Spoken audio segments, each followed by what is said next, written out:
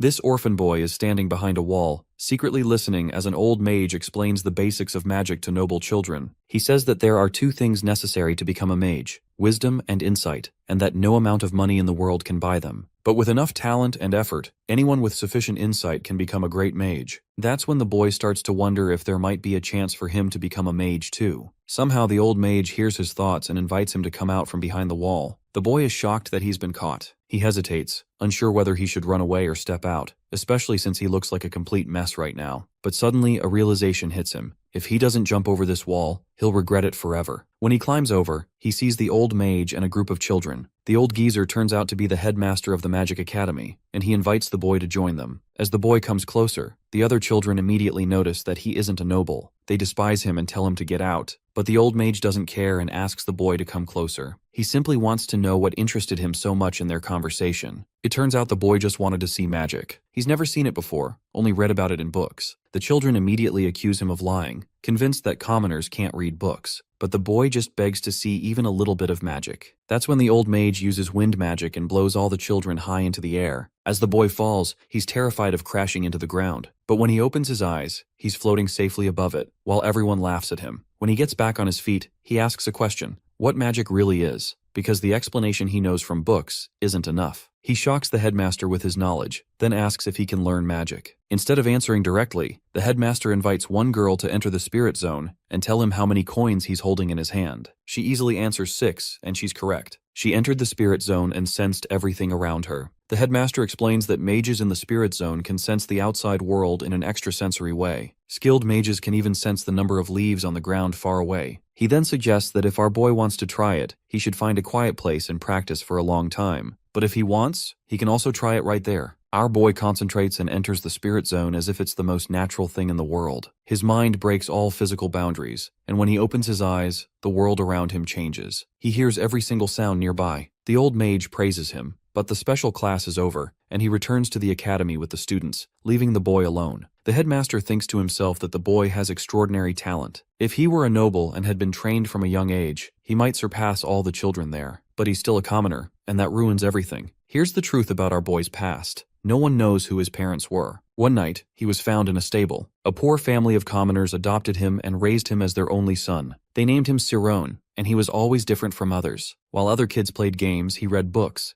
especially those about magic. One day, his father brought him to the city. While searching for a bookstore, Siron ended up near that wall. After meeting the headmaster of the Magic Academy, our boy jumps back over the wall, unable to believe that he really entered Spirit Zone from first try. He is in disbelief that he can actually do it. While running on the road, Siron recalls his experience of being in the Spirit Zone. He feels like he is split into thousands of pieces and scattered across the planet. It's as if he himself has become a world. He is on the verge of crying, overwhelmed by the intense experience in which he feels like he is unleashed from his body and has become infinite. In this state, he doesn't notice that he bumps into someone and falls to the ground. He apologizes to the person, who turns out to be a bunch of rowdy people. One of them grabs his collar while threatening him, saying that he can't just run around and crash into people. Our boy thinks he might be about to get killed here. Suddenly, a new voice interrupts, asking whether she is missing something. Everyone shows great respect to the newcomer, who turns out to be a noble young lady visiting to counter her boredom. The goon tells her that they are teaching Siron a lesson for trying to kill them, but our dude protests the accusations. However, the goon doesn't like him talking back and starts to beat him. He is now on the ground, trembling.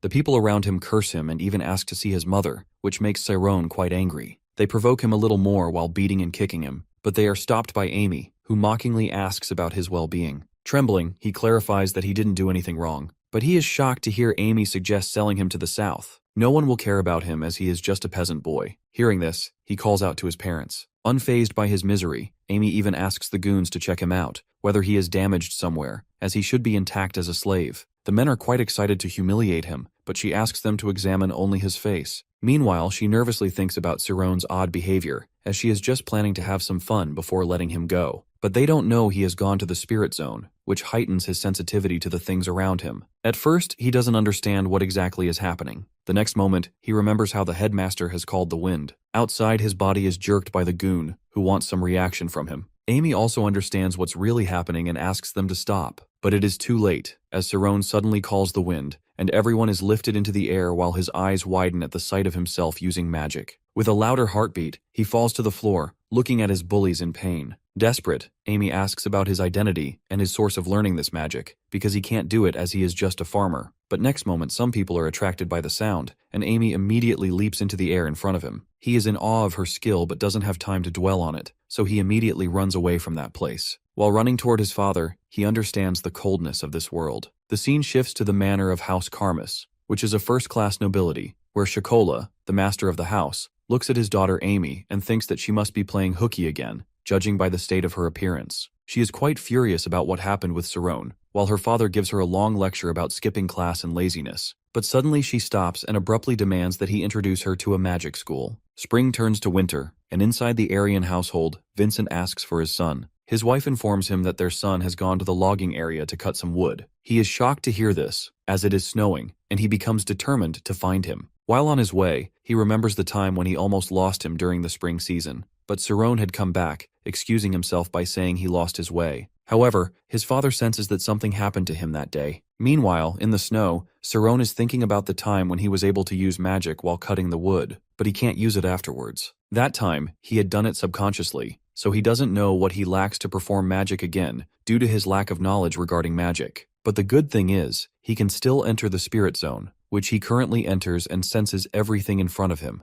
although he can't explain it. With that, he raises his axe and shatters the whole tree in one go. He himself is shocked to see that he has knocked down the tree in one swing. He knows what he has done is magic. Meanwhile, his father is also shocked to see him doing this, and thinks it's a thunderstrike skill he has learned to perform. Sarone is also thinking that it is not magic but a single successful stroke among hundreds of strikes from his axe. He is determined to practice this again and again because he knows that luck can't be his partner in success, but knowledge will be. With that same determination, our dude passes 3 years, and now, in one fall, he can feel things that his eyes can't see. He touches the tree, and with a single swing of his axe, he is able to shatter it. Suddenly, he notices that he has been meditating for 5 hours. During his time in the spirit zone, he feels like he has become nature itself. He can sense the swinging of trees, the voices of insects, even the sounds of roots sucking moisture from the earth. He is so indulged in it that 5 hours don't feel enough. He remembers the headmaster's words and understands that he can now feel himself as a part of this world. Then he goes back home. He immediately notices white horses and a luxury carriage in front of his house and wonders if they have a guest. When he enters inside, he instantly senses something as he sees a refined man sitting with his parents. His parents want him to take a seat before they talk. The person introduces himself as Timurin, the butler of the House of Oyent. Sarone greets him in return while wondering about his purpose for being there. Timurin examines his face closely and asks whether he can read. Our boy answers that he has been able to read since he was very young. Meanwhile, he doesn't understand the reason behind the inspection and asks about his purpose for doing this. Timurin suddenly drops a bomb by offering him a job at the House of Oyent. At that, Timurin explains the specifics of his job.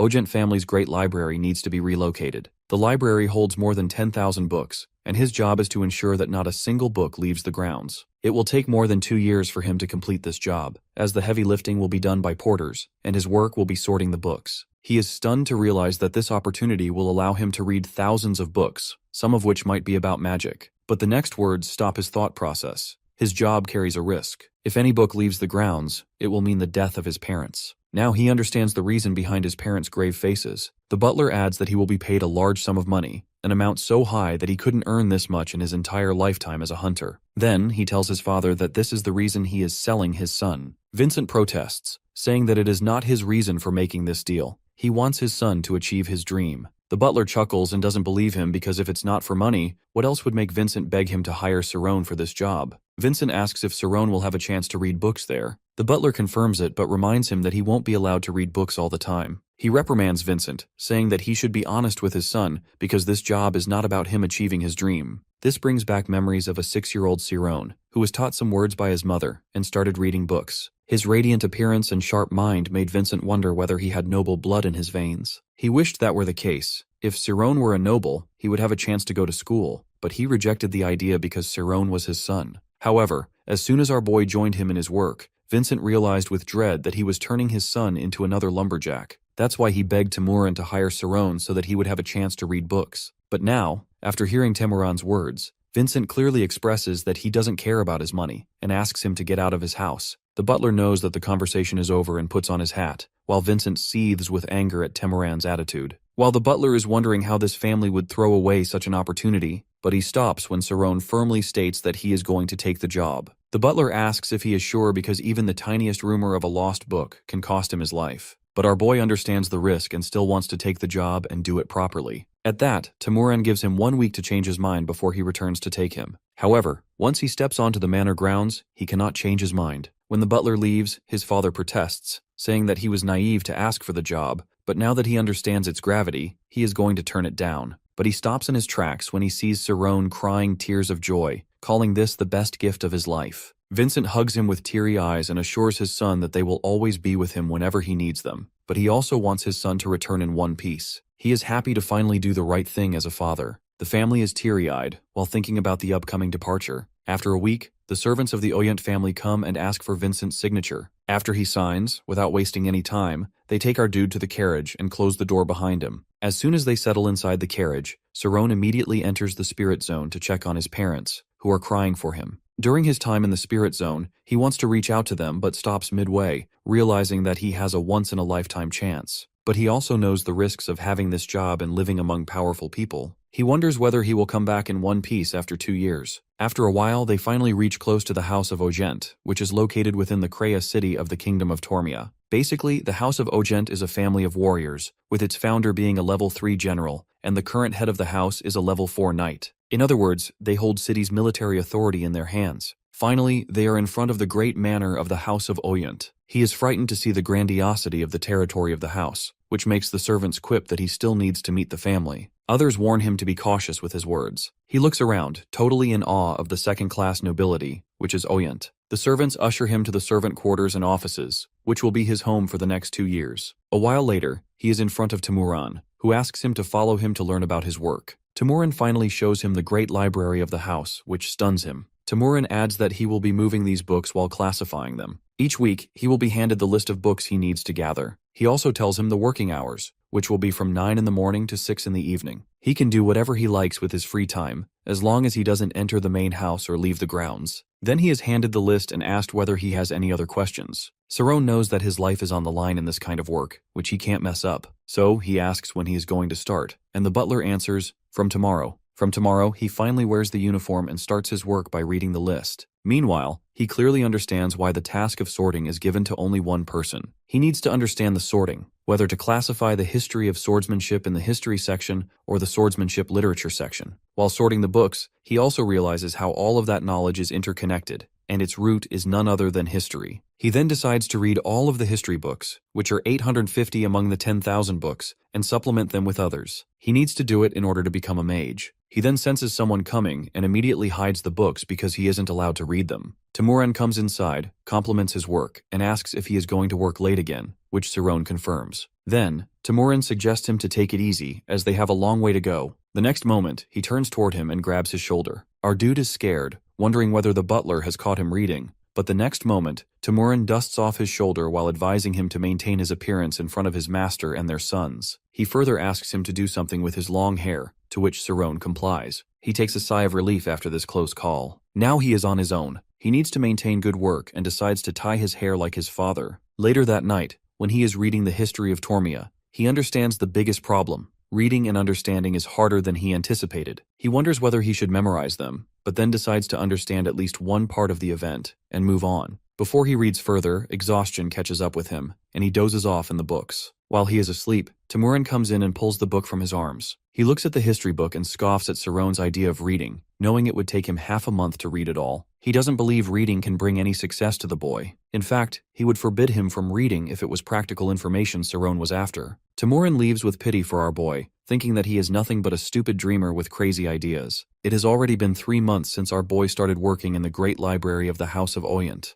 Currently, he delivers 4 piles for the porters to move to their new location. Meanwhile, he is also becoming a pro at sorting books and working as a librarian. When a servant takes a book for Master Lai, he protests that Lai hasn't returned the last book. The servant explains that he tried to persuade him to return it, but masters don't care about these books, because if one goes missing, Cerrone will be in trouble. At that, our boy concludes that nobles don't care as much about books as they let on. So basically, peasants like him have to walk on eggshells to avoid making mistakes that could risk their lives. So, he decides not to draw attention to himself. His thoughts are interrupted by a blue-haired guy rushing toward him. It is the youngest Ogent's son, Leon, who is running from his master to skip training. His master shouts that he is going to make him do 100 laps as punishment, but Leon immediately hides under the table before asking Cerrone not to tell his master where he is. Master rushes inside and asks about Leon. Our boy nervously asks about the identity of the master. Master angrily introduces himself as Leon's master and insists he tell the location of Leon. Left with no choice, he points under the table where Leon is hiding. Master Kate drags him out from the table, which makes our dude wince. Master Kate promises to train him with mental endurance training today. Meanwhile, Leon is glaring at him for doing this. On the other side, Cerrone nervously thinks that he has no choice because the instructor has the same power in the house as the master of the house. After this incident, the rumor spreads about how Leon is dragged by Master Kate to the mountains. A month has passed since this incident. During these days, it takes him 20 days to read his first book, but now he understands books of every level. For the next 4 months, he goes through more than 82 history books. Now that he understands the books, he realizes that there is no new information in the other books. After going through 200 books, the remaining books are a breeze for him. At first, he is nervous about whether he is right to spend so much time reading history, but after going through the books to understand the activities of mages in history, he understands that he made the right choice. He realizes from these books that if a scholar researches a theory, a mage is someone who turns this theory into reality. The only difference between a mage and a scholar is that a scholar can't enter the spirit zone. He shuts the book with a decision that he is going to add this vast backbone of knowledge into his spirit zone in order to become a mage. Before he can plan further, the door opens, and there stands a bleeding and furious Leon, who has been counting the days for this moment to come. Cerrone gulps nervously because he knows what's coming.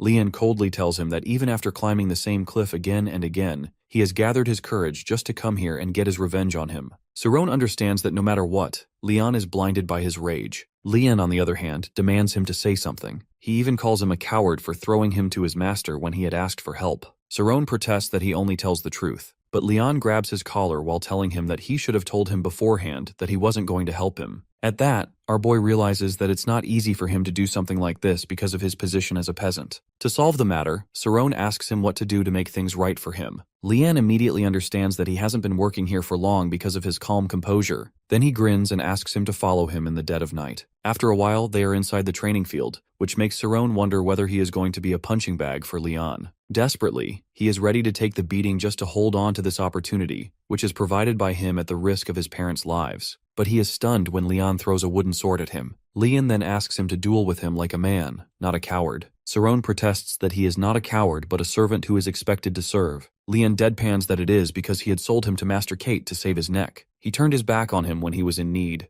Now our boy, finding no choice, is holding the sword. With determination in his eyes, Leon is going to fight with him while giving him a chance of 3 swings head start. While looking at him, our boy understands that Leon's eyes are truly the eyes of an Orient knight. He is also thinking about his next strategy to tackle this problem. He knows that he will have to go home if he is beaten. Then he stops and realizes that he can go to the spirit zone because he has obviously been given 3 swings. With that, he starts his first swing, which is countered by Leon. Cerrone understands Leon's strength from his swings. This time, he clenches the sword more tightly and gives a second strike, which is again blocked by Leon, who grins widely. He taunts our boy, asking whether he has ever held a sword. But Cerrone is already in the spirit zone, knowing he has only 1 chance left. He knows that Leon won't be able to block him this time, and he strikes harder. Leon, who doesn't understand what happened exactly, nervously thinks that now it's his turn, but he is stupefied to see his sword burst in the next moment from the strength of Cerrone's blow. Cerrone is himself also stunned to see his success. His plan was to sense everything with the first swing,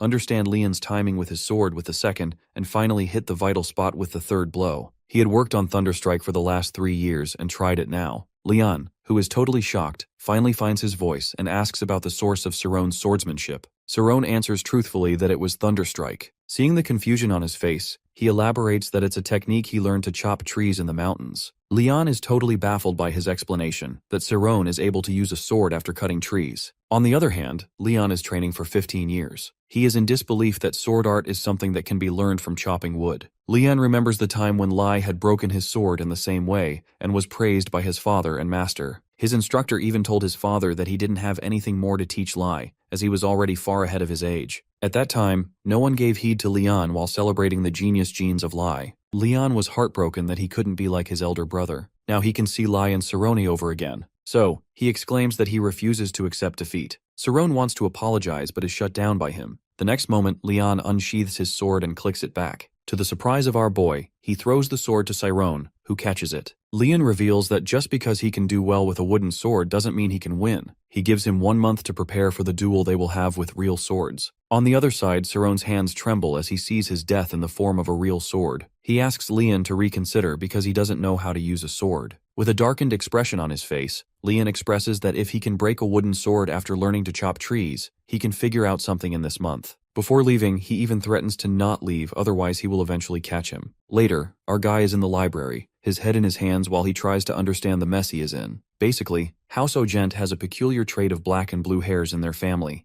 The master of the house, along with the eldest son, have black hair and remarkable swordsmanship. His daughter, who has blue hair, is a great pianist, while Lai, a sword prodigy, also has black hair. But Lian is kind of a sore thumb in that family of talented people who didn't make a name for himself, even given a personal instructor. After thinking this, Saron regrets that he should have just let Lian beat him a little. But now, he has blown Lian's ego, which is already bruised by the comparison with his brothers. By looking at the books, he thinks how he always had the ideal that books can save him. So now with determination, he goes to the shelf of books because he can't die here and risk his parents. He knows his time in the mountain gives him strength, so all he has to do is learn how to defend himself. For this purpose, he takes out a number of books on swordsmanship, so he will do what he can. Meanwhile, Lian is taking 100 laps according to the instruction given by Master Kate. Master senses that something is wrong because usually, Lian complains during training, but Lian answers sassily that this crap can't be called training, which pops Master's eyes from their sockets. With exhaustion on his face, he replies that this training is not hard enough because he is still standing on his feet. But Master Kate immediately understands that something has happened,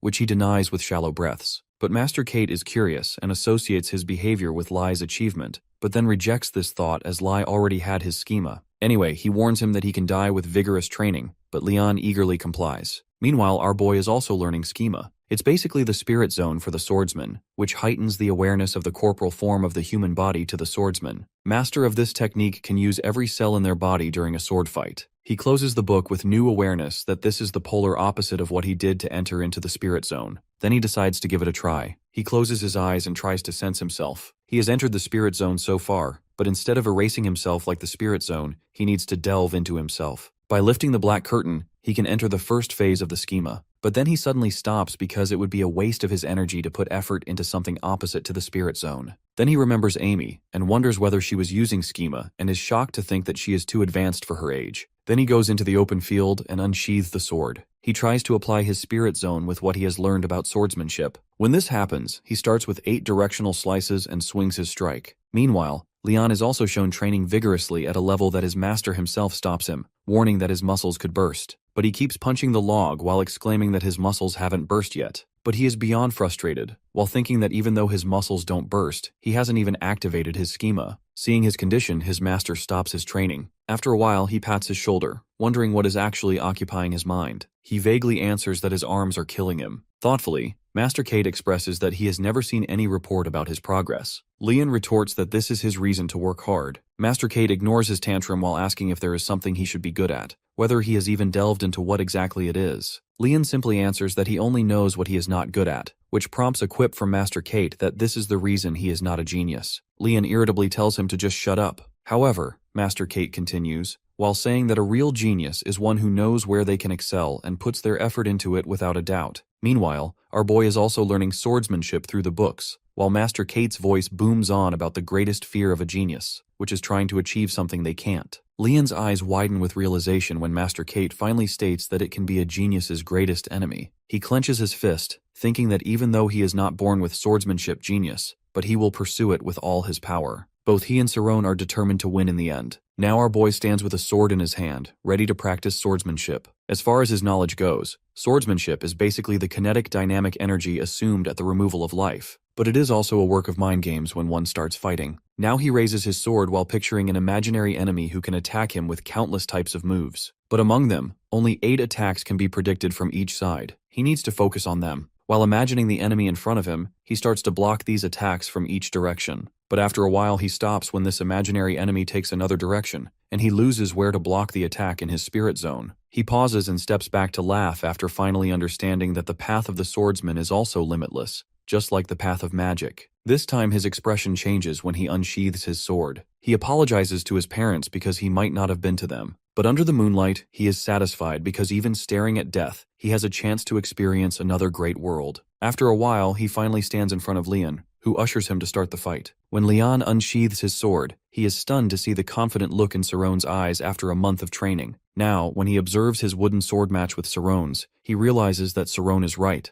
that our dude has never held a sword in his life. But he doesn't understand how our boy can be so calm after holding the sword for the first time in his life. He concludes that he must be a natural, like his brother. But regardless of natural talent, he rushes towards him, determined to beat his opponent. Meanwhile, our boy can see through his spirit zone that Leon is on another level compared to him. He immediately blocks Leon's attacks one after another. Meanwhile, Leon can sense that Saron is observing his sword moves. On the other hand, Saron decides to push off his fear of death, which lies in the future. He imagines that if he can't see what will happen next, he will have the courage to jump down from the cliff. When he steps toward Leon, it makes him gulp because he observes how Saron has surpassed all of his emotions. When he rushes toward Saron, he is determined to believe that he isn't afraid of death either. With that, he attacks his right side, which is blocked by our guy successfully. Leon immediately attacks him at full speed with unpredictable moves from every side. Our boy understands that Leon's sword strikes are brutal, heavy, and fast enough to make it difficult for him to dodge swiftly. It becomes harder for him to recognize the direction of Leon's sword. Leon's next move slashes his chest, which stuns him momentarily. With that, he subconsciously enters the spirit zone. Leon immediately strikes back, but again, our guy swiftly dodges the attack. Now he slides away from his opponent, panting heavily. He doesn't understand how Leon was able to injure him successfully. On the other side, Leon doesn't waste time and immediately strikes him again, which Saron blocks with his sword. With an evil expression in his eyes, Leon immediately understands that Saron is petrified by his move. He confidently thinks that there is a minimum chance for Saron to endure his sword because he is an Oyant after all. His strikes have the power to shatter bones. With that, he shouts and strikes again. But Saron is also observing his moves while dodging his sword strikes. Our boy notices that after injuring him, Leon should follow up with an upward slash to injure him further, but now he is only using wide strikes. While observing him keenly, Saron concludes that regardless of Leon's command of the sword, what he lacks is insight. His eyes shine with determination because now he can fight him at a lower level. With that, he rushes toward him with a new strategy in mind, to attack this time instead of just defending. Meanwhile, they are sword fighting. Leon also notices that our guy, despite being tired, is attacking him with basic attacks, but the problem is he is having difficulty blocking them. He also understands that, even though Saron was exhausted, he is now saving energy by keeping that low-level rhythm. He again remembers the time when he was left behind by his father after his defeat at the hands of his brother, while he was too busy celebrating Lai's success. Then he sees Lai smirk victoriously at him, and he doesn't want to have the same experience at all. Now, he shouts, while exclaiming that he is going to be the world's greatest swordsman. With that, he strikes him with all his might, but our guy blocks it anyway. To see him this furious, Saron doesn't understand whether he is really following the rules of the duel or has gone berserk. Then he checks Leon's path of sword by his spirit zone, and is baffled to see that he can't read his movement anymore because of the random pattern. This time Leon is going to attack him from a lower level, but our dude immediately not only blocks it but throws Leon's sword away. Both of them are panting heavily, but Leon looks down in defeat. He is in disbelief at how he has lost. Then he remembers that Saron had changed his grip in a flash while thrusting his sword upward, which clashed with his sword. On the other side, Saron is also in disbelief that he really won. But he doesn't feel any happiness from that victory, because it's the second time he has bruised his ego, and he knows what the consequences of it will be. Leon, as expected, rubs his head nervously and admits his defeat. He turns to Saron and asks how Saron has the right to kill him, which leaves our boy stunned. Baffled, Saron asks whether he is joking. To see his confusion, Saron explains that whether he really thinks that he will spare you to see another day after killing a noble like Leon. Leon counters that it's the basic rule of a duel. Saron retorts it with a statement that it was a duel for him, but for peasants like our boy, it was a matter of survival. The next moment, they are arguing about how they ended up dueling each other, blaming one another for causing it. However, when Saron adds that the most honorable thing Leon can do is not drag his servant into this mess and follow his instructor's command, it hits hard to home for Leon. He remembers his behavior with Saron, and his expression turns to suppressed shame. Exhausted, our boy falls to the ground while exclaiming that he thought that he was going to die. Leon, assuming they are going to exchange good remarks after a fight, looks at our dude, confused as to why he's in this state when just a few moments ago, he was a cold-blooded warrior. Then he concludes that Saron is truly a natural warrior, but regardless of that, he doesn't mock him for his failure. He turns to our boy and asks him his name. After Saron gives his name, Leon introduces himself as well and extends his hand to him. Our dude is totally stunned to see him like this. But the next moment is a surprise for him when Leon offers him friendship. After this incident, it has already been a year since our boy moved to Ogent Manor. During that time, he has successfully classified 7,028 books out of 10,453. Seeing this, Temuran turns to him and compliments his achievement. To see him, Saron concludes that with each classification of the books, he is becoming more efficient. Now he only has 200 history books left to read. He has strategized to read 3 books per day to fully form the backbone of his knowledge. Besides his knowledge regarding swordsmanship, his essence of controlling fear boosts his stamina in the spirit zone. While remembering his fight experience with Leon, he gets a chill. But he focuses on his goal, which he can reach in no time with persistence. His thought process, however, is interrupted by none other than Leon, who is amazed by the gigantic stock of books his family has. He wonders whether they really read this many books. Saron answers that his father and big brother use libraries often, which is scoffed at by Leon. At that, he thinks about how Leon can be charming and affectionate, but he nearly gets a heart attack when Leon carelessly throws the bag aside. He pleads with Leon not to damage the book because it can risk his life. Leon scoffs at that, saying that his life can't be worth less than a book. Then he shows him a thumbs up while promising to back him up even if he burns all the libraries down. Our dude nervously thinks about how he should be mute, but then warns him not to touch the books and reminds him about his training. At that, Leon lazily lays down, whining proudly, and telling him that he only has basic training, so he comes here to study. Our boy angrily deadpans, asking his reason for now studying, but Leon is quite bored to read them. To see him, Saron understands that Leon is not lazy, but he is rather a fire elemental, and it takes only small things to fire him up. 10 minutes later, our dude is reading at his desk while Leon is sitting opposite him. Saron asked him to study, but Leon is looking at the books like they are his enemies. He asks Saron whether he really is going to read 800 of those books in order to become a mage. Saron admits, while adding that he started late, so he had to make up for lost time. While flipping through the books, he tells Leon that after reading 600 books, he almost knows what is written in the remaining books. To see him reading this fast, Leon is totally amazed by our boy and even thinks that one day Saroni will wake up inside a book. To see him doing this while both of them are the same age, Leon finally looks at his book and finds it not so bad. Saron's reading is halted by Leon's voice reading aloud. He is reading the prologue in such a way that the author wondered about the question of who would come victorious in a battle between a swordsman and a mage. In this search for this answer, the author wanders around the world. He goes to the peaks of the Artuzna as well as carnivorous trees devouring the mountain birds. He stops reading and exclaims that it's really boring. Our boy protested that it's not boring. Leon countered that these books held no pictures, no swordsmanship fights, so it's boring. But Saron is already checking the book while protesting that Leon didn't even read one page and knows the answer to the question. Leon raised a question about why there is a duel between swordsmen and mages to fight in the first place. Before they could argue further, Lai interjected by answering that the swordsman will win the fight. Saron immediately greeted Lai, while Leon is irritated to see his brother and asks how he will know the answer. Both of them, however, are afraid that Lai heard them arguing, especially Saron, who knows that he can be killed for being friendly to a noble. Leon wanted to change the topic and provoke his brother, asking whether he was saying this because he himself was a swordsman. Lai answers that if he wants to know the answer, he can observe the position of swordsmen and mages in the kingdom. Leon counters that the question is about who will win in a fight, because status doesn't mean anything in a battle. Instead of answering his brother, Lai turns to Saron and asks about his opinion. Saron is totally horrified to have his attention and thinks about Lai's motives for having him answer that. He knows that he needs to answer while sounding impartial. Then he steps to answer that if both the opponents have equal skill, then the swordsman will have difficulty once the mage enters into the spirit zone.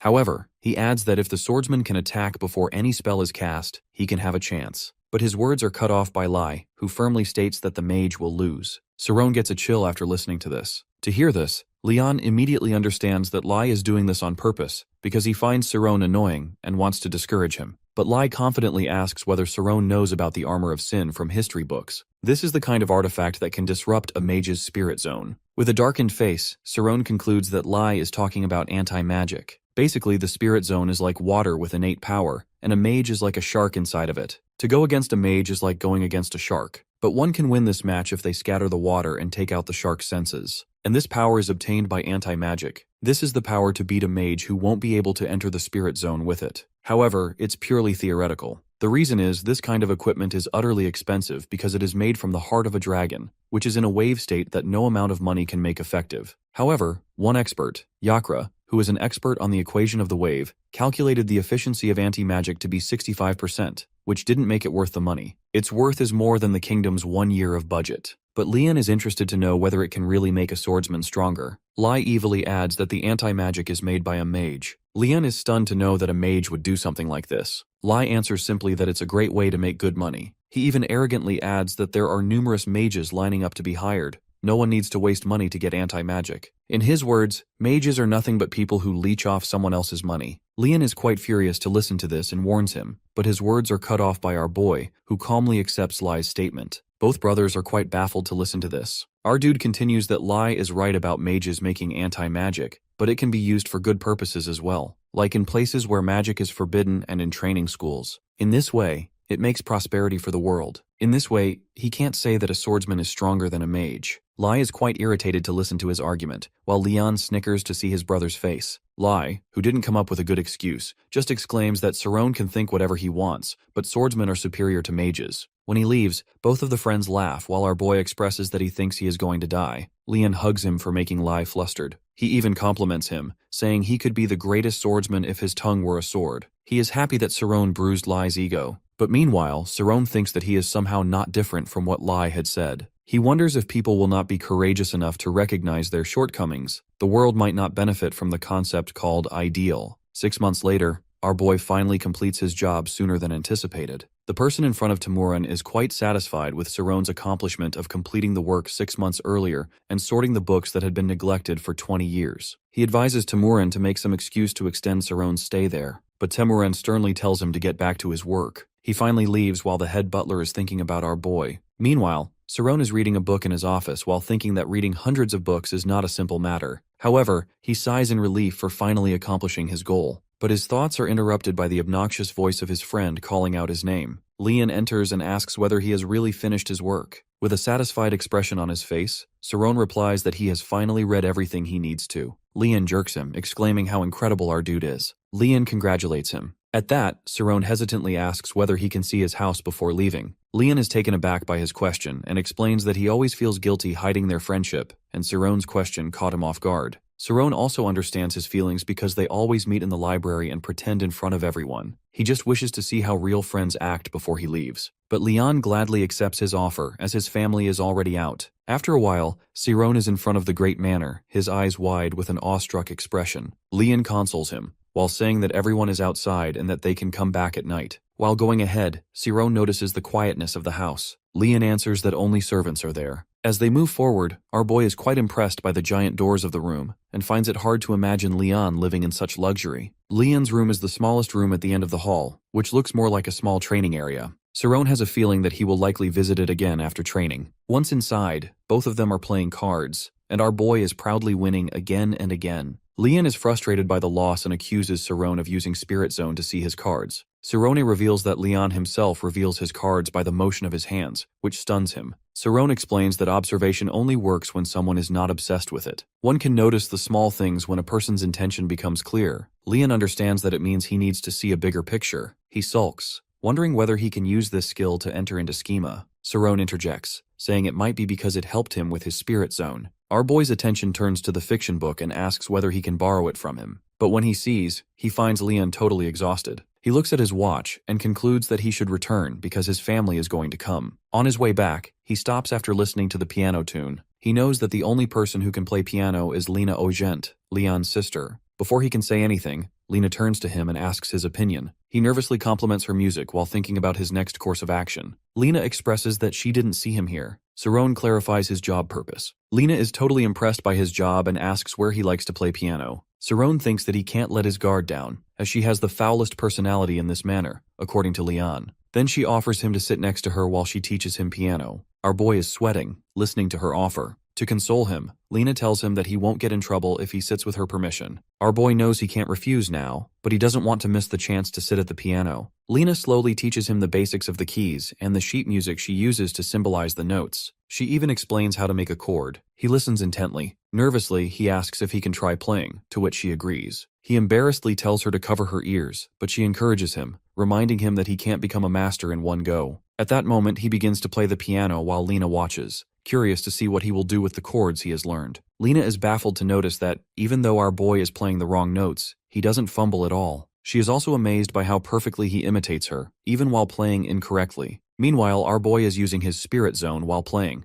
and Lena grows tense as she notices he begins to harmonize the notes. It isn't a masterpiece, but it feels like he understands the essence of the piano. Lena is stunned that someone like him, a servant, could have such an instinct. Before she can ask anything further, Leon shouts at them for playing such bad piano. He exclaims that normal people should rest at home, not play like a crazy person. But he stops when he sees his friend sitting with his witch sister. Lena casually comments that he seems to know Cerrone. Cerrone, however, is all nerves, afraid that she will find out about their friendship. But he is shocked when Leon openly admits that they are friends. Seeing his expression, Leon explains that Lena isn't someone who cares about such things. Cerrone still doesn't believe him, but then Lena addresses him directly, expressing that she has no problem with their friendship. Besides, she believes that despite being rowdy, Leon is good at keeping his word. Then she asks what exactly he has been playing, which boggles Leon that it was really Cerrone who had been playing the piano. Cerrone is completely in disbelief, not because of the question, but because Lena truly doesn't care about their friendship. He then turns to Leon and asks why he lied about his sister's foul personality, because she actually seems quite nice. Leon darkly tells him not to be fooled by her behavior because she is quite the witch. Lena chuckles and calls Leon a fool, while expressing that she is glad he has intelligent friends like Cerrone. Cerrone too is thankful, but Leon has another idea. With a smirk, he tells Lena to marry Cerrone if she likes him that much. She counters, raising an eyebrow, that Leon must be really close to Cerrone if he is willing to set him up with his sister. Leon arrogantly starts to say that it would be a waste of Cerrone, but before he can finish his sentence, Lena grabs his collar and starts beating him. Apparently she has just been nice to him, and he has already ruined it. Watching their exchange, Cerrone thinks to himself how wrong he has been about nobles. When she is done, Leon, rubbing his bruises, asks why she is home when she is supposed to be on vacation. She replies that she came home to see Lai, who is about to receive his certification, and because their granddad is also going to be home. Leon is stunned to hear that Lai is already certified for the exam. Basically, the official certification is a system that grades swordsmen and mages. For this exam, thousands of people gather, but only 20 receive the certificate. Besides that, there is also an unofficial certificate given by the school after reaching a particular level. One can also gain ranks and points through guilds and associations. Yet, people still flock to take the official exam because of the prestige, money, and fame it grants. That is why this exam is such a massive event. And now,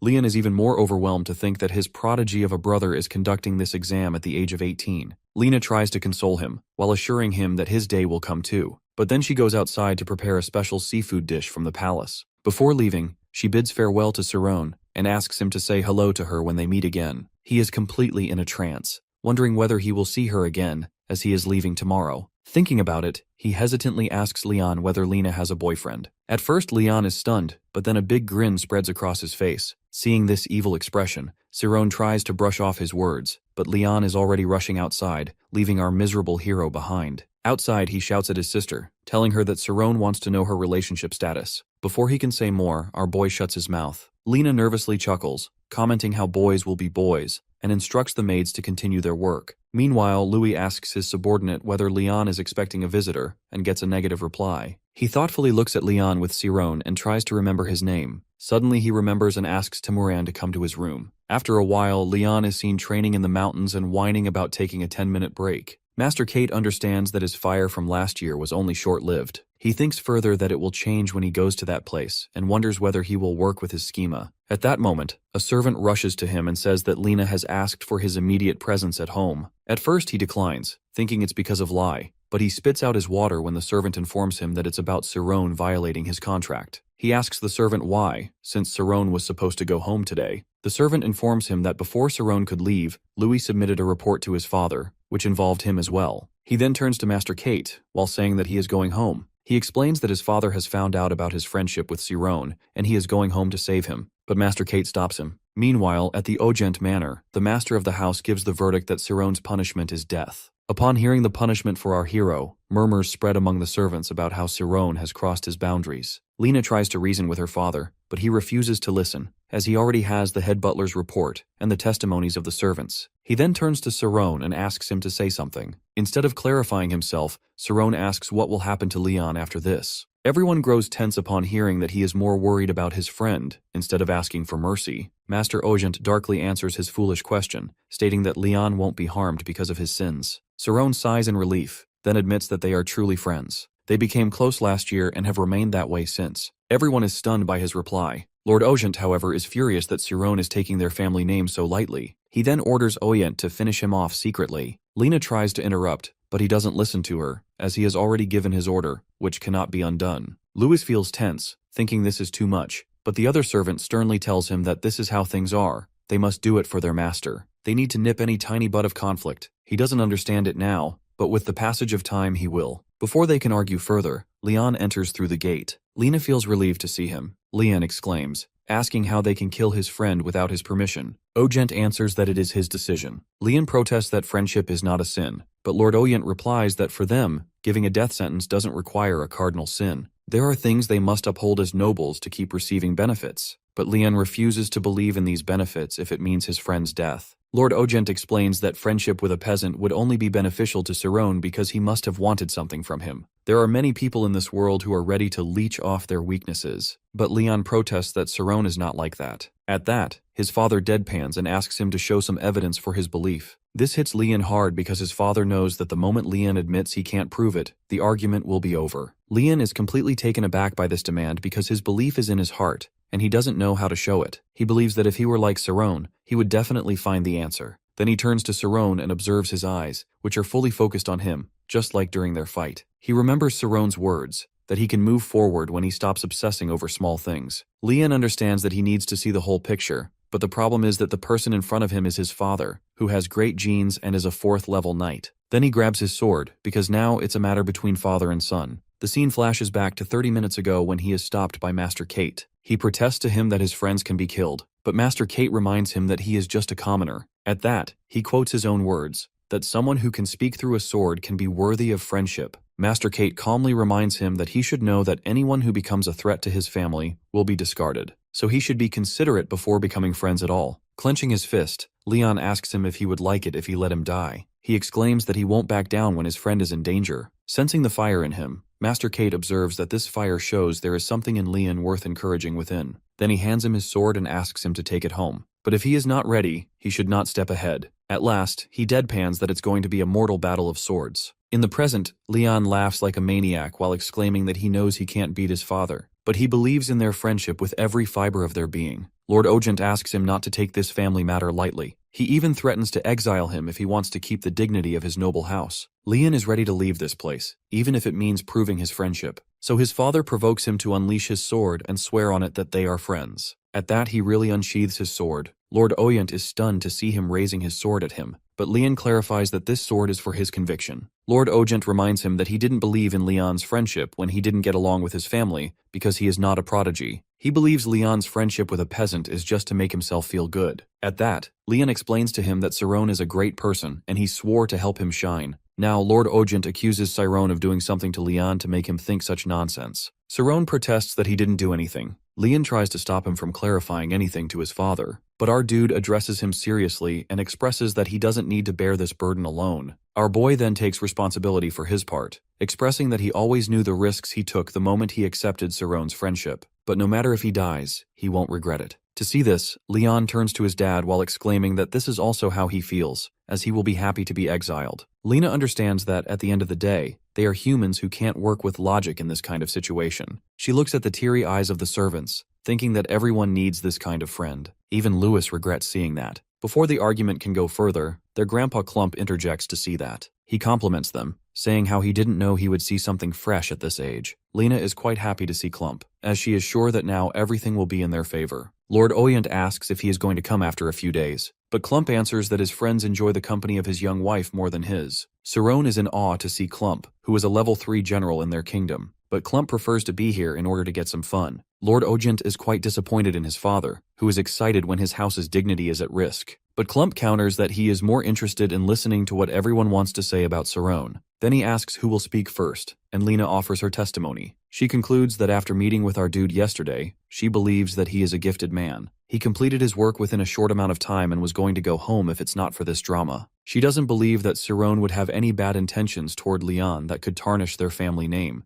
At that, Clump turns to Lai, who is quite irritated to be a witness. He declares that Saron is a fool, which makes his father happy, but Lord Oyent's face darkens when Lai says that it doesn't concern him. Lai clearly states that he doesn't care who Lian hangs out with. He only cares about going to the palace to conduct his exams, which stuns Lena, who thinks he is really her brother. At that, Clump excitedly remarks how entertaining it is to be with family. Then he turns to Temuran, who had observed the matter the longest. When everyone turns to Temuran, Louis signals him that no matter what, their opinions don't matter, because they are nothing but servants. However, Temuran honestly answers that Saron not only finished his work without any mistakes, but he also completed it 6 months ahead of the deadline, which frustrates everyone with his honest words. Clump asks if he knows about both boys' friendship. He answers that he does know they became closer, but wasn't aware of their friendship. According to him, if Saron were some impulsive boy, he wouldn't be able to classify this much work in time. Everyone is still nervous and anticipates the verdict. Lena thinks that at this moment, only their father is adamant about punishing Sirone.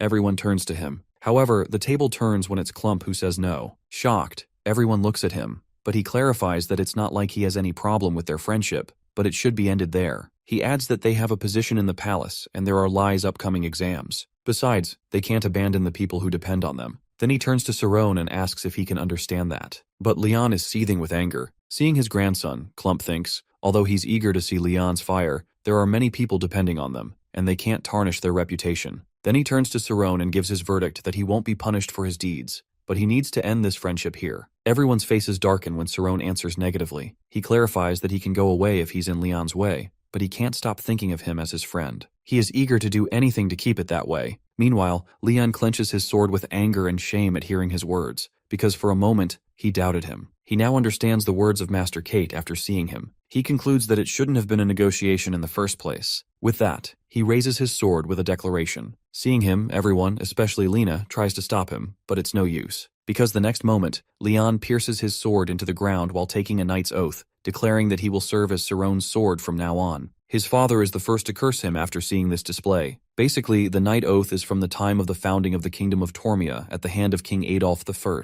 As a newly established kingdom, it needed power to fend off other nations. So instead of purging the kings, they gave power to rule their land under the knight oath. This process is also what makes the receiver of such an oath noble if they accept it. Leon looks at Master Kate with hope in his eyes, who facepalms, realizing that he didn't give him the sword for this purpose. Saron immediately sits at Leon's level and worries about him. But then he turns to Clump, who smiles widely at the display while commenting that Leon must be thinking highly of Saron to swear his sword to him. Then he asks the question whether it's the esteem of his brilliance, or if Leon thinks Saron is brilliant compared to him. At that, Leon exclaims that a sword is not something that can be judged, but something to protect. Everyone is quite disappointed to hear his answer. Clump laughs loudly, calling him immature, and he pities Saron for having a dull sword like Leon's, which prompts a protest from him. Then Clump walks to Saron and asks him to get a haircut. He pats his shoulder and tells him to take good care of Leon. In return, our boy is grateful for his support to their friendship. Then Clump turns to Louis, stating that both boys are sword friends, so they can't send Saron off. So he orders his head butler to bring Saron's parents there. The servants let out a sigh of relief to see that particular event and the mystery of life in the nobles. After a while, both boys are in Leon's room, and Leon is exhilarated, while remembering the faces of everyone when he took the oath. Saron reminds him that he didn't need to take one for him. Leon sits up and seriously states that he didn't take the oath because Saron was his friend. Instead, Saron had the power to attract people to him. His statement flusters the boy, who, in return, asks him to work harder with his sword if he is really going to protect him. However, this statement hurts Leon's pride and feelings. While he is down, Lena interrupts, coming to confirm whether Leon really lost to Saron in a sword fight. Already disheartened, Leon tells her to get out, which is reprimanded by Saron, who reminds him of Lena's help. Lena, wearing a prideful expression, takes a seat beside them and states that she has useful information for them. When asked, she clarifies that their father and grandfather are discussing both boys' futures. They plan to send them to Kaizen School of Swordsmanship after hearing that Saron is gifted with a sword. Our dude is quite surprised to hear this. Seeing his expression, Lena consoles him, assuring him that he is already part of the family, so they are going to invest in him. She has already told them about all of his talents. Leanne, however, doesn't like the idea of going to school and protests against it. In response, he gets a kick from her, as she reminds him that this is happening because of him, so he needs to bear the consequence. But Leanne clarifies that Saron doesn't want to go to a swordsmanship school. He wants to become a mage, and can already enter the spirit zone. Lena is surprised to hear this and looks at our dude for confirmation. The next moment, she is quite happy to tease her little brother, mocking that he has lost to a mage, which makes him quite the failure of a knight. Frustrated, he asks her to get out of his room. A while later, Saron explains to Lena how he won the fight against her brother while entering the spirit zone. She is quite impressed by his strategy. Saron, however, is uncertain about her words. She then explains that she has already heard that his concentration in the spirit zone proves his strength as a mage. It's quite impressive for our boy to maintain it during a duel fight. He is quite embarrassed to hear her praise, which makes both siblings think that he won't be getting a girlfriend with his shy attitude.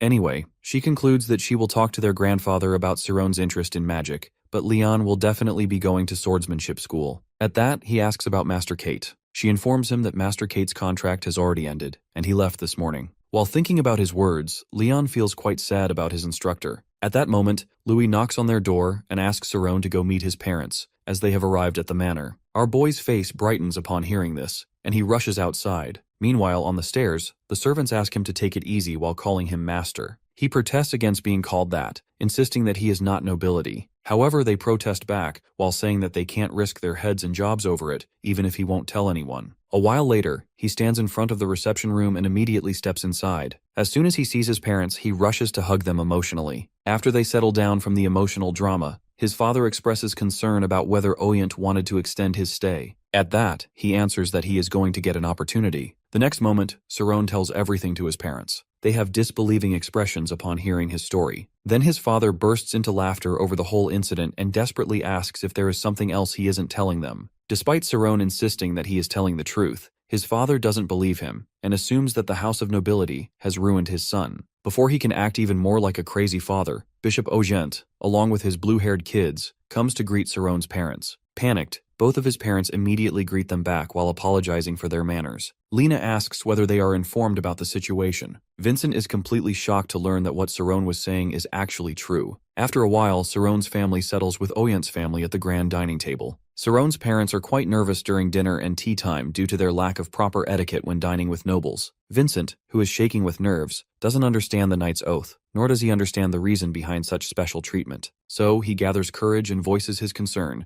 questioning whether someone with noble blood like Leon will likely take a path meant for his son. Bishop Ogent acknowledges his concern while explaining that, as a house of swordsmen, they take their knight's oath quite seriously. Besides, it's a matter of Leon's pride. Not only this, he also assures them of the support they will provide to Saron. Clump is quite pleased with his son's speech, though he tries to brush it off. Meanwhile, our boy is stunned to see the principal and pride of the Oyent family, who accept Saron, who is a peasant, into their family with open arms. Now, Bishop Ogent comes to the main point, which is regarding the gifted talent of our dude, who is already able to enter the spirit zone. He then deadpans that Saron can go to one of the big magic schools to accomplish his dream of becoming a mage. He thoughtfully adds that though it's not mandatory for our boy to go to school to become a mage, Althea's school is reputable enough. At that, Clump reminds him about their audience, and he snaps out of his daydream, turning to Vincent and firmly informing him that it's Saron's way to become a mage. Vincent and his family are quite stunned to hear something they never expected to achieve in their life. However, there is an obstacle for Saron to enter the school: his status as a commoner. That special school only accepts children of nobles. Clump informs them of the solution to this problem, which is for the Ogent family to adopt Saron. He then slides the legal papers to them while informing them that they have a distant cousin who doesn't have kids yet and can adopt Sirone, but it's only on paper to proceed legally. Vincent's eyes widen to hear this. He doesn't believe that a once-in-a-lifetime opportunity is being given to their son, but he can't shake the feeling that Saron will be taken away from them. He turns to his boy, wishing he will say something to make this decision easier. Seeing the blank look on our guy's face, Vincent assumes he must want him to sign it. But Saron clenches his father's hand and declares that they won't accept it. Lena reasons with him, while saying that he will always be his parents' son.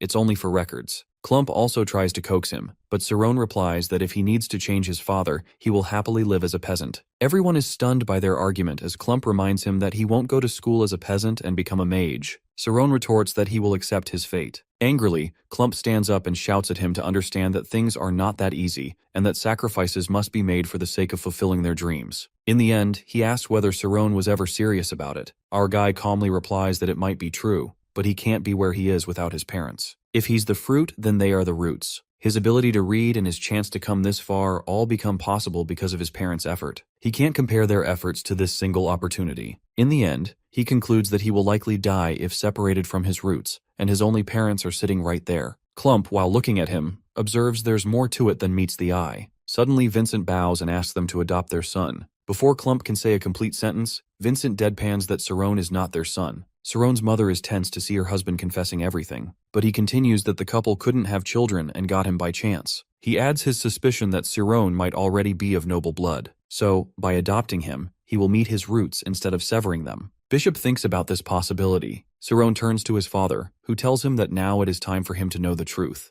However, his eyes widen when Cerrone confesses that he already knows the truth. He deadpans that he never let them know because he always wanted to believe that he was the child of one mother and father. But now Vincent wants him to be the son of 6 parents. Vincent tries to convince him that he can't just let their boy give up his dream. Our dude replies that he is not giving up. He will work harder until the next chance comes up, but he doesn't want to be abandoned for the second time in his life. At that, father and son join hands, both shaking with overwhelming emotions. At that, his father apologizes to him while crying and hugging him furiously. Everyone watches the emotional scene in front of them. At that, Clump tells him how sometimes parents do something for their child that hurts them. Now Bishop should know after having 4 kids of his own. While looking at Leon's teary face, he asks his father to somehow persuade Alpheus, but Clump reminds him that Alpheus is as stubborn as an ox. At that, Bishop reminds him that he owes him a favor. Then his father grins nervously, saying that he might pull something off from Alpheus, even though they are both men of principles. Meanwhile, his parents are allowed to live in the manor by the Ogent head's permission. Leon is going to leave for Kaizen school in 3 days. His father is still sorry towards him, and he knows it will be like this for many years. But the good thing is that Leon and he finally become free friends and spend time together. After 3 days, Leon is found crying vigorously at the thought of separating from his friend and going to school. Cerrone tries to console him, while saying that they will keep in touch by letter. But then Leon seriously pats his shoulder and asks him to be a mage, as he is going to be the greatest mage to protect him. At that, Lena hits him, saying that they are more worried about him. Then she turns to our boy, asking him to stay, while Clump enrolls him in mage school. Then he thanks her for their kindness, which makes her think that, even though he seemed like a cute little brother at first glance, he might become more than that. Even in a hard situation, he holds his ideals tightly. With this thought in her mind, she is going to ask our boy for more when he graduates. But she stops herself, as he is going to live in a magical world. She then pats his shoulder and expresses her belief that he will surely become a mage and asks him to take care of Leon. Then she drags Leon into one carriage, and Cerrone and his family enter into another. Leon then shouts for him from his carriage, and our boy immediately looks outside. Leon asks him to blow everyone out of the water when he becomes a mage. He grins and asks him to do the same. These are the stories of 2 boys who meet, and their separation seems like the end of the world. However, meanwhile, at Alpheus School of Magic, Clump is waiting for the headmaster for 30 minutes when he finally arrives. Clump asks whether he is getting his desired answer. Alpheus replies with a smile that even with their 50 years of friendship, he can't give him that favor. So Clump tries to remind him about the favor he has given him, but Alpheus retorts that sentiment is not going to work here. The headmaster adds that the school's special selection process is not something nobles can interfere with, as he has already piled off special requests. Clump is quite irritated by his response. He argues that this case is different. Alpheus acknowledges it by the look on Clump's face. Clump, on the other hand, smugly tells him that Cerrone is not a useless guy, but when he first met him, he could see a younger version of Alpheus in him. Alpheus asks about the issue because if our boy is such a talented guy, he can easily be enrolled in that school. Clump deadpans that he is not a noble. With a grave face, the headmaster immediately recognizes Cerrone and asks whether he has blonde hair and blue eyes to confirm. Afterwards, Clump tells him everything that happened and laughs at the fact that Cerrone has left that opportunity to become a noble. This incident makes Alpheus realize that Cerrone must know the nature of cause and effect. At that, Clump agrees with him, as many people don't understand and sever their roots. Consequently, their world is destroyed by the ground they take in new opportunities and disown what they are made up of. Clump concludes that Cerrone is someone who never stops following what was right. Then he asks whether he reminds Alpheus of his younger self. Alpheus reminds him that someone like him sometimes also becomes others' judge, which makes it a dangerous business. Now Clump understands that Alpheus hasn't forgiven himself. He adds that Alpheus has done what was necessary and raised the talents of many, so it's time to let go. He then thoughtfully expresses that it is his pride that stops him from forgiving himself. That's why he developed this school to stop any other child from going down the same path as he did. Besides, he is also concerned that if Cerrone is just like him, can he guarantee that he won't take the same path? Clump states how Alpheus was a genius with his magic, that he was called the Light of the House of Mirhi. Yes, he had taken the wrong path which ended terribly, but now he should see where he is. He then teases him about how he became the old headmaster of the school, which prompts a remark from the headmaster that he became a level 3 general who didn't know how to swing a sword. They both laugh for a while, but then Alpheus turns serious. He says that how every decision is going to have some effect. Clump asks whether he thinks that it's fate that he met Cerrone 4 years ago. He grins and replies that he doesn't believe in fate. Then he thinks about the young Sirone he met, and asks himself whether it is really fate that the boy he met 4 years later honed his talent in the meantime. He finally agrees to get Sirone's admission. After 3 months in spring, 17-year-old Sirone is ready to go to school and asks his parents to wish him luck. His mother hugs him immediately, feeling happy for him. He is nervous about his hairstyle, but she consoles him, saying it's what Lena suggested. Then he turns to his father, who is about to remind him of something. Sensing his intention, Sirone immediately refuses to be kissed at the age of 17. But Vincent kisses his forehead and hugs him, expressing how proud he is of him. His parents are offered to stay in the city by Bishop Oyent,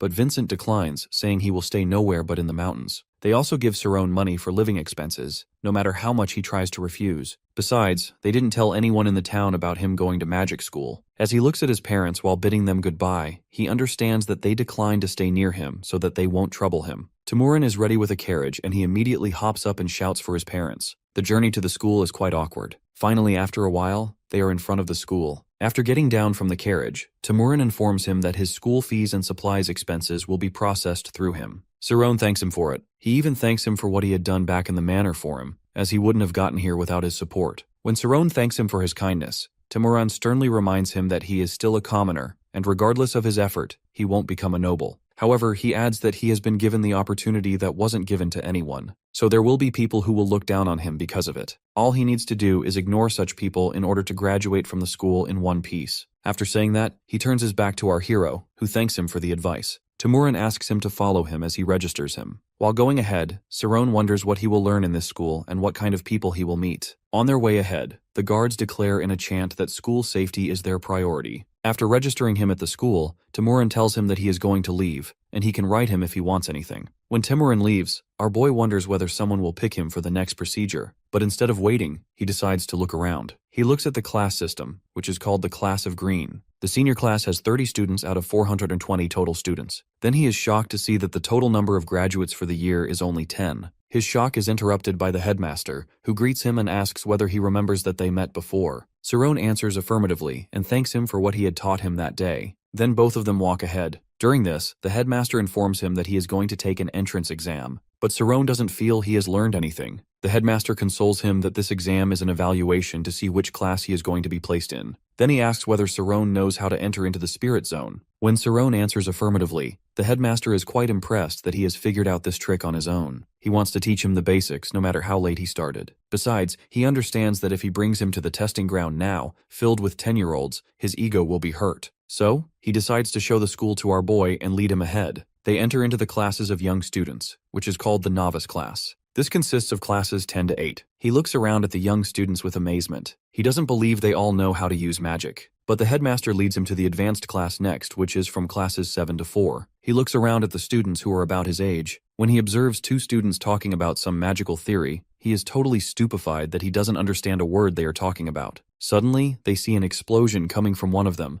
and a red-haired girl apologizes to the headmaster. She explains that she tried to experiment with amplifying sound but made some mistakes. The headmaster suggests a solution to the problem, and she promises to try again. He is astonished to know that no one tried to stop her experiment. Looking around him, he feels like he has entered into another world. After a while, they are in front of the bulletin board. The headmaster informs him that this shows the rank of the students in the advanced class. He reads that Amy Carmus is the top student. He knows Carmus is from a first-class noble family. He is amazed that all of these people have the same talent as him. Seeing Amy's name, he is determined to compete for number 1 position as well. Then he hears someone calling Amy's name, which immediately gets his interest. He looks at the red-haired girl, and his heart thuds loudly. He immediately recognizes the girl who once tried to bully him with her goons on the street. She glances at him but is immediately distracted by Sariel, her friend, who asks her to slow down. Meanwhile, our boy nervously hopes that she won't notice him. Sariel, however, notices him and tells Amy about this new student who is quite handsome. Amy also notices that she has somehow seen him somewhere. Sariel immediately asks whether she is interested in him. She declines the claim while insisting that she really has seen him somewhere. But Sariel doesn't buy her excuse, which she declines firmly. Everyone is looking at Amy Carmus, who is not only the top student in the advanced class, but also the popular one, with her own fan clubs consisting of young and old boys. But no one knows her dark secret except our boy, who is trembling in fear because his own secret can be revealed by her. After a while, they are inside the magic school's testing ground number 3. The headmaster tells our boy to observe the kid in front of him and see what he is doing so that he will have an idea of the entrance exam. He adds that once the student enters into the spirit zone, the symbols on the floor will have some meaning to them. Based on their meanings, teachers will analyze the student's spirit zone density, flexibility, and much more. He warns him to answer the questions honestly, which he agrees to. Professor Thad asks student Kami whether he can use magic. Kami answers that he can make things float in the air. Then, he asks Kami to enter into the spirit zone, which he complies with. After he enters into the spirit zone, Thad asks about the numbers he sees, which he answers as 6. The headmaster replies that it means Kami's diameter of the spirit zone is 6 meters. Then, another teacher asks about the color he sees, which he answers as red. The teacher marks him as a pulsar. Then another teacher asks whether he can see a large tower, which he confirms. They also ask about the temperature of the spirit zone. After a while, both teachers discuss how exceptional the students of this year are. Then it is our dude's turn. To see him, Thad thinks he must be from an ordinary family for starting too late and borrowing from the Oyent family. However, Sienna thinks he might be facing quite a competition in the future. Thad asks whether our boy can perform magic, which he answers negatively. Thad is disappointed with his answer, as most students learn magic on their own. But the headmaster thinks that it must be true, but children of nobles have proper education for this, which our boy lacks. Thad again asks him whether he can enter into the spirit zone, which he answers affirmatively. This time, Thad is relieved to get this answer. Our guy then enters into the spirit and sees numbers of symbols around him. Thad asks him to tell them the first number he can see, but our boy doesn't answer the question, which irritates the professor. At that, the headmaster encourages him to answer honestly, as he is not going to rank in this test based on his answers. Saron answers that he can see numbers, but they are too far away from him to see. Thad coaxes him to sense the numbers. Our dude answers that he can see them, but they are moving further and further away. Thad compromises, telling him to just mention any numbers he can see. Saron concentrates for a while and answers that he can see 314, which confuses the professors as they didn't install this number there. Sienna asks whether he is sure, which he confirms. She immediately understands that he can see the numbers of Pi, which means his spirit zone is 30 meters. Then another teacher asks about the color he can see, and he answers that he can see blue, which marks him as Swarmer. But the teachers are wondering how his spirit zone can be this large. The headmaster also understands what Clump had seen in our hero. After marking his category, another teacher asks about the quantity of the balls he can see. Our guy wonders whether they are talking about orbs. He senses them, and there are 867. Everyone is quite shocked to hear this. The headmaster realizes with dread that this quantity could be dangerous. Sienna asks about the cold temperature he can feel. Saron answers that he is shivering from the cold. Then they review his spirit zone,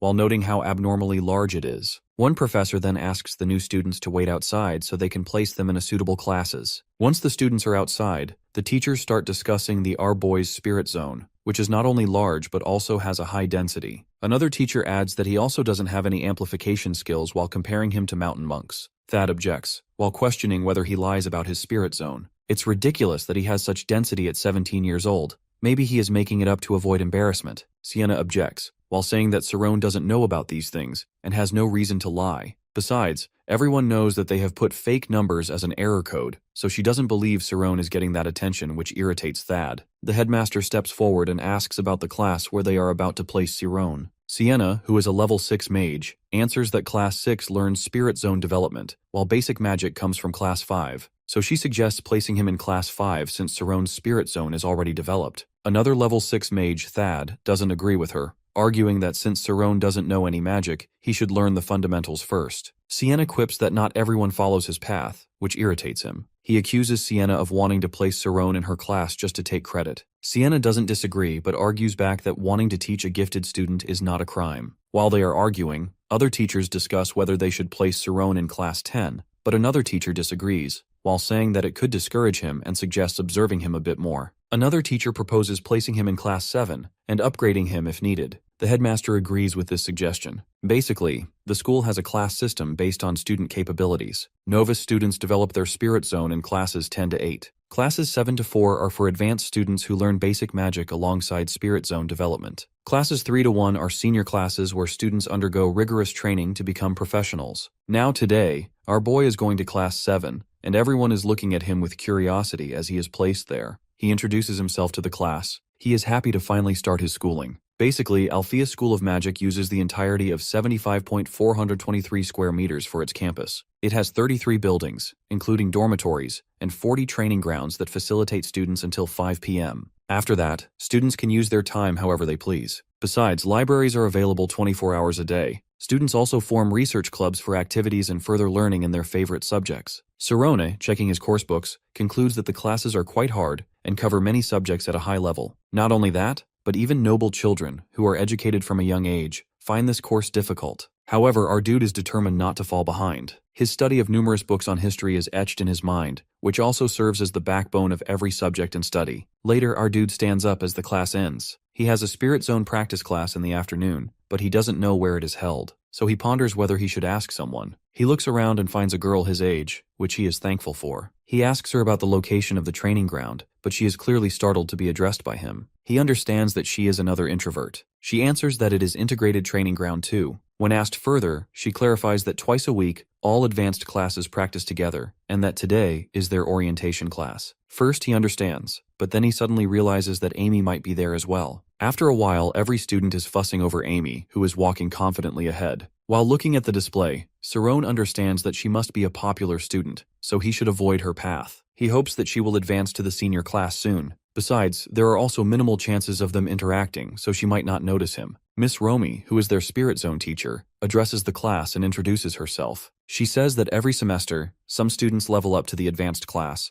but now she sees mostly familiar faces. However, she notices Sarona and adds that there is a new face. Our dude suddenly finds himself very nervous to get this attention. Miss Romy immediately asks Sarone to introduce himself, which makes him gulp. Sariel is also looking at him, while Amy looks visibly bored. Sarone introduces himself nervously. Sariel is happy to finally know our boy's name. Meanwhile, Amy is still confused about where she has seen Sarone. His face is ingrained in her red eyes, but she has never heard his name before. Then, the girls discuss how the professor is rooting for our dude because of his high test grade. Suddenly, Amy realizes something and immediately asks about his house. The next moment, she remembers the time when she met him as a child. As soon as she realizes it, she curses under her breath. The House of Karmas has a special trait called the Red Eye, which allows the wielder perfect recollection of a state of mind at any given moment, rendering the concept of study useless. In this aspect, Amy, as the youngest daughter of the house, is quite more talented than others. However, with her genius, she has explored almost everything, and she gets bored immediately. She scoffs at how her house has done nothing for her ability, but she is sure she can go on without them. So, she decides to do whatever she likes and associates with the rowdy people of the town. But she comes to her senses after going astray following an encounter with our boy. Now, looking at the same boy, she feels quite startled. The girls around her are shaken to hear her curse, but she makes an excuse about being bored. She knows that her red eye can't be wrong, but she can't believe she is seeing him in front of her and wonders how that boy even got into the school of nobles. After a while, she is visibly shaken by our dude's presence at school because she is ashamed of her past. She has come this far without anyone knowing the darkness of her past. She hopes that Sarone won't remember anything, but then she recalls a memory from 5 years ago, and her imagination runs wild. She imagines how our dude will reveal that she was hanging out with thugs in that alleyway. Not only that, but he will also expose how she wanted those thugs to check him out. With determination, she decides that she can't let that happen. It was a misunderstanding, and she won't let him reveal her secret to anyone, regardless of the price. Meanwhile, our boy is already getting goosebumps from her stare. Now, Romy asks the students who can tell her about the Spirit Zone. Someone answers that it is the mind of a mage. She agrees while adding that its first form is a sphere for concentration. However, in real-life experiences, a sphere is insufficient. Then she shows everyone her Spirit Zone. Our boy can't believe his eyes that he can actually see her Spirit Zone clearly. It is a 10-meter diameter image zone. She explains that this is a basic form of the Spirit Zone, but it can't be used by mages. So, she starts with an example, trying to hit the target with magic. For this purpose, she explains that the Spirit Zone's diameter is 10 meters, while the target is 20 meters away. So, she tries to shoot a fireball. Sarone is nervously excited to finally see magic. He watches as Romy creates a small fireball on her fingertip and shoots it toward the target. However, as soon as it leaves the diameter of the Spirit Zone, it disappears. She explains to her students that magic can't be performed or controlled outside of the Spirit Zone, so they need to change the shape of their Spirit Zone. With that, she alters the sphere, and now she can hit the target. She is amazed to see the shocked yet cute faces of her students. Our guy, however, is stunned to see that they can change the shape of the Spirit Zone. Romy continues her lesson, explaining that there is a downside to this method, as it requires a great amount of concentration. In situations like battle, it's not possible to change the shape of the zone with every spell. So she introduces the quaternion of the Spirit Zone, in which 4 shapes are introduced: defense, attack, cross, and schism. The defensive shape is like a cube, which helps them keep their Spirit Zone intact under significant disruption. They can also increase its defensive power by adding more layers. Next is the attack shape, which looks like a star and helps them reach their target for attack purposes. The cross shape, as the name suggests, looks like a cross, but people think it's not good for hitting a moving target. So, they need to add rotation to the cross. The class is in awe, while seeing that she has done all of this without any difficulty, and they wonder whether they can do it. Meanwhile, our boy thinks that the circumference of the cross must be around 10 meters for it to be used in battle. Romy comes to the last shape, called the schism shape, which is so difficult that even Class 5 is still taking time to perfect it. However, she decides to show it. The student behind our boy boasts that she can upgrade her class if she manages to do it since she already has high marks in Class 8. But as soon as Romy does it, everyone is completely shocked to see this kind of spirit zone leave her body. Our guy also doesn't understand. If the spirit zone is the mind of a mage, how can she separate it from her body? He finds something at the center of the shape. Romy explains that this kind of shape is so difficult that some mages specialize in it because it makes the mage limitless. It can be pushed directly toward the target for direct invocation and has endless other applications, as they might imagine. Everyone is in awe, seeing how the teacher can do it without any difficulty. That's why she is a level 6 mage. She then turns to the class, while saying that they are going to practice before leaving the ground, which excites the class. Then she asks Amy to display her spirit zone. Amy's friends are excited, hoping she will surpass the boys and impress the teachers. But when they turn to her, they find Amy's expression quite grave. She is full of nerves, while dreading to reveal herself to Cerrone. Basically, the spirit zone quaternion known as the cross gains strength based on its length. The main challenge is dealing with fast-moving opponents or multiple enemies at a single time. However, those with the mental ability to control a spinning cross can overcome these limitations while using its long range and strong defense as an unbreakable shield. Amy explains this by demonstration of her magic. The students are amazed by Amy's skill. While most people keep changing shapes during the gun spell test, she achieves the highest score using only a cross. Our hero wonders if he could ever match her level while realizing that even as a beginner, she is already exceptional. He notices that her spirit zone spins steadily without a single target, yet she moves effortlessly while showing no signs of fatigue. Her graceful movements make her presence even more striking.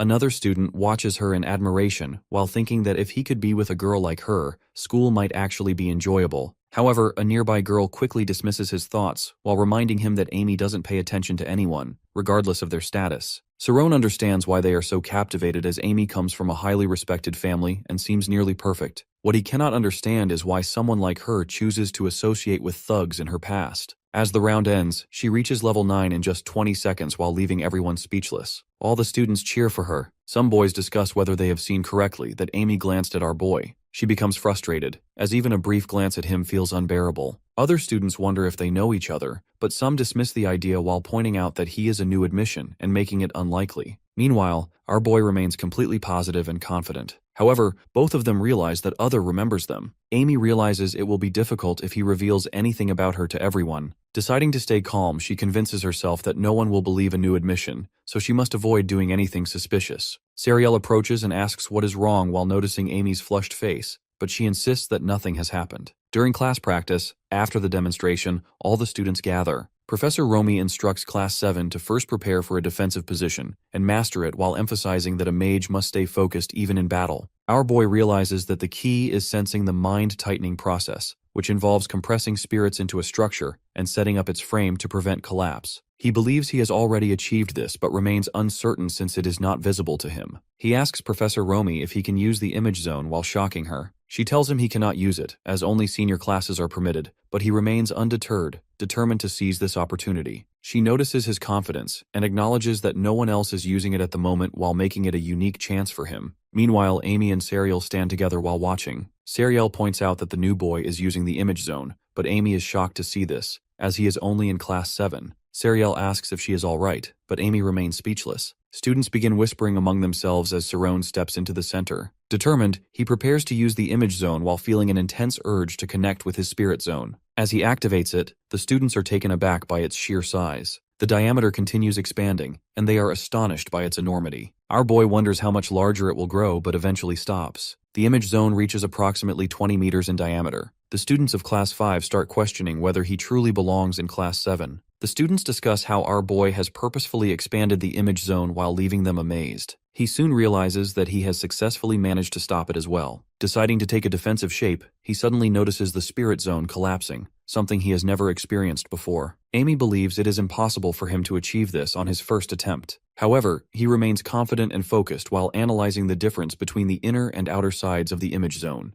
Recalling Professor Romi's explanation, he remembers that changing the shape of the spirit zone demands significant mental power. Since he has also compressed it into a smaller size, it is consuming even more of his mental ability. Understanding this, he decides to keep it at its original size rather than reducing it further. As the students watch in astonishment, they begin commenting on what is happening in the sky. They realize that the spirit zone is expanding again, now reaching 28 meters. Completely shocked, they struggle to comprehend what they are witnessing. Amy recognizes its immense scale, noting that the image zone has now grown to 41 meters. Maintaining balance, he keeps the sides of the image zone equal before folding them into the defensive shape. The students find it incredible and cheer for him, impressed that he has accomplished this on his first attempt. Meanwhile, he perceives himself as if standing inside a solid form of his image zone. Professor Romi observes his skill and acknowledges his remarkable ability to form the defensive shape on his first try. Sariel, while standing beside Amy, comments that this is why the teachers have been paying more attention to the new admission. Amy laughs but remains deep in thought. Recalling the humiliation he caused her, she begins to suspect that someone may have arranged his admission as a special request. Believing that his influence could be detrimental to the school, she decides to change her approach and confront him personally. Professor Romi thinks he is completely trained for this. He then asks the professor why the spirit zone becomes smaller,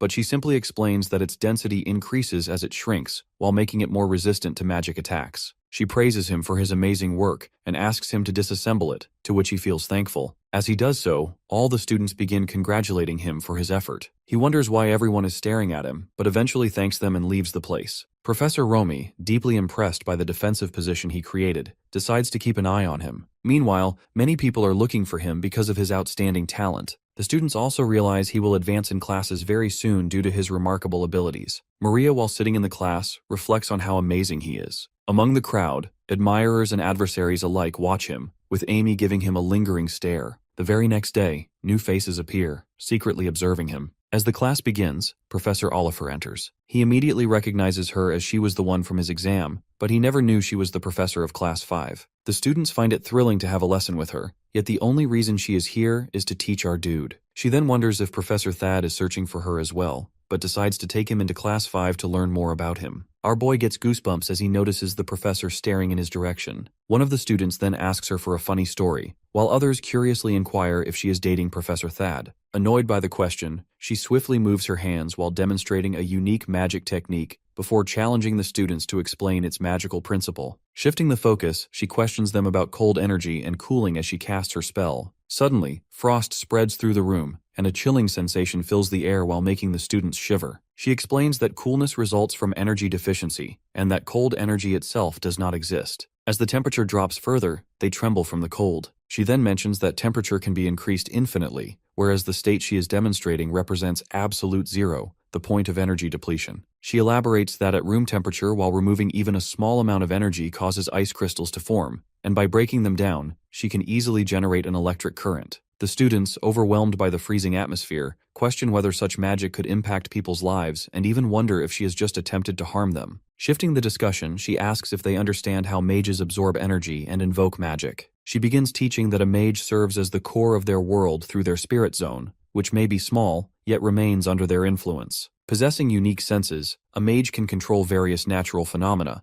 but these abilities are only beneficial if used wisely. She further explains that two godlike criteria must be met to perform magic, which is omniscience and omnipotence. These are the two phenomena through which magic is performed while making knowledge an essential part of mastering it. A mage must also understand the world itself. Now, our boy realizes the true reason he has been unable to use magic is that he has focused only on his ability rather than grasping the concept of omniscience. Professor Oliver informs the students that they will gain knowledge in numerous subjects at this school, while emphasizing that learning the spirit zone is only half of magic. Those who study diligently will become exceptional mages. She then announces that they will begin with the basics of chemistry while leaving the students in shock. However, our dude quickly realizes that he has an advantage, as he already understands these phenomena. Outside the school, a group of girls is talking, with one asking another if she plans to visit the library. The other responds that she will, as she has a test coming up. Meanwhile, inside the library, a group of students gathers while discussing topics for their experiment. Since classes have ended, many students either spend their time in the library or engage in club activities. Our boy reflects on his daily routine while realizing that spending time in the library will aid his education in magic. However, exhaustion weighs on him, and he starts feeling drowsy. Now, he begins to question whether he can create a spell to eliminate sleep.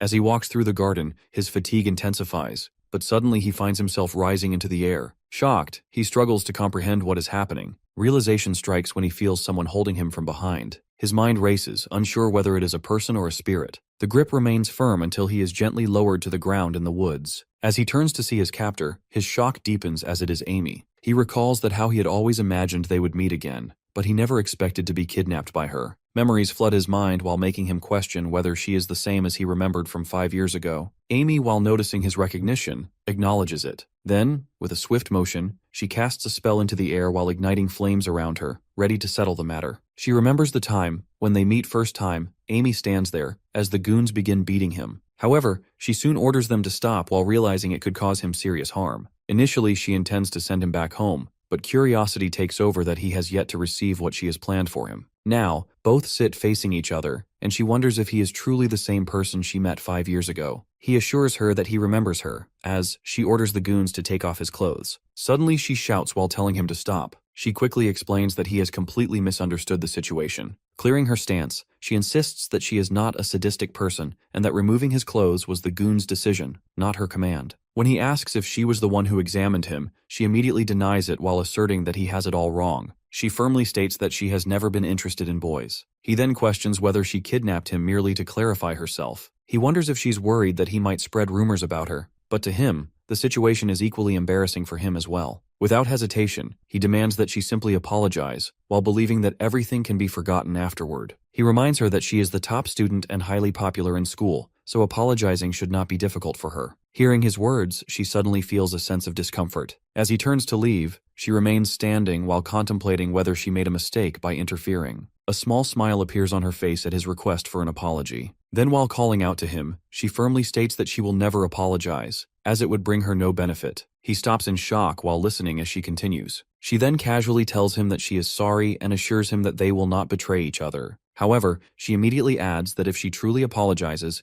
it would mean admitting that everything happened because of her, which would not be in her best interest. Hearing this, he questions whether she only apologizes when it benefits her. He asserts that an apology is a matter of basic manners and should not require any personal gain in return. Amy tells him that he does not understand the ways of this world, where everyone rises only to gain benefits and returns. To her, his words are meaningless, with no real application in the world. She concludes that magic school will be difficult for him to navigate. However, our boy soon realizes that she has not changed at all, and she is still the same girl he met before. Now, believing they stand on equal ground, she asks him about the scariest thing he knows at this school. Before he can answer, she explains that it is the upperclassmen, who can easily become enemies if provoked. If they discover that he is not a noble, they will have no trouble expelling him. He then questions whether she fears him exposing her and wants him out of the school. She immediately denies it while stating that they will have to wait and see how trustworthy he truly is. To prove his reliability, she declares that from now on, he must bring her coffee every day. Shocked by her demand, he struggles to process her words. Amy tells him that he is considered a special student at the school, and she cannot even imagine how difficult it must have been for him to gain admission. She reminds him that after all his struggles, he could easily be expelled. Hearing this, our dude finally accepts her demand while hoping to earn her trust. She advises him to remain consistent, as his future depends on it, and warns him to keep everything hidden from the teachers, or the consequences will not be in his favor. With that, she takes off while disappearing from his sight. Left sitting on the ground, he contemplates his situation, realizing that complying is a better option than being expelled. Frustrated and exhausted, he acknowledges that nothing is going to be easy at the start. The next day, in the library, students begin gathering. Among them, a group of girls notices him and whispers to one another while finding it strange that he is bringing coffee for Amy. As he hands her the cup, Serial watches in surprise. When she asks about the situation, Amy casually dismisses it while claiming that he spilled some coffee on his way. Without further discussion, she leaves while explaining that she needs to study in the library. At that moment, frustration builds within him. Meanwhile, other students speculate about his relationship with Amy while assuming that he has confessed his feelings but has yet to receive a response. Some even express sympathy for him. Serial then suggests that the new admission, Cyrone, might be interested in Amy, but Amy quickly denies it while explaining that she is merely training him to respect his seniors. As she takes a sip of the coffee, she finds it surprisingly refreshing and energizing. A sarcastic thought crosses her mind that forcing him to bring coffee in front of everyone must be humiliating for him. When he calls out to Amy again, the girls assume that he is still pursuing her despite her rejection. Meanwhile, Amy feels triumphant while believing that no one will believe his side of the story. She revels in the thought that, after 5 years, she has finally taken her revenge while leaving her feeling incredible. Our dude, however, sees it as nothing more than bullying. He struggles to decide how to handle the situation, while knowing that reacting with anger would only make things worse for him. Determined to endure, he resolves to complete the task perfectly while accepting that he must continue doing this for now. After 10 days, the atmosphere at the magic school changes. A group of girls cheers for him, while commenting on how he has been expressing his feelings for Amy for days without receiving a response. Amy, feeling confident, believes she can easily put an end to this situation. Serial then asks Amy when she plans to accept him, but Amy dismisses the idea while insisting that she has never been interested in boys. Serial points out that everyone is talking about them and reminds her that she has waited for him, which is something she has never done for any other boy before. She also mentions that people are beginning to see him as a good match for her. Shocked by this realization, Amy does not know how to respond. Just then, he appears while holding out a cup of coffee. With a calm expression, he hands it to Amy while emphasizing that this time, it is not spilled. Annoyed by the crowd surrounding them, he silently urges her to take the cup quickly so he can head to the library. On the other side, as she surveys the situation, frustration builds within her while making her wonder if this entire ordeal is just a joke. Cerrone offers coffee to Amy, but she hesitates to take it. The students around encourage her, even joking about taking Cerrone as well. However, Amy is preoccupied with getting to the library and suddenly spills the coffee and angrily telling him to leave her alone. Her reaction surprises everyone. She accuses him of trying to win her over with coffee and criticizes his lack of focus on studies. She also tells him to stop bringing her coffee. Some girls apologize to our guy on Amy's behalf while calling her behavior harsh. Serial advises Amy to be mindful of what others might think, but Amy dismisses it while saying her only concern is getting into the senior class. Other students comment on how difficult she is to impress, some even suggesting reporting her for littering. Cerrone, feeling surprise, wonders if Amy was serious and decides not to bring her anything from now on. The students around him whisper about his heartbreak, but he feels relief. Later in the evening, Amy sits in the library while reflecting on the situation. She realizes that in trying to prevent rumors about herself, she has ended up creating them instead. Though she feels relieved that the matter was settled before it spread further, she knows that is not what truly matters. As her eyes turn red, the ability known as the Red Eye of Karmas activates while allowing her to recall a memory in perfect detail. She visualizes the moment when Cerrone offered her coffee and remembers how, over the past 10 days, he has acted exactly the same way. She notes that his expression, even the movement of his iris, never changed. This makes her question whether he can control his emotions like a machine, or if he has been completely sincere all along. After closing her book, Serial notices her and asks if she is leaving early. Amy confirms that she is feeling a bit tired. When Serial starts walking with her, Amy reassures her that she can go alone. However, Serial guesses that Amy is still thinking about refusing Cerrone's coffee, which she quickly denies. Serial reminds her that she can always confide in her, and Amy thanks her before leaving while feeling exhausted. As she steps outside, she thinks about how things did not go as planned while leaving her mind in chaos. She just wants some rest. Outside the library, Jake is waiting and greets her while mentioning that she finished early. He jokes that he expected to wait until midnight. She questions why he is there, and he brings up the rumors about Cerrone following her. Frustrated, she assumes he came just to tease her, but he denies it and hands her a cup of high-quality coffee while stating that someone of her status should not drink anything inferior. His words irritate her, and she demands to know what he is trying to do. He openly admits that he is trying to win her over while claiming that, as the future heir of a prestigious family, he is a much better match for her than Cerrone.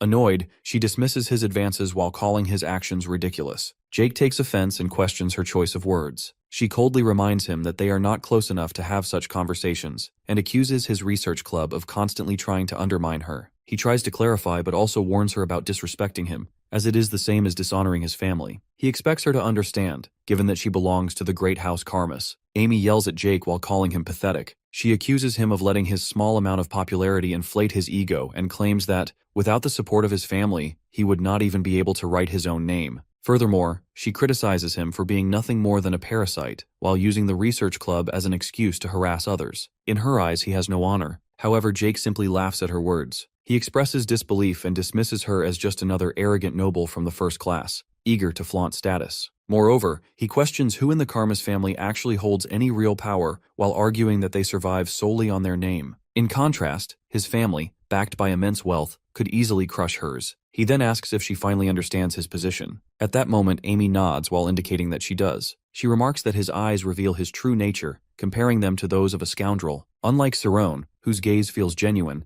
Jake's eyes, in her opinion, resemble the dull, lifeless scales of a rotting fish. Shocked by her words, Jake demands to know if she truly believes that Cerrone is better than him. Realizing that he has approached the situation the wrong way, he concludes that he should have dealt with Cerrone before coming to her. Without hesitation, he then vows to ensure that our guy will never be able to use magic again. Jake declares that he will show Amy just how powerful he is. However, before he can act, she launches an attack while prompting him to shout at her while calling her an arrogant woman. He warns that her appearance will not protect her from him. In response, she confidently uses her magic and challenges him to make a move. As he observes her actions, he wonders how she managed to set up a cross formation from such a distance. Shocked, he reminds her that magic is forbidden in this place. However, she only laughs while mocking him by asking what he plans to do about it. She then compares him to Cerrone while pointing out that, unlike Jake, our boy does not rely on his family for success. Instead, he takes responsibility for his own actions. Furthermore, she predicts that in just 6 months, Jake will be left far behind while struggling to keep up. Frustrated, Jake begins to make a threat but suddenly pauses. He notices that the area around him is filled with oxygen while realizing that if he activates his spirit zone, she might set it on fire. Acknowledging that he stands no chance in a duel against the top student in their class, he quickly decides on an alternative way to get revenge for what he sees as an insult. Before leaving, he issues a warning while vowing that she will regret this. Once he is gone, Amy takes a moment to reflect. She admits that she got a little carried away, but wonders why she reacted so strongly. Eventually, she realizes that her concern stems from the possibility of Cerrone being in danger if the truth were ever exposed. With a sigh, she acknowledges that she no longer has anyone bringing her coffee. However, at the very least, things feel much simpler now. Several days later, the consequences of Amy's actions begin to unfold. Sariel receives a note written by Amy. When Cerrone sees it, he immediately recognizes its meaning and realizes that Amy has gone to save him. A while ago, when Cerrone walks through the school, some students immediately notice him and point him out while calling him the coffee delivery boy. They express disappointment while remarking that it is unfortunate the situation ended, as it had been entertaining to watch. Meanwhile, he reflects on the past few days. Ever since that incident 3 days ago, he has been unsure of how to face Amy. However, he soon realizes that the situation did not last as long as he had initially expected. In fact, he originally thought he would be tormented for at least a month, but now, some of the suspicions surrounding him seem to be fading. Just then, he notices Sariel and tries to recognize her. As he recalls their last conversation, he suddenly remembers her apologizing on Amy's behalf when the coffee was spilled, and even encouraging him by saying that love is a struggle. At that moment, he acknowledges that she does not seem like a bad person. Nevertheless, he finds it unusual since she is usually always with Amy. Curious if something is wrong, he finally calls out her name. Sariel, upon seeing him, immediately appears shocked and demands to know what he is doing there. She quickly hands him a note written by some dark magicians. As he carefully reads it, he gradually realizes the seriousness of the matter, and, without hesitation,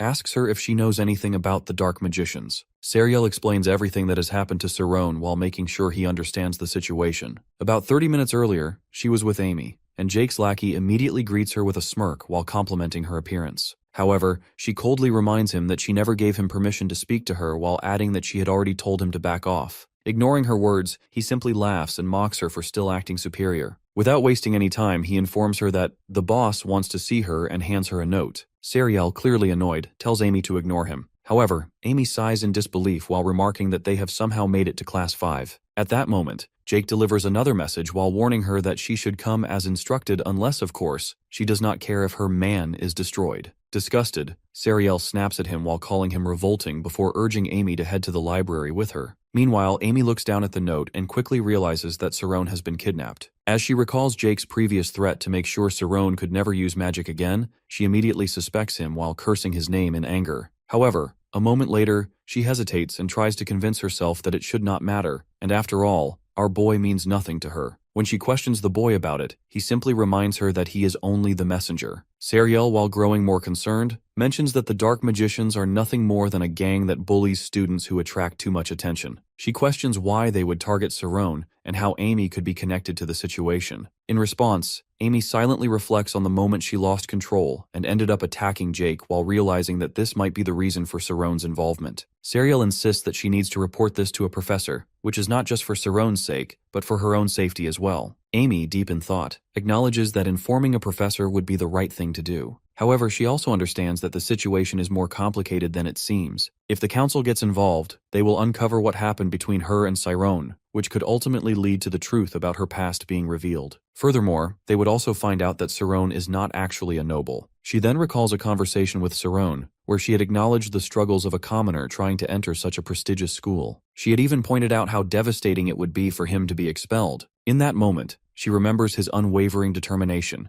as he had assured her that if proving his innocence meant earning her trust, he would do whatever it took. Determined, she makes up her mind to rescue him on her own. She tells Serial that she will investigate the situation herself and inform a professor if she does not return by 7. Serial, shocked, questions why she would go alone while reminding her that she has no idea how many enemies she might be up against. However, Amy firmly states that she has no choice but to handle it herself. She reassures Serial not to worry, confidently declaring that even if Jake brings along a dozen worthless followers, she will take them all down. Now in present, after hearing everything, Saron reacts in disbelief while repeating that Amy has gone to save him. However, he quickly dismisses the idea while thinking that it cannot be true since she has always been a terrible person. Turning to Serial, he questions why she is just standing around instead of doing something, especially since she just admitted that Amy went alone. Serial, while looking conflicted, explains that Amy insisted she had no choice. She admits that she has never seen Amy act this way before. Furthermore, Amy specifically instructed her to inform a professor only if she does not return by 7. Saron repeats Amy's words while realizing that the 1-hour delay is a kind of insurance. Additionally, while keeping the matter from the professors must be her way of protecting a secret, he then comes to the conclusion that whatever secret she is hiding must be connected to his own. As a result, he understands that she went alone to ensure his secret remains safe as well. Determined, he declares that he must go find her. However, Serial tries to stop him while insisting that they should wait until 7 as Amy requested. But just then, our guy suddenly remembers that Training Ground 14 is located near the mountain. Worried about time, he wonders if he can get there quickly enough. Seeing his determination, Serial decides to accompany him and insists that traveling on foot is not an option. She then announces that she will photonize and tells him to hold on tight. Confused, he asks what she means by that. However, before he can fully process the situation, she uses her magic skills, and they begin their journey to save Amy. Midway, Saron expresses concern while reminding her that using magic at school is prohibited. Additionally, he points out that teleportation is dangerous, while warning that if they crash into a tree, they will be in serious trouble. However, before he can react further, they suddenly hit the ground. Struggling to recover, he thinks about how he did not have enough time to prepare himself for the landing. Without wasting another second, they start searching for Amy at Training Ground 14. Looking around, Serial notices that the area is completely empty and wonders why no one is there. Saron, while thinking critically, suggests that they may have changed the meeting location at the last minute. He reasons that they probably did so to avoid getting caught in case a professor found the note. Frustrated, Serial asks what they should do next and what will happen to Amy. Saron, while realizing that the situation is more complicated than he expected,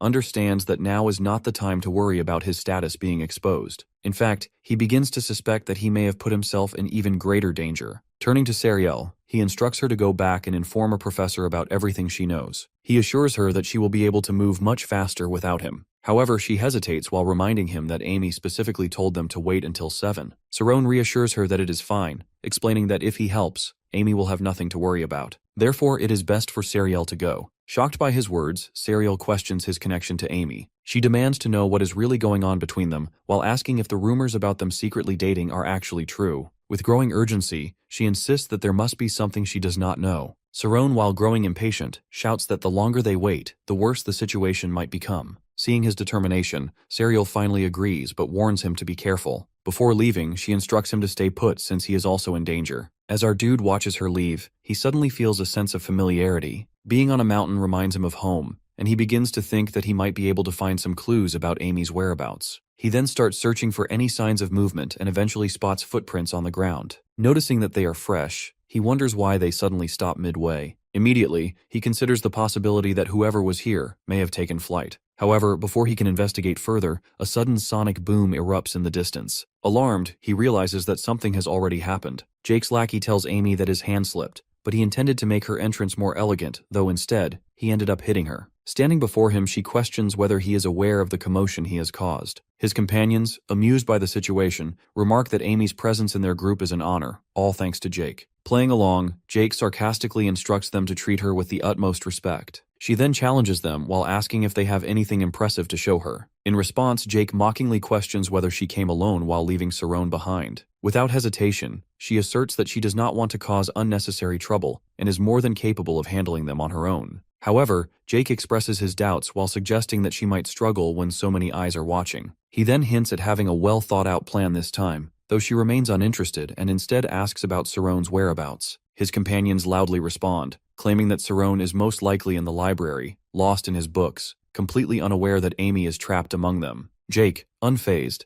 tells her that she should focus on dealing with them rather than concerning herself with Sarone. He adds that his companions are merely trying to show her the same level of respect she had shown him before. With sarcasm dripping from his words, he implies that he is simply returning the favors she once bestowed upon him. Realizing that Sarone is not present, she finds the situation much easier to handle. With newfound confidence, she states that she no longer cares about the many eyes watching her, as she can effortlessly take on all of them alone. His companions exchange doubtful glances, shocked by her bold declaration. But before they can react, a sudden explosion erupts while sending half of them crashing to the ground. Blazing flames rise into the air, their heat scorching like the depths of hell. Jake quickly commands his companions to suppress the fire while realizing that their collective strength weakens when too many attackers strike at once. He urgently instructs them to keep track of Amy's movements, but before they can respond, they find themselves airborne, desperately trying to escape the overwhelming heat. Amy remains confident as she relentlessly attacks, determined to overpower her opponents. A sudden flash of light appears, and she demands to know where they are all running. Without hesitation, she traps them once more and conjures another wave of scorching flames. The heat intensifies while becoming increasingly dangerous and unbearable for the boys. One of them turns to Jake in distress while reminding him that he had assured them Amy would rely on the cross. However, now she is not only using it, but spinning it with incredible speed. Jake quickly realizes that her combat abilities have advanced far beyond what they were during training.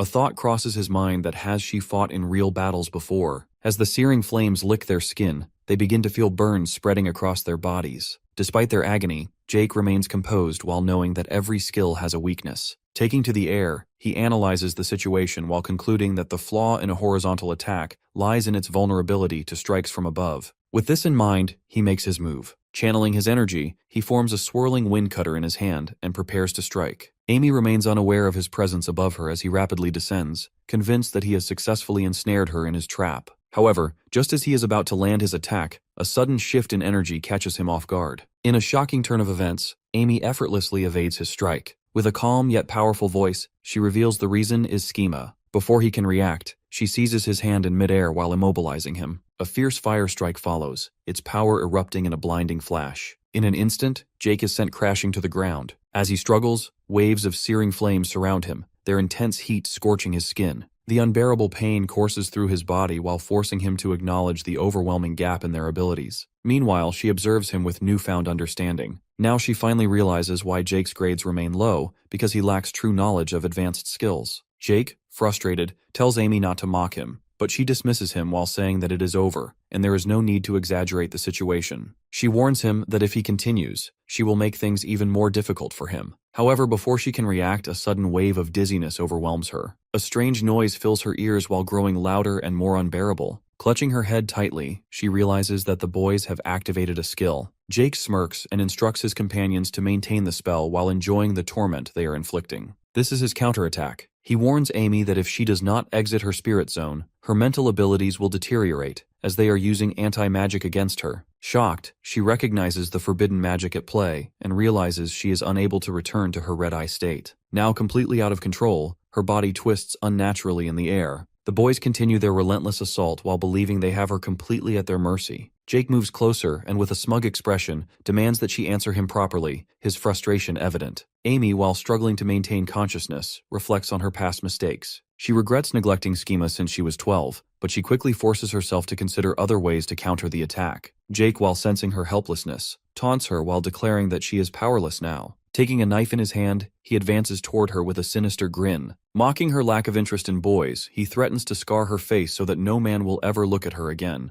With a wicked smile, he looms over her while demanding that she beg for mercy. Amy, barely able to resist, realizes just how weak she has become. In that moment, memories of the past flood her mind. She recalls the day she and her guards humiliated Sarone, attempting to strip him of his dignity. Now, for the first time, she truly understands how he must have felt that is helpless and vulnerable. But before Jake can strike, our boy interrupts him by telling not to threaten her. However, they mutter in confusion while wondering why he is there. Jack mischievously asks if he has come alone. When they notice the stick in his hand, they sarcastically mock him while calling him a mighty prince and telling him to put it down. Meanwhile, Amy, frustrated by the situation, yells at him for coming alone. At the same time, Sarone is surprised that they have managed to trap the top student in the class. Nevertheless, he reassures himself that Sariel must have already found a professor.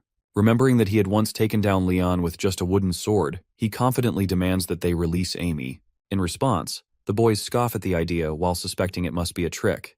They assume that freeing her would only lead to an ambush. Determined to act, Siron starts advancing toward them. Instantly, they react with disbelief while questioning if he is seriously planning to fight them alone. Just then, Jack suddenly commands the others to open sesame and a boundary appears around Siron. At first, he does not understand what is happening.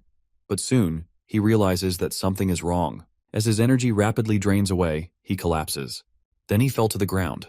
Consequently, Jack taunts him while mocking his weakness and reminding him that they are mages. Meanwhile, Amy urgently warns him to escape from his spirit zone while explaining that the area is covered in anti-magic. If he remains trapped, he will lose his ability to use magic and, eventually, go insane. She desperately tries to get through to him. However, he feels his senses fading and his consciousness breaking apart. At that moment, a memory suddenly surfaces in his mind. His teacher's voice reminds him that a mage must have control till the end, and also remembers that a defensive stance can help a mage stay focused, even in the midst of chaos. Not only does it protect the spirit zone from physical impacts, but it also shields against magical attacks. Since both anti-magic and the spirit zone function as waves, he realizes that if his spirit zone becomes dense enough, it can resist the anti-magic. With renewed determination, Siron begins fighting against the anti-magic. He to stop it with his mere hands. As a result, his actions leave everyone in shock. They angrily question whether he considers himself a prodigy. To them, a newcomer acting like a big shot is unacceptable. Meanwhile, Amy desperately warns him that the boys are intensifying their attacks. She urges him to stop while knowing he is outnumbered. Just as she is about to say something else, his next move stuns everyone. Against all odds, he successfully overcomes the anti-magic while proving his incredible power. As Siron continues to defend against the anti-magic, the boys watch in confusion. At first, they struggle to understand what is happening while noticing that the attack is simply bouncing off. One of them, while trying to keep the group calm, quickly warns the others not to panic. He reminds them that, if they lose control of their emotions, the wave will scatter while making them vulnerable to the attack. Meanwhile, Siron puts in immense effort while pouring high energy into breaking free from the anti-magic. After struggling for a moment, he successfully dispels it. Then he comes forward towards them and apply his techniques. Suddenly, blue waves appear and the opponents find it painful for them. As a result, the magic backfires while striking all the boys and causing them to collapse. At the same time, Amy watches the scene unfold, unable to comprehend what just happened. Since she is not using her spirit zone, she finds it impossible to grasp the situation. However, as soon as the anti-magic fades, excitement builds within her. She marvels at the sheer density and solid nature of Siron's spirit, something she has never witnessed before. She finds it impossible to witness such a solid spirit zone. Meanwhile, Siron regains his footing and suddenly senses an unusual movement beneath him. The sensation reminds him of stepping on a tiny bug. At that moment, one of the boys, still in shock, exclaims that such a feat should be impossible. He cannot comprehend how a single student has managed to defeat 6 opponents on his own. Soon, the realization dawns on him that Siron might be an anti-magic specialist, which could explain his special admission into the school. Nevertheless, Siron, filled with anger, dismisses the boy's assumptions. He firmly challenges the idea that this battle is enough to defeat him. Despite his confidence, he internally admits that he lacks knowledge of any spells, which worries him. In response, the boy, now enraged, declares his intention to attack Siron relentlessly. However, before he can make a move, Amy swiftly counterattacks while knocking him to the ground. She starts the fight while striking the boy without hesitation. Fueled by anger, she furiously declares that he has done enough harm. Siron immediately attempts to calm her down. However, she continues her assault while shouting at the boy to repeat his words. Realizing the danger, Siron warns her that using her schema with such intensity could kill him. Without wasting time, he quickly intervenes and stops her. She was not letting him go and asks him to fight again. In the struggle, both of them lose balance and fall. Concerned, Siron immediately checks on her. He asks if she is all right, but unfortunately, she has already fainted. Panic sets in as he desperately pleads with her to wake up. Both of them are lying on the ground. Our boy initially assumes that Amy has lost consciousness from exhaustion. Feeling grateful for her help, he immediately thanks her. However, she quickly gets up, full of energy, and expresses disbelief that someone as weak as him would dare to face danger alone. Her words make him feel disillusioned while convincing him that there is no decency left in this girl. Meanwhile, she urges him to leave immediately, not wanting any professors to find them in this situation. However, he argues that Sariel has probably already informed one of them. When he asks for her help to stand up, she becomes frustrated. In response, she reminds him that she had specifically instructed Sariel not to say anything. Furthermore, she complains that he always makes things worse and explains how troublesome it is to get into trouble at their school. She emphasizes that mages never let matters go easily. Instead, they investigate every detail until they fully understand it. Consequently, she questions whether he truly wants both of their secrets exposed. Even so, he dismisses her concerns and points out that she almost lost her life. Instead of acknowledging his comment, she insists that they should leave immediately and discuss everything later. In her mind, she hopes that if a professor does arrive, it will be an older one who might overlook the situation. Shortly after, a bright light appears. Thad and Sienna arrive. As soon as they do, Sariel rushes to Amy, worried about her condition. She immediately asks if she is hurt and why her hair is such a mess. In response, Amy reassures her while saying that it is nothing and wonders why they arrived so soon. Just then, an explosion occurs. At that moment, Sirone recognizes it as the Fire Sun spell, known to be extremely difficult to cast. Meanwhile, Thad, surprised to see the scene in front of him, demands to know what has happened.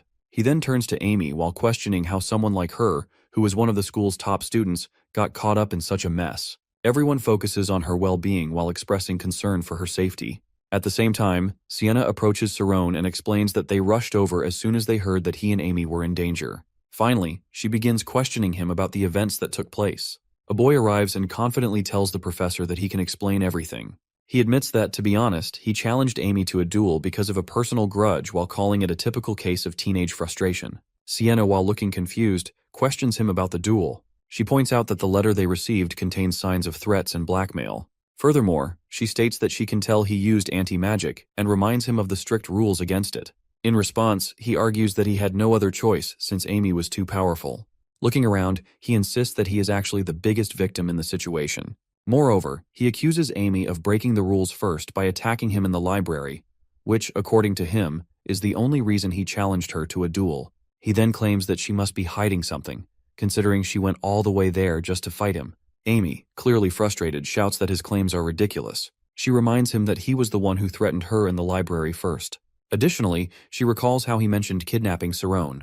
However, he quickly dismisses her accusations while asking whether they actually did such a thing. Once again, he insists that she was the one who attacked first. Furthermore, he points out that Sirone never reported anything to a professor before coming there. He then turns to the professor and claims that Amy and Sirone are the true instigators, not him. Amy, while trying to stop him from twisting the story, attempts to speak, but he cuts her off. He declares that it is time for her to tell the truth. In his thoughts, he questions whether everyone now understands why dark magicians are feared. Determined to raise the stakes, he warns her that no matter how much money it costs, he will expose her deepest secret. He threatens that once he does, every newspaper, agency, and social circle in the kingdom will hear about it. However, Sienna interjects, then advises them not to act so confident. At that moment, she accuses the boy and his friends of using anti-magic, not for learning, but to attack students. She stresses that such reckless use could have destroyed minds or even caused deaths. Moreover, they were all fully aware of the risks involved. Sienna then firmly declares that their actions are more than enough reason for expulsion. However, the boy arrogantly questions whether she alone has the power to expel him. Thad, while trying to explain, reminds her that House Ardius, which the boy belongs to, holds significant financial influence over the school. Before he can continue, she argues that their duty is to guide students on the right path, not submit to power. Even if he disagrees, perhaps he should consider resigning.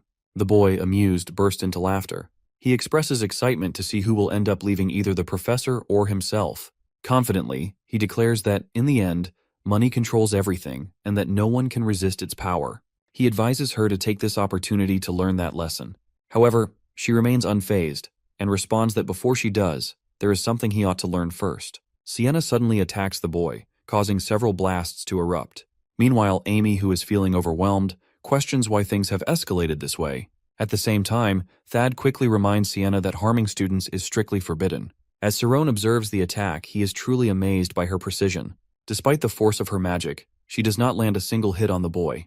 Instead, she demonstrates an incredible level of control over even the tiniest molecules. As a result, he finally understands why she is renowned as a master ice mage. Afterward, she addresses the boy directly, asking if he truly believes that money can grant him everything. In response, he panics and yells at her to stop talking while demanding to be rescued immediately. However, she halts her attack and calmly states that she is well aware of how many students he has already harmed. Up until now, she adds, the school has merely tolerated his actions. In return, he confidently claims that this is only because of his family's wealth. Nevertheless, she challenges his belief while asking if he is truly deceiving himself. Furthermore, she asserts that school is not a place where students are taught for their money, but rather a place where they learn things that money cannot buy. At this point, he becomes confused and asks what she means. In response, she explains that school is a place where dreams come true. Since he wants to be a mage, she questions whether he truly understands what that means. Hearing this, he quickly remembers the time when he asked while promising to prove his abilities if he is advanced to Class 5. However, she reminds him that the purpose of school is to achieve dreams alongside friends, to study together, and to grow as mages. Therefore, she asks if he really wants to destroy the very place that gave him this opportunity. As a result of her words, he eventually apologizes for his mistakes. Following this, Jake and the rest of the Dark Magicians also regret their actions. Consequently, they choose to return to the path of a true mage. However, before doing so, they are required to spend a long time in the detention hall while reflecting on their wrongdoings and repenting for their misdeeds. Meanwhile, in the detention hall, groans of pain fill the air as someone complains about being treated too harshly. Another voice, however, reassures them while saying that it is just a minor injury and not worth making a fuss over. Shortly after, Cyrone and Annie find themselves facing the professors. One of them sternly questions why he did not report the incident immediately, while emphasizing that such matters must be reported at once. Similarly, Thad expresses his disapproval while stating that he cannot accept the fact that Cyrone attempted to rescue someone far more powerful than himself all alone. At that moment, Amy finally decides to speak up. She acknowledges that it is time to reveal the truth, realizing that keeping secrets will no longer benefit anyone. Additionally, she wonders how many people the headmaster has told. Then, she states that Cyrone is her boyfriend. The others become frustrated and shocked while she laughs. The scene changes to Amy pleads for help while the gang of bad guys surrounding her laughs cruelly while mocking her helplessness. They claim no one will come to save her, and add that if she had accepted their affection, none of this would have happened. Suddenly, the sound of hooves fills the air while breaking the tension. A horse appears, and the gang wonders who it could be. As the dust settles, they realize it is Cyrone. She is shocked to see him, unable to believe he has come. He tells her he has traveled a long way to rescue her. Without hesitation, he steps forward, holds her in his arms, and they come close to each other, their emotions intertwining. This scene is actually a story told by Cheryl, and the girls listening to the story find it incredibly romantic. Some are captivated, while others are skeptical while questioning whether it really happened. Serial, however, confirms its truth while stating that she has witnessed it herself. Just then, Amy appears and accuses her of spreading baseless rumors while insisting that everything is a lie. Despite this, the listeners remain engrossed, some finding the tale fascinating, while others grow envious. Meanwhile, Amy arrives and confronts Serial while demanding to know if she wants to risk her life by spreading falsehoods. Serial only laughs, dismissing the need for first-hand witness, confidently stating that Amy and Cyrone are dating. She assumes they must have kissed before and remarks that it benefits Amy since it will keep other men away. Amy acknowledges this while agreeing to the unspoken advantage. However, just a few days earlier, during the incident, Thad is stunned to learn about Amy's involvement with Cyrone, who is a newly admitted student. She explains that they had met when they were young and have coincidentally reunited at the Magic Academy. With a slight blush, she turns to Cyrone, seeking confirmation. He nervously smiles and agrees while solidifying the truth behind their connection. Now those around them understand the reason behind his willingness to help her. Amy finds it more convenient to pretend as lovers rather than expose their past. In the present, Serial has found the situation unusual and her curiosity only grows. Since they have integrated classes, she eagerly anticipates meeting Cyrone and teasingly asks Amy if she will meet him for dinner after class for a date. The thought intrigues Amy, but she quickly reminds herself that she has plenty of work to do and no time for dating. Cyrone, on the other hand, is just a normal schoolboy who is living his life without complications. Yet, despite her logical reasoning, she cannot shake off the uneasy feeling creeping into her heart. In the second intermediate class at the integrated training grounds, they are all present. Serial calls out loudly while summoning Cyrone. He comes forward to greet them while acknowledging their presence. She then asks if he has been missing Amy, but he finds her question silly. Amy, on the other hand, feels grateful that she is playing the love game with him. However, she notices that he seems too nervous when he is around her. Wanting to ease his discomfort, she advises him to remain calm and not to be overly concerned about the senior-junior relationship, as they are already familiar with each other. Serial, while listening intently, is taken aback by Amy's words, which sound unlike anything she has heard from her before. She begins to wonder if this is the power of love. Cyrone responds by saying that he simply wants to show respect. Before the conversation can continue, the girl reminds them that she has to attend class, and both of them head toward their respective classrooms. As Cyrone enters his classroom and sits in his chair, he overhears the murmurs of other students talking behind his back. The boys discuss how he was admitted only because of his looks and that he is more focused on dating than anything else. They even question his magical abilities while assuming that he is incapable of performing any magic. Hearing these words annoys him, and frustration builds inside him. Clenching his fists, he recalls how it all started 2 days ago. At that time, students had begun whispering about Amy and Sarone dating. In Class 7's room, discussions had intensified after a note was posted, openly declaring their relationship. The revelation had stirred strong emotions among the students. Many boys had been frustrated and disappointed while feeling betrayed by Amy's decision. Some had even cried out in anger, unable to accept that she was with someone else. Meanwhile, conversations had continued, with some students concluding that their relationship was now official, which was disappointing for both certain boys and girls. However, not everyone shared the same sentiment, and some girls had been genuinely happy for the couple while embracing the news with excitement. Meanwhile, the students in the class eagerly check their midterm grades, desperate to see their results. As they scan the scores, they are shocked to discover that Sarone is the weakest in the class, having scored only 30 marks in each subject. Initially, many had believed he was a talented student, but some now realize that he lacks knowledge of even basic magic spells. Just then, a man enters the classroom. He states that Sarone's poor performance is expected since he was admitted as a special admission student. Others join in while laughing at him. He further claims that Sarone was able to enter only because of noble connections and that he is merely looking for a girl for himself. Many students feel it is unfair that he managed to get a girlfriend immediately after joining the school. Frustration spreads as they consider him undeserving of his place while believing that while they have been working hard to secure their futures, he has done nothing to earn his position. Their resentment grows as they question how the school could allow such injustice. When Sarone enters the room and the entire class falls silent, he immediately senses that they had been talking about him before he arrived. However, he chooses not to address it directly. Instead, as he starts a conversation with a classmate about the next lesson, the student deliberately turns away. Sarone notices the unusual behavior and realizes that something is wrong, but he refrains from asking since they clearly intend to keep it from him. Later, during Spirit Zone practice, the atmosphere remains tense. A girl practicing nearby becomes annoyed by Sarone's presence while feeling distracted by him. She questions why there is so much hype around his Spirit Zone. At that moment, Professor Athila appears and inquires if everything is fine. Sarone admits that he is struggling due to schism, which is causing his body to lose consciousness.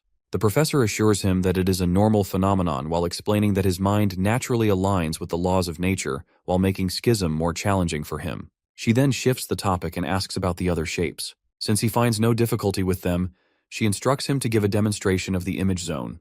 Surprised by the sudden request, he hesitates, unprepared to perform at that moment. The professor tells him that he can show it next time as well, but she wants to see him now because he is the only one who understands Quaternion. She also wonders if using the image zone makes him feel nervous among his classmates. She believes that confident children achieve more. Suddenly, he agrees to demonstrate his skill. His classmates are surprised while questioning whether he is showing off again by trying to appear superior. The professor instructs him to demonstrate one by one since mastering all 4 shapes of Quaternion will enhance the class. He wonders if executing them correctly will allow him to advance to the next level. The students of Class 4 also watch him closely. Deciding not to worry, he begins with defense while causing a blast of light to appear. The students are impressed by his strength. One of them finds it amusing that he has displayed 144 sides, which is remarkable. A massive explosion of light follows, accompanied by cracking sounds. The professor realizes that he possesses all the basic knowledge and is exceptionally swift at changing shapes. However, the strain on his eyes leaves him exhausted. He also knows the professor will correct all his mistakes. The Class 5 students consider him amazing and are shocked when he attempts schism. For them, it seems unbelievable. He realizes that the key is shrinking the zone and then shifting the center, but he struggles to do so. The distraction unsettles his mind. Meanwhile, the students find it amusing and mock his failure. They recall how he executed it correctly before and question what went wrong. Some believe he is merely seeking attention, but it does not bother him. They wonder if his mind is occupied with something else. Meanwhile, our boy questions why humans take pleasure in seeing him fail. His thoughts drift toward his connection with the place. Just then, a boy urges him to stop overthinking and not to hesitate. He reminds him of his goal, which is to become a mage. In that moment, he realizes his mistake and refocuses on his purpose.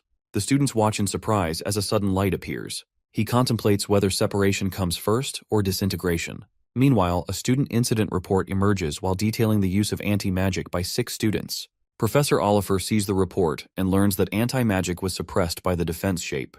She considers it difficult and dangerous for ordinary people. She also questions the proper and appropriate use of anti-magic. Noticing that our boy's mind is more powerful and talented than others, she becomes more intrigued. She asks Professor Rumi whether he has successfully performed schism. Rumi explains that he has been learning Quaternion for a month and that his spirit zone lasted a perfect 4 seconds.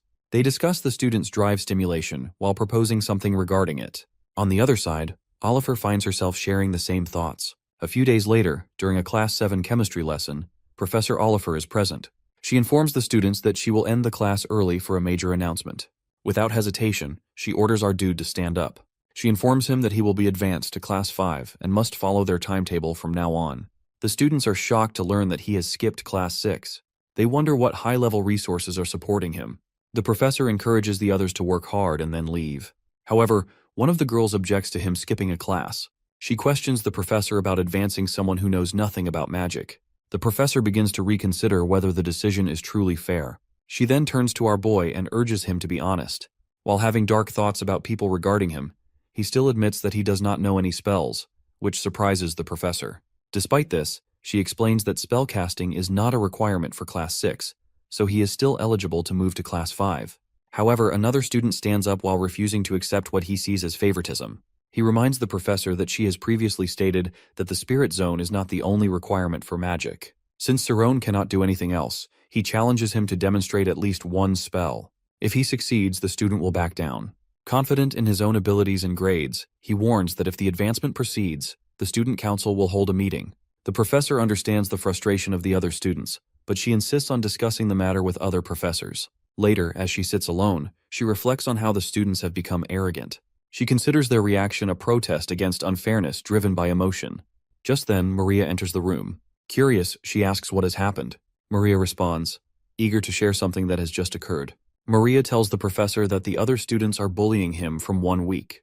They start talking behind his back, but later they begin speaking in front of him as well, which affects his studies a lot. She witnesses everything with her own eyes while seeing how they continuously bully him.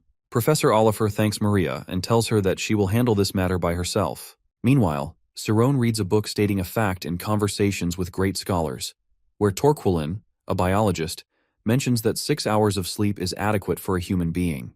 However, he only gets 4 hours of sleep during school. Another scholar discusses his achievement as an accomplished scholarship by the sleep time, but he reminds him that he was not a human but a teenager, who never stop even during sleep. As Cerrone looks at the clock, he realizes it is very late. He sees off the other students sitting around and then walks on the road. He remembers the time when Timurin told him that many people will bully him, but ignoring them will be beneficial. He wonders how he can make things easier for those who support him. Remembering all who have been close to him, he stands near the Iron Bastille senior class building, determined to overcome anyone who stands in his way and become a professional mage. After freshening up in his room, he hears a knock on the door. Worry fills him as he wonders who could be visiting this late. A group of guys stands outside. He wonders whether it will be his bullies. However, when he opens the door, Professor Oliver is present there while requesting permission to come in. He tells her to come in and offers tea, but she refuses while explaining that she has come to discuss something important with him. Since he was not in his room earlier, she arrives late. As she looks at his table, she finds it interesting. Her attention shifts to his grades, and at first they seem strange. However, while noticing that all the low grades are the same, she assumes he might be learning everything at once. She also realizes he is focusing on improving his future while prioritizing subjects other than magic first.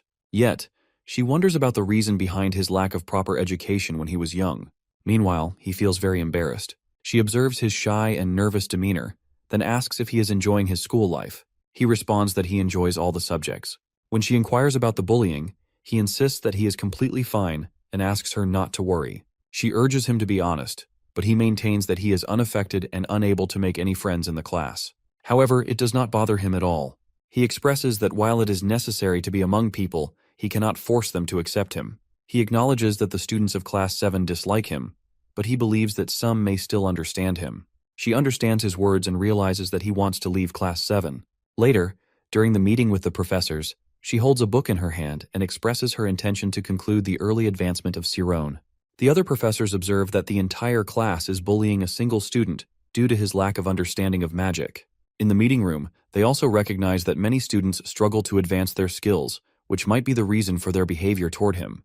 They acknowledge the need for advancement and agree to move students to the next class. One professor believes he will graduate in the next 4 years, which would be beneficial for the school. However, Thad disagrees and does not share a positive view on the matter. When the headmaster asks for his reasoning, He explains that while the boy is undoubtedly skillful, he cannot perform magic. He also refuses to ignore the students who are protesting against this decision. Professor Oliver defends him while stating that he is intentionally refraining from practicing magic to acquire other skills, and this does not affect his study habits. Thad, however, accuses her of favoritism while arguing that other students are equally knowledgeable. He insists that if only one student is considered for advancement, the others will feel neglected. Sienna counters his argument while asserting that jealousy should not be a reason to ignore a student's progress. Their disagreement escalates into a quarrel. The other professors perceive both of them as extreme mages. As the tension rises, the headmaster intervenes while ordering them to stop and sit down. He acknowledges the logic behind both perspectives and stresses the importance of preventing conflicts among students. After careful consideration, he informs them that he has a proposal. The next morning, a group of students gathers and heads toward the assembly hall. On the bulletin board, they notice an announcement for the advancement test. It presents an opportunity for Class 7 students to take the test, and those who succeed will be promoted to Class 5. As they process the information, some discuss teleportation, a skill required at the next level. They perceive it as extremely difficult and worry about the potential risks involved. Many express doubts about passing the test. Meanwhile, Saron arrives and glances at the bulletin board. His eyes settle on the requirement while realizing that mastering teleportation is essential for the test. The Class 7 outcast incident gains significant attention throughout the school. In the evening, on the advanced class bulletin board, students from higher classes discuss how the situation is unfolding once again in Class 7. Some mention Saron while acknowledging that he cannot perform magic, but they also recognize that Class 7 does not teach magic. Many assume that jealousy is the root cause since he is associated with Amy. Meanwhile, Amy learns that Saron is being bullied. She finally realizes that this is the reason for his distant behavior. Sariel also considers Class 7 immature while recalling her own past experiences with similar issues. As Amy turns to leave, determined to find Saron, Sariel questions her intentions. Amy explains that she wants to ask him why he has been avoiding her while suspecting it might be because the other students constantly see them together. Sariel stops her while questioning whether she has lost her senses. She tries to dissuade her while insisting that approaching him will only make things worse. However, Amy refuses to listen and remains resolute in her decision. Sariel warns her not to act recklessly while fearing that her actions will negatively affect him even more. Despite knowing that their relationship is not romantic, Amy remains puzzled about why he continues to avoid her. Sariel shifts the conversation to the advancement test, while noting that teleportation will be difficult for the students to learn. Amy, however, sees this as an advantage for Saron while believing that its complexity makes it even more dangerous for those without prior magic training. Sariel suggests that Amy teach him teleportation while arguing that it would be beneficial for both of them. However, she struggles to find time to help him. Ultimately, she decides that if he cannot learn teleportation on his own, then he don't deserve to be with her. It is dark and late at night. No one is outside the school buildings, and the wind blows through the silent night. Suddenly, Amy appears, determined to meet Saron. She is ready to help him, believing that she is partly at fault as well. Jumping onto a tree, she swiftly enters his room through the window. She has already decided to make him beg for her help. Meanwhile, he sits reading a book when, from behind, a girl wrapped in a shawl suddenly appears. Shocked, he turns and asks who she is. Without hesitation, she pushes him to the ground while threatening to wring his neck. Demanding an explanation, she questions how he dares to ignore her. Nervous, he struggles to respond. At that moment, Professor Oliver, who is also in the room speaking with Saron, observes the situation and wonders if it is Amy. She curiously asks if Amy always flies into his room at night, but Amy quickly denies it, while insisting that the professor is misunderstanding the situation. The professor reminds her to lower her voice, warning that others might hear. Then, she questions whether this is the reason Amy has been avoiding him at school. Amy denies ever coming to his room before, explaining that she only wants to know why he has been ignoring her. Turning the conversation, she asks what the professor is doing there. The professor explains that due to the tense atmosphere in the class, she decided to discuss the test with Saron privately. Saron offers Amy tea, and she finds its aroma pleasant. She takes a sip before questioning him about humiliating her, to which he apologizes. She then asks why he never told her about being bullied. Before he can answer, the professor instructs them both to sit and listen carefully to the discussion about the test. As they sit together, sipping tea, our boy is all nerves while wondering how he ended up in this situation. On the other side, Amy expresses her concerns to the professor while questioning whether testing for teleportation is too dangerous for students who have never practiced magic before. The professor explains that the headmaster has made this decision for specific reasons. Amy begins to realize that he is playing a dangerous game. She explains that teleportation is a type of light magic, which is quite different from other spells. Saron, while recalling his studies, mentions that he learned about it while studying the theory of protonization, which explains how light moves at incredible speeds across the universe. She confirms that nothing can surpass the speed of light and explains that teleportation spells rely on this principle. Curious, he asks if a person's body transforms into light during teleportation. The professor reassures him that even beginner students can perform it successfully. She further explains that the speed of light is categorized into 4 types, and among them, quasi-light speed is crucial for teleportation. Once a person teleports, residual light particles remain in their body. Cerrone suddenly realizes that mastering the skill is not the real challenge, and it is controlling its impact that poses a problem. Now he understands why teleportation has been restricted within school grounds. Meanwhile, Amy notices that he is entirely focused on the professor while seemingly ignoring her. She begins to wonder whether the professor has always been this friendly toward him, especially when introducing such a dangerous test. Shifting the discussion, she suggests that he should practice teleportation in a place free from obstacles. When he asks where such a location exists, she advises that the air would be the safest place to attempt it. By this place, Amy means the teleportation training grounds, on the pathless bridge suspended 1,000 meters above the ground. Professor suggests an idea to Cerrone, which is crossing from one peak to another. He sees that the place is free of obstacles, but if he falls from the bridge, he will not survive. Amy also points out that it will be extremely difficult for the students of Class 7 to reach the other side. The professor explains that the student who travels the farthest will pass the test. She assures them that this is only a Level 1 testing ground, designed to be completely safe. However, the real issue is that Cerrone will become the primary target of the other students. Despite this, he is prepared to take the test. Yet, the idea of facing everyone alone does not sit well with him. Doubt creeps into his mind as he wonders whether he should even participate. Sensing his hesitation, the professor reveals that she has already placed him in Class 5. Acknowledging her role in his current predicament, she sincerely apologizes while promising to guide him personally. Amy, puzzled and jealous by the situation, demands an explanation for everything.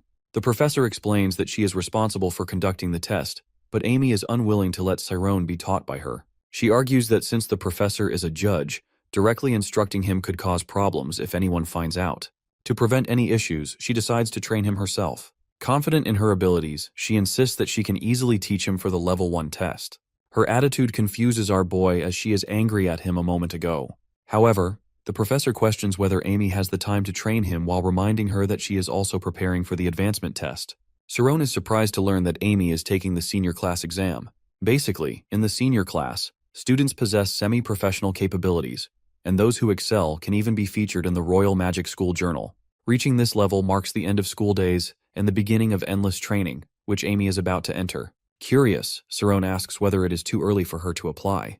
She responds that since he is advancing too quickly, she must enter the senior class to keep her distance from him.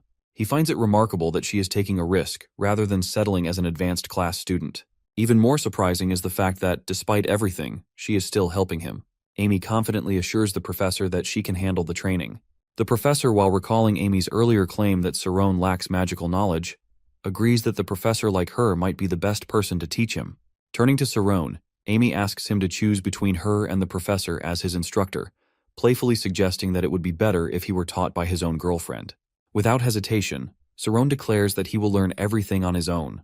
Both of them are stunned by his response. She tells him that having his girlfriend teach him would be better. However, he insists on doing it himself.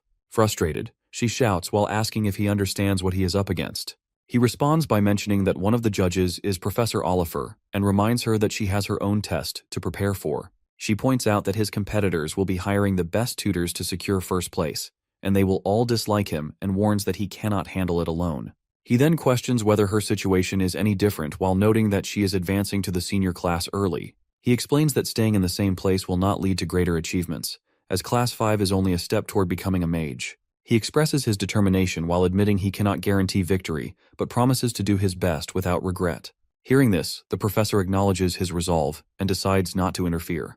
Before leaving, she reminds him that all students, including him, are welcome to seek guidance from her. He appreciates the support she offers, and she hopes he can resolve his issues in the meantime. She then addresses Amy while warning her not to enter into the boys' domains again, though she will overlook it just for the night. Amy agrees, relieved that she is safe. For a moment they sit there awkwardly, but then Amy decides to leave as well. Before she can leave, he stops her and thanks her for thinking of him. She then questions why he has been avoiding her while suggesting that he should have told her he was being bullied. She reminds him that it is not just about him and asks if he was embarrassed. He admits that he did not want their relationship to become more distant. Flushed, she starts to believe that he truly likes her. He clarifies that he actually looks up to her. When he first arrived, he saw her name at the top of the class and decided to catch up to her, though he never expected things to turn out this way. Since their relationship had already become awkward, he is worried that if she found out about the bullying, it would make things even more uncomfortable. She silently reflects on his words, while realizing she had let her imagination get carried away. However, she suddenly grows frustrated and accuses him of pretending to be polite while secretly targeting her all along. Confused, he asks how she came to that conclusion. She insists that if he sees her as a rival, he should stop pretending and face her properly. She warns that if he cannot keep up, she will make sure he always knows he is beneath her. Hearing the shift in her tone, he says her name differently, which she immediately notices. He then tells her to wait for him while promising that he will catch up to her. She grins and warns the dude to be careful while suggesting that it might be deadly. By the time anything happens, he adds, she will already be long gone. Then without another word, she vanishes from the spot. He quickly loses sight of her and reflects on the situation. He regrets not being able to receive help, but realizes that those who have been speaking badly about him are closely observing his every move. Because of this, he decides to handle everything on his own. It is now 1 month for start of the exam. The day after classes, students gather to discuss their preparations. One asks if others are getting ready for the test, while another shares that they are starting lessons with a tutor that day. The idea of learning teleportation within a month seems challenging, but there are around 20 participants. Some agree that the theory portion is simple, and applying formulas is not difficult. However, the real challenge lies in executing the spell. Just then, Cerrone appears while carrying a stack of books. Upon seeing him, some students comment on his participation. Internally, he acknowledges that despite sounding confident about preparing alone, reality is proving to be much tougher. He reflects on how a mage's environment constantly changes in the real world.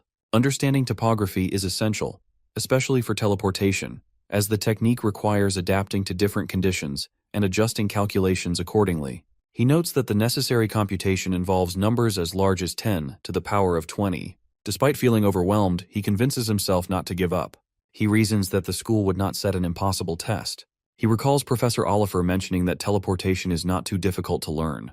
However, since he has never studied magic before, he doubts that statement applies to him. Meanwhile, he assumes that the other Class 7 students, who have trained since childhood, will manage to figure it out.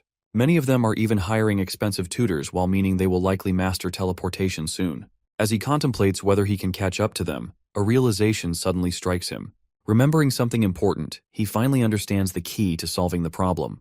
He then recalls that the headmaster had already given him the answer. On the other hand, another student, Mark, is in the middle of his performance when the headmaster arrives, carefully observing his progress. Impressed, the headmaster immediately praises him and remarks that he has already mastered teleportation. Furthermore, he adds that such a result is expected while considering Mark is the son of the technical advisor for the Mage Association. Feeling flattered, Mark responds with gratitude while acknowledging that hiring a level 9 tutor like the headmaster has been worth the investment. Initially, he was worried about the difficulty, but now he finds the process surprisingly simple. In response, the tutor explains that the test's simplicity allows students to focus entirely on precision and control.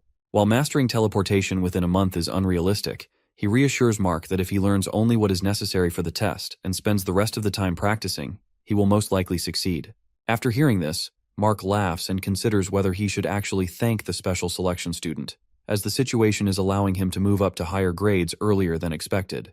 With a smirk, he then shifts the conversation and inquires about Cerrone's progress. At this point, the tutor, who has been monitoring Cerrone as requested, reports that the student appears to be teaching himself using only books. Upon hearing this, Mark is visibly surprised and finds it strange. Previously, he had assumed that Cerrone would find a way to secure a private tutor for assistance. Unsure of what his rival is planning, he instructs the tutor to continue watching him, as he is determined not to let him gain an advantage. Additionally, he doubts that magic can be learned solely through reading, which makes him even more skeptical. Meanwhile, Cerrone is deeply engrossed in his studies while focusing on absorbing the concepts and memorizing the necessary theories with great precision. Despite his dedication, he does not feel fully prepared. However, with time running out, he realizes he has no choice but to move forward. Soon after, at Training Ground 41, a space designated for Class 7, he begins practicing the techniques he has learned. Speaking to himself, he acknowledges that he must now bring magic into reality. As he attempts a spell, nothing initially happens. Nevertheless, he remains hopeful that his understanding will translate into actual results. In order to succeed, he reminds himself of the steps. First, while entering the spirit zone, then applying protonic theories. As he describes himself as the barrier between omniscience and omnipotence, he prepares for the next stage that is erasure. To his astonishment, the magic suddenly works. Realizing his success, he excitedly confirms that the process is functioning. With renewed determination, he declares that it is now time to attempt teleportation. As he reflects on the nature of magic, he notes that humans are incapable of calculating the precise value of light.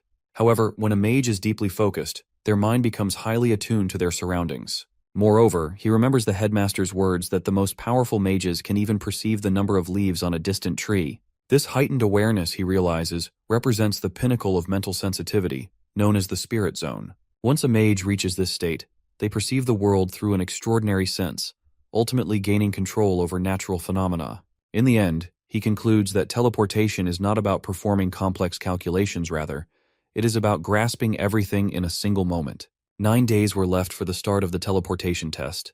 Students begin whispering among themselves when they see Saron. Noticing his bruised face, some speculate that he must have been practicing without proper shield. As a result, they assume that his reckless training has taken a toll on him. Meanwhile, Saron is lost in thought while reflecting on his failed first attempt at teleportation. In an effort to correct an error, he had no choice but to crash into the ground, fully aware that his knees were unstable. At this point, he questions whether his mistake was due to an error margin of plus or minus 0.02 milliseconds. Although his method seems reckless, he has once again left the rest to muscle memory. Still determined to succeed, he continues practicing and worries about the test scheduled for the next day. Every time he corrects one mistake, another seems to take its place. However, despite these struggles, he reassures himself that he has refined everything necessary. Consequently, he convinces himself of his ability and tries to stay motivated by repeating encouraging words. He insists that he must stay focused and pushes himself to teleport again. Unfortunately, he falls to the ground once more. Nevertheless, instead of becoming discouraged, he calmly tells himself that it did not hurt. For the first time, he acknowledges that he has actually managed to teleport. Excited by his progress, he wonders how far he can go. Refusing to waste time lying on the ground, he quickly gets up, determined to repeat the process over and over. Convinced that he needs more practice, he continuously encourages himself to keep going. The next morning, the instructor approaches Mark and asks how he is feeling. Confidently, Mark replies that he feels just fine, as he is moving up to Class 5 that day. Calling it a historic moment, he boasts that he will cover the 700-meter distance in a single second and challenges the man to watch him succeed. Meanwhile, Maria heads toward the professor's office when she unexpectedly encounters Mark. Without hesitation, he assumes that she is also giving up on the test. As soon as she sees him, she greets him and, while feeling nervous, admits that she thought he was still practicing. Acknowledging his skills, she assumes that he must have taught himself. However, laughing, Mark dismisses the idea and arrogantly compares himself to Saron. He mocks the self-taught student, claiming that the so-called failure will not even show up for the test. Then, shifting his attention back to Maria, he questions why she is there in the first place. Belittling her academic performance, he sarcastically comments on her poor grades. Finally, without offering her a chance to respond, he advises her to at least watch others train at the practice grounds, while reminding her that observing others is also a form of studying. Maria agrees with him and wishes him good luck. However, instead of appreciating her words, he responds sarcastically while questioning if that is truly what she thinks. Mocking her, he calls her the professor's favorite little snitch. Immediately, she feels a wave of fear while wondering how he could have known. Noticing her reaction, Mark laughs and calls her naive while challenging her to take a guess. He then smugly reveals that he has informants everywhere. Furthermore, he suggests that a weakling like her would have no reason to meet the professor alone unless she had been reporting on him. For now, he claims that he has tolerated her because they are technically on the same level. However, with a threatening tone, he reminds her that once he moves up to Class 5, she should already know what will happen. Feeling disgusted, he questions how someone as timid as her could believe she has what it takes to become a mage. In his mind, he is convinced that a coward like her would never surpass him, even if she were 4 years older. Smirking, he tells her that she now has something to look forward to. Overwhelmed by his words, she starts crying. Afterward, Mark heads to the classroom, where he immediately asks if everything is ready. A boy assures him that 2 of them will focus on Saron from the very beginning, while the other 2 will provide cover. This way, Saron will have 2 possible ways to be eliminated. Pleased with the plan, Mark strategizes while pointing out that since each turn covers 10 meters, he expects Saron to be taken down within 10 turns at most. The boy agrees and then asks if Mark will keep his promise once the job is done. In response, Mark confirms that if he passes the test, he will ensure they secure jobs and access to magic tutors. even if they fail to graduate. Boasting about his father's influence as the technical advisor for the Mage Association, he reminds them that helping him will benefit them as well. Confident in his plan, he silently tells himself that he will not allow any unexpected variables. In his eyes, a true genius never leaves room for carelessness. At the ground, the students of Class 7 who are not practicing gather there. They are observing the pathless bridge. As they watch, they discuss among themselves while confirming that the competition follows a winner-takes-all rule. Additionally, they notice that there are more participants than expected, especially from Class 5. Meanwhile, the students of Class 5 comment among themselves, hoping that if a newcomer is joining their ranks, it had better be someone attractive. Finding the situation amusing, they laugh among themselves. At the same time, students from Class 4 and Class 6 sit together while watching the event. Meanwhile, the judges take their designated seats while preparing for the test. Soon after, an announcement is made while stating that the time has come. As a result, the 21 participants will begin their test in just 10 minutes. Upon hearing this, one student looks at the steep cliff ahead and immediately complains about the difficulty of the test. Furthermore, he questions where the bridge is, only for another student to point at it and call him foolish. Shocked, the first student argues that what they see can hardly be called a bridge. At that moment, Sariel uses binoculars to get a clearer view. Finding the perfect spot, she excitedly states that she can see everything clearly from there. Meanwhile, Amy expresses disinterest while asking her why they should even bother watching Class 7. She insists that they have better things to do. However, she dismisses her while explaining that supporting one's boyfriend is important for maintaining a good relationship. Still unconvinced, Amy replies that in a competition like this, the winner wins and the losers lose, so there is nothing to support. Nevertheless, deep in thought, she starts to wonder whether Cerrone is even capable of teleporting. Meanwhile, a man approaches Mark while prompting him to ask whether he has found Cerrone. However, the man delivers unexpected news that Cerrone is not there. As a result, Mark is left in shock. At the same time, Cerrone suddenly wakes up on the ground, confused and panicked. Realizing that he has lost track of time, he anxiously wonders about the time. Amy asks Sariel about Cerrone's absence while finding it illogical that he is not present. Sariel, panicked, explains that she has been searching for him but cannot find him. Fear grips Amy as she wonders whether he is even alive while recalling that she had forbidden Cerrone from going alone. Meanwhile, the members are overwhelmed by fear as they face the daunting obstacles required to pass. Professor Rumi explains the rules while stating that once she gives the signal, everyone must teleport to the other side, and the one who covers the greatest distance will pass. Anxiety spreads among the participants, terrified of falling and failing to teleport. Chaos erupts, but a teacher silences them while declaring that those who are afraid can give up. Standing before them, he asserts that only the worthy will enter Class 5. He reassures them that if they lack confidence in protecting themselves, they should step back. His words instill determination, and suddenly all participants prepare for the test. Believing it will minimize accidents, he remains firm. Meanwhile, Mark stands apart while considering others inferior. He assumes Cerrone must have failed while training on his own. As Professor Rumi instructs everyone to line up for the test, a commotion arises. Just then, our guy rushes toward them in an injured state. The students turn their attention to him. As he reaches them, he apologizes and anxiously asks if he can still participate in the test. Without hesitation, he moves towards the professor. Sariel tells Amy to watch him closely. Amy wonders why he is late and quickly notices his numerous injuries while realizing he has been practicing without a shield. Concerned, Professor Oliver asks the headmaster if they can delay the exam, but the request is denied, and the test proceeds as scheduled. Professor Rumi announces the start of the test and advises Cerrone not to participate if he is unprepared. Grateful for the concern, he assures that he is completely fine to take part. As the test begins, a student thinks that first phase is successfully completed. Meanwhile, other students quietly discuss their plan to eliminate Cerrone within 10 bouts. Unaware of their intentions, he decides to remain focused. The early advancement exam officially commences as the professor instructs everyone to be ready. With the timer set, all students take their positions. Mark instructs one of his allies to stay close. Suddenly a flash appears, signaling the start. They all rush forward as time steadily ticks away.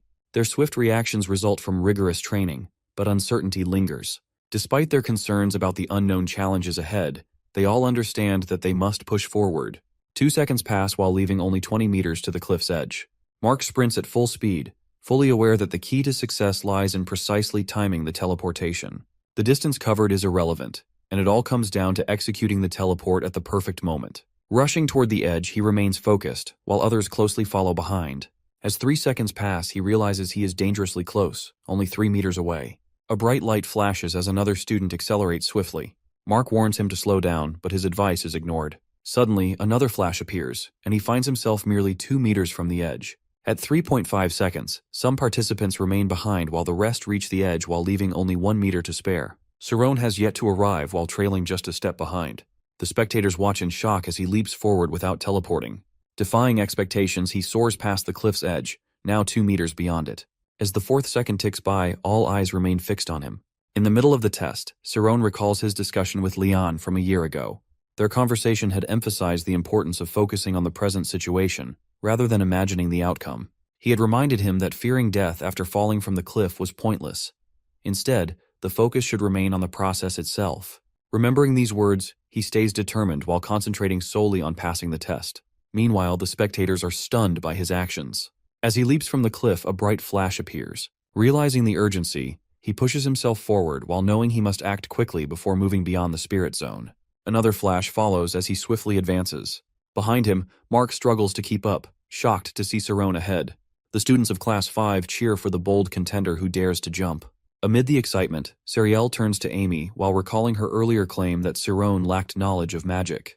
However, Amy clarifies that despite starting late, he has learned a great deal. She also knows that if Cerrone manages the bouts effectively, he will maintain his lead. As he overtakes Mark, frustration builds within him. Another flash appears as he pushes forward, determined to reclaim his position. Meanwhile, Maria refuses to remain behind easily. However, she remembers her choice to stay in Class 7 while avoiding competition. To her, this was always meant to be a friendly challenge among classmates.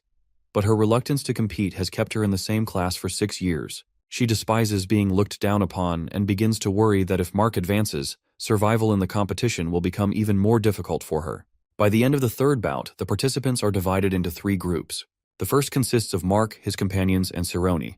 The second group includes students who lag 3 meters behind, while the last comprises those who teleported out of fear. Among the remaining students, discussions arise. One participant speculates that Cerrone lacks knowledge of flight magic and wonders if he will survive upon hitting the ground. Many begin to fall, unable to maintain control. One desperate student calls out for the professor's help while expressing his desire to quit. In response, the judges and spectators burst into laughter, amused by his plea. The names of those who have fallen are cancelled from the test. One participant yells in frustration while realizing there is no safety net on the ground. As they hit the ground, they grow even more agitated while blaming the professor for not informing them earlier. With that, the 3rd group is eliminated.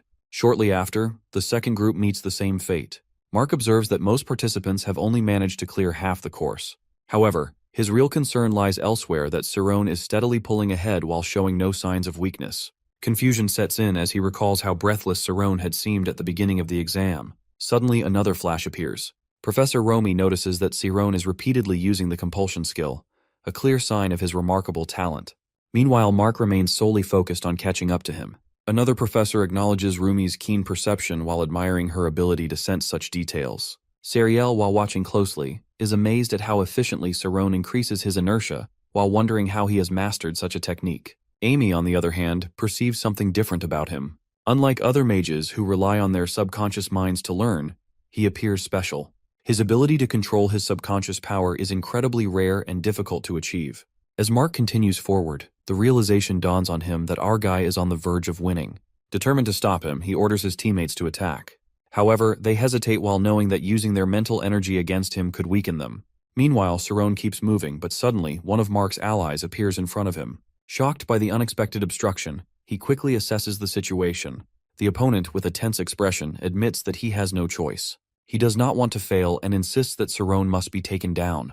At that moment, our boy realizes his true intent, that he is preparing to attack. As they both plummet toward the ground, Mark's lackey manages to evade Cerrone while causing only the latter to crash and sustain injuries. Our guy realizes his sequence has been disrupted, which suddenly drains his energy while leaving him on the verge of losing consciousness. He is going to faint, but he isn't ready for it, while the other student perceives our boy as an overwhelming force. Meanwhile, a student from Class 5, after observing their clash, remarks to others that something about the scene appears unusual. The student speculates that Mark's lackey might have altered his trajectory, nearly colliding with someone directly ahead of him. Another student confidently asserts that the action has been intentional. When questioned about the certainty of such a claim, he explains that one individual has obstructed an exit while another attacks from the side. They have cleverly exploited the instant nature and launch point of teleportation to lunge simultaneously. If the new participant hasn't deviated from course, the situation could escalate into chaos. The student further notes that, in a similar scenario, he would apply motion calculations to evade the situation. However, his boastfulness leads others to murmur among themselves, some agreeing with his logic while others find him arrogant. Nevertheless, they acknowledge that the instructors must have noticed the incident and likely have their own approach to handle it. Meanwhile, Mark revels in his apparent success while bursting into laughter and exuding confidence. He declares himself victorious while taunting his classmates as well as those from Class 6, and demanding they recognize his superiority. Sarone, however, observes that Mark holds a strong position and is poised to finish first. Realizing the urgency, he understands the need to accelerate if he intends to claim victory. Yet, he worries that widening the gaps between his movements could once again disrupt his rhythm. Instead, he resolves to quicken his pace slightly while adjusting his timing by half a beat more frequently. As the students observe the intense competition, many express astonishment at Sarone's rapid progress, while realizing that only he and Mark remain in the challenge. Some cheer for Mark while urging him to increase his speed. Amy, while watching closely, voices concern. She points out that since our guy is already injured, his reckless approach will only worsen his condition. Suddenly, an explosion erupts, leaving everyone in shock. Mark, caught off guard, reacts in disbelief, exclaiming that the blast has nearly taken his life. Meanwhile, the judges grow anxious upon realizing that the pathless bridge system device has escalated to level 10. Our guy, upon hearing this, is left stunned. Without hesitation, Professor Thad rushes toward the engine room to address the issue. At the same time, Professor Oliver, turning to the headmaster, insists that the exam needs to be halted immediately. Another faculty member hesitates, reminding the group that only 2 participants remain. He fears that canceling the test at this stage will spark relentless complaints from the students' families. However, the headmaster, visibly frustrated, rebukes the hesitation, demanding that the signal be sent at once. Shortly after, an announcement echoes across the arena, declaring the end of the exam. When Professor Thad notices the yellow signal, he immediately realizes the cancellation. Irritated, he anticipates an overwhelming number of complaints heading his way. Expressing his frustration aloud, he recalls warning someone about the exam's importance and suspects that an individual might be intoxicated again. But as he approaches the engine room, he finds the door locked, leading him to a chilling realization that this is no ordinary mistake. Sensing someone's presence outside the room, he demands that they open the door immediately, warning that if they refuse, both the person and the door will be erased together. A voice responds from within, challenging him to proceed and insisting that no one will even notice their absence. A big flash appears and he heads toward it. Recognizing the voice, he addresses the individual, confirming that it belongs to Maria. Deeply concerned, he questions whether she grasps the severity of her actions, warning her that the consequences will extend far beyond simple school discipline. Despite his pleas, Maria refuses to comply, resigning herself to despair. She laments that everything is already over, believing that she is doomed to a miserable existence, especially now that Mark has advanced to Class 5. In her eyes, nothing in her current situation feels any different from torment, and as she breaks down in tears, she hints at an irreversible decision. Sensing her distress, Professor Thad reassures her that opening the door is unnecessary if she doesn't want to. It no longer matters, as the exam has been stopped, just as she wanted. Elsewhere, Mark, consumed by rage, reacts furiously to the cancellation signal, considering it an unbearable interference. Convinced that victory is within his grasp, he insists on finishing the battle to silence any doubts. Realizing he might not get another opportunity to utterly defeat Sarone, he resolves to act immediately. They go swiftly into the maze. Shortly after, someone rushes to inform the headmaster that both Mark and Sarone have entered the maze. Upon hearing this, the headmaster erupts in fury, cursing their reckless behavior. As they both enter the maze, Professor Oliver wonders why they are not stopping. She feels the need to stop them while knowing it could hurt them, and also questions what Thad is doing. She turns to the headmaster, but he is too frustrated to answer. But headmaster is thinking that he misunderstood our boy who might be different, but at the end is someone who is driven by greed. Meanwhile, both contenders move deeper into the maze. Amy and Sariel watch them while growing concerned. They believe they must do something to save them. Amy, in shock, notices that they are entering the 10th level, a stage meant only for professionals. As they step in, a sudden burst of rocks erupts. Our boy reaches the 10th level and quickly realizes he cannot dodge the traps in his path. His mental strength is deteriorating at an alarming rate. Alongside him, Mark pushes forward, determined to get ahead. He craves recognition while wanting everyone to see him as the winner. Moving swiftly, he considers himself unmatched in skill and urges his opponent to stay back.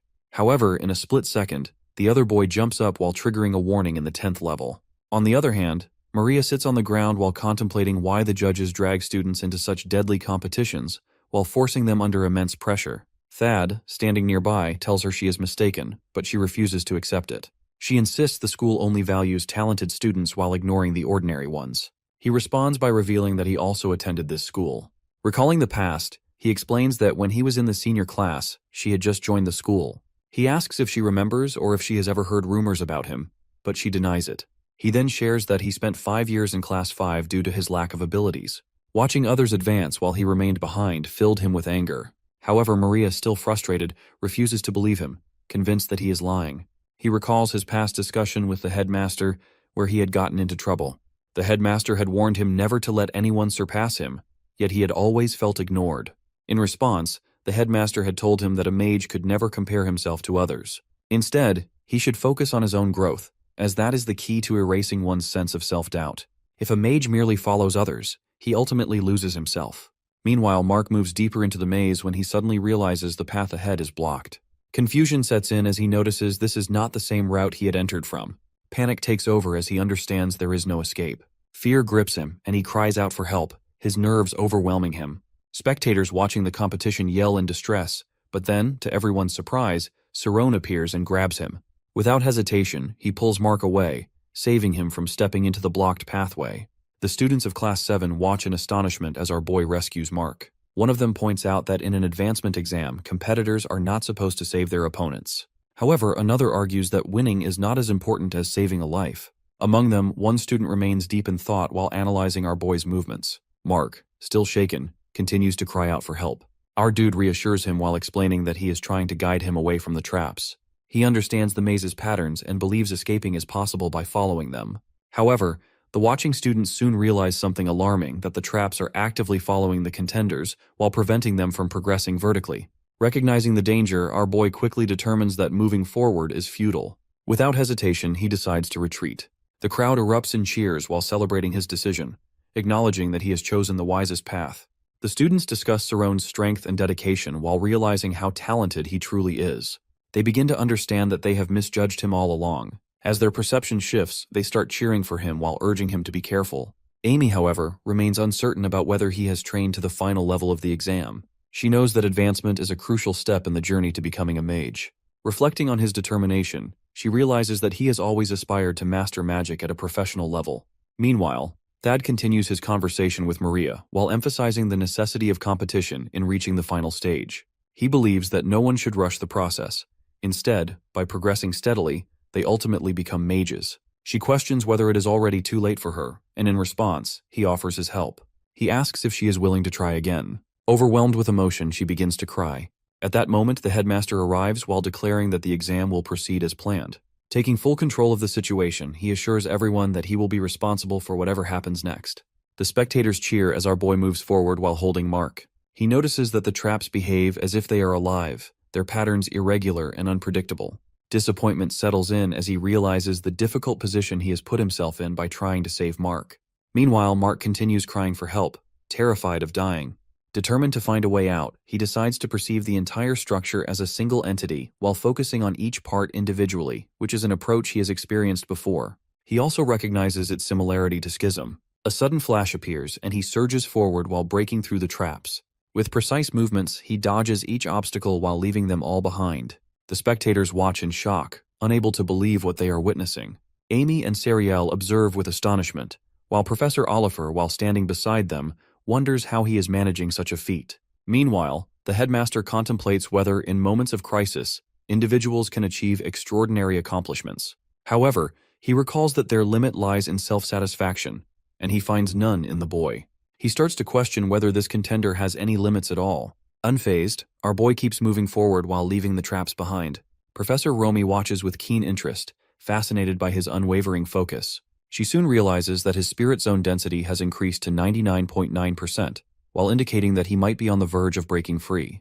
While impressed by his talent, she knows it does not diminish the danger. Traps continue to appear, and he quickly assesses the limited space between them. A full 10-meter teleport proves impossible. Adjusting his approach, he reduces the distance by a tenth while maneuvering with swift right and left movements. With relentless precision, he leaves the traps behind while advancing steadily through the maze. He watches the next trap approaching and quickly realizes that moving straight ahead is impossible due to the narrow gaps. In this situation, he must act with extreme speed. Without hesitation, he accelerates while moving within the blink of an eye. Iruki, while observing closely, feels a surge of excitement as he recognizes that Sarone is about to use Rainbow Drop, that is a technique involving the bending of light. The others, puzzled, question how light can bend when it is supposed to travel in a straight line. Iruki explains the fundamental principles behind it. He states that the derivative of a circle is an infinite straight line, while meaning Sarone has divided his teleportation intervals down to the millisecond. The spectators, amazed, wonder how he is managing to calculate everything so precisely. Iruki, equally impressed, considers the limitless potential of Sarone to be truly extraordinary while recognizing him as a genius. The other students, witnessing his feat, share the same sentiment. Above, Sarone moves at incredible speed, still holding mark as he dodges each trap with flawless precision. However, as he presses forward, his gaze locks onto an enormous obstacle ahead, which is the maze of the dragon. Professor Oliver searches for Professor Thad, wondering what he is doing. Meanwhile, Mark grows increasingly unconscious, his strength fading. In a panic, he cries out while shouting that a monster stands before them. Our boy, focused on the path ahead, plans to maneuver around the obstacle by routing from the left. However, Mark continues to yell while pleading to be let go, his fear overwhelming him. At the same time, Professor Oliver remains intent on finding Thad. When she finally spots him, she urges him to stop the maze immediately. Confused, he questions her concern while reminding her that the test had been cancelled. However, she quickly informs him that the test is still ongoing, and that both contenders remain trapped inside. Shocked by the revelation, he wastes no time and rushes from the spot. Professor Romy also arrives while running toward them. With urgency, she announces that Sarone is heading straight toward the maze of the dragon. Panic spreads among them as they realize the danger he is about to face. Fear grips everyone as they watch the contenders approach the deadly maze. Even the headmaster, now alarmed, attempts to intervene and stop them. As tension reaches its peak, only 1 second remains before Professor Romy departs from the scene. Only 1 second remains before Professor Romy leaves to approach Professor Oliver. As our boy heads toward the dragon's maze while holding Mark, he realizes that he's not dead yet. The spectators try to stop them, worried for their safety. Sweat pours from him while freezing mid-air. With just 1 second left until impact, he decides to stay calm. Since he's still alive, he thinks through the situation and tries to figure out an easy way to exit. As the seconds tick down, only 1 centisecond remains. He initially believes there are 9 teleports, which should be enough to escape, but quickly realizes he's made a mistake. He hadn't factored in the distance to Mark. With only 1 millisecond left, he scrambles to find another way out. The students watching are incredibly worried, and the headmaster is also trying to stop them, aware of the danger. In a swift movement, he suddenly picks the correct pattern. A flash appears, and both he and Mark are seen soaring through the sky. The spectators gasp, shocked by what they've just witnessed. Within moments, they land on the ground, unharmed. Everyone wonders if he has truly made it through. Professor Romy is left speechless. Our boy can't remember how it all happened, but wonders if he has actually escaped the maze. Meanwhile, the pathless bridge devices disengage. One of the students mentions that this was a special level of the senior class, and he has successfully passed it. Now, while sitting on the ground, he relaxes while thinking that although it felt like the end, he managed to make it through. Zariel is both happy and surprised.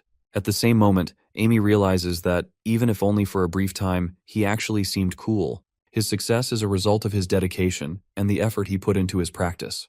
The students congratulate him while praising his determination, especially since he is only in Class 5. Just then, Professor Oliver appears. Frustrated, she wonders if she has missed the entire exam because of Professor Thad. However, the professor reassures her that he has done his best and will explain everything later. Despite this, she remains annoyed. Turning to the headmaster, she suggests that, since the students have reached the end, they should announce the results. However, the headmaster remains in shock, finding the entire situation miraculous. Meanwhile, he also expresses his gratitude to the Our Boy for showing him the light. Professor Oliver notices the headmaster's unusual behavior. Professor Thad then explains that, in the past, the headmaster earned the nickname Light of House Murphy for redefining the photon, a feat that also won him the Golden Circle Award. However, driven by greed, he abandoned both his brilliance and status. As Professor Thad approaches him, he remarks that their school now has a new brilliant star. The headmaster, still deep in thought, responds that watching Sarone's abilities reminded him of his own past. For the second time, he feels his heart racing. The headmaster commends all the participants for their bravery, while emphasizing that it will help shape their futures. He then announces our hero as the winner. The spectators erupt into cheers, but suddenly Mark appears. The other students assume he is about to argue for the title while considering he had launched multiple attacks and even been saved by him. They murmur among themselves while believing that Mark should not challenge the outcome. However, as Mark steps forward, He acknowledges that our boy is a true genius and admits that he had completely misjudged him. Bowing in front of him, he takes full responsibility as a mage while leaving everyone stunned. His team members also step forward, apologizing sincerely. They too bow before him while asking for whatever punishment he deems fit.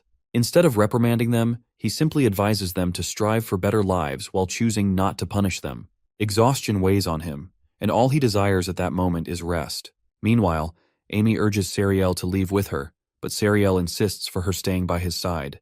However, she finds no opportunity to do so, and the realization dawns on her that it may be her turn to work hard for her exams. Just then, our boy calls out to Amy while telling her that he is coming for her. Both girls are taken by surprise. Sariel, even more shocked that he called Amy's name in front of such a large crowd, feels an unexpected pang of jealousy. She starts to see him as even more intriguing. Later, after Sarone finally gets a good rest, he wakes up without any recollection of that moment. Meanwhile, Professor Romy reflects on the events inside the dragon's maze while wondering if she had somehow lost track of him along the way. In the disciplinary board, a hearing takes place. Professor Thad states that Maria is willing to accept reprimand, but Mark and the conductor of the engine room argue against her punishment. Mark insists that guilt should be shared, as several others come forward with confessions while revealing their scheme to attack Sarone during the test. As tensions rise, our guy wonders if he is truly ready to take responsibility for his actions. He argues that Maria was forced into an impossible situation, and that her actions in the engine room were never meant to harm anyone. However, the headmaster declares that she will still receive disciplinary punishment. At that moment, Sarone steps forward while offering to accept punishment as well. He acknowledges that he ignored the signal and entered the maze regardless. While it may not have been intentional at the time, he also admits that he dragged Mark through the dangers. The headmaster, taken aback, realizes this is an unexpected turn of events. Professor Thad points out that everything is unfolding just as the headmaster had wanted. The students, once filled with competition, pride, and jealousy, now admit their faults and choose to return to the path of a professional mage. Even this moment has become a lesson. With the final decision made, everyone receives punishment. Professor Thad, astonished, remarks that he has never witnessed anything like this since the school was made. In the end, every student present faces consequences and Maria and Mark are suspended for 2 months, while the rest receive 1-month suspensions. As for the winner, Sarone, Professor Oliver wonders why he continued into the maze despite the signal to stop. He reflects for a moment, then admits that he simply did not want to lose. Solving the maze's puzzle became his only focus, and beyond that, he barely remembers anything. Professor Oliver realizes that, despite his calm appearance, Sarone possesses an aggressive nature. She also observes that, in many ways, he is just like other boys his age. Meanwhile, Sarone returns to his room and lies down on his bed to rest. As he drifts into sleep, his dreams take him back to the maze. In his vision, he sees himself erasing his presence and dividing his teleports into multiple parts. It feels as though he is scattered across the world while existing in different places at once. He remembers how he was dragged into the maze, the space around him stretching into infinity. Suddenly, his eyes snap open as the sound of a piano reaches his ears. 3 days have passed since the test ended. Surprised, he realizes he has been lost in his dreams for all this time. Reflecting on his experiences, he acknowledges the value of the book Amy had given him on magic. Grateful for her help, he decides to return the book along with a small gift of appreciation. Determined, he makes his way to Integrated Training Ground 2, where he finds Sariel and Amy. As he arrives, Sariel greets him warmly and inquires about his well-being. He expresses his gratitude to both of them and presents a token of appreciation. With a thoughtful gesture, he offers them apples. Amy, taken aback, looks at the apples in surprise. Sarone tells Amy that he has read the book she gave him and noticed her drawing of apples. Curious, she opens the book and realizes how he gets this knowledge. Suddenly, she runs away while leaving both Sarone and Sariel in shock, especially since their class is about to begin. As Amy dashes off, Sariel instinctively follows her. Although Amy has moved up to the advanced class, she struggles with a particular problem she has yet to solve. Time passes, and after 1 month, Sarone returns to class. The students eagerly welcome him back while telling him they have saved a seat for him. Now that Class 7 has returned from suspension, they seem excited to have things back to normal. However, Sarone finds their repeated announcements unnecessary. He begins to wonder if he has become intimidating to his class fellows. Seated in class, he notices Sariel approaching. She asks if she can sit beside him, to which he agrees while referring to her as his guest. With a teasing tone, she remarks that he looks bored without his girlfriend.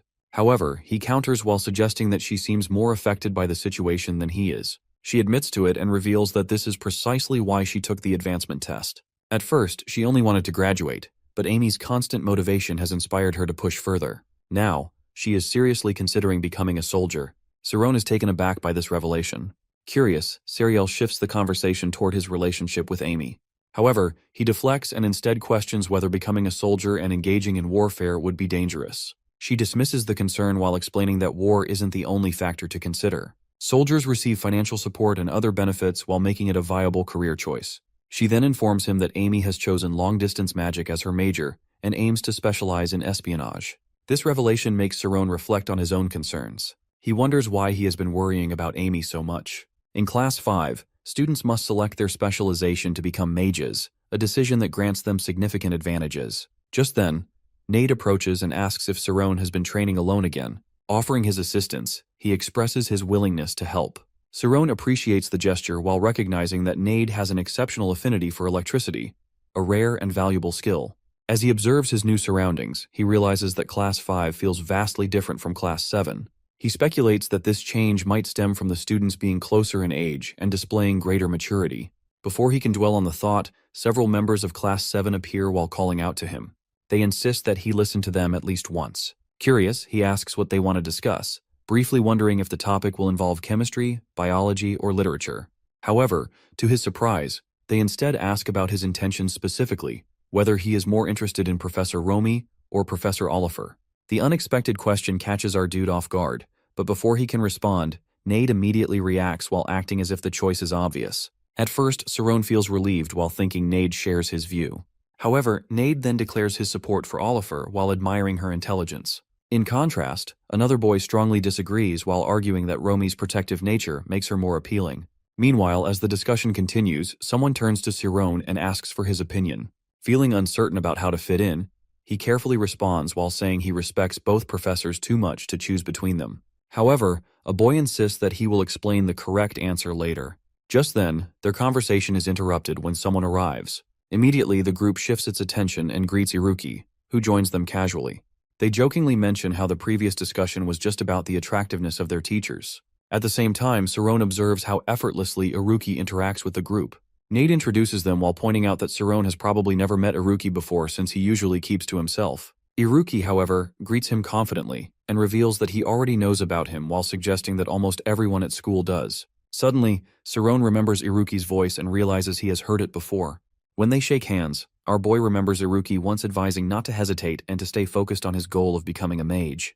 Grateful, he thanks him and explains that he was able to understand schism concept because of him. However, Iruki bluntly responds by saying our guy is a lot more interesting in person. Unsure of how to interpret this, Saron feels confused about whether it was an insult or not. Fortunately, Nade laughs nervously and reassure him that Iruki speaks that way to everyone. Before leaving, Iruki wishes our boy luck and warns him that his class is full of stubborn people. Nade asks if he plans to stay for the lesson. He simply replies that he doesn't like it. This response surprises him, who quietly questions his lack of interest in magic class. Finally, he apologizes for Iruki's behavior while explaining that although he may seem difficult at first, he is not a bad person once people get to know him. Our dude responds by considering him special. One of the boys, however, dismisses the idea of trying to understand him while saying that it would only be a waste of effort. He describes Iruki as a genius, though more on the eccentric side. Curious, Saron asks if Iruki is really a genius. Just then, the boys notice Iruki once again and point out that he appears to be lost in his thoughts.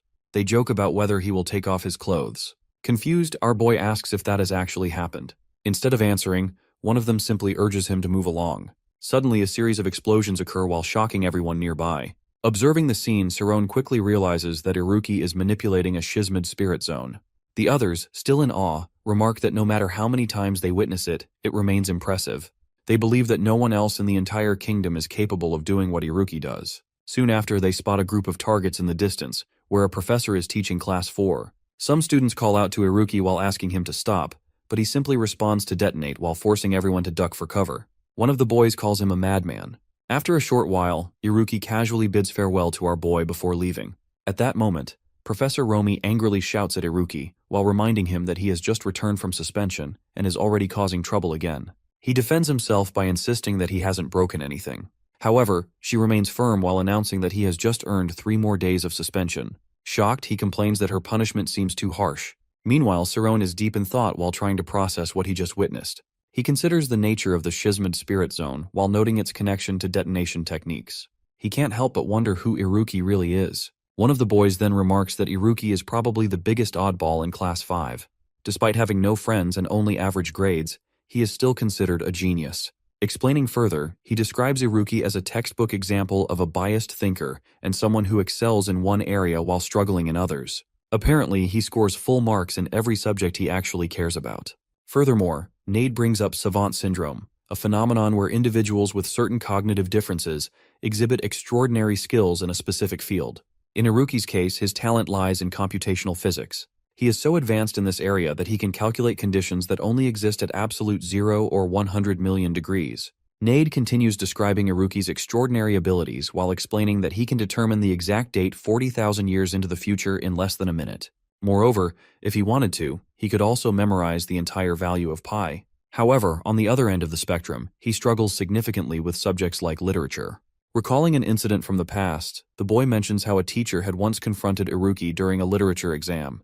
At that moment, the teacher, while holding up Iruki's test paper, had accused him of mocking the subject. Showing his answer, the teacher had pointed out that the exam was about literature, not mathematics. Furthermore, while feeling frustrated, the teacher had warned him that deep thoughts and emotions were just as important as logical reasoning. In response, Iruki had confidently argued that everything could be explained through numbers. He had then questioned how anyone could fear rational explanations, while pointing out that even emotions followed logical processes. To support his claim, he had provided an example while explaining that the expression turning red with rage was not poetic, but rather a chemical reaction. He had further detailed how stress hormones and the autonomic nervous system could lose balance while causing blood pressure to rise and pulse to become irregular. As a result, the dilation or constriction of blood vessels would make a person's face appear red or blue. Upon hearing this, the teacher had furiously ordered him to leave the classroom, while declaring that he had failed the exam and would not receive a single point. Meanwhile, listening to the story, Saron feels deeply impressed. As he reflects, he realizes how strongly Iruki stands by his beliefs, while finding it hard to believe that someone his own age could be so confident. At the same time, Nade shares that, in the past, professors had once competed to become Iruki's head teacher. However, over time they had all given up. Surprised by Saron's curiosity, the boy remarks that he hadn't expected him to show interest in anyone. Nevertheless, he adds that he is happy Saron brought it up. In response, our guy admits that he simply couldn't help it. However, he also notes that there is now nothing Nade doesn't know about people. A girl approaches the group and politely asks if our boy would be interested in joining their research club. She explains that they study magic that moves physical substances and believe their progress would improve significantly with someone as skilled in proton magic. Furthermore, she mentions that if they submit a research paper, they can skip the performance assessment during vacation and study together instead. However, our boy apologizes and declines while explaining that he still struggles with his grades and wants to focus on improving them first. In response, the girl appreciates his honesty and acknowledges that there is no problem. She encourages him to reconsider in the future while assuring him that he is always welcome to join. After he thanks her, she leaves with the other girls. Watching the interaction, Nade tells our hero that it is a shame, as their club is one of the best. However, he assumes Saron wouldn't have been tempted to join anyway. Curious, Saron asks what he means. Our boy then admits that he too lacks a strong foundation in knowledge. Since it is already difficult for him to improve his grades, he can't even dream of joining a club. Feeling envious, he expresses his frustration. Meanwhile, our dude turns to Nade and asks if he is in a club while noting that he seems like someone who would fit into a good one. In response, Nade reveals that he does belong to a club and even serves as the club leader. However, he quickly clarifies that it is not a large-scale organization. In fact, he finds it embarrassing because they lost their research funding due to having only 2 members. He further explains that he became the leader only because all the previous members graduated. Hearing this, our boy becomes curious. He realizes that since seniors were once in the club, it must have been involved in something important. He then asks if he can visit the club. However, Nade reminds him that he initially seemed uninterested in going to club. In response, our guy insists that he does want to visit, though he worries about being more of a burden than a help. Reassuring him, Nade explains that a club is not a business, but rather a place where students study and have fun together. Soon after, he leads Saron to the club room while pointing it out as they arrive. Our boy, while noticing the location, immediately questions it.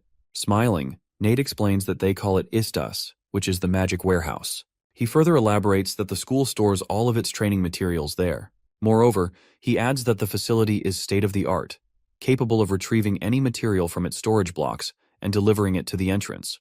Hearing this, Saron expresses his surprise while admitting that it truly looks like a warehouse. However, Nade tells him to wait until they step inside while promising that it looks even more amazing from within. He confidently states that generations of students have treated the place like a treasure. Intrigued, Saron asks if he should look forward to it. In response, Nade enthusiastically agrees. As he assures him that what he is about to see will be shocking for him. As they step inside, Nade mentions that this place is like a treasure passed down by senior students for generations. He explains that many other clubs desperately want it while leading to numerous conflicts. Saron questions whether having full access to everything there goes against school rules. Nade reveals that the space constantly changes structure whenever someone searches for something while making it impossible for others to find. He calls it a perfect hideout. After walking further, Nade stops and announces that they have arrived at the Paranormal Science Club. He excitedly shares that the club explores ghosts, spirits, the afterlife, aliens, hell, God, and more. Saron, while feeling overwhelmed, starts doubting if coming was a good idea. He admits having some interest but finds it excessive. Suddenly, a loud blast echoes through the room. Confused, he asks about the noise. Nade casually explains that the place is full of dust and reassures him that he will get used to it. Our boy, unimpressed, questions why they tolerate the mess instead of cleaning it. Just then, he notices Iruki and reacts with shock. Nade clears up his confusion while revealing that the club has a bad reputation, so its members prefer to stay anonymous. When asked if Iruki is interested in paranormal activities, Nade clarifies that he joined to disprove everything while believing that logic explains all phenomena. Iruki, upon seeing our dude, expresses surprise at his presence. He welcomes him and quickly dives into a discussion while asking if he agrees that atoms remain even after dividing matter. He then points out that atoms themselves can be split and asks if our boy knows what happens next. Our guy, taken aback by the sudden shift to theory, admits uncertainty but guesses that atoms store great energy. Iruki, impressed, confirms the answer and praises his reasoning. Saron, surprised that he is correct, listens as Iruki elaborates. He explains that atoms hold enough energy to destroy an entire city, and then asks what happens in such a scenario. Saron, while thinking of the consequences, responds that people would get hurt. However, Iruki dismisses the concern and insists that the only thing that matters is the immense energy itself. Our boy tries to confirm if he understands correctly while mentioning that, according to the headmaster, mages always consider the effects of their magic on the world. However, Iruki questions whether satisfying intellectual curiosity is truly worth sacrificing lives while calling him dull. He then argues that mages do not limit themselves by choice, but rather because they lack the necessary knowledge. Furthermore, he insists that intelligence is meant to be used. In response, Saron firmly states that if being a genius means harming others, then he would much rather remain ignorant. However, Iruki immediately counters while arguing that history has always been led by a few geniuses while the masses remain ignorant, and there is no exception. Moreover, he admits that nothing frustrates him more than idealism. Our hero, while unwilling to back down, disagrees and asserts that the logic of Iruki is clouded by defeatism. He argues that an ideal is not just a dream and it can be realized. Meanwhile, Nade, who has been listening, expresses his love for debates. However, Iruki quickly dismisses emotional arguments and suggests that they should all calm down, sit, and try again. Instead of engaging further, Saron decides to leave while saying that he has nothing more to say. As he walks away, Nade quickly reminds him that he does not even know the way out. At that moment, Iruki, in a mocking tone, suggests that he should simply retrace his steps. He adds that if he cannot manage even that, then he must truly be clueless. Annoyed by this, Nade scolds him while pointing out that he could have explained his point in a much better way. At first, Iruki brushes it off while admitting that he got carried away. He then justifies his reaction by claiming that our boy is his rival. Surprised, Nade questions why he suddenly cares about rivals when, until now, he has only valued numbers. However, Iruki explains that it is precisely because he knows only numbers. As he continues, he brings up our boy's teleportation test while asking if Nade remembers it. Nade nods while recalling that it was the very reason Saron advanced to their class. Building on this, Iruki highlights that Saron had just learned teleportation, yet he still managed to clear level 10, especially the difficult dragon maze. He estimates that Saron's time segmentation reached nearly 1,000th of a second, which is an extraordinary feat. Hearing this, Nade is completely shocked. Iruki, amused by his reaction, laughs and describes it as the mystery of insight, which is faster than action and truer than knowledge. He points out that no conscious calculation can ever match the speed of intuition.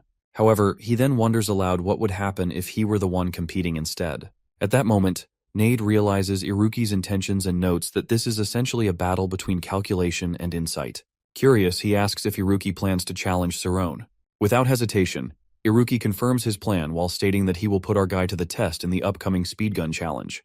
The next morning, a boy reminds our guy that there are 2 weeks left until the speed gun test.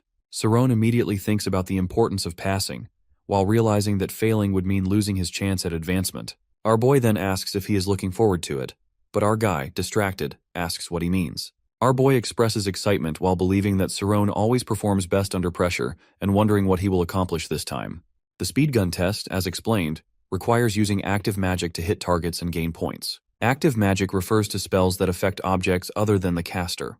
Although attacks are not necessary, participants can use healing or support magic instead. The targets are divided into different stages, and once all are hit, the next stage begins. This means that speed and accuracy are the most crucial aspects of the test. However, our hero realizes that he has not learned any active magic yet, so he asks his professor for guidance. He mentions that according to omniscience standards, at least 60 points are needed to perform such magic. The professor acknowledges his concern but reassures him by pointing out that his chemistry grades have been improving rapidly while indicating that he is making progress. She teaches Saron's class, specifically Class 5. Saron then addresses Professor Oliver while insisting that he is not teasing her, but genuinely understands her teaching methods. She notes that he always wants to improve everything at once, but also possesses specialist-level knowledge in a particular area. Curious, he asks if she is referring to photonization theory. He recalls that teleportation magic originates from this theory, while classifying it as passive magic that converts the body into photons. Because the transition happens so quickly, it does not appear passive, but he admits that he has never considered it in depth before. He also never knew that active magic could be performed using photonization theory. In response, she informs him that this method was only recently registered with the Mage Association. Saron, intrigued, wonders how magic involving photons will appear visually. The professor then presents several books while directing him to the relevant information. As he examines them, he realizes that this will be his first experience with active magic through reading. Despite his curiosity, he questions whether this is truly the best recommendation for him. Although it will help with the test, he struggles to see its practical applications in real life. However, the professor assures him that while it may seem useless now, its potential is vast. She explains that nothing moves faster than light, and the ease of controlling it in a linear direction is a major advantage. She then brings up the Ivory Tower, known for pioneering advancements in magic, and mentions their prediction that firing photons will revolutionize communication. She adds that various photon-based techniques are already being researched in multiple fields, many of which remain unknown to the public. With continued research, she believes the field will evolve significantly by the time he graduates. After considering her words, Saron decides that becoming familiar with this magic early on could be beneficial. He agrees to follow her advice while feeling excited about studying a type of magic that has the potential to create a completely new field. Soon after, he begins applying the magic, but something goes wrong. Frustrated, he wonders why he cannot emerge properly. A sudden thought crosses his mind, making him question whether he is still not skilled enough to perform it correctly. At the Practical Training Ground 32, Class 5 gathers for their practice session. They focus on magical actions derived from the Spirit Zone, where photons emitted from the hand help in creating spells. Saron quickly realizes that firing photons is not as easy as it seems. He begins to wonder if his difficulty stems from being a swarmer-type mage. As the students prepare, Professor Romy appears while welcoming the class and asking if they are ready to begin. The students stare in shock, immediately recognizing her as Professor Romy, though she has changed her clothes and appearance. Saron notices her new outfit, while the others speculate that she might have just returned from training. One student informs Saron that Professor Romy is a renowned bishop of the Karsus Order. Curious, he asks about the significance of the title. The student explains that being a bishop is a prestigious rank given to those who protect the holy relics. Furthermore, only 12 bishops exist in the world, and Professor Romy is one of them. They also wonder if she has received the title of Jonah that is a rare honor. When he shares this with Nade, his friend becomes even more enthusiastic while expressing his admiration for Professor Romy and his desire to be on her team. Excitement spreads among the students as they anticipate both the test and the practical training. Saron, too, feels eager to learn magic under her guidance. Professor Romy asks if the students are ready for the speed gun test. She explains that each class will have its own designated time for practice, and the students express their gratitude. Before proceeding, she emphasizes the importance of strengthening their omnipotence, which serves as the foundation for their magical abilities. Then, while making a surprising announcement, she reveals that a special guest from the senior class has joined them. The students react with shock and curiosity while wondering who it could be. She welcomes Samuel, who steps forward and greets the class. He clarifies that he has no intention of becoming a teacher, but out of respect for Professor Romy, he has agreed to help. He hopes his guidance will benefit all the students. Professor Romy then informs them that Samuel specializes in incantations, which is a fundamental skill for every mage. She urges them to pay close attention, as mastering this skill is essential for their progress. While the other students discuss Nade, he questions when they started seeing him as their opponent. Meanwhile, Samuel explains that incantations enhance the strength of magic through the power of words. He adds that it is easier to demonstrate than to explain, so he decides to show the students a tornado spell. Raising his hands, he forms a ball of energy in the air. Saron watches in shock, instantly recalling that the headmaster had shown him a similar technique when he was younger. Suddenly, a tornado forms before them while leaving the entire class in awe. The teacher instructs them to remember the strength of the initial spell before she proceeds to enchant it. Speaking sacred words, he begins the incantation process to amplify the tornado's power. At first, the students are fascinated, but as the minutes pass, they grow impatient, wondering when the spell will finally conclude. After 3 long minutes, Samuel completes the enchantment while casting the tornado spell. A powerful gust of wind surges through the training ground while sweeping past the students with intense force. They struggle to maintain their balance while realizing just how powerful the spell has become. Samuel reassures them that he is not doing anything extraordinary, and it is simply the power of words. He explains that merely reading an incantation is ineffective. Instead, they must recite it with deep focus, as if meditating, to unlock its true potential. He then asks the students to consider the magic within words, while emphasizing that incantations are based on this principle. However, he explains that this process is not practical for battles. To further demonstrate, he casts an ultrasonic spell. Murmuring his incantation, he summons an enormous tornado. The students watch in shock as the powerful wind engulfs the training ground. The intense gusts send them tumbling to the ground. As they struggle to regain their footing, the teacher asks if they have been paying close attention. Meanwhile, they are in awe of her power while realizing just how skilled she is. Saron also comes to an important realization that when students graduate from the senior class, they become level 10 mages, though unofficially. Professor Romy then thanks Samuel for his demonstration. Samuel in turn acknowledges that while he is strong, Professor Romy, being a level 6 mage, is far more powerful. The students then ask if they will be practicing incantations, but Professor Romy informs them that they will focus on sequencing instead. She explains that sequencing is a technique where students count numbers while maintaining deep concentration, which strengthens omnipotence. The students are puzzled while wondering how mere counting could enhance their magical abilities. Some question why numbers in particular are significant. Professor Romy clarifies that numbers act as symbols that resonate with the spirit zone while making them essential for this technique. To demonstrate, she prepares to enhance her own spirit zone. She begins counting in increments of 10, and in a remarkably short time, she reaches 100. The students are astonished by her speed. As she continues, her counting accelerates, and her spirit zone visibly strengthens. Soon she reaches 2400 and Saron finds it almost unbelievable. The rapid increase in her power leaves the entire class speechless while realizing the true potential of sequencing. He considers her speed astonishing as she rapidly counts to 10,000. Simultaneously, the diameter of her image zone expands while increasing fourfold. Observing this, she explains to the students that while incantation relies on verbal practice, while sequencing is purely a mental exercise. The faster they count, the more their spirit zone improves in accuracy, size, and power, while enhancing all their abilities. Our guy begins to wonder if this technique could help him control the firing of photons. The professor continues while emphasizing that strong willpower is crucial in sequencing. She also stresses that discipline and a composed personality play essential roles in strengthening the spirit zone. Then, she asks the students if they understand the concept.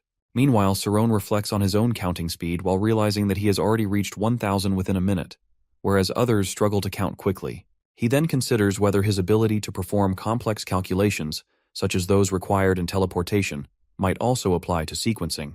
An idea forms in his mind. If he divides numbers into groups and processes each group separately, he could count to 1,000 in just 10 seconds. Determined to test his theory, he focuses his energy and attempts to fire a photon toward a tree. Suddenly, a brilliant flash of light appears. The students are stunned, unable to comprehend what just happened. They gaze in awe at the radiant display while finding it truly magnificent. The students speculate whether he has emitted a fire photon and if he is practicing for the speed gun test. They acknowledge that it moves at the speed of light while making it incredibly fast, but many consider it a waste of time to use this skill solely for that test. Meanwhile, Professor Romy reflects on her initial impression of him while having previously thought of him as more specialized in defensive techniques. She wonders if he has successfully performed active magic. Observing his progress, she notes that he is becoming proficient in sequencing, to which he admits. She then suggests testing his abilities in the image zone. With all the students gathered, they prepare for his speed gun practice. The professor instructs him to focus on his target once he completes the sequencing. Closing his eyes, he concentrates on strengthening his spirit zone through sequencing. As he begins counting, he shifts his focus entirely to the targets. Now at level 1 of the speed gun test, he starts the challenge. A sudden flash appears from his eyes as he emits photons. The photon fire, channeled through his hands, moves with incredible precision. He quickly realizes that the photons travel at the speed of light and that the targets shatter the moment he locks onto them. With his score now at 11, he advances to level 2, while marveling at how rapidly everything is happening. The students also recognize the striking resemblance to direct invocation, as the targets continue to break instantly upon being aimed at. As Professor Romy observes, she notices how quickly he is counting while indicating his growing mastery of sequencing. The sight of his performance reminds her of information magic while reinforcing just how exceptional his abilities have become. The professor now realizes that our boy has learned significantly from the pathless bridge and has become exceptionally fast in sequencing. He continues firing photons at an incredible speed, and by the time the test ends, he has reached level 19 with a score of 342. The students erupt in cheers, astonished that he managed to achieve such a high score in just 1 minute. As excitement spreads, some students begin considering whether they should focus on photon firing as well. However, others respond that it seems to suit only Cyrone. Meanwhile, our boy also finds the test exhilarating. Nade reflects on how, at first, he struggled with sequencing. Yet now, after mastering it, he managed to score 342 points in a single attempt. However, Iruki comments that the score is not particularly high, to which Nade replies that it is still impressive for a first attempt. Then, while raising his hand, Iruki asks the professor if he can try the test as well. The professor is taken aback by his request, but eventually allows him to proceed while warning him not to break anything. The students shift their attention to Iruki, eager to see how he will perform. Our dude wonders if Iruki genuinely wants to practice for the test, or if he is simply trying to impress everyone. Despite his curiosity, he watches closely. Iruki steps into the center of the ground and begins the test. To everyone's surprise, he starts using Schism for the speed gun test. The students question whether this technique will be effective since it involves hitting the targets by sight rather than by sensing them. Our boy watches in amazement while wondering how Iruki is managing to shrink his spirit zone so precisely. Suddenly, a blast appears in the sky while mesmerizing everyone. Iruki advances to level 2 while achieving a score of 13, with 57 seconds still remaining. He continues his rapid attacks while capturing the attention of all the onlookers. As the test progresses, our dude begins to realize that Iruki might surpass his score. Watching closely, he wonders if Iruki is always this strong. However, upon closer observation, he notices something shocking, that Iruki is not using his eyes to target. Instead, he is calculating the equations for each target, an application of Schism that seems almost unbelievable to him. Our boy wonders if Iruki is applying sequencing techniques, but Nade explains that Iruki doesn't count in hundreds or thousands, and he counts in millions. Shocked by this revelation, our guy struggles to comprehend the level of skill required. As the test ends, Iruki reaches level 24 with a score of 548. The students are in awe while questioning whether he is even human with such an extraordinary ability. Professor Romy also finds his performance both impressive and original. Iruki steps forward while asking for feedback on his test. Our boy acknowledges that it was great, but Iruki finds his reaction underwhelming. He insists that using modularity is a remarkable feat and questions whether our boy isn't even curious about how he manages to count in millions. Our boy admits his curiosity but doubts whether Iruki would actually share his secret. However, Iruki dismisses the importance of knowing while explaining that knowledge alone doesn't lead to mastery. Then, he reveals that the technique isn't as difficult as it seems, and it simply involves applying logarithms to group numbers. Despite the explanation, our boy finds the logarithm technique incredibly challenging. Sequencing, for him, is just simple counting, while logarithms introduce an entirely new level of complexity. Iruki then asks if our dude believes he can defeat him. When Cyrone responds that it's just a test, Iruki smirks while telling him not to lecture others unless he has the skills to back it up. He insists that theories mean nothing compared to practical application, and that they cannot be used to persuade anyone. Challenged by this, our boy asks if he will be proven right when he finally beats Iruki. Laughing, Iruki agrees while asserting that our boy will never be able to perform the mathematical calculations he does and will ultimately be crushed. Frustration builds within our dude, while the students eagerly watch, excited by the growing tension between them. The speed gun test follows specific rules, including scoring based on the number of targets hit within the 1-minute time limit. Each successful hit generates a new target while increasing the level. The speed of the targets also influences the level progression, but if time runs out before hitting a target, no new ones appear. ultimately reducing the participant's score. The average score of Class 5 is 400 and no one has yet reached 700. Our boy realizes that to achieve this score, he cannot miss any targets and must reach level 30 within the time limit. This means he must complete each level in just 2 seconds. Determined, he stands to begin the test. The students watch in disbelief as he rapidly destroys the targets while displaying remarkable speed and precision. They consider his performance extraordinary. As he advances, he reaches level 25 with a score of 567 before the time runs out. The students are astonished while realizing that he has increased his score by 200 points in just 1 week. With the test now over, the image zone closes, and the students cheer for him while recognizing his incredible speed and accuracy. Additionally, he has improved his ability to make 4 shots in 1 second. Then Iruki steps forward, ready for his turn. As he begins, the students notice that his spirit zone appears smaller yet faster than before. He swiftly breaks the targets while completing the test in record time. Reaching level 24, he scores 568 points by the end of the time limit. The students recognize that his score has also improved from his previous attempt while surpassing our boys by just 1 point. However, our dude remains focused on improving further and is confident that he can surpass Iruki in the next attempt. The 1-point difference is not a coincidence, as the same pattern continues the following day and repeats consistently. The students enthusiastically cheer for Iruki, who maintains his slight lead. Our boy realizes the significance of the single point that keeps Iruki ahead while interpreting it as a message that Iruki is not even trying his best. The students continue discussing Iruki as the winner, but they are equally astonished by Saron's rapid 600-point improvement in just 1 week. As they gather around him, they ask if he will join their club and teach them his techniques. Meanwhile, he reflects on the points Iruki can effortlessly achieve. Although he has been giving his best effort, he understands that Iruki has yet to reveal his full potential. However, Nade reassures him while reminding him that he still supports him. Since both of them are his friends, it does not matter to him who wins. Despite Nade's encouragement, our boy begins losing focus. Nade then points out how entertaining their competition is for all the spectators, with both delivering record-breaking performances. Curious, our boy asks whether any previous student has set a record before. Nade, surprised by the question, asks if he is unaware of his girlfriend's achievement. He then reveals that Amy once scored 987 points while leaving our boy utterly shocked. Meanwhile, Amy sits on the training ground. Sariel approaches her and comments on how much thinner she has become while attributing it to the intense workload of the senior class. Amy responds that Sariel will soon experience the same challenges. When Sariel asks if the advancement test is difficult, Amy explains that it is of an extremely high standard, where scoring well alone is not enough to pass. She also mentions that it feels as if all of her past actions have been graded, which Sariel finds unsettling.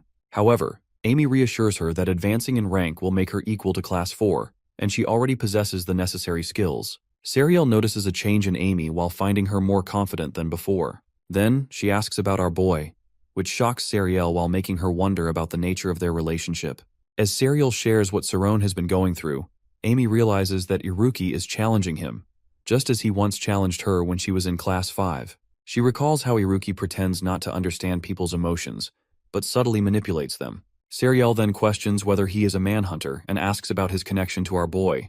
Concerned, she suggests helping Saron.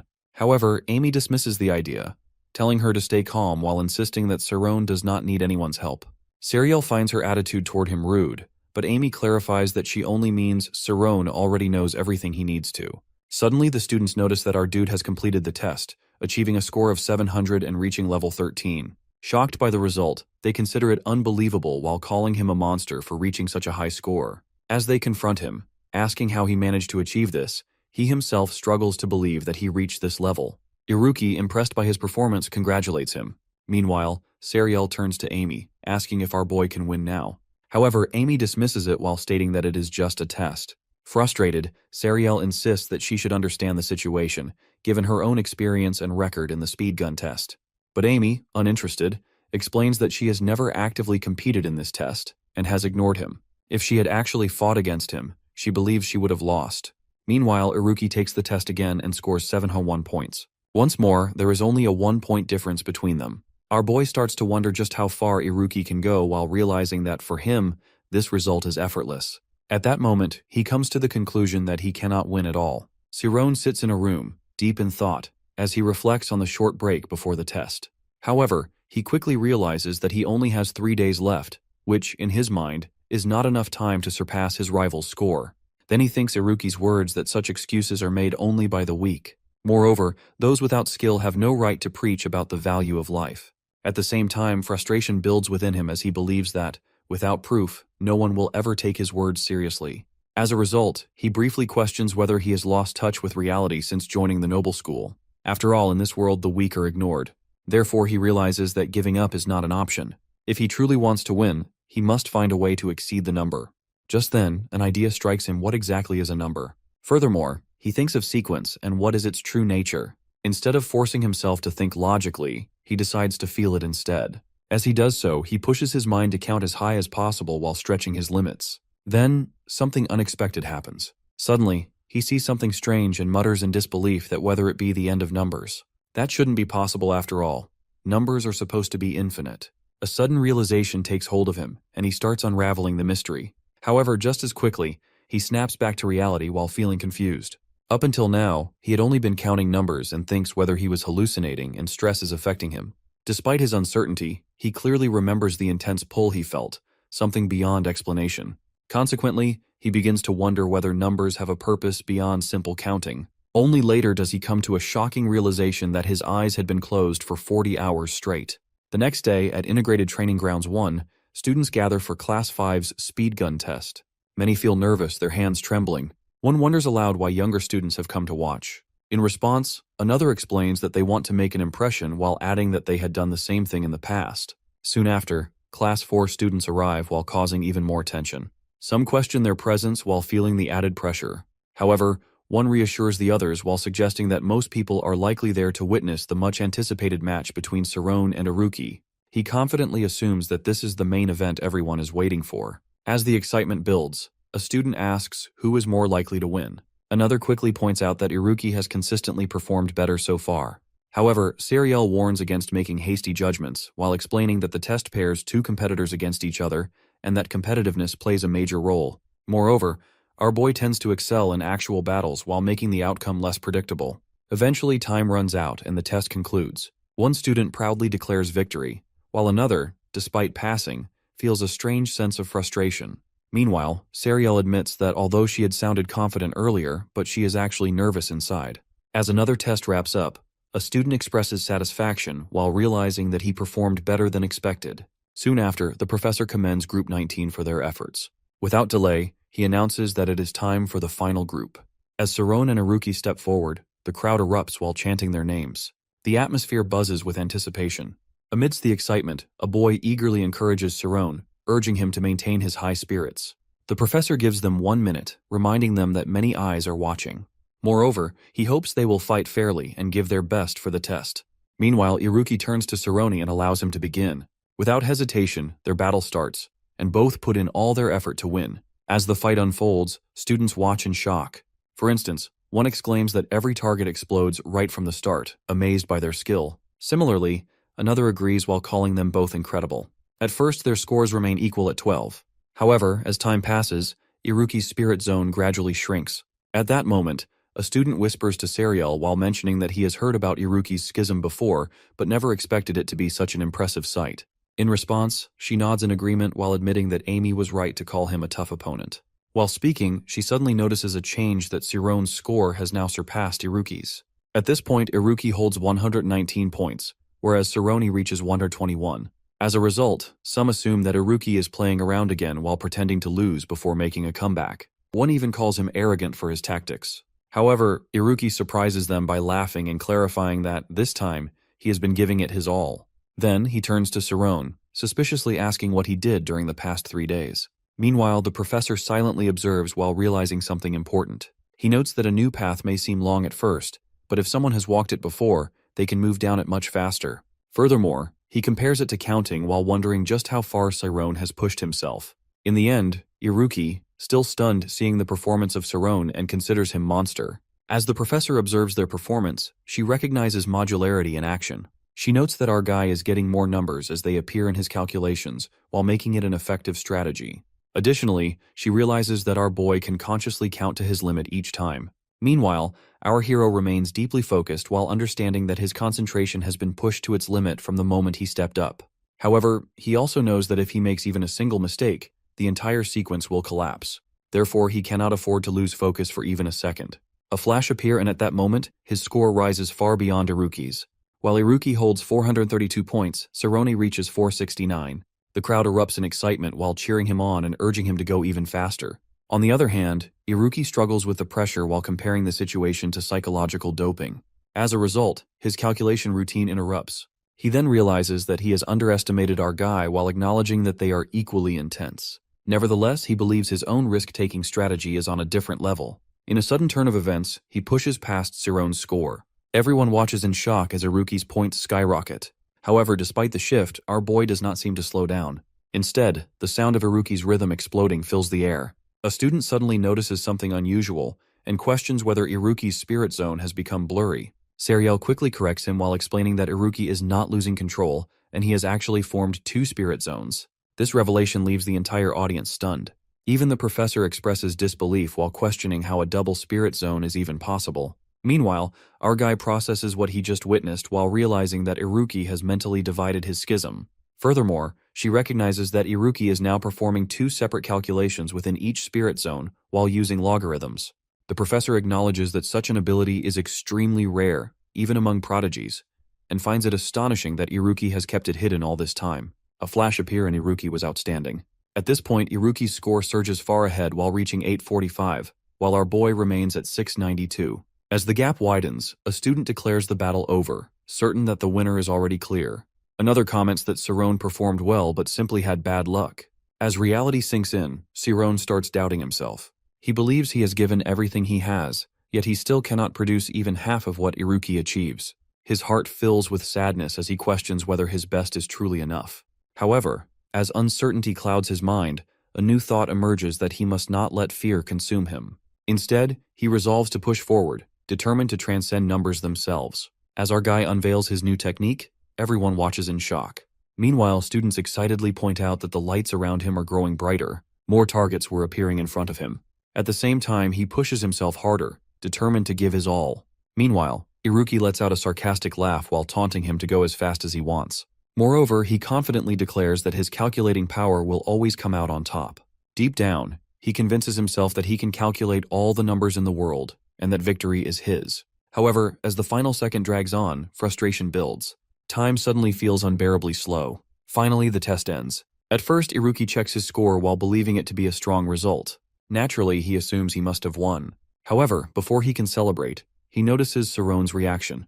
At that moment, Seriel rushes to Sirone, concerned about his condition. Seeing his exhaustion, she immediately asks if he is okay. Still feeling overwhelmed, he weakly calls out to her while asking about the test results. Instead of answering immediately, she beams with excitement and, to his surprise, reveals the shocking news that he has won.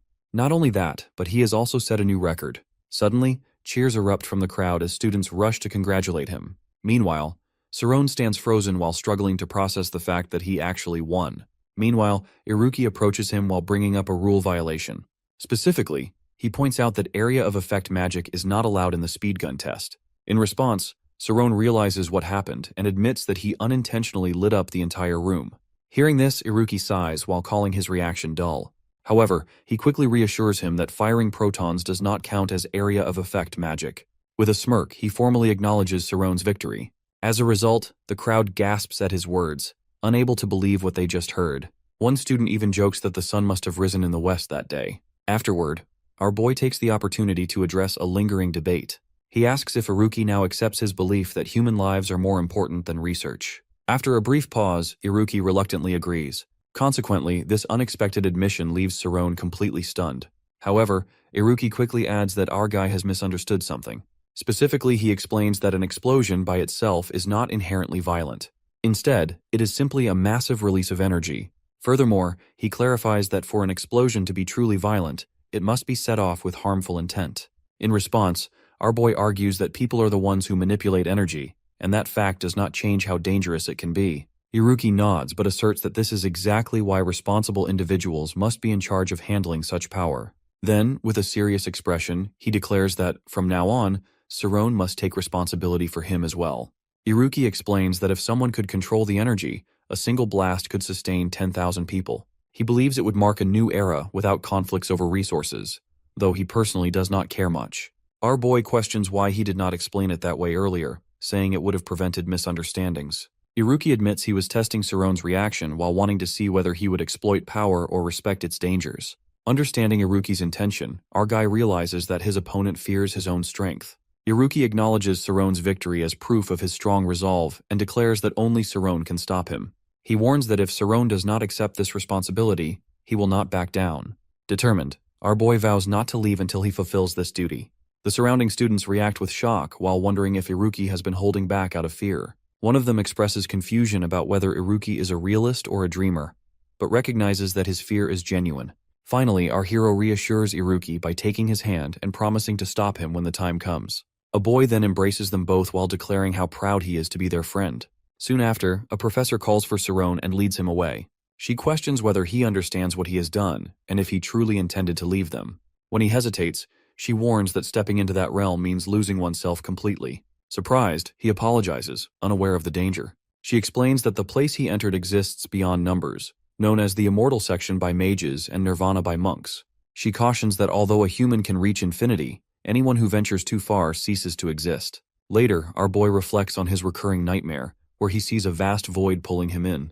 As he wakes, he realizes it is the same dream he has every night since stepping into that realm. He also notices a strange sensation affecting other students. When he accidentally spills a glass of water, he decides to seek answers from Professor Romy. However, she assures him that there is nothing wrong with his body. Sarone wonders aloud what is happening to him, while admitting that he feels as if a ghost has taken control on his body.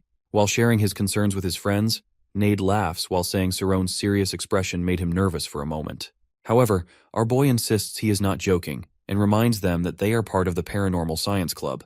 Iruki comments that it is unusual to hear such concerns from someone as brilliant as Sarone, who even managed to defeat him. Nade questions why Iruki is reacting so seriously as well. Our guy then chuckles while considering whether it was foolish to bring up the topic. But Iruki brings up Sarone's dream while recalling that he described being in complete darkness, surrounded by stars that were being pulled somewhere, and at the end, he saw a pulsing string of light. Nade confirms that the light resembled a heartbeat. Iruki then states that the vast scale, speed, and nature of the place Sarone described are impossible to observe on Earth. However, if the dream represents something real, he explains that such a phenomenon could only exist in outer space. Shocked, our boy compares it to what they have read in books and questions how he could dream of a place he has never seen. Nade reassures him that it is possible while claiming he has heard of similar cases before. When Iruki asks for clarification, Nade recounts an experiment from 200 years ago.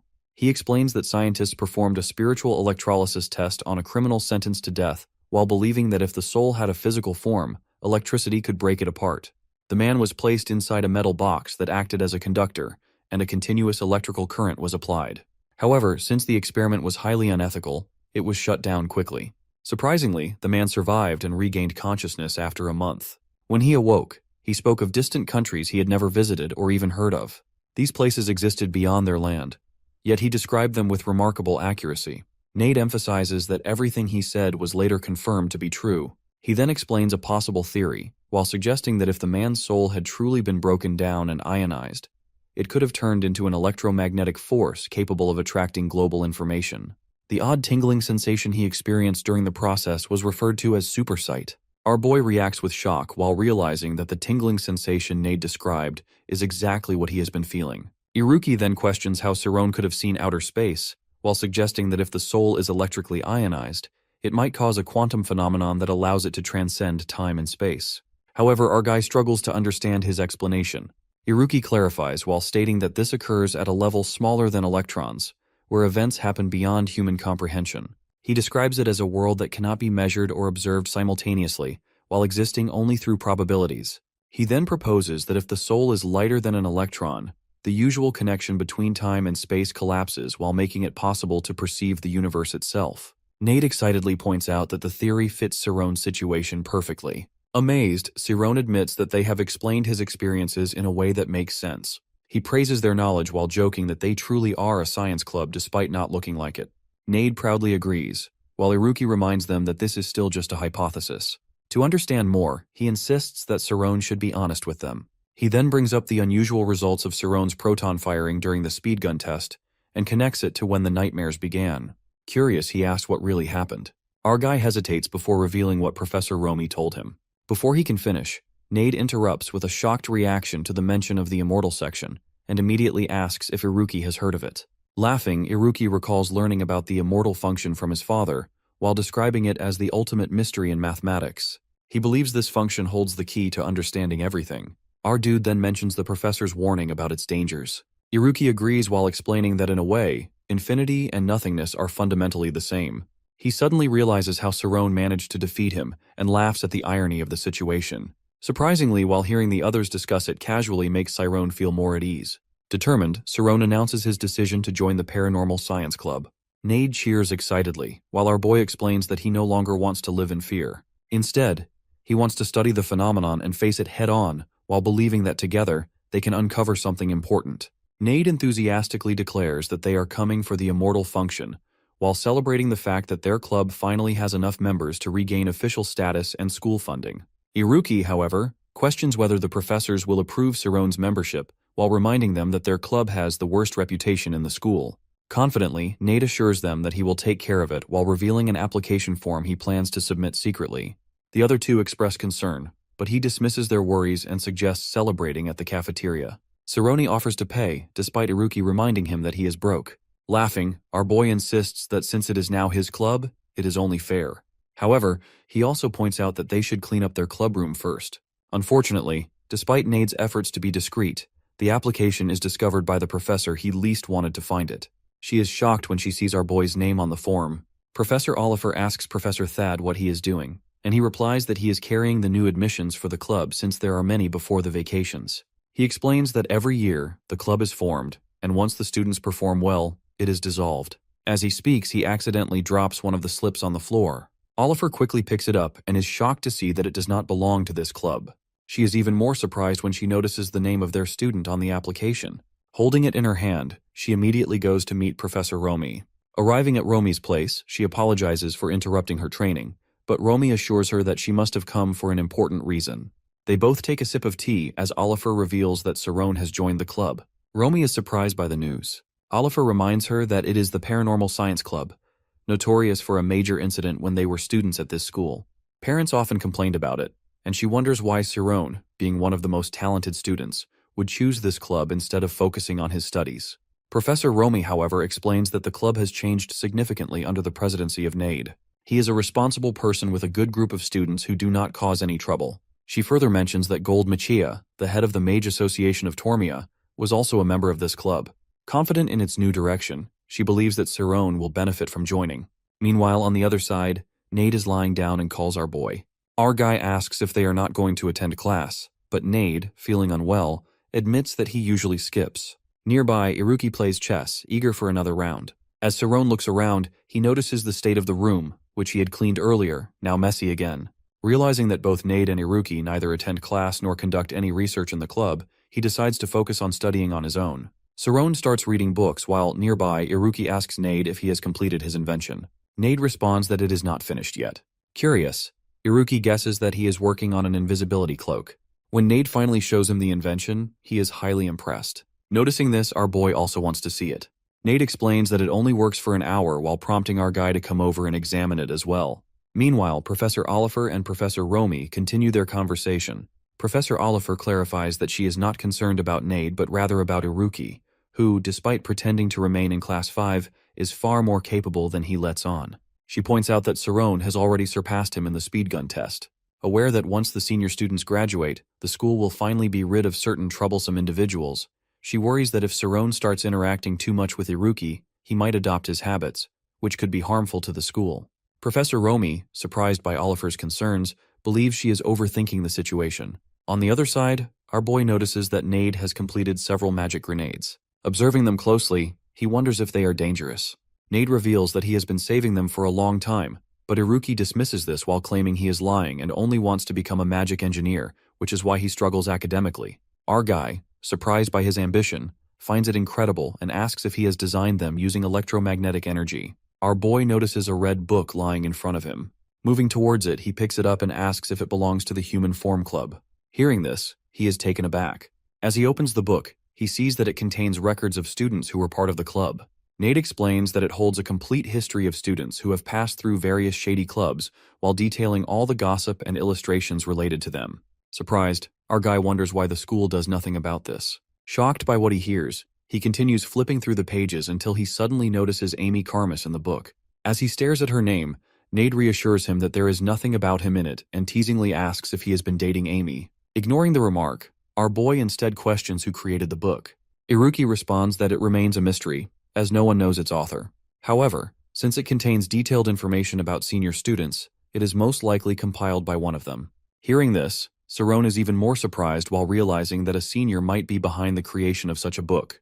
On the other hand, Professor Oliver realizes that the Paranormal Science Club lacks morals while resembling the Dark Magician kids. She believes that if talented students join, their abilities will be misused, which could harm both the school and its monitoring system. She explains to Professor Romy that the club was never officially dissolved because it was never granted official club status. However, with gifted students now attempting to revive it, she feels the need to disband it once and for all. Professor Romy, while understanding her concerns, listens intently. Pouring some tea, Professor Romy reminds her that there is a reason why the school does not interfere with student clubs. These clubs are independent while playing a crucial role in cultivating students while allowing them to reap the benefits of their own efforts. She argues that if the administration takes away students' ability to choose, they will grow up fearing decision-making in all aspects of life. Considering this perspective, she suggests giving students the freedom to choose. Oliver, though initially hesitant, begins to see the logic in her argument. However, she remains determined to guide students toward developing their talents while keeping them away from distractions. Professor Romy realizes that Professor Oliver values our boy not as a club member but as a student with great potential. She also recognizes that Professor Oliver has given him ample time to decide his future, yet her dedication to shaping his path remains unwavering. Changing the tone, Professor Romy finally shares something she had not mentioned before, that during the speedgun test, Sarone reached nirvana. Professor Oliver, shocked by the revelation, shouts in disbelief. Suddenly the floor trembles and the building shakes. Meanwhile, Sarone, while sensing the vibrations, wonders if it is an earthquake. Nade quickly instructs everyone to hide everything while prompting Sarone to question why. Nade explains that a professor is about to inspect the warehouse while urging him to remain silent. It turns out to be a surprise inspection by Oliver. As she walks toward their room, she notes that it takes 3 minutes to reach it, and is more than enough time to eliminate any incriminating evidence. Sarone, still confused, suggests they should go and welcome the professor, but the others immediately silence him while warning that if he acts suspiciously, he could be suspended from the club. Resolving to remain composed, they sit quietly while pretending nothing has happened. When Professor Oliver finally enters the room, she finds them sitting calmly on the sofas. Observing their behavior, she becomes even more convinced that the club must be dissolved immediately. As she enters the room, she asks whether they will not greet her and thinks that these clubs are autonomous organizations run by students under the Teachers' Council. She also believes it is necessary to give any opinion through a complete process, even though she is a professor. However, Nade interrupts while stating that they are discussing something important. She finds his attitude very irritating. He remarks that if she had informed them of her visit beforehand, they would have welcomed her properly. She realizes they are pressuring our boy to be a part of their game. Meanwhile, the boy feels happy inside upon seeing Professor Oliver and wonders whether he should sit or say anything. The professor then inquires whether they offer tea to their guests, to which Nade responds with skepticism while questioning if she would trust them if they made tea for her. Choosing to get straight to the point, she tells them to come to the club room at school. They are shocked upon hearing this. Nade asks for the reason, and she explains that after reviewing the documentation, she has found many reasons to disband the club. It has not produced anything beneficial for more than 4 years, has continued operating without enough members, and has not received funding for a long time. According to regulations, the club can only continue if it produces something significant within a month. Hearing this, Nade lays in front of her while pleading not to make them do a presentation, as it is impossible to prove anything about paranormal science. He then questions whether she truly intends to dissolve the club, which stands against the Society of Magic, an organization filled with science and logic. Declaring that he would rather do anything than the presentation, he waits for an alternative. She, seeing his willingness to listen, presents another option, which is removing Sarone from their club. Our boy is shocked upon hearing this and immediately asks for the reason. Professor Oliver responds while implying that he already knows why she is saying this. She further mentions that the immortal function is a significant problem in the school while posing a dangerous threat to young students and potentially harming him as well. He insists that while he understands the risks, he will not do anything wrong. However, she clarifies that the real issue lies in the phenomenon of overflow, though he struggles to comprehend its implications. Iruki steps in while explaining that it is similar to a genius disease, something he himself experienced at the age of 8. Recalling his own experience, he shares that his father had simply told him to endure it. They appear to take the matter lightly.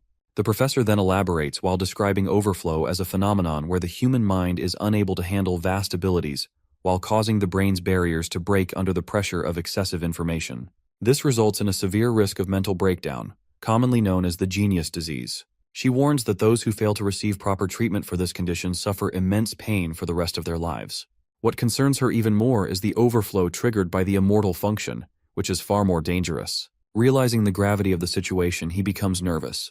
The thought that it could drive him to madness begins to settle in, and he recalls the nightmares he has been experiencing while making him connect the dots. Understanding the risks, she had previously advised him to reduce his class load while undergoing psychological treatment. Now, she decides to handle the matter personally. If they truly care about him, they should remove him from the club.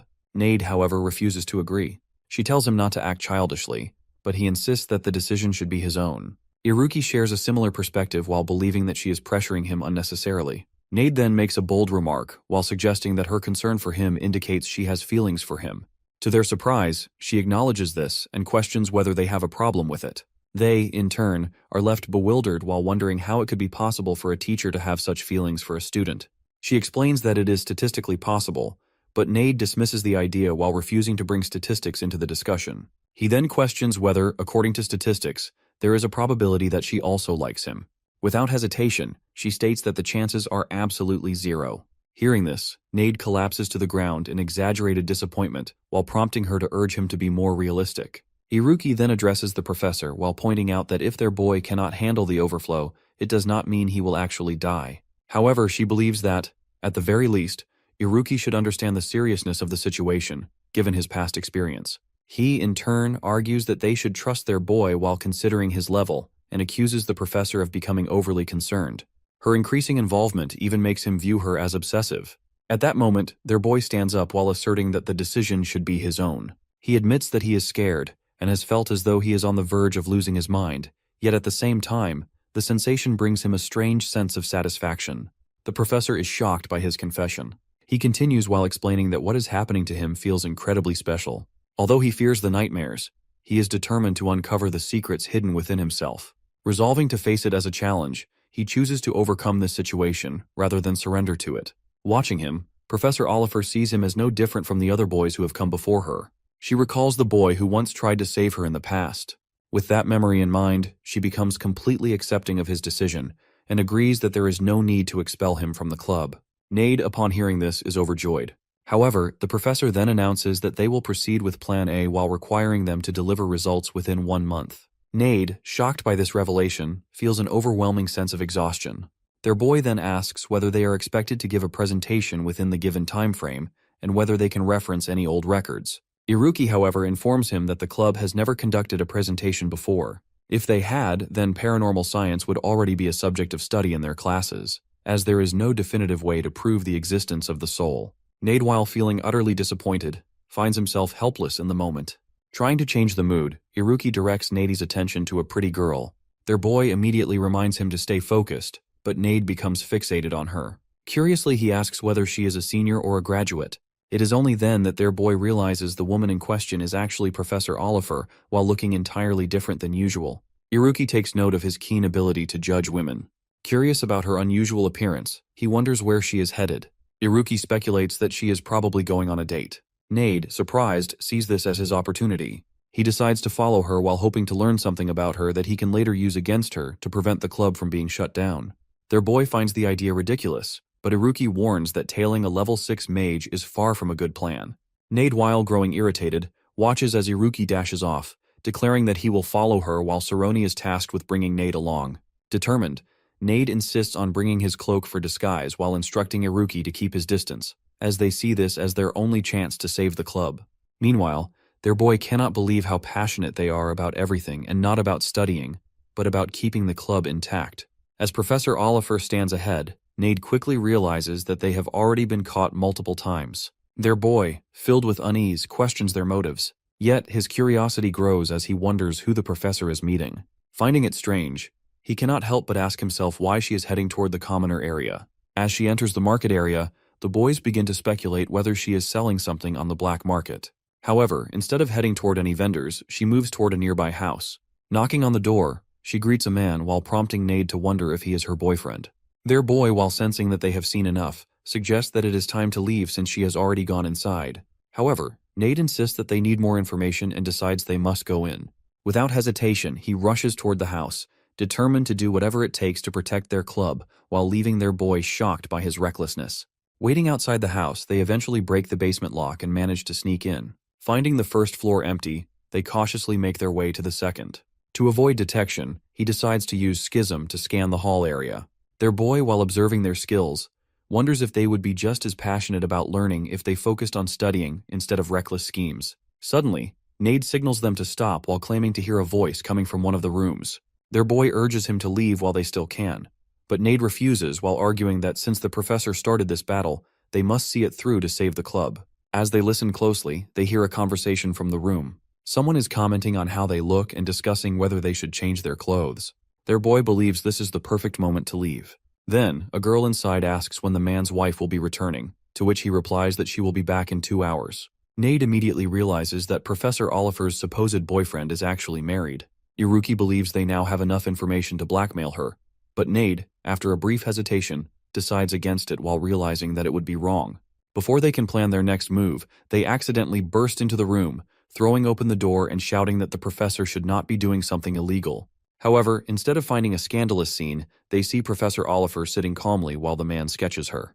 Professor Oliver, visibly unimpressed, demands to know what they are doing there. Now sitting on the floor with trembling hands, they apologize profusely. Nade, still flustered, accuses her of having an affair, which only makes her more annoyed. She questions whether they truly believe she would do something like that. Then she sternly tells them to wait until they return to school. Iruki, while accepting the inevitable punishment, quickly blames Nade for everything. However, Nade retaliates while arguing that Iruki had followed him in all of it. Iruki further points out that the invisibility cloak belongs to him. The man, amused by their panic, suggests that they might have only come because they were worried about their professor. Though she remains displeased, he reassures her while suggesting that they might have thought sneaking in was acceptable since she was present. He then offers to get them some tea. Grateful for the unexpected kindness, the boys silently thank him, seeing him as an angel who has saved them. Meanwhile, their boy finds himself growing uneasy. As he observes the man, a strange sensation overtakes him while making his head feel heavy. He wonders whether this is supersight at work. Professor Oliver, now more at ease, seems comforted by Armin's understanding nature. Curious, their boy asks who the man is and why she is being so secretive about him. She explains that they met as students in a magic school when they were young. Iruki then asks whether he is a mage and what happened to his eyes. She solemnly reveals that he lost his sight because of her. Remembering her past, she recalls a time when she experienced overflow as a child. Caught in a torrential downpour, she had been overwhelmed and trapped in a nightmarish state while running blindly through a flooded area. The water was deep, and she had been recklessly jumping through it, unaware of the danger. During that moment of panic, he had appeared while carrying a piece of wood. He had told her to hold on to it until they reached the downstream area. As they moved forward, she had hesitated while saying she couldn't do it. However, he had insisted that she hold her breath, believing it was their only chance to survive. Although he had managed to lower her safely into the water, he had been struck by debris, which were large pieces of logs crashing into him. He had once been a brilliant student, full of promise. However, losing his sight to save her had cost him his future as a mage while forcing him to abandon his dreams. She explains that she recently discovered he had become an artist, which had completely surprised her. Iruki then asks if this is the reason she has been so concerned about the overflow. At that moment, Armin enters the room while carrying tea in his hands. The boys quickly thank him as he sets it down. He remarks that Professor Oliver must have scolded them, but he knows she cares deeply for her students. As they sip their iced tea, Nade, while feeling somewhat guilty, admits that they also respect the professor. Their boy, still fascinated by Armin, asks if he can watch him while he paints. The other boys, equally intrigued, lean in to observe. Iruki, curious about Armin's abilities, questions how he manages to paint despite being unable to see. Armin, unfazed by the question, simply suggests that they begin and asks if the professor is comfortable with it. Sitting on the bed, she allows him to sketch her while the boys watch in amazement. Iruki, closely observing him, suspects that he is using his spirit zone. Nade also recognizes him as a zoner, further confirming their suspicions. Feeling a bit uneasy, their boy eventually apologizes for asking whether Armin can truly see. Instead of being offended, Armin smiles and admits that he had been waiting for someone to say that. He then acknowledges Cerrone for noticing it first. With a calm gesture, he reaches up and removes the cloth covering his eyes. Armin almost doubts our boy would notice, but then he reveals his eyes while leaving him stunned. Nade and Iruki also react with shock while realizing that Armin's eyes hold something unusual. They struggle to believe it, but Armin calmly explains that it is a magic called pause. Our guy, overwhelmed by disbelief, recognizes that a time mage capable of reaching the speed of light is right before him. Armin gestures for Cirone to sit while assuring him that there is no rush since time is on their side. Admitting his own nervousness, Armin reveals that he has sensed Cirone's awareness for a while. Normally, people perceive light as visual information, but his own eyes directly see light itself. Because of that, he immediately recognizes their shared experience. Our hero, still confused, asks for clarification, and Armin confirms his suspicion whether it is the immortal function. Curious, our boy inquires about this mysterious ability. Armin describes it as a door leading to infinity, accessible only to those known as unlockers. Once opened, the mind of an unlocker quickly expands into the infinite, while bringing both power and a sense of freedom. However, he reassures Cirone that as long as he does not push beyond his limits, his mind will remain intact.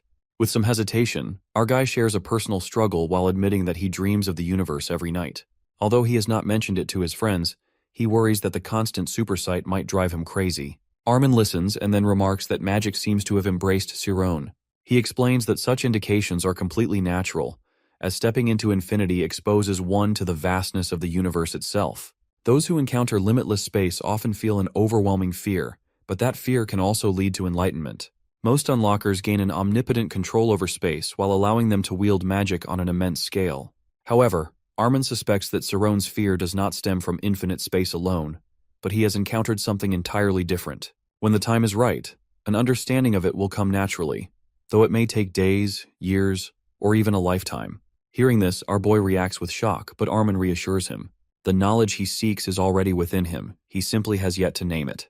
Trying to make sense of everything, our guy reflects on a strange string of light he once saw in his dreams. Armin considers the possibility that it might be connected to gauge symmetry, while suggesting that the answer our boy searches for lies somewhere within that mystery.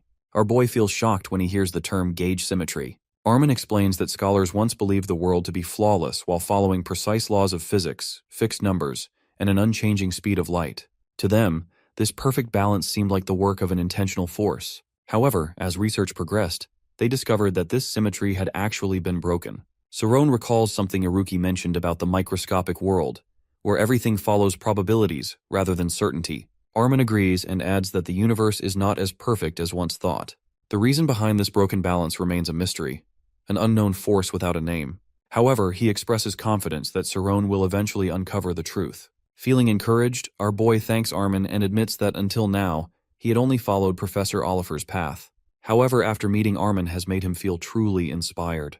In response, Armin asks for a favor that he wants Cirone to look after Sienna, as she is more sensitive than she appears. Our boy, curious about Armin's secrecy, questions why he hides the fact that he still uses magic. He suggests that honesty would be easier. Armin explains that Sienna constantly worries about him while carrying guilt over something that happened in the past. Since nothing can restore what he lost, he does not want her to feel obligated to him. He also mentions that she believes he has moved on and even started a new life. His only wish is for her to live freely without unnecessary burdens. With that, he makes our boy promise to keep his secret. Afterward, he thanks Sienna for everything. She reassures him that no thanks are needed and reminds him to write once he settles elsewhere. Armin agrees and encourages the others to keep studying. They all express their gratitude before he turns to Sienna one last time to say goodbye. She nods in response and then leaves. A girl suddenly arrives and cheerfully tells Armin that she has finished shopping. She then asks if he has completed his painting. Noticing Professor Oliver, she expresses surprise that Sienna is already leaving and suggests that she stay for dinner. Standing beside Armin, she appears comfortable, while Cirone silently observes the interaction. He finds himself surprised while realizing that Armin is more romantic than he had expected. The girl then turns to Sienna and notices her flushed face.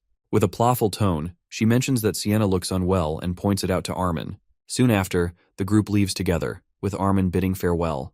As they walk away, the girl makes a remark about how no one would believe that someone like Armin, known for his bright eyes, could ever look so stunned. Armin, while seeming unamused, tells her to stop teasing and focus on her report.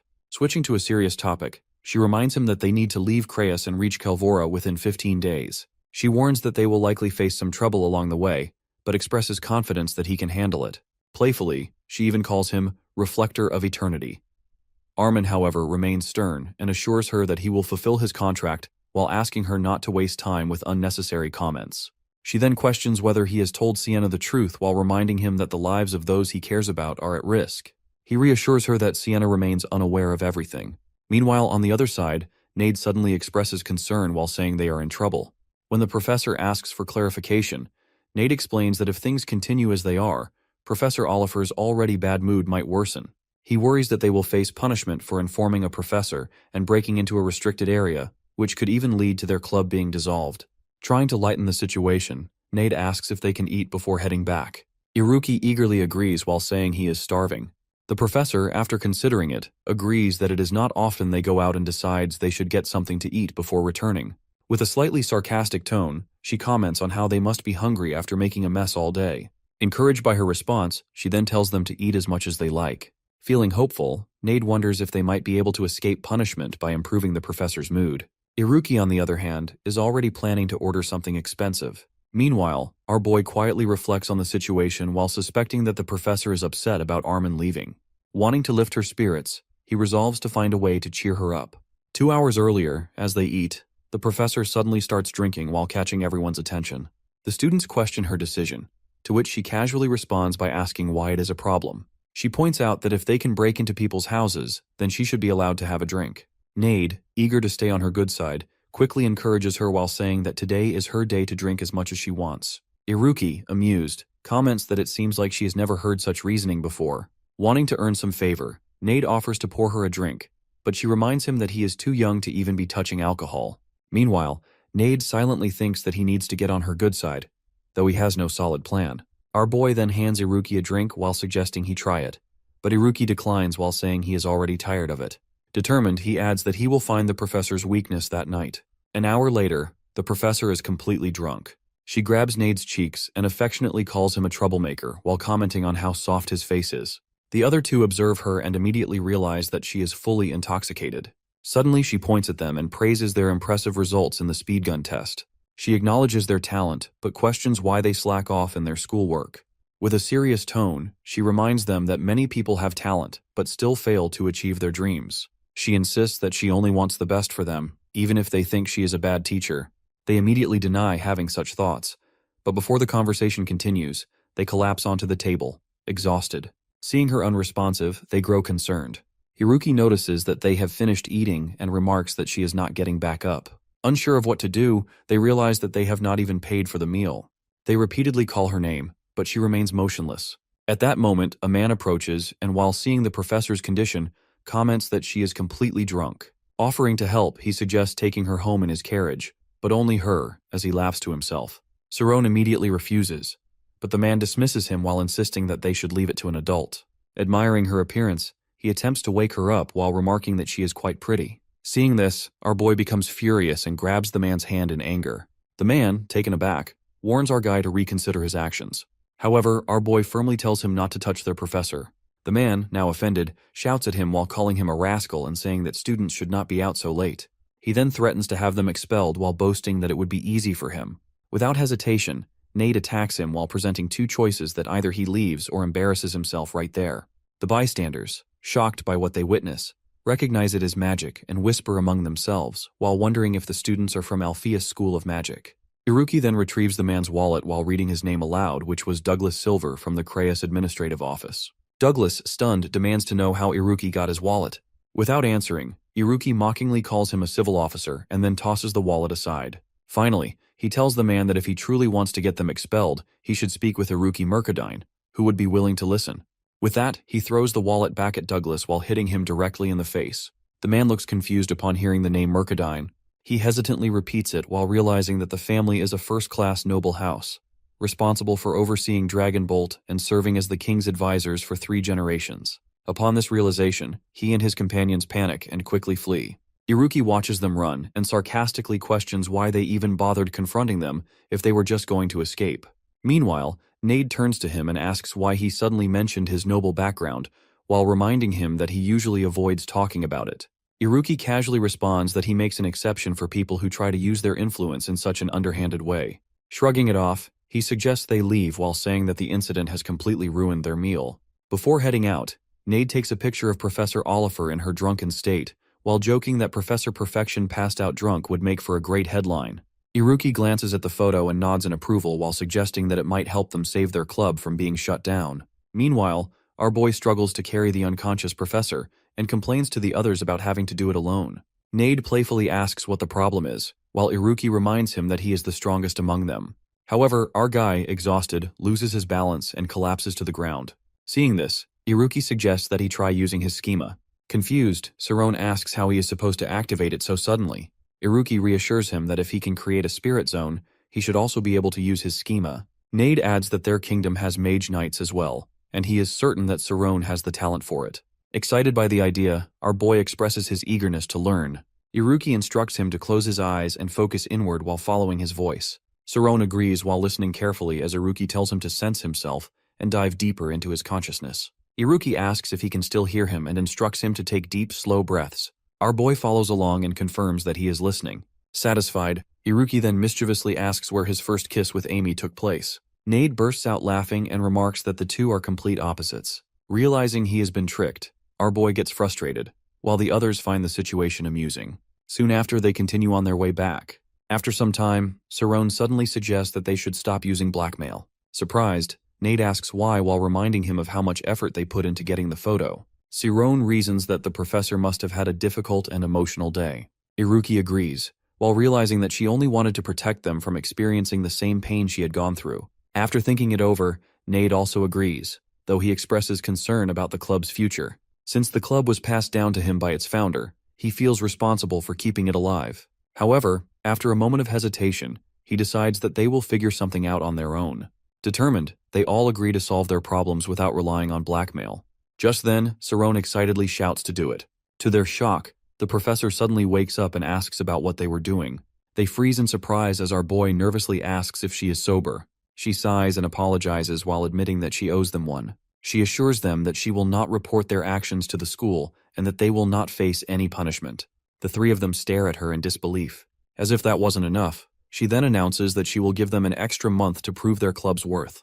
She challenges them to find a ghost or any convincing evidence to justify the club's existence. If they truly care about it, they must convince the school why it deserves to remain. Encouraged by her words, Nade eagerly accepts the deal, determined to prove their club's importance. Iruki, though less enthusiastic, acknowledges that they will have to use their brains for once. Nade, full of excitement, calls them rascals and tells them to get ready for a challenge. Our boy, relieved but curious, asks how long the professor has been awake. Smirking, she replies that a little alcohol isn't enough to cloud the mind of a mage. The three students exchange confused looks while realizing they have been fooled once again. Several days later, at the magic school, students gather in confusion. They stare at a large announcement board displaying details about a mysterious club presentation. Some question when Sarone became a member, while others are surprised to see Iruki involved. However, what shocks them the most is the name of the club, which is the Paranormal Science Club. Murmurs spread as they read the title of the presentation, which is the Paranormal Science Club, the terrifying truth about Althea's School of Magic. The school's long-kept secret will soon be revealed. A group of students notices the club's name and questions whether it is truly an academic club after recognizing two members, Sarone and Iruki. About 10 days earlier, at Istas, Nade struggles to come up with ideas while expressing frustration. Iruki reminds him that they have spent the entire night brainstorming yet still lack a solid topic. Nade, while feeling hopeless, believes that even if past events actually occurred while recreating them for the presentation, would be impossible. 3 days after making a deal with Professor Oliver, our guy feels relieved that they have a chance to present and keep the club active. However, the subject of paranormal science raises concerns. Nade wonders how they can present something invisible, and the thought begins to overwhelm him. He regrets discarding a certain photograph. Iruki, unfazed, remarks that others have always considered him strange, but he no longer wants to continue. Meanwhile, our boy recalls an incident where Nade sees a shadow and falls in fear. Nade, while considering a trick, wonders if they could make others believe it is a ghost. Sarone initially reacts in fright, though only for a brief moment. Iruki doubts that the trick will deceive mages, but Nade points out that Sarone was fooled, even if only for seconds. Suddenly, Sarone realizes they don't need to prove anything. Nade, while sensing a breakthrough, suggests seeking guidance from Professor Oliver again. Iruki, however, believes the professor already has an idea. Our dude then explains that fear arises from within rather than from external proof. Iruki understands the shift in perspective that they should make the audience believe first, then provide proof instead of the other way around. Nade compares it to a psychological game. Sarone, recognizing the importance of this approach, expresses gratitude for saving the club, but jokingly comments that Nade has gone days without showering. Iruki praises the innovative thinking, but remains concerned that their magic trick is too unimpressive, even for believers. He suggests making it appear creepier. Nade confidently assures them that he can improve it using a continuous lightning shadow effect. With that, he prepares to demonstrate his skill. Iruki watches Nade's demonstration and comments that if he uses the technique continuously for 24 hours in a second, it will resemble a smoothly moving image. Meanwhile, Nade, exhausted from 3 days without sleep, struggles to stay focused. Our boy, concerned, advises him not to push himself too far. Iruki then wonders if they can create something similar using a machine. Nade admits he had considered that idea earlier but points out a major issue. He explains that while a moving hologram can be generated by running a program through a machine, it would appear fake if it does not respond to the person in front of it. Recalling his own experience of seeing a ghost, he emphasizes that a lack of reaction would make the illusion unconvincing. Our guy reflects on his own encounter and realizes that making eye contact with the ghost had been the key factor in his fear. Iruki, suddenly having an idea, claims he knows how to solve the problem. When the others ask for details, he explains that they can predict people's reactions in advance. Curious, they ask how such predictions could be made. He suggests using complex systems theory while analyzing numerous behavior patterns and incorporating them into a program. Giving an example, he describes how Sarone might instinctively look over his right shoulder, so the ghost could be programmed to appear on the left, while ensuring direct eye contact and triggering a fearful reaction. Sarone, impressed but skeptical, questions whether such a plan is feasible.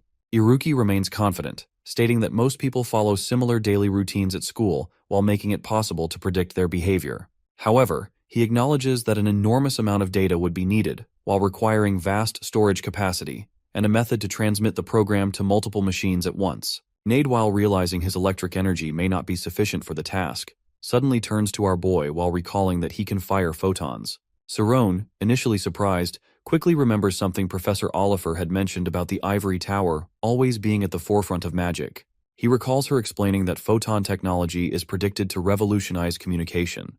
Confirming the idea, he acknowledges that photons can indeed be used for transmitting information. Nade, thrilled by the breakthrough, excitedly declares that they are on the verge of creating the perfect ghost. Iruki, however, reminds them that merely scaring a few people will not be enough. Looking at Sarone, he assumes he has something bigger in mind. Our guy, while hesitating for a moment, admits he has an idea and proceeds to show them a set of keywords. Observing their unimpressed expressions, he asks why they dislike it. After thinking for a moment, he suggests mixing in different keywords. Nade, instead of rejecting the idea, praises it as brilliant. Sarone, unsure whether his keywords are actually effective, becomes confused. Nade, still excited, admits he never imagined using the presentation in such a way. Iruki, convinced of the plan's potential, confidently states that if it works, it will shake up the entire school. Sarone, now feeling more confident, finds the idea fascinating. Nade takes charge and decides to start building the device immediately, while assigning Iruki to create the program and instructing our boy to prepare for photon transmission. With renewed energy, they all become excited about saving their club in a completely unexpected way. However, Iruki suddenly pauses and brings up a concern. Nade, while noticing his hesitation, asks what the problem is now. Iruki explains that after roughly calculating the number of photons required for data transfer, he has realized that Sarone would need to produce 3 times his current projection and maintain it for 10 minutes. Turning to our guy, he questions whether he can handle such a challenge. Our boy, shocked upon hearing that he must maintain his photon projection for 10 minutes, struggles to process the challenge ahead. 10 days later, Nade excitedly enters the room after putting up posters and expresses his amazement at the response.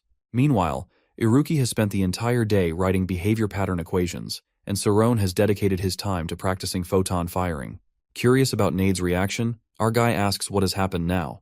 Iruki, while grinning, announces that their event has become the talk of the school, and everyone is eager to see it. Sarone, surprised, questions whether a simple poster could have generated such interest. Iruki, amused, suggests that the attention might be due to how unusually they are handling everything. However, he also notes that the larger the audience, the more work they will have to do. Wanting an estimate, he asks Nade how many people are expected to attend. Nade, uncertain of the exact number, guesses that more than half of the entire school will show up.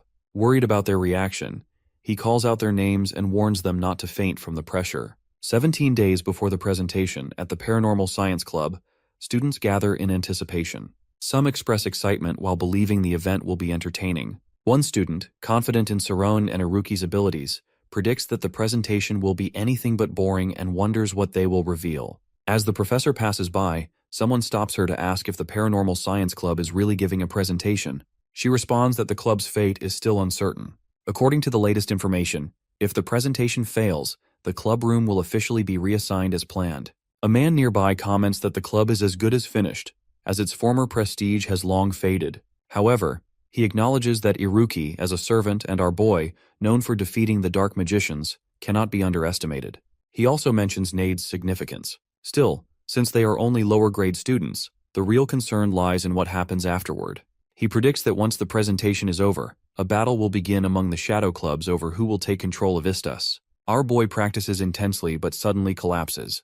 The mental rebound technique, which quickly increases magical output, is extremely risky.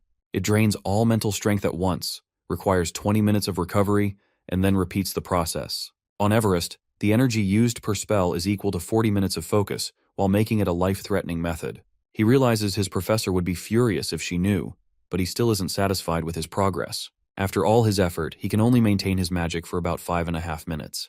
With just a week left until the presentation, our guy continues training.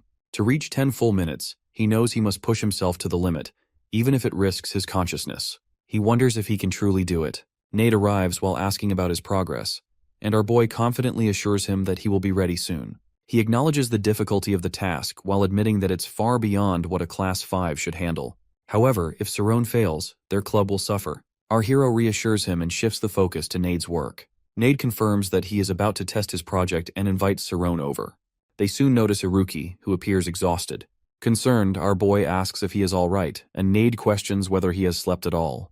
Iruki dismisses their worries, determined to finish on time. Our guy realizes that there is no stopping him now, calling his dedication madness. Then, Nade reveals something, which our boy identifies as a prototype. Laughing, Nade explains that the final step requires testing the fiber optic cable Iruki's father sent. He instructs Cerrone to grab it and use magic.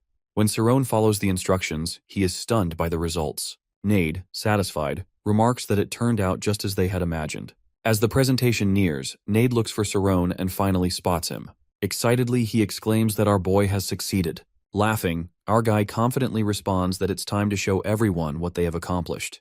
At the Paranormal Science Club, the day of the presentation arrives, and the students eagerly gather. Many express their excitement, while others remind everyone to grab snacks and stand in an orderly line. A boy brings the school's special cherry juice, and someone calls out not to forget the flyers. Mark arrives and, noticing the large crowd, questions the reason for the gathering. A girl hands him a flyer and instructs him to get in line. He thanks her, feeling confused, and then examines the flyer. Noticing the childish design, he assumes a kid must have drawn it. However, when he reads the names on the poster, he is shocked. He immediately recognizes one, realizing it's a name he could never forget. Dismissing the event as a joke, he doubts anyone would be interested. He had expected better.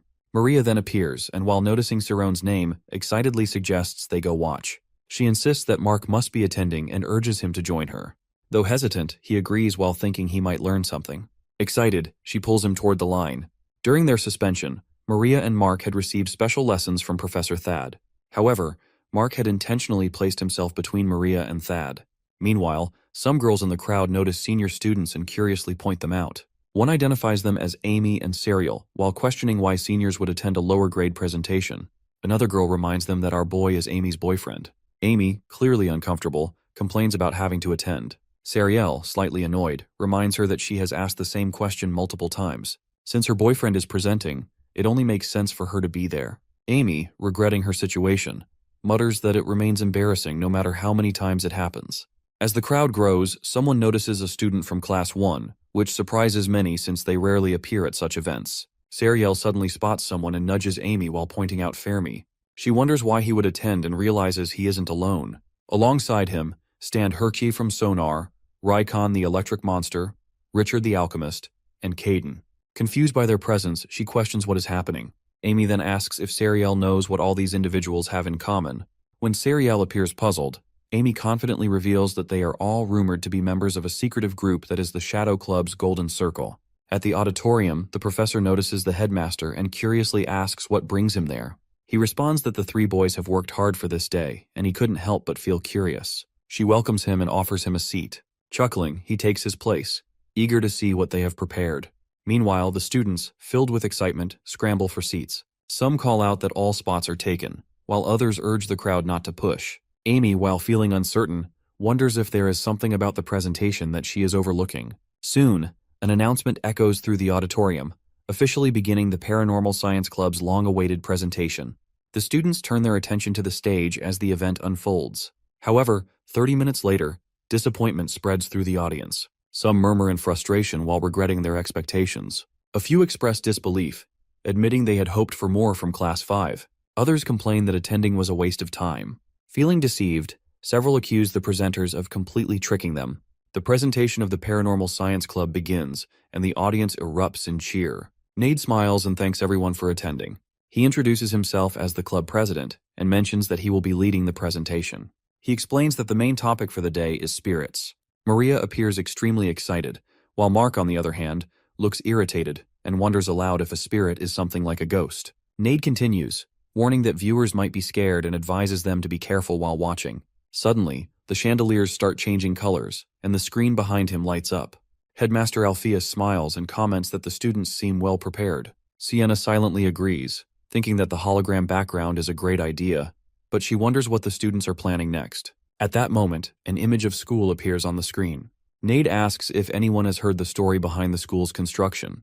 He explains that 520 years ago, the area was originally a small farming village. However, during a famous war of conquest, everyone, including civilians and soldiers who did not want to fight, took refuge deep in the mountains. As he speaks, the lights suddenly go out. It shocks the students. Nade resumes, revealing that non-human entities had appeared in history. A loud scream echoes through the hall. Some whisper among themselves, trying to convince each other that nothing scary will happen. Just then, a foot appears on the screen. Nade explains that it belongs to a person possessed by an evil spirit. The students burst out laughing as they recognize Iruki, who appears like an evil spirit, running across the stage before crawling back into the wings. Seriel laughs loudly, finding it amusing, while Amy, sitting next to her, looks confused and wonders if this is a presentation or a play. Nade continues the story, and suddenly he dramatically runs out from the stands, appearing in pain and calling out for Alia, while claiming that he lost the most precious person to him while escaping the war. Maria, deep in thought, speculates that he must have lost his lover while running away. Mark remains speechless, questioning if this is still a presentation. Just as he is thinking, a voice suddenly comes out, calling for Noah. The unexpected call makes Mark choke in surprise. A worried blonde girl runs backstage, screaming for Noah. The students react with loud gasps, and the female students blush. Everyone immediately recognize her as Cerrone, and the male students laugh. Miss Sienna gasps in shock, while Head Mai smiles. Seriel is also surprised to see Cerrone pretending to be a woman. She turns around and notices Amy blushing and gaping in disbelief. She looks speechless, while Seriel quickly tries to calm her. Meanwhile, Nade dramatically shouts, expressing how much he misses Alia. As the scene unfolds, the audience watches closely, anticipating what will happen next. Two characters lean closer to each other, their faces almost touching. Thad's expression darkens, and Maria covers her face, unable to believe what she is seeing. The students gasp and wait for what will happen next. At the most dramatic moment, Iruki, playing the evil spirit, suddenly appears behind Nade and bites his shoulder. The students freeze in shock, their eyes wide with horror. Nade screams for help and the hall plunges into darkness. Maria looks around nervously, admitting that it is a little scary. Mark, trying not to tremble, swallows hard. A light suddenly shines on Nade, who returns to normal. Holding up a notebook, he explains that 6 months ago, researchers discovered an old diary while studying the history of the academy. Their research revealed a shocking truth that some souls, after being infected by evil spirits, turned evil themselves and now wander the earth, seeking bodies to possess. Nade is about to continue when a bell rings behind him, making the students uneasy. Some whisper that the bell usually rings at midnight, but it is not even 7 yet. Nade explains that when the light disappears at midnight, evil spirits will appear. Maria and Mark frown slightly in fear. Nade reassures the audience, while telling them that they have likely never seen an evil spirit at night, because spirits only reveal themselves to those they choose. However, after watching this presentation, the audience might become more curious about them, or even attuned to their presence. He suggests that when the midnight bell rings, they should look around to see if any spirits are near. The students react with a mix of fear and disbelief. Some exclaim that they are too scared, while others argue that it is impossible. One student worries about staying in the library until midnight. Nade smiles while saying that if they are lucky, they might get to see a real spirit. With that, he concludes the presentation. As the lights return, silence fills the hall. A student from the audience suddenly speaks up, reacting in disbelief. Immediately, crumpled paper bags are thrown onto the stage, and the students' voices echo in frustration. Some complain that there were no real findings, and that it was foolish to believe in Saron and Iruki. Others express embarrassment, feeling that they had expected something more serious. Amy stands up angrily, feeling humiliated, and storms out, saying that she knew this would happen when her so-called boyfriend got involved with these strange people. Sariel runs after her, calling her name. One by one, the first-year students leave without saying anything. Sienna quickly bows to the principal, apologizing and promising to punish the students involved. However, Headmaster waves his hand dismissively, saying that since it is a paranormal group, their approach is understandable. Sienna sighs, wondering if she was wrong to trust them. Meanwhile, the headmaster silently watches the audience and thinks that if it was going to end this way, they should not have started in the first place. In the wings, Nade laughs heartily and asks Iruki if he saw the students' expressions. Iruki smiles and replies that it was obvious from their eyes that they were affected. As the students leave, trying to hide their fear, Iruki remarks that the seed has been planted. Behind him, Saron removes his wig and declares that step 1 was successful. Now it is time to show them what a real spirit looks like. Now at the Magic Academy, the clock shows 11:30. Nade walks in and tells Saron that it is time and asks if he has completed the meditation. Saron turns around, nods, and leaves with Nade. A day earlier, Nade installs hundreds of ghost-dimensional projectors around the school. These projectors are programmed to predict Iruki's actions. Saron enters the room, and Nade reminds him to walk carefully. Iruki looks at the clock and states that there are 5 minutes and 15 seconds left until midnight. He instructs them to wait for 9 seconds, emphasizing that they cannot be too early or too late. They must show the ghost exactly at midnight. Iruki raises his hand and signals them to proceed. Nade turns to Saron and tells him it is his turn, as everything depends on him. Saron nods. Iruki checks his watch and confirms they are ready. Nade hears the command and prepares to place his hand on the button. At that moment, Iruki shouts for them to begin. Saron immediately infuses magic into the ball in his hand, releasing a powerful golden light. Iruki watches and acknowledges Saron's progress, noting how much he has developed his magic in just 1 month. Nade is pleased and praises Saron as expected.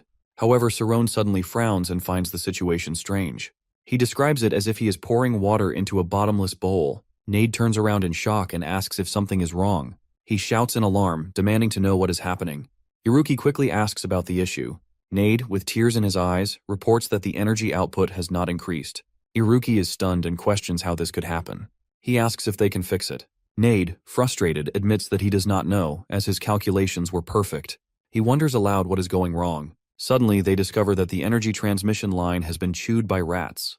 Iruki sighs, looks at the clock, and declares that it is over, and they have failed. Nade lowers his head and blames himself, calling himself careless and incapable of properly assembling the device. Iruki frowns, while Nade, in tears, apologizes for getting everyone involved and for making them a laughingstock.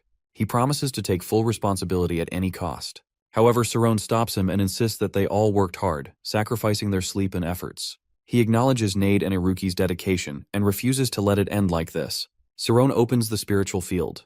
Iruki frowns and warns Nade to stop him. Nade, confused, does not understand what our guy is doing. Suddenly, Nade realizes in shock that our dude is about to use his immortality. Saron opens his eyes and enters his own spirit zone. In reality, Nade and Iruki desperately try to pull him back. They beg him to stop, warning that he will disappear if he continues. Nade, in tears, pleads with Saron, saying that they can abandon the research group because he does not want to lose him. However, our guy smiles and reassures Nade that he is no longer afraid. He grits his teeth and looks forward, recalling the words of Mr. Armin. He declares that he will not disappear. A beam of light pulls him forward as he resolves to remember who he is. He refuses to run away anymore. At the moment when it seems Saron will vanish, he suddenly returns to his original form. Outside, a huge light shines. Nade, worried, asks if Saron is okay. Struggling, Saroni manages to say that they should head out. Iruki understands and immediately calls for Nade. Nade hurries back to the console and is stunned to see the energy output has already increased. Holding back tears, he turns on the switch and shouts to Iruki. Though Iruki is concerned, he still activates the controller in his hand. Meanwhile, in the girls' dormitory, Maria sits at her desk, closes her book, and decides to sleep since she has class the next day. However, she suddenly shudders as a memory resurfaces. She recalls the ghost story about midnight and wonders if she will really see ghosts. Smiling, she looks out the window and dismisses the idea, saying there is no such thing as spirits in the world. At that moment, outside her window, an evil spirit monster appears. Seeing its grotesque face, Maria is startled. In another room, Amy panics, grabs a vase of flowers, and throws it at the window, demanding to know what the entity is and how it got inside. The evil spirit in front of her laughs. Amy shivers in fear, thinking if it is just smiling at her. She immediately screams and runs out of the room in terror.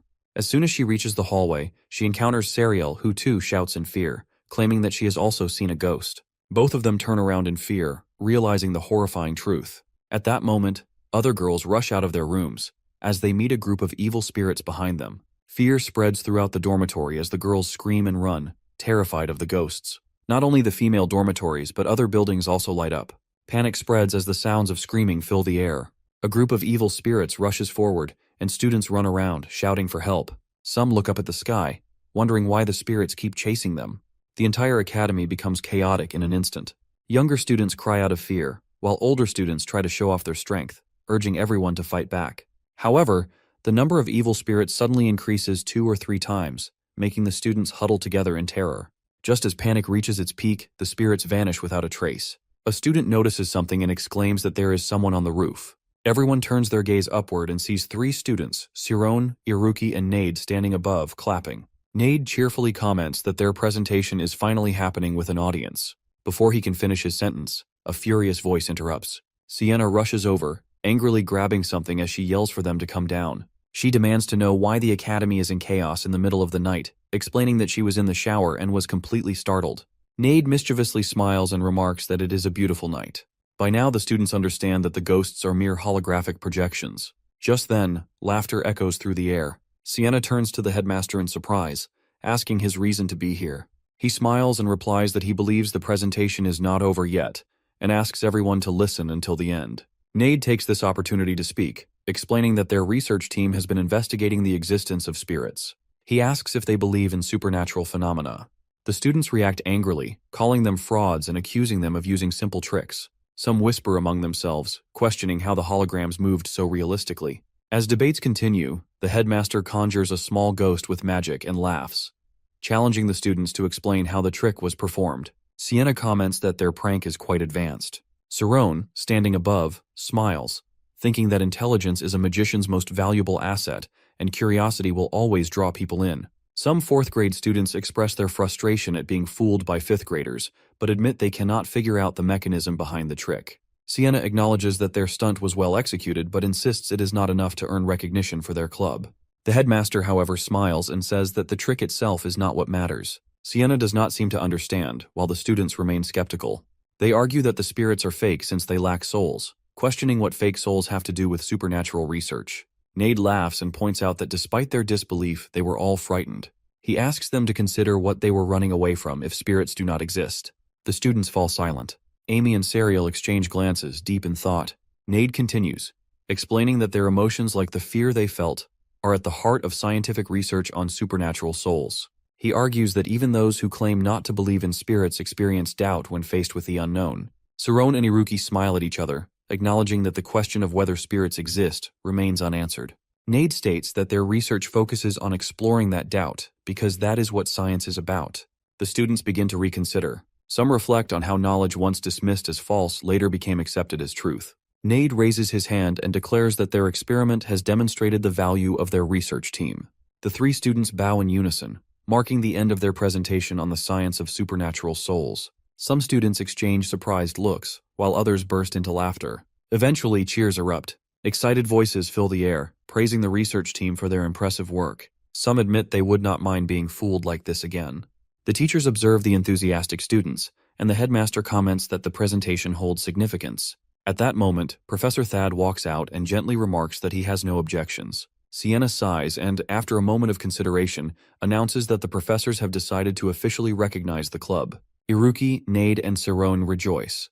But before they can celebrate further, Sienna suddenly raises her voice and declares that they will all be suspended from school for 3 days. She scolds them, calling them idiots, but the 3 do not seem to care. They hug each other, overjoyed at their success. Below, the students continue congratulating them. Despite Sienna's stern warning, Maria smiles brightly and comments that Siron is truly impressive. Mark, standing beside her, agrees, calling Siron a genius. Sariel also expresses admiration, saying that everyone dreams of doing something remarkable at least once in their lives. Amy remains silent for a moment before smiling to herself. She thinks about how, while she focuses on her studies to graduate, They are spending time on what she considers a pointless pursuit. Meanwhile, Nade sobs, and Saron, feeling emotional, watches their reactions. In another corner, some students speak with disdain, criticizing the club. They argue about the hierarchy within the academy's various research groups, questioning if they should take the supernatural studies seriously. One student remarks that the 5th graders will graduate soon, advising others to leave if they do not want to face them next year. Among the murmurs, a voice calmly advises everyone to stop arguing, warning that attracting attention now would only bring trouble. Another student smirks, suggesting that waiting for the right opportunity would be more beneficial. Meanwhile, Sienna silently observes the group and sighs, thinking to herself that those troublesome students in that unconventional research group and clubs need to grow up. The headmaster is quite impressed by Siron's magic, smiles, and says it is impressive. Even he, a specialist in light magic by how it was used, is impressive. Looking up at the sky, he admires Siron. He believes that in the future, our boy might be capable of fulfilling his dreams. Meanwhile, our guy lies on the grass, grinning with happiness. Next to him, Nade asks with concern if he is really okay. Siron reassures him that he is fine. Iruki, smiling, says who would risk their life for a game though it was great. Nade agrees, explaining that without Siron's immortal ability, it wouldn't have worked. Iruki appreciates the way our guy has dealt with the immortal function with the defensive spirit zone. Siron insists that they are geniuses too. Iruki has predicted how the entire school will react, and Nade has built large numbers of machines. Iruki resembles it with a term, big fish in a small pond. The three lie down on the grass.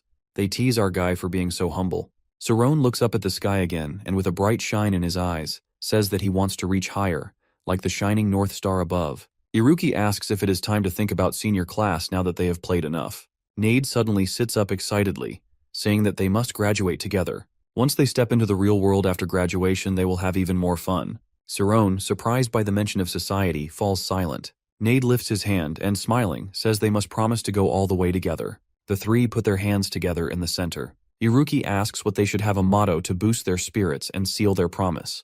Nade cheerfully replies that they can use anything. The three raise their hands in the air and shout the mottos like Long Live Paranormal Science Club. Their plan to graduate together? Then, they burst into laughter. Nade points at Iruki and asks why he is cheering for something so silly. Siron smiles happily, thinking that together, they will become the strongest mages together. At midnight, the school grounds still hold the energy of the three friends. The next morning in the boys' dormitory, Nade shakes Siron, trying to wake him up. He tells him not to waste his suspension time and to go out and play. Iruki beside them comments that Siron must be exhausted. Even when shaken, Siron does not open his eyes. He feels trapped in sleep paralysis, unable to move. Once again, our guy sinks deep into his own spirit zone. He sees himself drifting toward infinity in the dark space, moving alongside the stars. At the end of his path, a massive galaxy surrounded by swirling light awaits him. But this time, something feels different. Normally, he would wake up by now, but something has changed. Suddenly, rays of light appear, creating cracks in the darkness. Siron looks ahead in surprise as a burst of bright light flashes. Our guy suddenly wakes up. He realizes that his dream was different this time. Looking around, he wonders if what happened yesterday caused this change. He silently stares at the ceiling, feeling like something is different. Getting up, he immediately checks the paper on Nade and Iruki's desk. They have left a note that they are going to the casino, and Iruki's calculation skills will help them. Our guy sighs, figuring out that they will probably come back empty-handed again. With 3 days of suspension ahead, our guy wonders what to do. He considers going home, but rejects this idea while thinking about the reaction of his parents.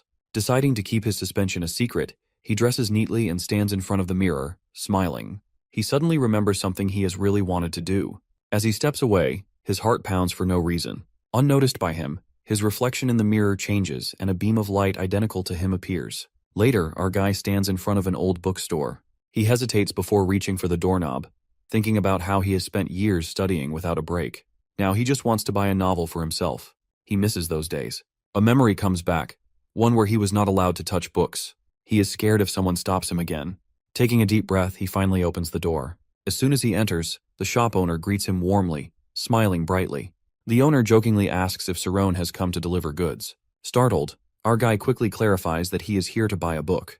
The shopkeeper remains cheerful, telling him to take his time and search. She suddenly comments on how handsome he is. Siron, speechless, thanks her, thinking she probably does not even recognize him at all. He picks up a book and wonders if he has really changed that much. After paying 2 gold coins, the shopkeeper beams with joy, calling him generous and thanking him excitedly. Siron lifts the book. the dragon tamer who slayed the Dragon King, toward the sky, thrilled to have finally bought his own novel. Spinning around with happiness, he does not notice the shy glances people give him. Feeling lucky that he still has money from Ojeni family, Saron walks with a smile. Just then, a voice calls out his name and a hand grabs his arm, making him shocked.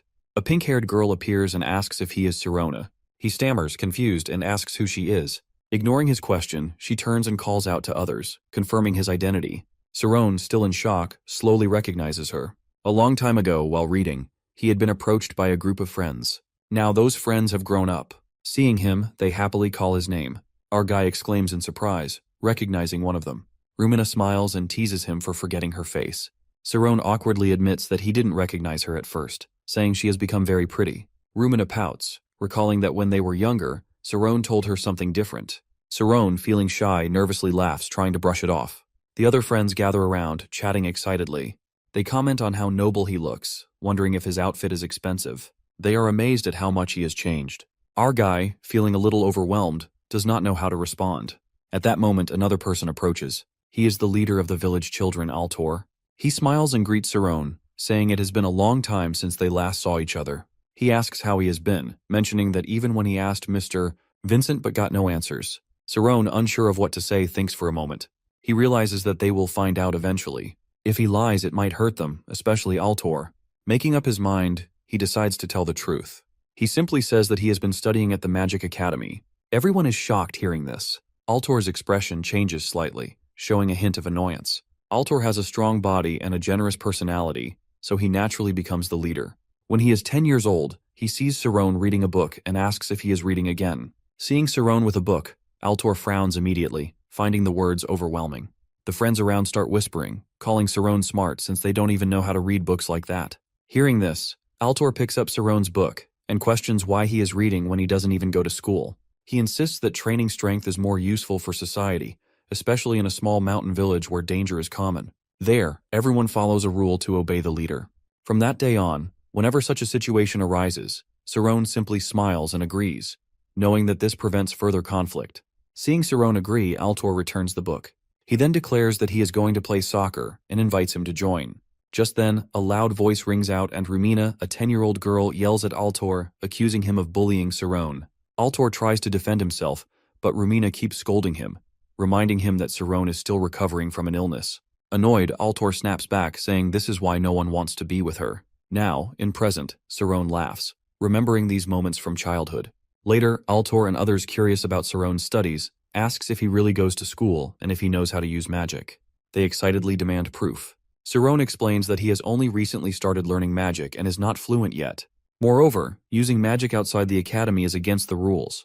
Altor laughs and teases Saron for still carrying books around. He tries to peek inside Saron's book, thinking it belongs to the Magic Academy. Saron panics, trying to stop him, and hurriedly explains that it is just a novel. In the struggle, the book falls, and Saron instinctively moves at lightning speed to catch it, surprising everyone. Rumina once again blames Altor for bullying Sarone. Altor, confused, insists that he did nothing. Saron smiles and reassures them that it was just a coincidence. But Rumina remains unconvinced, frowning as she scolds him again. To change the mood, Rumina suggests going to eat delicious food. Altor agrees, suggesting they are celebrating a sale of the entire stock by holding a party and asks Saron to join. He happily agrees. As a horse-drawn carriage arrives, Altor effortlessly picks up Saron and places him in the front row. Saron, startled, asks if he can really lift him so easily. Altor laughs and replies that Saron is too light. Saron, in disbelief, thinks about how much Altor has changed and become stronger than ever, and even involved in business. There is a high possibility that Altor will become the village's new leader. Watching him, our boy falls into thought. When they arrive at Rumina's house, her mother, who runs a restaurant, is surprised to see Saron and compliments his appearance. Embarrassed, Rumina quickly tells her mother to stop. At the dining table, everyone raises their glasses and cheers for our dude. A table full of delicious food appears, and Rumina encourages Saron to eat. He asks about the drink, and she tells him that it's a fizzy barley drink. As the conversation shifts to Saron's school life, a friend asks if he is the best student there. The unexpected question startles Saron. The others, curious, ask if he studies with nobles. Saron, overwhelmed, insists that he is too busy studying to notice such things. Meanwhile, Rumina silently watches everyone, including Altor, who drinks his beer quietly. Altor then sets his beer cup down firmly and asks if Saron has thought about his future. He reminds Saron that his father is currently supporting their family, but soon it will be Saron's turn to take responsibility and even get married. Saron, taken aback, struggles to respond, realizing that he has never deeply considered this. Unlike his friends, who are already helping with their family's businesses, his father is still struggling alone, and when will he be able to help? Sensing the sudden shift in mood, Altor tries to lighten the atmosphere and challenges Saron to an arm wrestling match, reminding him of how strong he was before. The others cheer in excitement. Our dude recalls how they used to play this game as children, and back then, he often won. However, to maintain Altor's reputation, he decides to lose on purpose. They agree to a bet and the loser will pay for the meal. As soon as the match begins, Altor's overwhelming strength shocks everyone. Saron collapses to the ground, trembling in disbelief. Rumina immediately scolds Altor for using too much force. Altor, equally surprised, insists that he didn't expect Saron to be this weak. Feeling guilty, he offers to pay for the meal. But Saron quickly stands up, laughing, and insists that since he lost, he will pay. However, as Saron reaches for his money, his bag falls to the ground, revealing 5 gold coins. His friends, stunned, exclaim in surprise. Rumina points out that 5 gold coins are equivalent to a month's worth of business earnings. Saron, panicking inside, wonders what to do. Altor's face turns red. Saron breaks into a nervous sweat, realizing that he is in trouble. Rumina questions our guy about the source of the money, to which he hesitantly responds that he is sponsored. This revelation surprises everyone, leading them to assume he will never have to worry about finances again. However, he quickly corrects them, making it clear that the situation isn't as simple as they think. Despite this, he realizes that things might take an unfavorable turn. Standing behind him, Altor grows irritated and loudly expresses his frustration, wondering why such a fuss is being made over a few gold coins. His outburst prompts immediate apologies from the others. A sudden recollection of the past unsettles the boys, filling them with unease. Rumina, too, remembers that Altor tends to become unusually sensitive whenever Saron is present. Altor clears his throat awkwardly, attempting to brush it off. Just then, Martin claps his hands, steering the conversation in a new direction. He mentions a rumor about a predatory animal sighted in the mountains. Brad confirms the claim, adding that wild animals have been disappearing lately. With a sigh, Rumina sarcastically commends Martin for his supposed heroic instincts. Brad elaborates, explaining that his father described the creature as resembling a bear. Saron, recalling a similar account, nods and remarks that his father mentioned it as well. He wonders why an animal that typically inhabits the north has wandered so close to the village. Rumina speculates that it could be the breeding season or something similar and reassures the group that as long as they avoid venturing too deep into the forest, there should be no danger. At that moment, Altor unexpectedly suggests hunting the beast. His proposal startles the group, prompting them to question whether he is serious. With confidence, Altor asserts that they will be aiding the villagers and reminds everyone of his own skills. If it is merely a bear, he reasons, there should be no need to involve the adults. One of the boys chuckles, pointing out that Altor once hunted a red bear, so this task should be effortless for him. Saron is taken aback by this revelation. Without hesitation, Altor declares that they will set out the following morning and turns to Saron, asking if he will join. Seeing Rumina's enthusiasm, Saron smiles and agrees to help if he can. The group finalizes their plan, deciding to gather in front of Rumina's house at dawn. They raise their glasses in a celebratory toast to the upcoming hunt, filled with anticipation. As the sun rises, Rumina approaches Saron, inquiring if he has rested well and urging him to prepare. After changing into his hunting attire, he confirms that he is ready, and the two step outside. Rumina waves cheerfully to the others, assuring them that all is well. Altor, grinning, jokingly warns Saron not to lag behind, or they might leave him behind. Saron chuckles, assuring him there is no need for concern. Upon entering the forest, the group efficiently divides tasks. 2 members set up net traps on the ground while another secures a rope to a tree. Below, someone makes the final adjustments. Observing their swift coordination, our guy is impressed and praises their efficiency. One of the teammates smirks, remarking that setting up the traps is the easy part, and what truly matters is Altor's role in the hunt. Carefully studying the beast's tracks, Altor determines that it is close by. He instructs everyone to remain vigilant and retreat immediately if they spot the creature.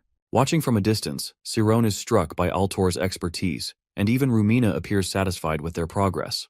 A sudden thought crosses our guy's mind. If he utilizes his spiritual zone, he might be able to locate the creature more quickly.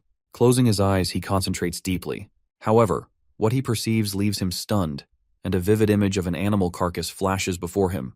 Alarmed, Saron's eyes snap open, and an unsettling sensation washes over him. Something feels terribly wrong. As he turns to process the vision, a firm hand suddenly grasps his shoulder. It is Altor, his expression filled with irritation. He demands to know why Cerrone disappeared without a word. However, before he can continue reprimanding him, an eerie sound reverberates through the forest. Both Altor and Cerrone instinctively look up, their eyes widening at the sight before them. Scattered across the ground lay the remains of countless wild animals. Rumina gasps in horror, and panic quickly spreads through the group. Altor, momentarily paralyzed by the gruesome scene, struggles to process it. Cerrone immediately urges everyone to retreat, warning them that no ordinary bear could be responsible for such carnage. Still shaken, Altor demands an explanation. Cerrone insists that the adults must be notified at once. The mountain should be sealed off, and, if necessary, reinforcements from the city should be requested.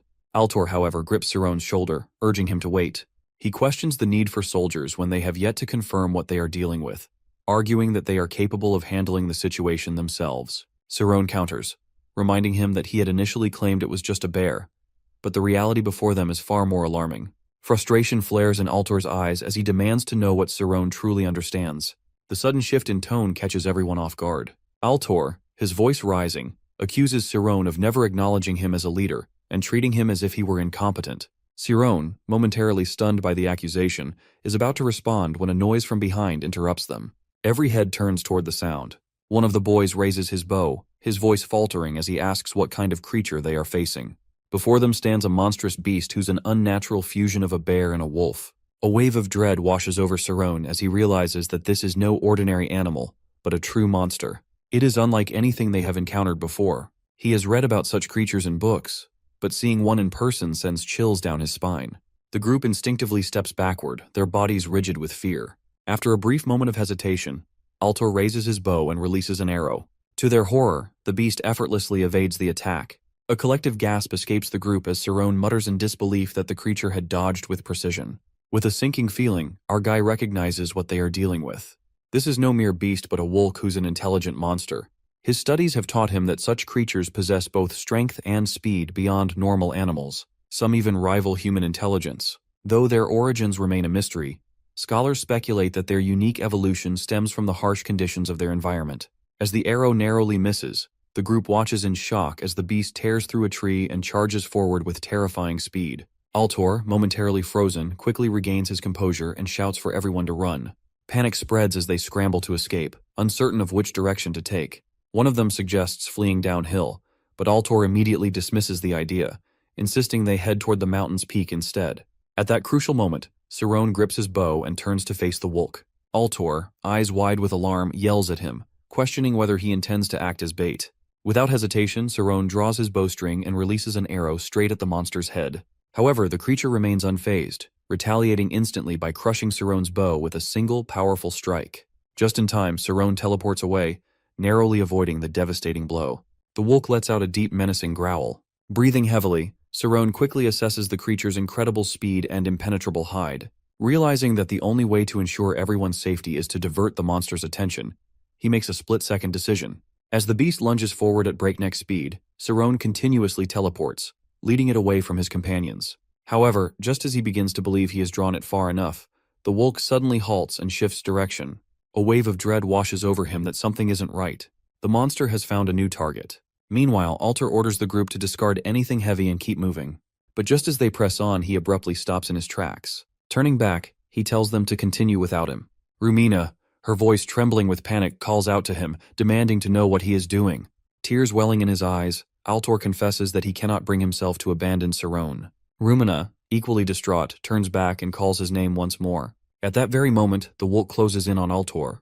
In that fleeting second, he wonders if Cerrone has already fallen. A crushing sense of guilt grips him, that if he had only listened when Cerrone suggested fleeing downhill, and if things have turned out differently. But before despair can fully take hold, a brilliant golden light suddenly flares between him and the monstrous beast. For a brief moment, Rumina watches in stunned silence, believing the creature has been slain. The others, equally astonished, exchange bewildered glances, questioning whether they have just witnessed magic. However, their relief is short-lived. From a distance, Cerrone's voice pierces the tense air as he shouts for everyone to run.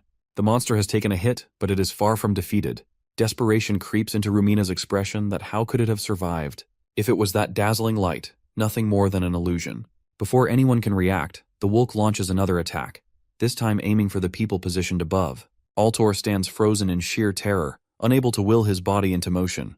Rumina, gripped by fear, tries to escape, but the beast's massive claws slash toward her. As she stumbles, falling to the ground, a crushing sense of helplessness takes hold. Just as all hope seems lost, Sarone rushes in, intercepting the attack and seizing the monster. Altor's voice rings out, crying Sarone's name as the wolf retaliates with another strike. This time, its razor-sharp claws stretch towards Sarone, but in the blink of an eye, he vanishes. A split second later, the monster, too, is consumed by the same mysterious energy and disappears alongside him. Rumina, still sprawled on the ground, screams in horror. Sarone reappears, having teleported both himself and the beast to an entirely different location. His mind races, searching for his next course of action. His original plan was to let go of the creature as soon as he severed its connection to Rumina's essence, but doing so now would leave him exposed to attack. At the same time, keeping it close any longer is equally dangerous. He quickly scans his surroundings. Both he and the monster are now outside the clear light's reach. The question remains how he can defeat it. A thought flashes through his mind. He recalls old stories about silver coins and fragments of knowledge buried in his memory. Something capable of manipulating gravity or disrupting symmetry might hold the key. Within his spiritual realm, he extends his hand toward a reflective mirror, channeling his aura into it. A luminous beam of energy bursts forth. In that instant, realization dawns upon him that mathematics holds the answer. As the transparent barrier shatters around him, Sarone grasps a fundamental truth. Mass is an intrinsic property of matter, one that remains unchanged regardless of location or state. It determines inertia and the total energy of an object at rest, what physicists call rest energy. Sarone contemplates the nature of existence, questioning why the world exists and what it truly means to exist. His mind wanders to the concept of mass. Why does matter possess it, and what governs its presence? Within his dream, he envisions space, a realm of symmetry breaking apart. A thought emerges. If the universe existed before anything came into being, then survival for species must depend on disrupting its symmetry. He begins to understand that mass plays a crucial role in this process, and that he might have the ability to grant photons mass. In reality, a deafening explosion shatters the silence, scattering debris in every direction. Sarone swiftly teleports downward, landing just beyond the impact. His breath catches as he peers through the thick smoke. Lying motionless before him is the wolf's lifeless body. As he gazes at it, a realization strikes, and Armin's words echo in his mind. Symmetry can be broken through a form of spatial knowledge, an elusive force known as unnamed knowledge. There exists a mechanism that endows matter with mass, and if manipulated correctly, even light could gain substance. A triumphant smile spreads across Sarone's face as newfound clarity washes over him. However, his thoughts soon shift as he studies the fallen creature, pondering why such a formidable beast would inhabit these mountains. Just then, an eerie sound disrupts his contemplation. His body tenses as he whirls around, suddenly grasping something he had overlooked. These monsters do not roam alone. Lifting his gaze, he sees what lies ahead. He is no longer facing a single wolk. On the opposite side, Altor and the others stand frozen in fear. Before them looms a vast pack of wolves, their piercing eyes fixated on the humans like predators eyeing helpless prey. Terror spreads through the group. Some begin to weep, overwhelmed by the imminent danger. Determined, Altor takes charge, declaring that he will draw the creatures away while the others descend the cliff. His words are met with immediate protest. A companion, horrified, calls him reckless, asking if he has lost his mind. But Altor remains resolute. He insists that this is their only chance at survival. With tears brimming in his eyes, he urges them to live, ensuring that his and Sarone's sacrifices will not be in vain. Just then, a brilliant light pierces through the sky. A luminous figure descends, and Sarone, having teleported at just the right moment, lands dramatically, his presence exuding power. The group rushes toward him, voices overlapping as they cry out in relief. Some had feared he was dead, and sobs of joy fill the air. Sarone simply smiles and offers a quiet apology. Altor, standing nearby, calls out, but Sarone speaks first, apologizing for causing him worry. Without hesitation, he tells Altor to leave the wolves to him. Alarmed, Altor moves to intervene, but Sarone reassures him, stating that this does not violate the school's rules. A deafening roar erupts as the wolves, driven by fury, charge at Sarone with incredible speed. He remains unmoving, his hand glowing as photons gather at his fingertips. Rumina and the others watch in stunned silence. The light is unlike anything they had seen before. Its nature has changed. A distinct glow forms on Sarone's forehead as he recognizes what has happened. He has successfully infused mass into the photons. With a single motion, he unleashes an immense force, a radiant energy slicing through the oncoming monsters. Altor and the others gasp in shock at the sight. As Sarone watches the aftermath, understanding dawns upon him this is his magic, something he had always been capable of but had never realized. The remaining Wolks, now consumed by rage, launch another assault. This time, Saroni takes the offensive, teleporting forward to meet them head-on. A massive photon blast engulfs the battlefield, wiping out many of them in an instant. Altor, Rumina, and the others remain speechless, struggling to comprehend what they have just witnessed. Altor murmurs in disbelief that Saron is a true magician. However, Saron is all too aware of the cost.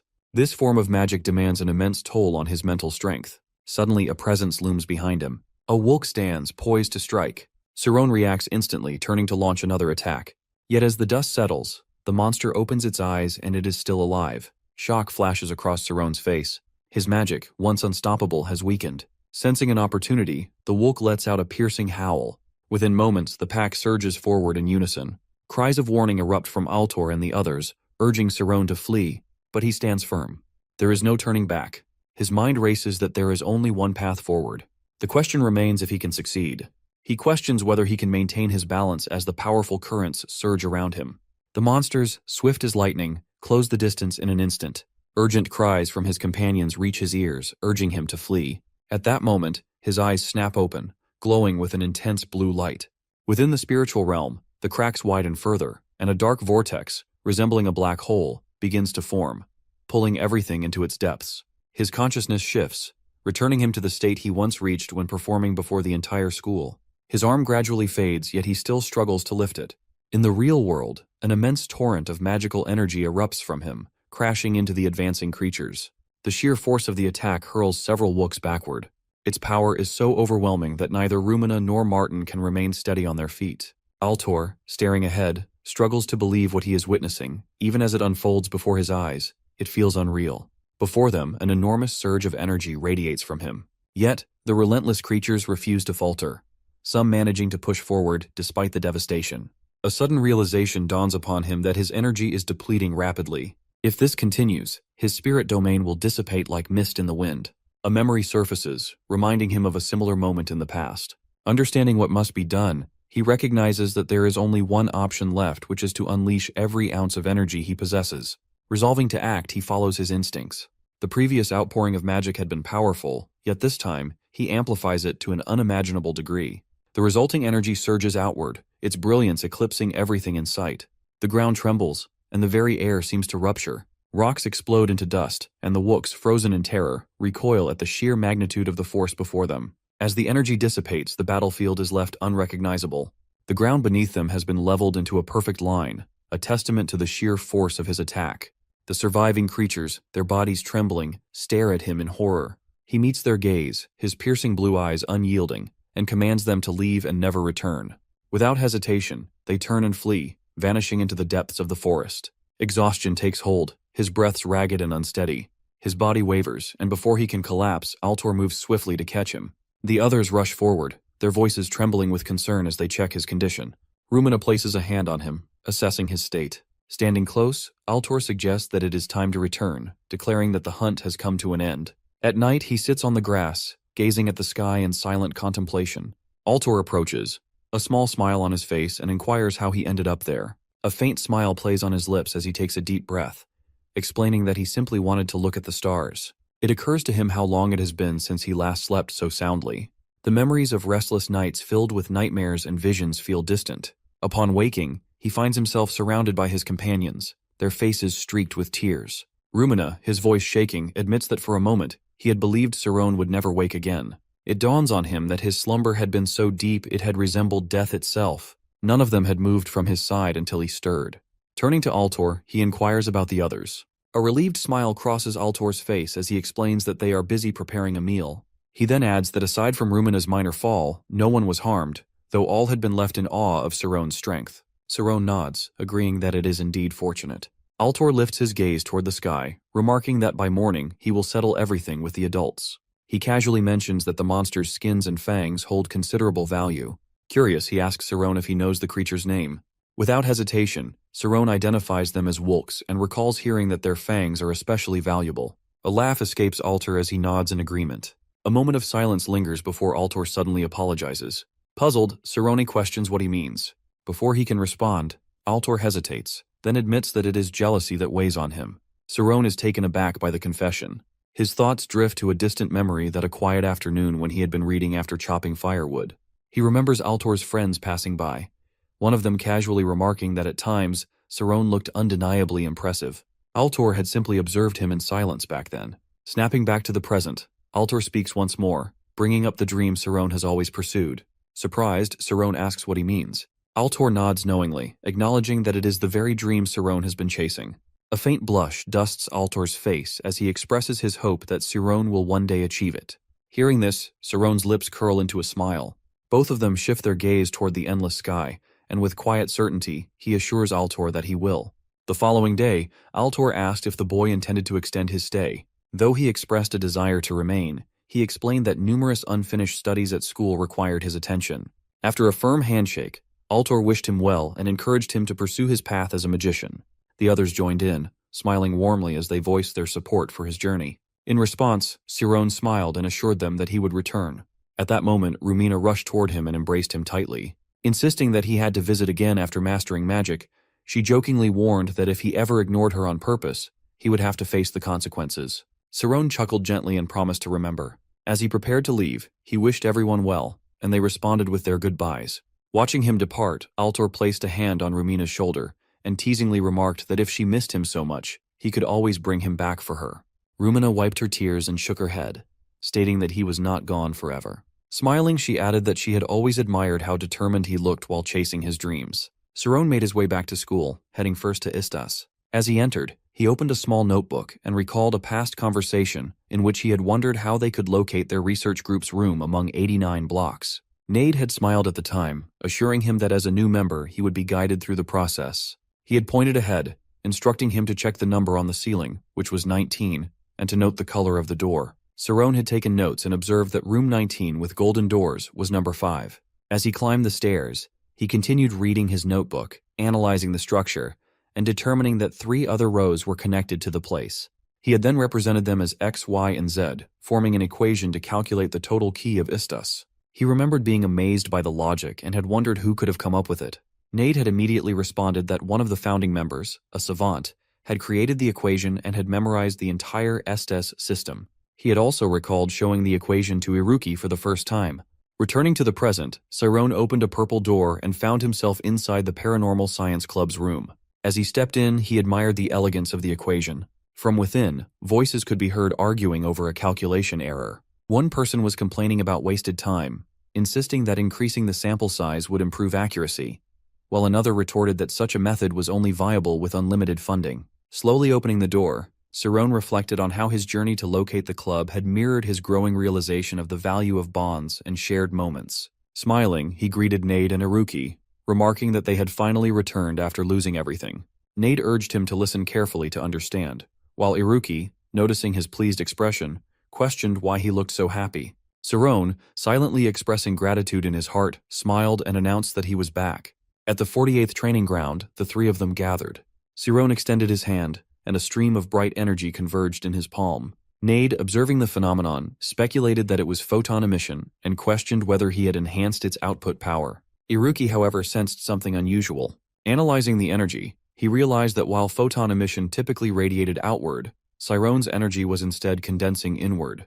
Before Nade could fully grasp what was happening, Saron unleashed his self-luminescent source, creating a force reminiscent of when he had fought against a group of Wolks. Stunned, Nade and Iruki examined the resulting hole, their expressions reflecting disbelief. Nade exclaimed in shock that Saron had used light to punch through a solid surface, calling it magic.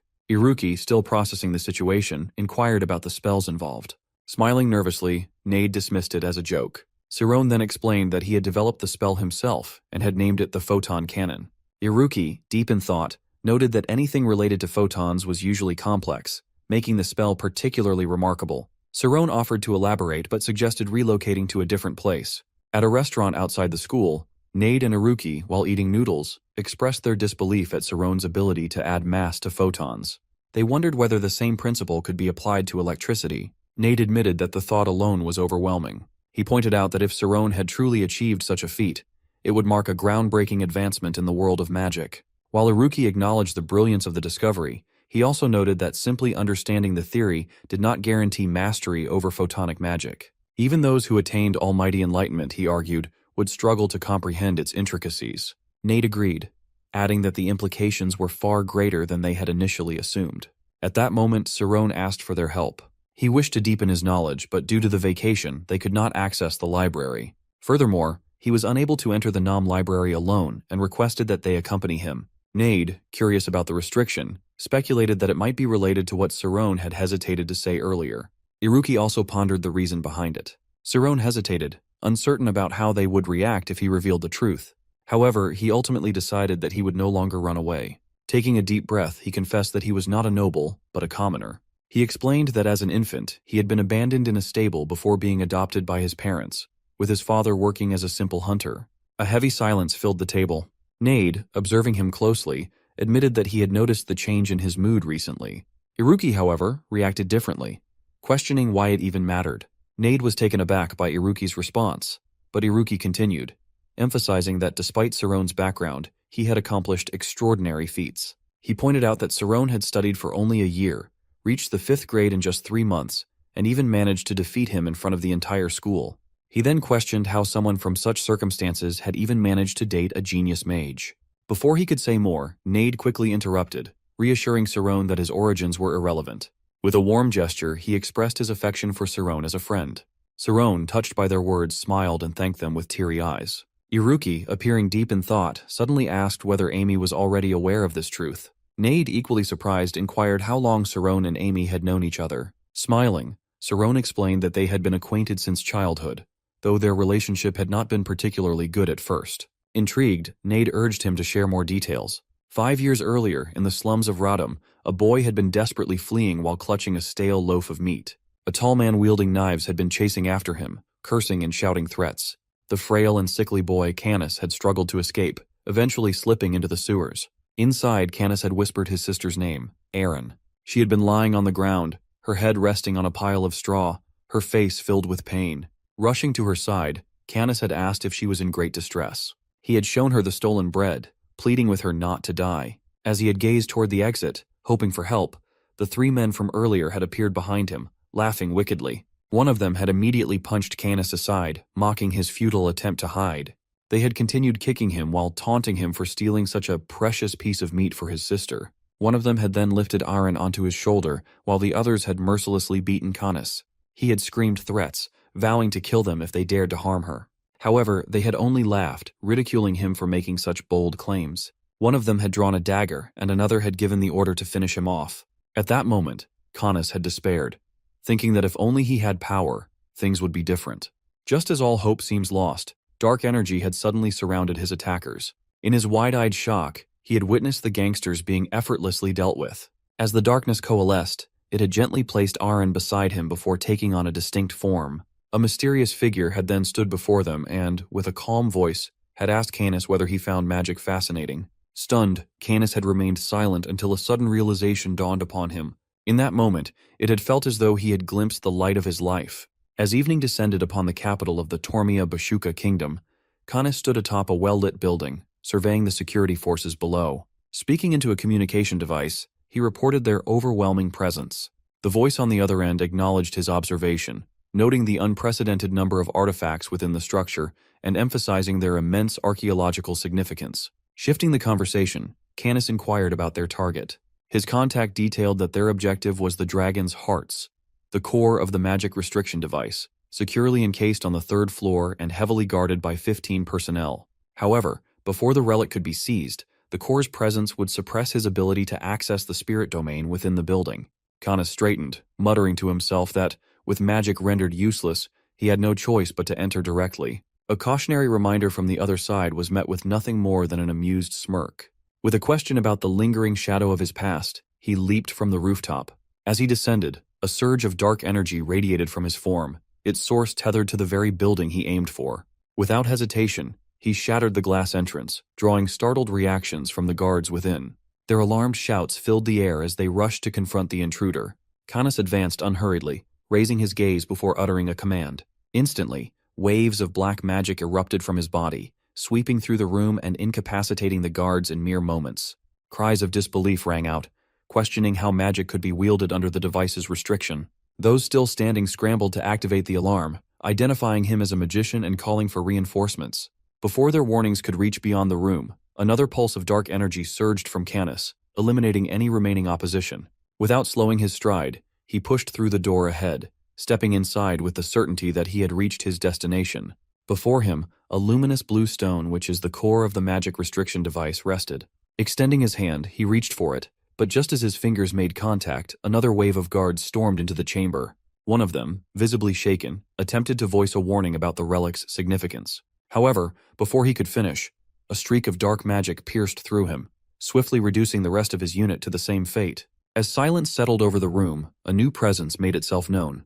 Canis, unfazed, acknowledged the arrival with a knowing remark, sensing that they had come at the perfect moment. Standing at the entrance, Erin, who is now older, scanned the devastation before her. Without accusation, she questioned whether he had resorted to killing. In response, Canis reassured her that the guards were merely unconscious. Erin remained silent, her thoughts unreadable, but before she could reply, a thunderous explosion erupted outside. Beyond the crumbling walls, an army stood poised, their ranks accompanied by a figure hovering in the air. His commanding voice demanded Canis to surrender the stolen relic, warning that escape was impossible unless all taken artifacts were returned. Raising a hand, the figure unleashed a colossal surge of energy, sending it hurtling toward the shattered chamber. From within the wreckage, two silhouettes emerged, their forms infused with an overwhelming aura of dark energy. The commander's eyes widened as he recognized the unmistakable power of dark magicians. Before he could react, a wave of darkness surged toward him, forcing him to raise his shield in defense. As the magic dissipated, he scanned the scene frantically, only to realize that both figures had vanished. Below, chaos spread through the ranks. Soldiers scrambled, reporting that the core of the magic restriction device had been stolen. The airborne commander, his expression grim, barked orders for an immediate search. His thoughts, however, lingered on a deeper concern. There had been no signs of teleportation, which meant the intruders were still close. Yet, what truly unsettled him was their youth. It was unthinkable that two individuals so young had not only bypassed the restriction device, but had also wielded dark magic at such an advanced level. Descending from the sky, he contemplated a chilling possibility. Only one magician in history had ever commanded darkness so absolute that it devoured sunlight itself, a force so devastating that it had once thrown an entire kingdom into turmoil. That magician was Arcane, and yet Arcane had supposedly perished in an accident 4 decades ago. The commander clenched his teeth, struggling to reconcile the presence of such a power with its supposed extinction. Meanwhile, far beyond the capital, in the secluded mountains near Bashuka, Arin and Canis arrived at their hidden base. Within Canis's grasp rested the stolen relic that's the final ingredient they had sought. Before them, an aging man with a frail body and an unkempt beard lay motionless, surrounded by intricate machines. Canis stepped forward, carefully placing the artifact into a designated slot. With solemn conviction, he declared that this final piece would restore their master to his former glory. Arin, watching from a distance, swallowed nervously as the device activated. A brilliant blue light burst forth, followed by a thick cloud of smoke. As the haze cleared, Canis's lips curled into a satisfied smile. Suddenly, a large, gnarled hand gripped the bed's edge. Slowly, the old man stirred, rising for the first time in decades. His voice, hoarse yet unwavering, broke the silence with fury. After 40 long years, he would finally reclaim what had been stolen. His gaze lifted, dark eyes burning with vengeance. In a growl that resonated with power, he uttered a single name, branding Alpheus Mirhi a traitor. 40 years ago, within a burning building filled with desperate screams, Arcane's voice echoed in fury. He confronted Alpheus, insisting that the research was not his alone, that he had poured his heart and soul into it. Alpheus, then still young, turned away with a cold expression, smirking as he dismissed Arcane's words. Without hesitation, he walked away, leaving Arcane behind to be consumed by the relentless flames. Now in the present, Arcane examines his hands, murmuring that it took him 4 decades to recover. His hatred for Alpheus burns stronger than ever, and he questions whether his old rival truly believes he can live in peace after what he has done. Canis and Erin kneel before him, expressing their gratitude, acknowledging that their survival and strength are owed to him. Pledging their loyalty, they swear to follow his command. Arcane gazes at them, affirming his trust in his devoted disciples.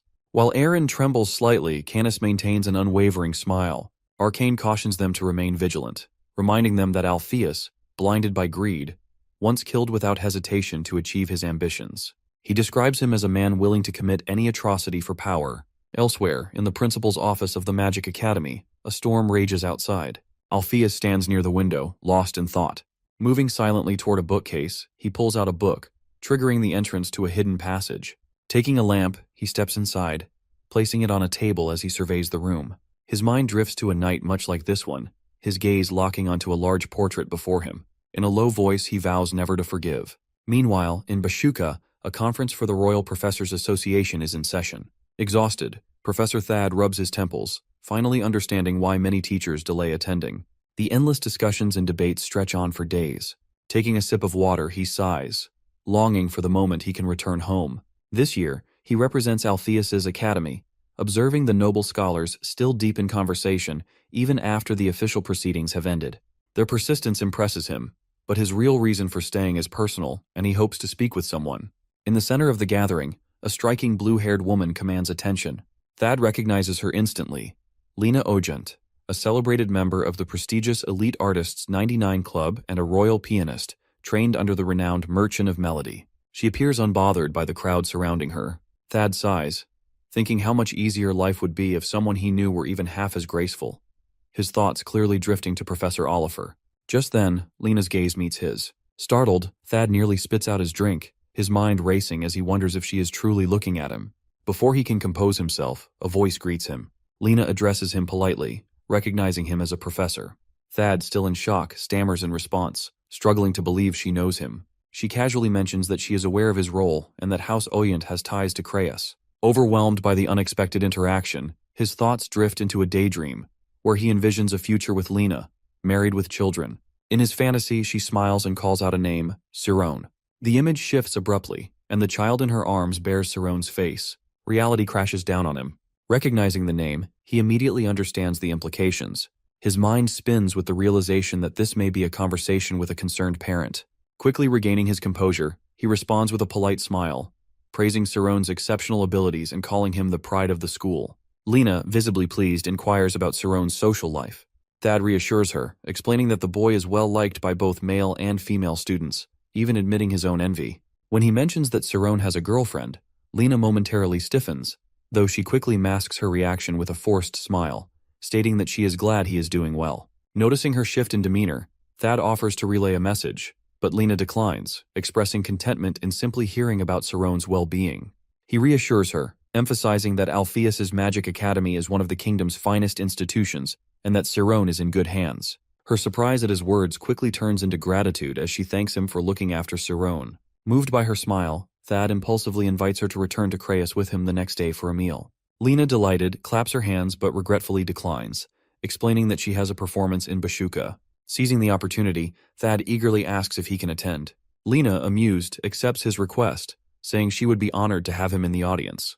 Thad feels as if the world around him is blooming with joy, but Lena's expression soon darkens. She shares her concern that attendance might be low due to recent turmoil in the capital. Curious, Thad asks what she means. Lena's frown deepens as she reveals that Inferno was recently attacked, and a Class B prisoner has escaped. The culprit, a dark magician, remains unidentified. As a result, the capital is under strict martial law.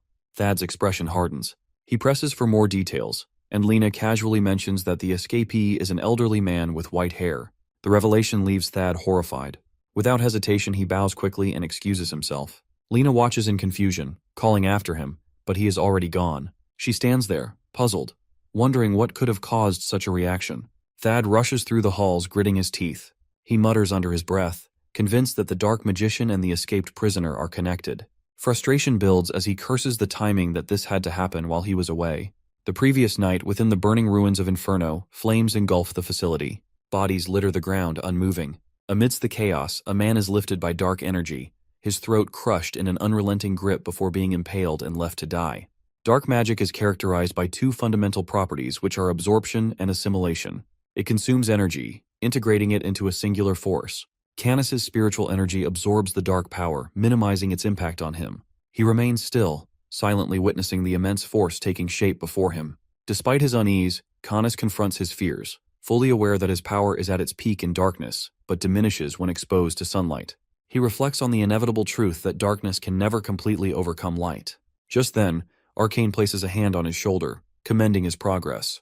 Canis recalls his master's teachings, particularly the time he spoke of their benefactor, the great Mage Arcane, who had once rescued both him and Aaron from the depths of despair. Speaking in a composed tone, Arcane assures Canis that with greater effort, he can eradicate light entirely. With his growing strength, extending shadows toward the sunlight, and annihilating the giant ants before him, becomes an effortless task.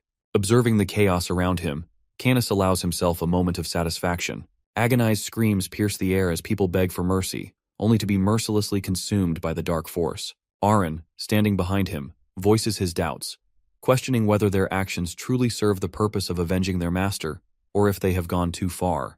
Canis, unwavering, insists that they must have faith in their master's intentions. Meeting his brother's gaze, he asserts that their master's actions are never without reason.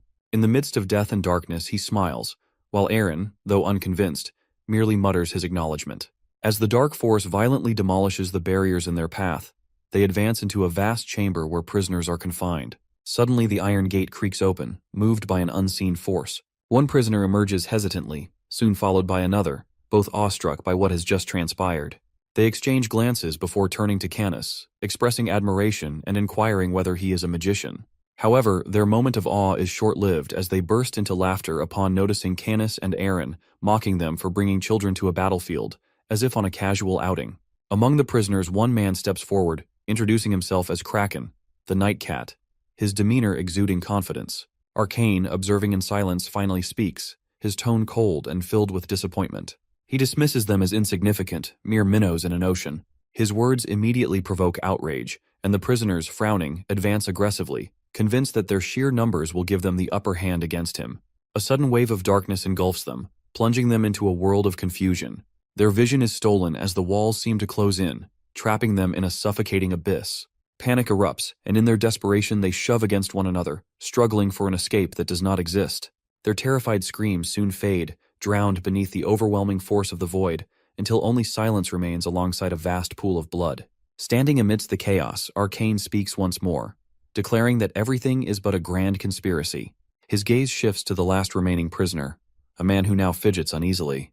This prisoner is Lucas. Bound in heavy chains, a tattoo of a parrot imprinted on his shoulder, he takes a step forward, acknowledging his capture. Yet, his voice carries an accusatory tone as he challenges the group's intentions, suggesting they are conspiring against the kingdom. A knowing smirk plays across his lips as he insinuates that his suspicions must be correct. Canis and Aaron are taken back by Lucas's confidence. With deliberate movements, Lucas raises his bound hands, using the heavy shackles as weapons, attempting to strike the dark magician before him. However, he soon realizes that his attacks barely make contact. He is stunned, questioning the identity of the old man standing before him. The dumbbells never touch Arcane's face, halted by an unseen yet formidable magical barrier. Then, without hesitation, Arcane speaks, declaring that Lucas has passed his test. The prisoner recoils, struggling to comprehend the meaning behind those words. A nervous chuckle escapes him as he insists that he had never volunteered for any role among them. Arcane offers no response. Instead, darkness surges forward, rushing toward the prisoner with lethal intent. Lucas clenches his teeth, unwilling to believe this is where his fate is sealed. Yet, in the blink of an eye, the chains binding his wrists shatter. Arcane, unfazed, makes an observation that Lucas's greatest weakness is money. For a moment, the prisoner remains frozen in place, processing the words. But as Arcane continues, offering him wealth beyond imagination, his expression shifts. Greed flickers in his eyes, and in an instant, he grins, accepting the proposal without hesitation. Canis, still standing in the background, watches in silence, his brows furrowed in contemplation. He struggles to decipher the true intentions of his master. Meanwhile, beneath a sky thick with storm clouds, rain crashes down onto a dark road where a carriage speeds through the night. Inside, Thad leans forward, his voice rising in urgency as he demands that the driver move faster. He insists that he has paid all the gold coins necessary, but the driver, unfazed, reminds him that no matter how swiftly they travel, they will not reach Kryze before dawn. Frustration twists Thad's features, and he curses under his breath, while the driver sighs at the misfortune of being on the road at such an hour. Slumping back against the seat, Thad rubs his forehead, thoughts racing. He knows that Arcane was released from prison just the night before. Given his history, there is no doubt that his next move will be to exact vengeance for events that transpired 40 years ago. The rain continues its relentless assault, and Thad knows he must deliver this information to his master without delay. At Althea's School of Magic, Lucas shivers, grumbling about the biting cold and the merciless downpour that only worsens the mission at hand. Canis, indifferent to his complaints, orders him to focus on fulfilling their agreement rather than wasting time whining. Lucas smirks but remains unfazed, demanding a generous reward in exchange for his cooperation. His gaze drifts toward Arcane, and with a low mutter, he tells his regrets that had he known they would dare to assault the school on such a stormy night, he never would have joined them. Yet Arcane remains silent with his eyes fixed ahead. Lucas joins the group for the money promised to him, yet he soon realizes that their mission feels no different from rebellion and treason. His curiosity piqued, he questions Erin's presence, suggesting that someone as beautiful as her does not belong in such dangerous work. He even offers her a chance to leave with him. But before she can respond, Canis cuts in, reminding Lucas to focus on guarding the hostages. When Lucas presses for details about the hostage, Canis remains vague, telling him he will find out in the morning. Frustrated, Lucas wonders why their master follows someone like Canis, but quickly dismisses his doubts. Everything is unfolding according to their master's plan, and questioning it serves no purpose. Above them, Arcane rises into the air, spreading waves of dark energy across the field. Long ago, mass disrupted the symmetry of the universe, setting off events that shape the world into its present form. Now Nade, exhausted from hours of reading, stares at a pile of books and ponders whether the world could exist without mass. He speculates that mass must have emerged suddenly, perhaps in an explosive event. Nearby, Iruki, sprawled lazily on the floor, dismisses his thoughts, calling it nothing more than mass. Irritated, Nade presses him for clarification, asking if he believes God created everything. Then, with a hint of sarcasm, he asks if Iruki is just too hungry to think straight.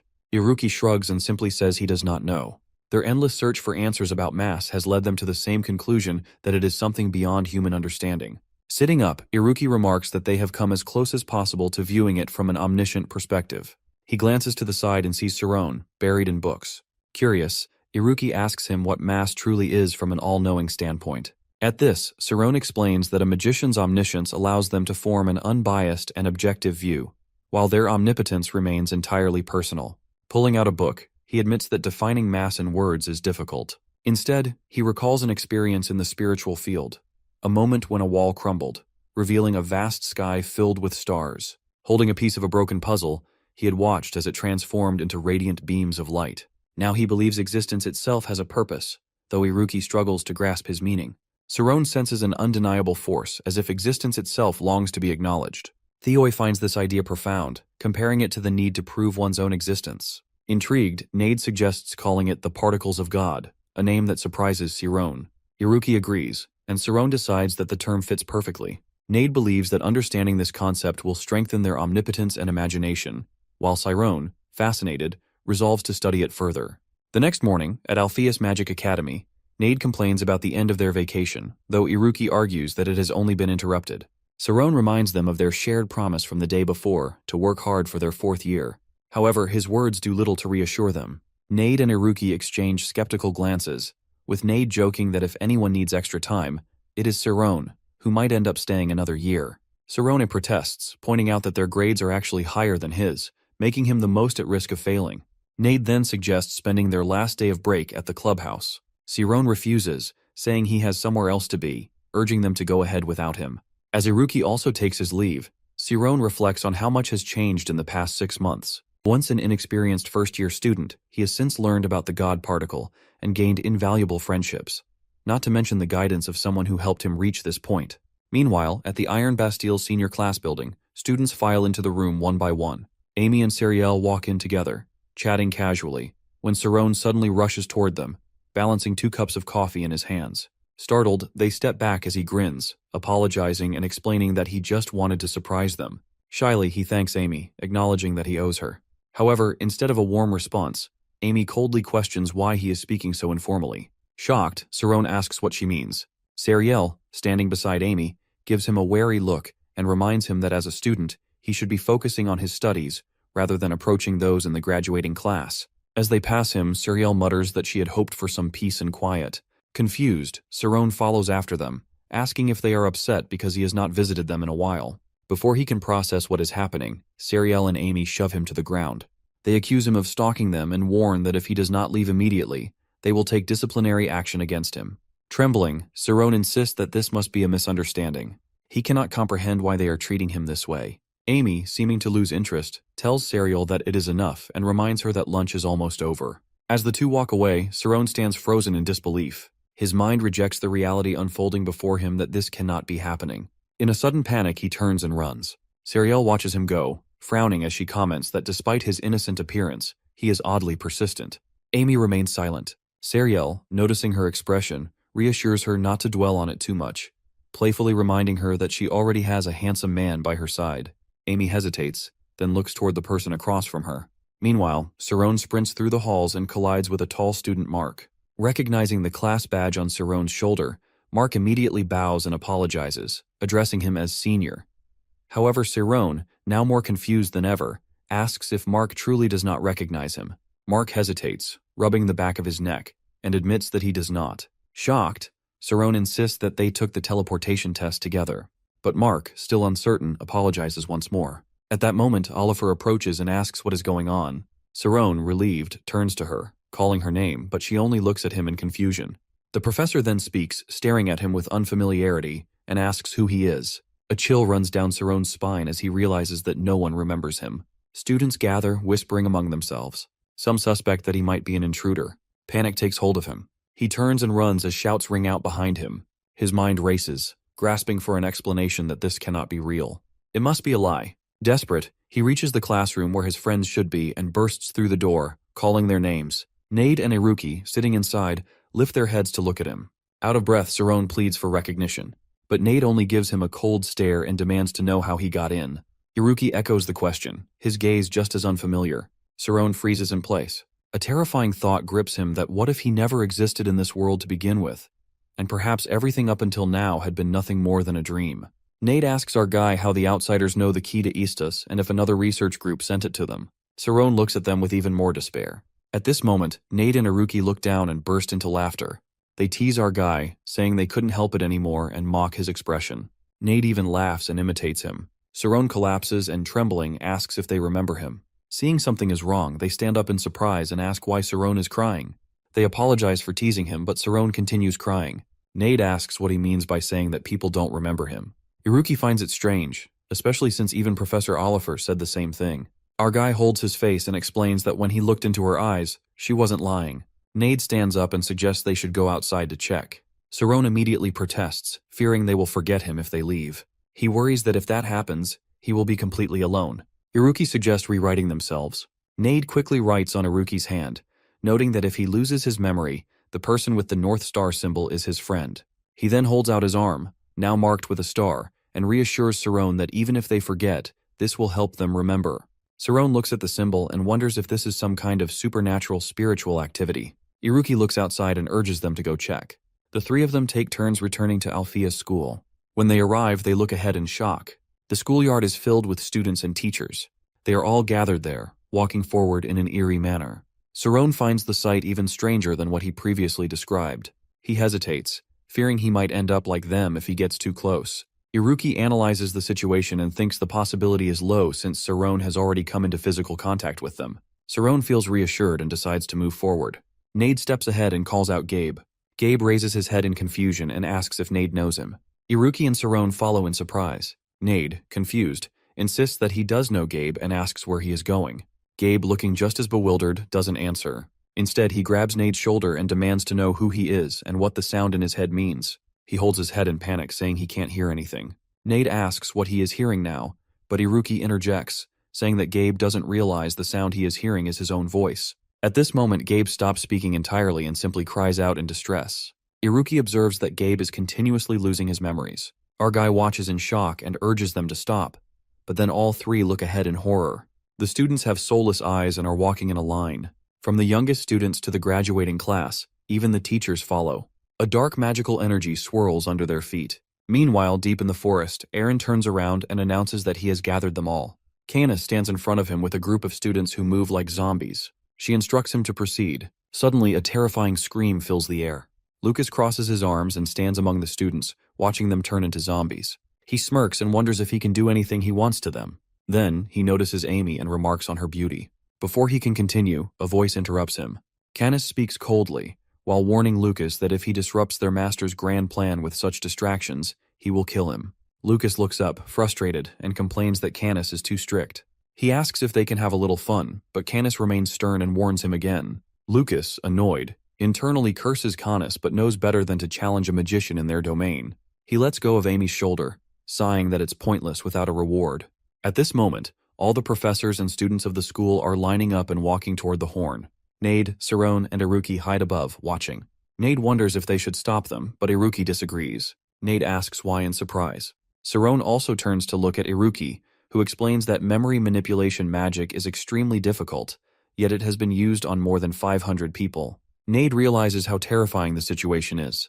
Iruki adds that these 500 people are not ordinary individuals, but highly intelligent students and professors, including Oliver, a 6th-level magician. Nade is even more frightened. Sarone coldly states that this means their enemies are stronger than them. Iruki nods and confirms that they are facing magicians beyond their imagination. He suggests they follow their trail instead of intervening immediately, as it could be too dangerous. At that, our boy suddenly notices something and urges them to pay attention. He points out that the principal and Professor Romy are missing. Meanwhile, in a house on a mountain, Miss Romy is meditating. Her body is drenched in sweat, and she frowns as the house shakes, startling the birds. She opens her eyes in shock and realizes something is wrong. She senses a massive demonic presence and notices that no one has come looking for her despite school hours passing. Immediately, Miss Romy teleports to the academy and is stunned to find it empty. At the same time, a bright light shines in the sky. It is Thad using teleportation. He rushes toward her and is relieved to see her. She is surprised and asks what is happening. He urgently informs her that the school has been attacked. He runs forward, shouting that they are in danger. He informs her that dark magic has struck, signaling a surge in crime the previous night. Thad warns that the entire school will be affected. Even the gatekeeper's records have been erased. He then reveals that Victor Arcane, a formidable magician who once wreaked havoc upon the world, is responsible.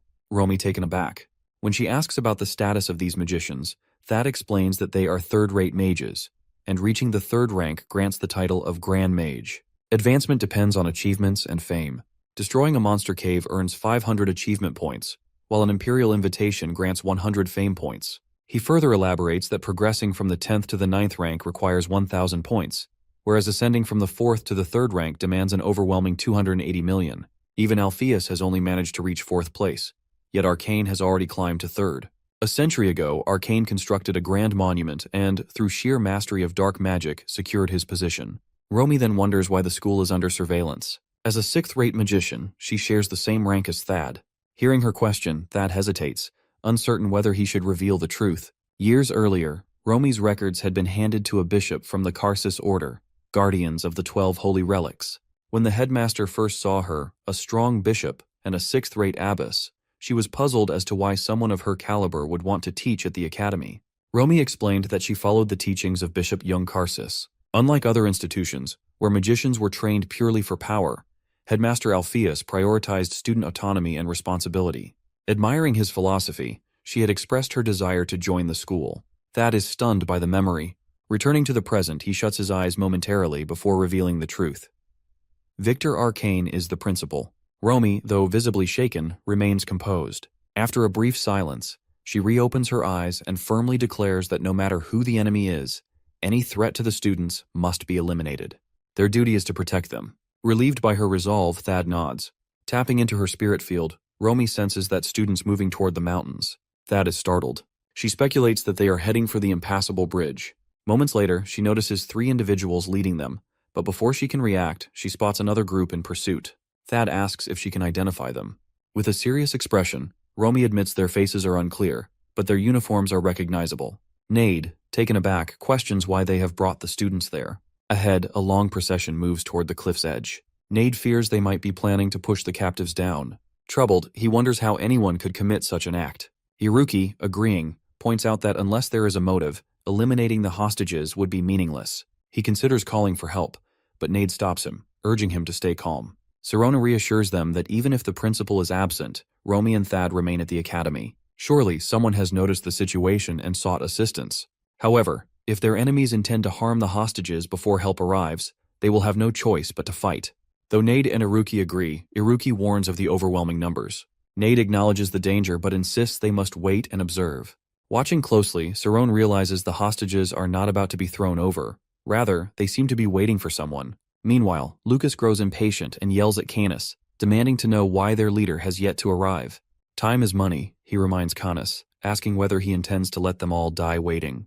Unfazed, Canis responds that nothing can proceed without the leader's arrival, and tells Lucas to focus on the contract. Aaron, using magic, communicates with Canis, questioning the leader's delay. Canis admits he is unsure that it has been too long. He trusts the leader but cannot comprehend why he, of all people, is late. No one has awaited this moment longer than their leader. On the other side, Lucas, growing more irritated, curses under his breath.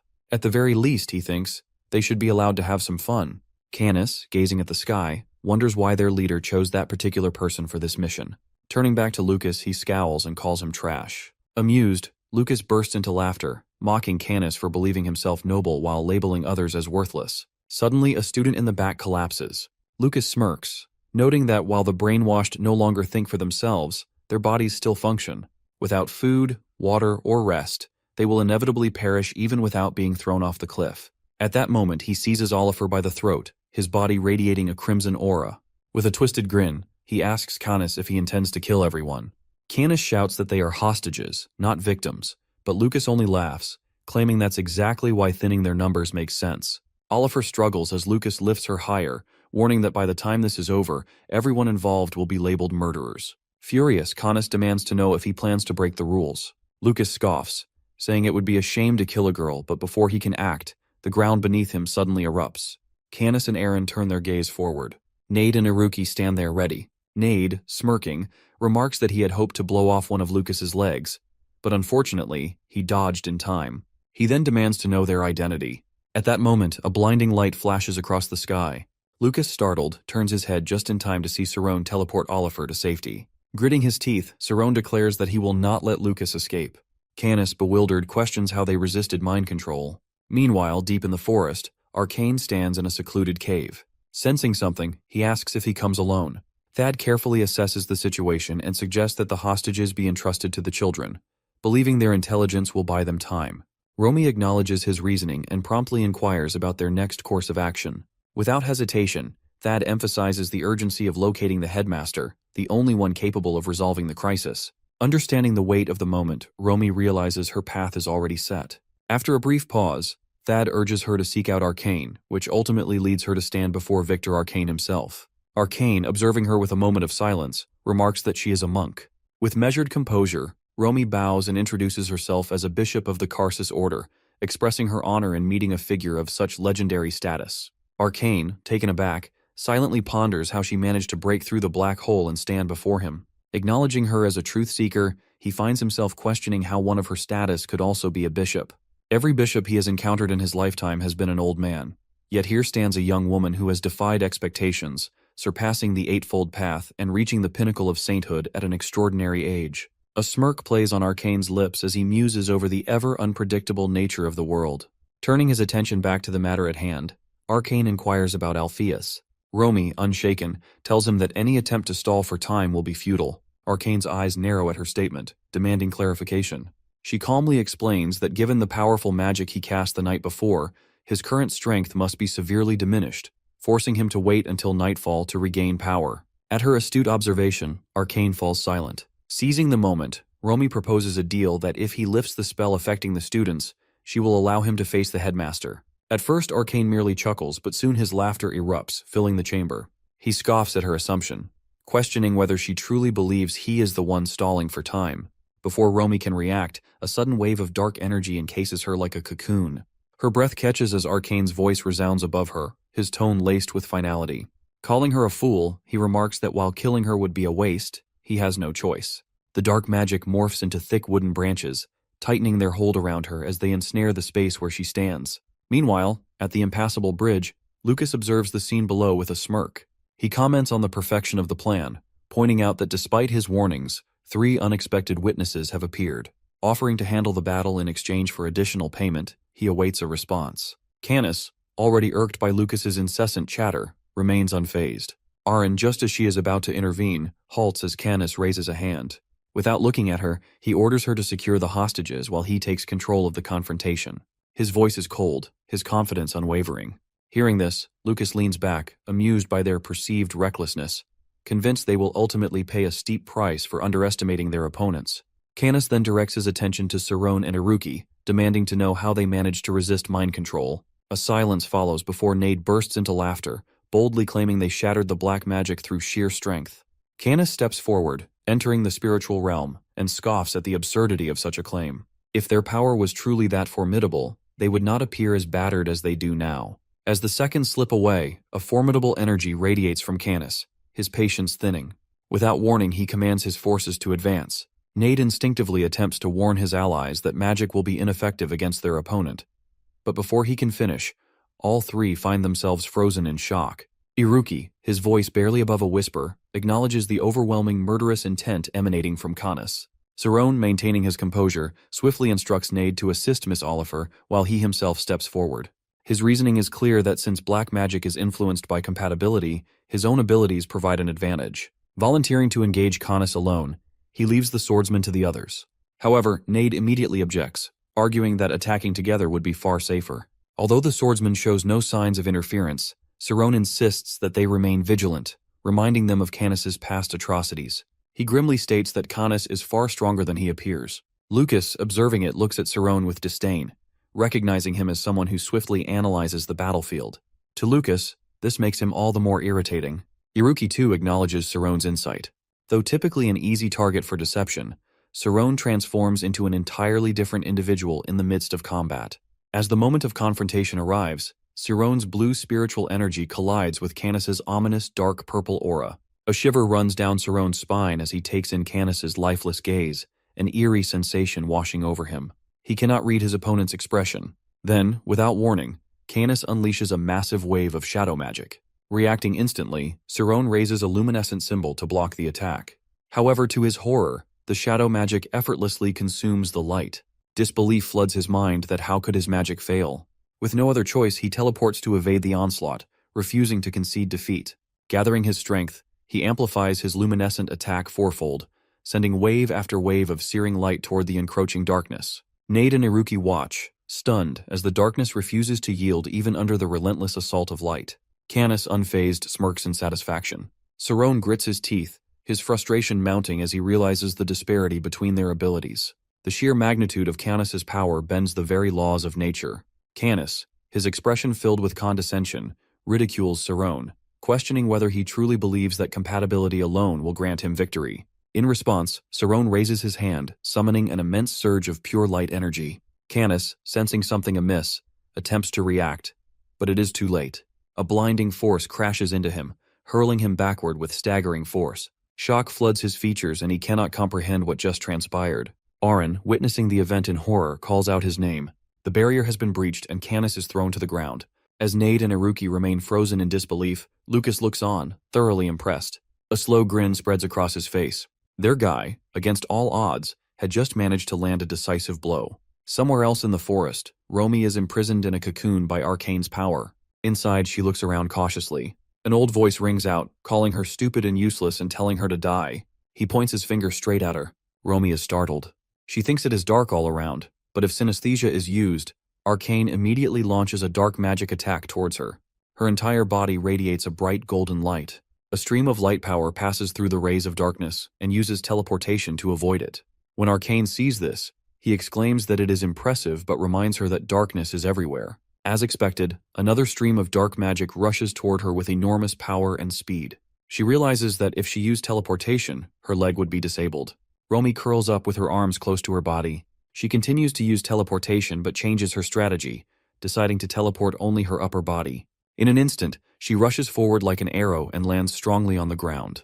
Arcane's voice is heard from somewhere, mentioning if she weren't a professor at a small school, she would have become a significant figure. And even Alpheus did not say a word. Above the sky, a scene appears showing Romy's arrival at the school to apply for a job. Arcane claims that Alpheus hid her outstanding abilities and talents. The image of the headmaster appears in front of her. Miss Romy looks at it stunned. Arcane continues, saying Victor took all the credit for himself. The voice continues to echo as Romy shouts loudly, asking what he wants to do. At that moment, another wave of dark magic attacks her, throwing her back. Her glasses crack due to the magic's power in front of her eyes. Meanwhile, at school, in the principal's office, Thad searches the room, calling for the master. He believes the master is nearby. He looks around the pile of books and remembers hearing that the master built a secret room in the office. He finds a book called To See the Dark. As expected, the master's thoughts open the door to the secret room. He steps forward cautiously, puts down the lamp and looks around, searching for his master. While searching, he notices a large photo of an extremely beautiful girl. Thad looks at it and assumes this person is important. At that moment, a voice rings out asking who is there. Thad immediately turns around and addresses his master, relieved that he is safe. However, the headmaster frowns and asks if Thad knows him. Thad turns shocked and wonders if the master has lost his memory. But he quickly realizes something is strange. Unlike others, the master has not completely lost all his memories. Alpheus rubs his chin and wonders aloud if he has amnesia. He then covers his face in horror, looking into a mirror and exclaiming that he has turned into an old man. He is shocked that his once handsome 18-year-old face is gone. Thad is stunned to hear that 40 years of the master's memory have disappeared. That means the person in front of him is completely different. As Thad thinks about it, the headmaster sits down and calls himself a young, arrogant man. He points forward and asks what is wrong with him. Thad explains that the master was injured by black magic and lost his memory. Not only that, but the safety of students and professors is at risk. However, Alpheus interrupts, dismissing it as unimportant. Thad does not understand. Headmaster frowns and asks again about his work.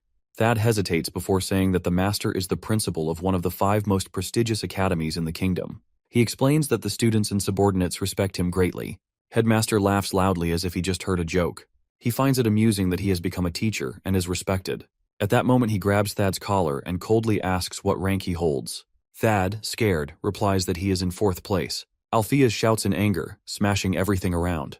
He cannot believe he is only ranked 4th. Furious, he throws books off the shelves and rages about how a genius like him did not get 1st place. Thad watches in shock as Alpheus continues his tantrum. Still angry, Alpheus throws a picture from the wall to the ground, questioning why he keeps a photo of that difficult woman in his room. Thad is truly shocked at this scene. Alpheus then demands that if Thad is his student, he should know how to use photonic magic and restore his memories. They must find out what happened in the last 40 years. Thad is stunned but obeys. He suggests that the master not review his memories in the dark room. Silence falls between them. Aaliyah declares that if Thad is his student, he will give up because he does not need a weak disciple. Alpheus coldly says he is not afraid of his past. Thad tries to hold back his emotions, but finally admits that reliving memories can change a person's personality. He lets his teacher sit and places a hand on his forehead, worried that the old master may never return. However, he decides to trust him. Thad, with difficulty, says he will remove the dark ice-sealing headmaster's memories using photonic magic. The rest depends on the master. Alpheus dismisses Thad's concern, telling him to do his job properly. As Alpheus closes his eyes, Thad thinks about how these 40 years must have been the most terrifying of his master's life. Memories gradually return. The voices of beautiful women call out, blushing and praising Alpheus's intelligence. A young and charming Alpheus sips wine and assures them with a smile that the night will last forever. The scene transitions to Canis and Aaron, individuals who have spent their entire lives navigating battlefields where even the smallest mistake could be fatal. Constant vigilance has been their only means of survival. Their master often reminds them that they were never given a choice. They were shaped into weapons. Unlike children who attend school to secure promising careers, their path has always been different. Returning to the present, Aaron watches in disbelief as Cyrone unleashes a devastating attack in the forest. Canis lies on the ground, his body trembling as an eerie darkness clings to him. Instinctively, he recognizes that his shadow shell formed just in time to protect him. A moment's delay, and he might not have survived. Yet he still struggles to comprehend what just struck him. A voice suddenly echoes through the space, commenting on Canis's predicament. Canis demands to know what he was hit with. The voice responds, explaining that he was engulfed by a dense light source. Confused, Canis struggles to his feet and questions how light can possess mass. The voice clarifies that when an intermediary object converts light energy, it can attain mass. Shocked, Canis admits he has never encountered such a phenomenon before. Turning to Cyrone, the voice remarks that he must have made a significant discovery. Observing Canis's expression, it apologizes, insisting that it is merely stating facts. The voice acknowledges Cyrone's extraordinary abilities, highlighting how rare it is for a school student to perform such advanced magic. Canis interrupts, asserting that victory belongs to him.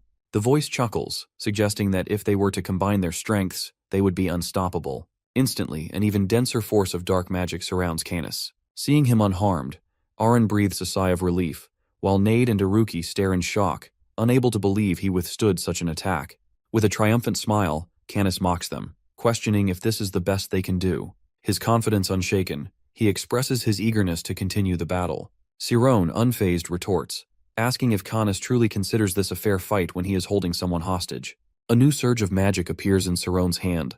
Canis, observing the light, confidently claims that Cyrone's spell will have little effect on him. Rather than argue, Cyrone simply dares Canis to block his next attack.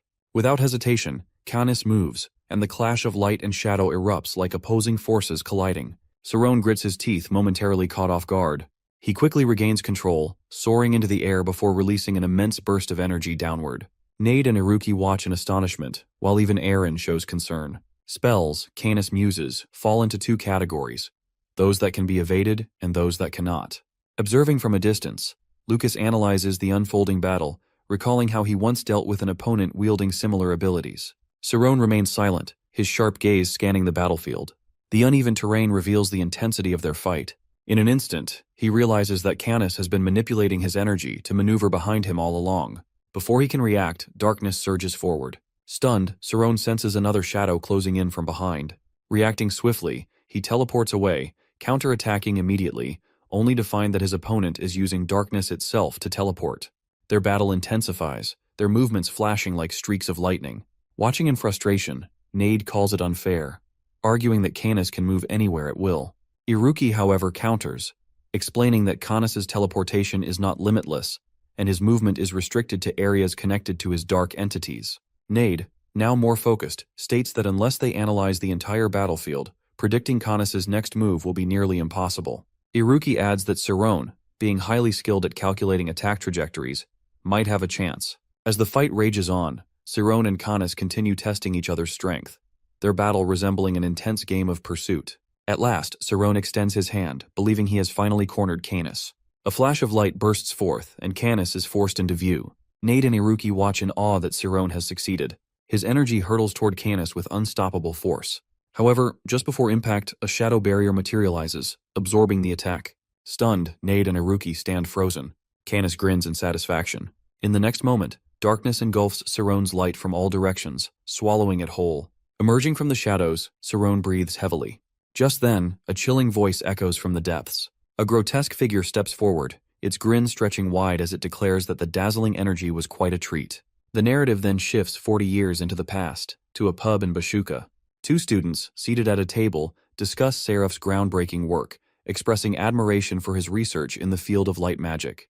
They note how remarkable it is that Dragonbalt himself has taken an interest in his thesis. Seraph humbly responds that he has invested great effort into his work and promises a celebration if the results prove successful. Among scholars specializing in light magic, Seraph's voice holds significant recognition, second only to Alpheus. At that moment, Alpheus approaches, tapping Seraph's shoulder. Seraph, caught off guard, tenses as Alpheus acknowledges having read his thesis. While he commends the effort, he bluntly states that Seraph's research is outdated, pointing out that the nature of light waves has already been uncovered. Seraph is visibly shaken, arguing that his theories have been verified through rigorous experimentation. However, Alpheus insists that the knowledge is becoming obsolete, questioning how long Seraph expects it to remain relevant. He further asserts that light behaves more like a particle, rendering Seraph's work futile. Enraged, Seraph abruptly rises, declaring that he has no desire to speak to Alpheus again, and storms out. Alpheus, bewildered, remarks that he merely spoke the truth. A woman beside him nods in agreement. Meanwhile, Clump Oyent comments on Alpheus's habit of provoking intellectuals, noting that many now refer to him as Alpheus the Arrogant.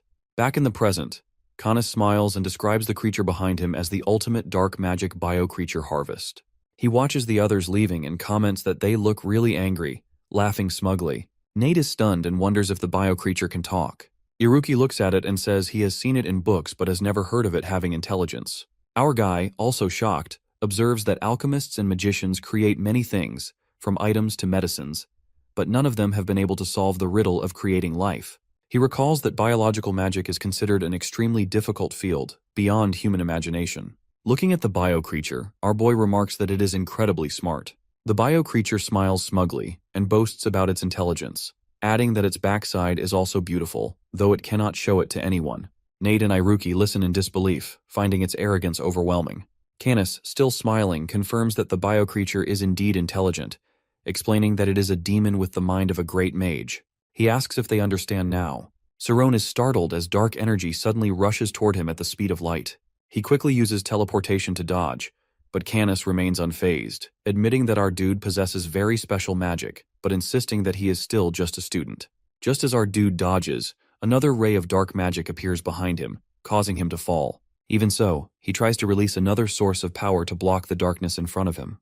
Canis sees this, raises his hand angrily, and declares that Cerrone's magic will not work against him. He slams his hand down, unleashing a massive force towards Cerrone. Nade and Iruki rush forward to protect their friend. A second before the shadow reaches him, Cerrone wonders what to do. He fears death but knows that if he loses, everyone else will die too. Thinking of Amy, Shreyla, and Oliver, who are still in danger, along with the unpredictable Lucas, he realizes he has no choice but to use everything he has. However, his quantum optics are not working, and he struggles to find a way to fight the monster. At that moment, Siron remembers something.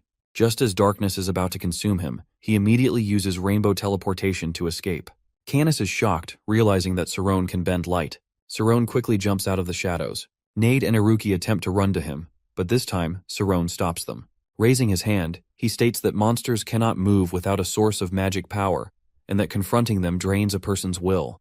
Bio-creature remains silent, but Canis bluntly agrees, saying that they are one. He adds that if they combine their strength, they can defeat Canis. Siron considers this and recalls that his earlier attack with light caused damage, proving that the dark bio-creature has its limits. Canis laughs mockingly, questioning if Siron believes willpower has a limit. Siron gathers his strength and declares that he must test his theory to find out. Canis looks up in surprise as Siron's light source grows larger. Gritting his teeth, Siron challenges Canis, wondering which side will fall first. The bio-creature is stunned as a massive beam of light rushes toward it. The bio-creature urgently orders Canis to retreat into the forest, where darkness is stronger. Canis, confused, asks what he means, insisting that they can handle Siron. However, the bio-creature laughs and mocks Canis for not realizing Siron's strategy. He explains that Siron intends to keep attacking until Canis is completely exhausted. Kiss laughs in disbelief, calling it a foolish tactic.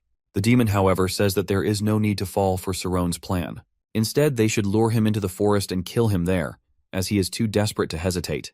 Canis finally agrees, realizing the bio-creature is right.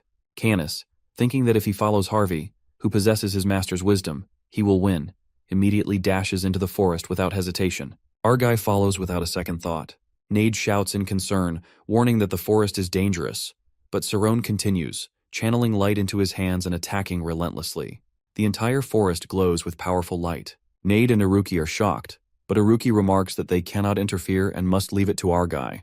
Turning his head, he continues watching. At this moment, Lucas stands up, draws his sword, and announces that it is his turn. His body radiates immense power, and he smiles confidently, ready to fight.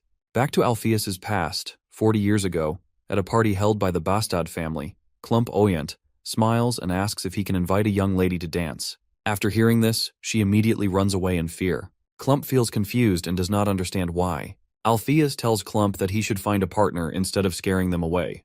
Klump replies that it seems Alpheus's hair looks better than his own. Alpheus smiles and assures him that if he grows his hair and dresses well, he will look fine, as long hair is in fashion at that time. Klump, feeling uncomfortable, sips a glass of wine. At that moment, Alpheus hears a female voice from a distance. A woman introduces herself as Irina. Meanwhile, a man walks away from her, apologizing and saying he is busy. Alpheus does not understand why he avoids her, as she is beautiful. Klump, although bitter, explains that she is the eldest daughter of the party host, the Bastad family, and seems to have some problems. Alpheus does not understand and asks what could be wrong with a noble lady. Klump, speechless, softly tells him that Alpheus must have come without knowing anything. He then explains that Irina had an accident when she was young, which left her intelligence stuck at the level of a 10-year-old. Usually her family does not allow her to leave her room, but today, they did not stop her. In the distance, a voice mocks Irina, calling her a disgrace to the family. Someone complains that she loves to party too much and should be controlled. Alpheus, with a cold expression, recalls how the elders in his clan would react in such situations. He suddenly decides to help Irina improve her reputation. Seeing this, Klump is startled and tries to stop him, warning that pitying Irina will only make her look even more pathetic. However, Alpheus waves his hand dismissively and reassures him that he has never been fake in front of a lady. Klump panics and calls him reckless, but Alpheus has already approached Irina. He bows politely and tells her that the night is as beautiful as she is. Irina trembles and introduces herself hesitantly. Alpheus feels confused, as this is not the reaction he expected. From afar, a few people whisper among themselves, wondering what he is doing with the poor child. Some even speculate about his intentions. Alpheus, still confused, tries to continue and asks if he can invite her to be his friend. However, before he can finish, Irina bursts into tears and calls for her mother. Alpheus suddenly finds himself in danger. 3 years ago, on a stormy and rainy evening, Iruki stood in the rain and coldly asked Nade if he was going to fight. Bursts of lightning flash across the sky. Raindrops fall down their faces. He remembers that he didn't want him to fight if it was in his hands. Returning to the present, Nade has a serious expression. Iruki just says his name, and Nade immediately understands, while saying that he knows already. His eyes turn blue, a sign of entering the spirit zone. He acknowledges Iruki's warning and confirms that he understands. In front of them, Lucas smiles, surrounded by a red aura as sharp as the two swords in his hands, and mocks them. In an instant his body disappears, and he rushes toward them at lightning speed, declaring that no matter how careful they are, they will not be able to stop him. Immediately, Iruki and Nade teleport away. Lucas, still chasing them, has a cruel expression. He grins and taunts them. Using schema, a user can increase their entire body's strength, but randomly strengthening only one part can lead to loss of balance, so a number of routes are used for strengthening called mitochondria build. It strengthens the mitochondria, which boosts energy, metabolism, and it is a very popular and fastest build. Lucas keeps up with Nade and Iruki using sheer strength. Nade suddenly shouts a warning to Iruki, who quickly reaches out and summons a bolt of lightning. A bright flash appears between Iruki and Lucas, startling the latter. At that moment, Iruki detonates the lightning, causing an explosion at Lucas's position. Lucas quickly moves away, gritting his teeth as he realizes their strength. He watches them and thinks they are merely inexperienced fighters who have never faced a fake schema before, yet they are fighting surprisingly well. The next moment, Lucas has to dodge wildly to avoid the continuous combination of explosive and lightning attacks from Iruki and Nade.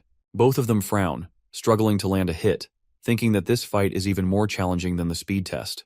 Lucas dodges skillfully but notes that his mitochondria are draining too much energy. He realizes he must finish the fight quickly. Pushing his mitochondria to the limit, he speeds up his metabolism to generate twice as much energy. Suddenly, Lucas appears behind Iruki, startling him. At that moment, large drops of blood stain the ground. Meanwhile, Romy, held captive by the darkness, is also bleeding. Arcane stands in front of her, admiring her perseverance. However, as soon as he finishes speaking, a huge vortex of darkness forms beside him. He declares that it is time for her to die, and darkness immediately descends upon her. She is shocked and realizes that if she gets hit by this attack, death is inevitable. Refusing to accept this fate, she takes a deep breath and lets out a powerful scream. The sound is so intense that it tears through the night. Arcane watches in shock as his darkness is dispelled. He recognizes the attack as the Parma's roar, which is powerful enough to shake the spirit zone. Looking back at his cocoon of darkness, Arcane sees a massive hole punctured through it.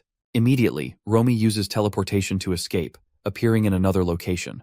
Looking down from above, she acknowledges that when it comes to spells, she cannot rely on magic. Taking a defensive stance, she decides to switch to using schema. Suddenly, the silent cocoon erupts with a loud noise as a gigantic dark monster emerges. It attacks her immediately, catching her off guard. From above, she notices that the dark monster has brought many of its dark brothers. Arcane smirks and tells her that since she enjoys using a fake schema, they will do the same. Following his command, the shadow monsters charge forward. At that, Romy quickly takes a stance and rushes toward the monster's hand, raising her own hand and preparing to strike. 40 years ago, at the Bad Family Party, everyone watches as Irina cries loudly, calling for her mother. Alpheus, confused, asks her what is wrong. Through her tears, Irina says that her mother told her anyone who talks to her is a bad person. Alpheus, trying to calm her, asks if he is a bad person just because he wants to talk to her. He urges her to look into his eyes and talk calmly. In the crowd, a man named Seraph watches speechlessly and wonders if this crazy guy is bothering the host's daughter just to gain attention. Others in the crowd whisper among themselves, concerned for Irina's safety.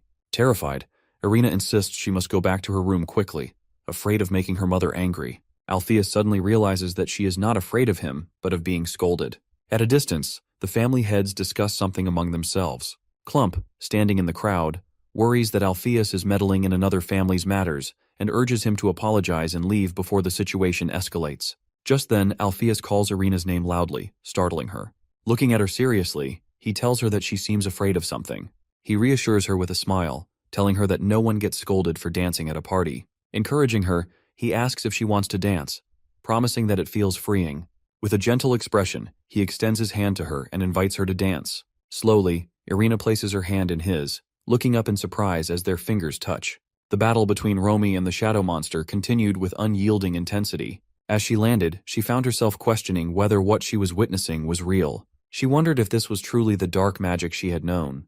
Without wasting any time, she swiftly raised her arms and unleashed a relentless series of attacks. Above, Arcane and the dark entity observed the fight. He smirked, noting how powerful her punches were. Below, Romy fought against the dark scarabs when, suddenly, the shadow monster lifted its hand and struck the ground with immense force. Fortunately, she managed to dodge the attack just in time. Arcane made a subtle motion with his hand, and the creature below mirrored his movement, slamming its palm down once more. Struggling to evade, Romy gritted her teeth, reminding herself not to overanalyze the situation, but to focus solely on destroying her opponent. Without hesitation, she launched an overwhelming barrage of punches, each radiating a golden aura. Arcane observed intently, realizing that her attack was more than just raw power, and it was a wave designed to dismantle its target from within. With so many waves colliding at once, the interference multiplied by hundreds, and he found himself unable to contain his excitement. Laughing maniacally, he shouted that this was madness, repeating that had Romy dedicated herself to training, she could have stood at the pinnacle of the world. Before she could react, a powerful blow sent her flying. Arcane continued, declaring that she had squandered her potential in pursuit of truth. Meanwhile, below, the scarabs began to merge, forming a colossal creature that dwarfed little Athela 1,000,000,000 times over. Arcane then proclaimed that her resistance was futile. He believed she was nothing more than an insect before his grand vision of world domination. Without hesitation, he hurled a wave of darkness toward her, triggering an explosion louder than anything before. Yet, in that very moment, he looked up in shock that Romy had evaded the attack. Realizing how dangerous he was, she knew that if left unchecked, he wouldn't just threaten the school, but the entire city. She resolved to stop him, even if it meant sacrificing her life. With that determination, she lunged forward, unleashing a beam of red light straight at the monstrous entity, her hands continuously discharging lightning that illuminated the entire sky. As Romy ascended, Arcane, overwhelmed by her attacks, screamed in agony. It was only then that he understood her previous strikes had merely been a setup for this decisive blow. Feeling the unbearable pain, he admitted to himself that he had almost forgotten what such suffering felt like. Summoning his strength, Arcane suddenly raised his hand with an intensity as if he had never attacked before. The dark entity mimicked him, lifting its own arm in unison. He convinced himself that fate had pitted him against the greatest minds of his time. Seeing this, Romy's eyes widened in shock. Arcane's expression twisted into a crazed grin as an overwhelming force of darkness surged toward her. She was momentarily stunned, questioning whether her lightning strikes had truly been insufficient. Doubts clouded her mind that if her master had been stronger, this outcome would have been different. Just then, a deafening explosion erupted, sending debris flying across thousands of miles. Not far from the battle, in the same chaotic battleground, Nade cried out in alarm, calling Iruki's name in panic. Reaching out, he desperately attempted to channel his lightning magic while frantically asking if Iruki was all right. Placing a hand over his bleeding chest, Iruki reassured him that it was nothing more than a scratch. He then turned his gaze toward Lucas, who was being struck by bolts of lightning, and, despite the situation, commended Nade for a job well done. Meanwhile, Lucas, still reeling from the lightning, seethed with anger, cursing the blue-haired brat. He realized that Iruki had only feigned his attack, using it as a cover to envelop the entire area in a magnetic field, effectively rendering him defenseless. As Iruki waved his hand once more, a flicker of blue flame suddenly appeared behind Lucas. Determined not to lose to these so-called brats, Lucas clenched his teeth. At that moment, Nade, preoccupied with his attack, failed to notice the presence of a ghostly figure clinging to his leg. The realization struck him like a cold shock. His lightning had stopped responding. He turned his head in alarm, stunned to see an unexpected figure. It was Erin. Until now, no one had noticed her arrival. Without a word, she raised her hand, summoning the shadows. Frustrated, Iruki waved his hand in exasperation and cursed under his breath. A sudden explosion burst toward Lucas, yet he managed to dodge it at the last moment. At the same time, he swung his knife, aiming straight for Nade's neck. The blade cut through the air, but Nade narrowly dodged in time. Lucas let out a frustrated scream, blaming Nade for the situation. Iruki, caught off guard, shouted in panic. However, Lucas's expression suddenly shifted to one of disbelief. His attack had been stopped and two thick bars of ice had appeared out of nowhere, intercepting his sword and saving Nade. Both Iruki and Nade stared in shock. It didn't take them long to realize who was behind this. As Lucas turned his head, his gaze locked onto a figure stepping forward. It was Sayana. Far away, in a distant past, the homeowner observed his guests in silent astonishment. The atmosphere was lively and people smiled and danced to the rhythm of the music. Amidst it all, Clump exhaled deeply, a small smile forming as he gazed ahead. His mind drifted to the remarkable achievements of Alpheus, who had done what no one else had managed. At the center of the stage, Alpheus and Arena danced joyfully together. Deep within the forest, Canis attempts to contact his monster, Harvey, demanding to know what is happening. Harvey responds, sensing a powerful tremor along the mountainside. Turning back, the demon remarks that Arcane has begun deploying the Servants of Darkness. Canis immediately breaks into a run, muttering that this must be the Master's final move. He wonders whether Alpheus has already appeared.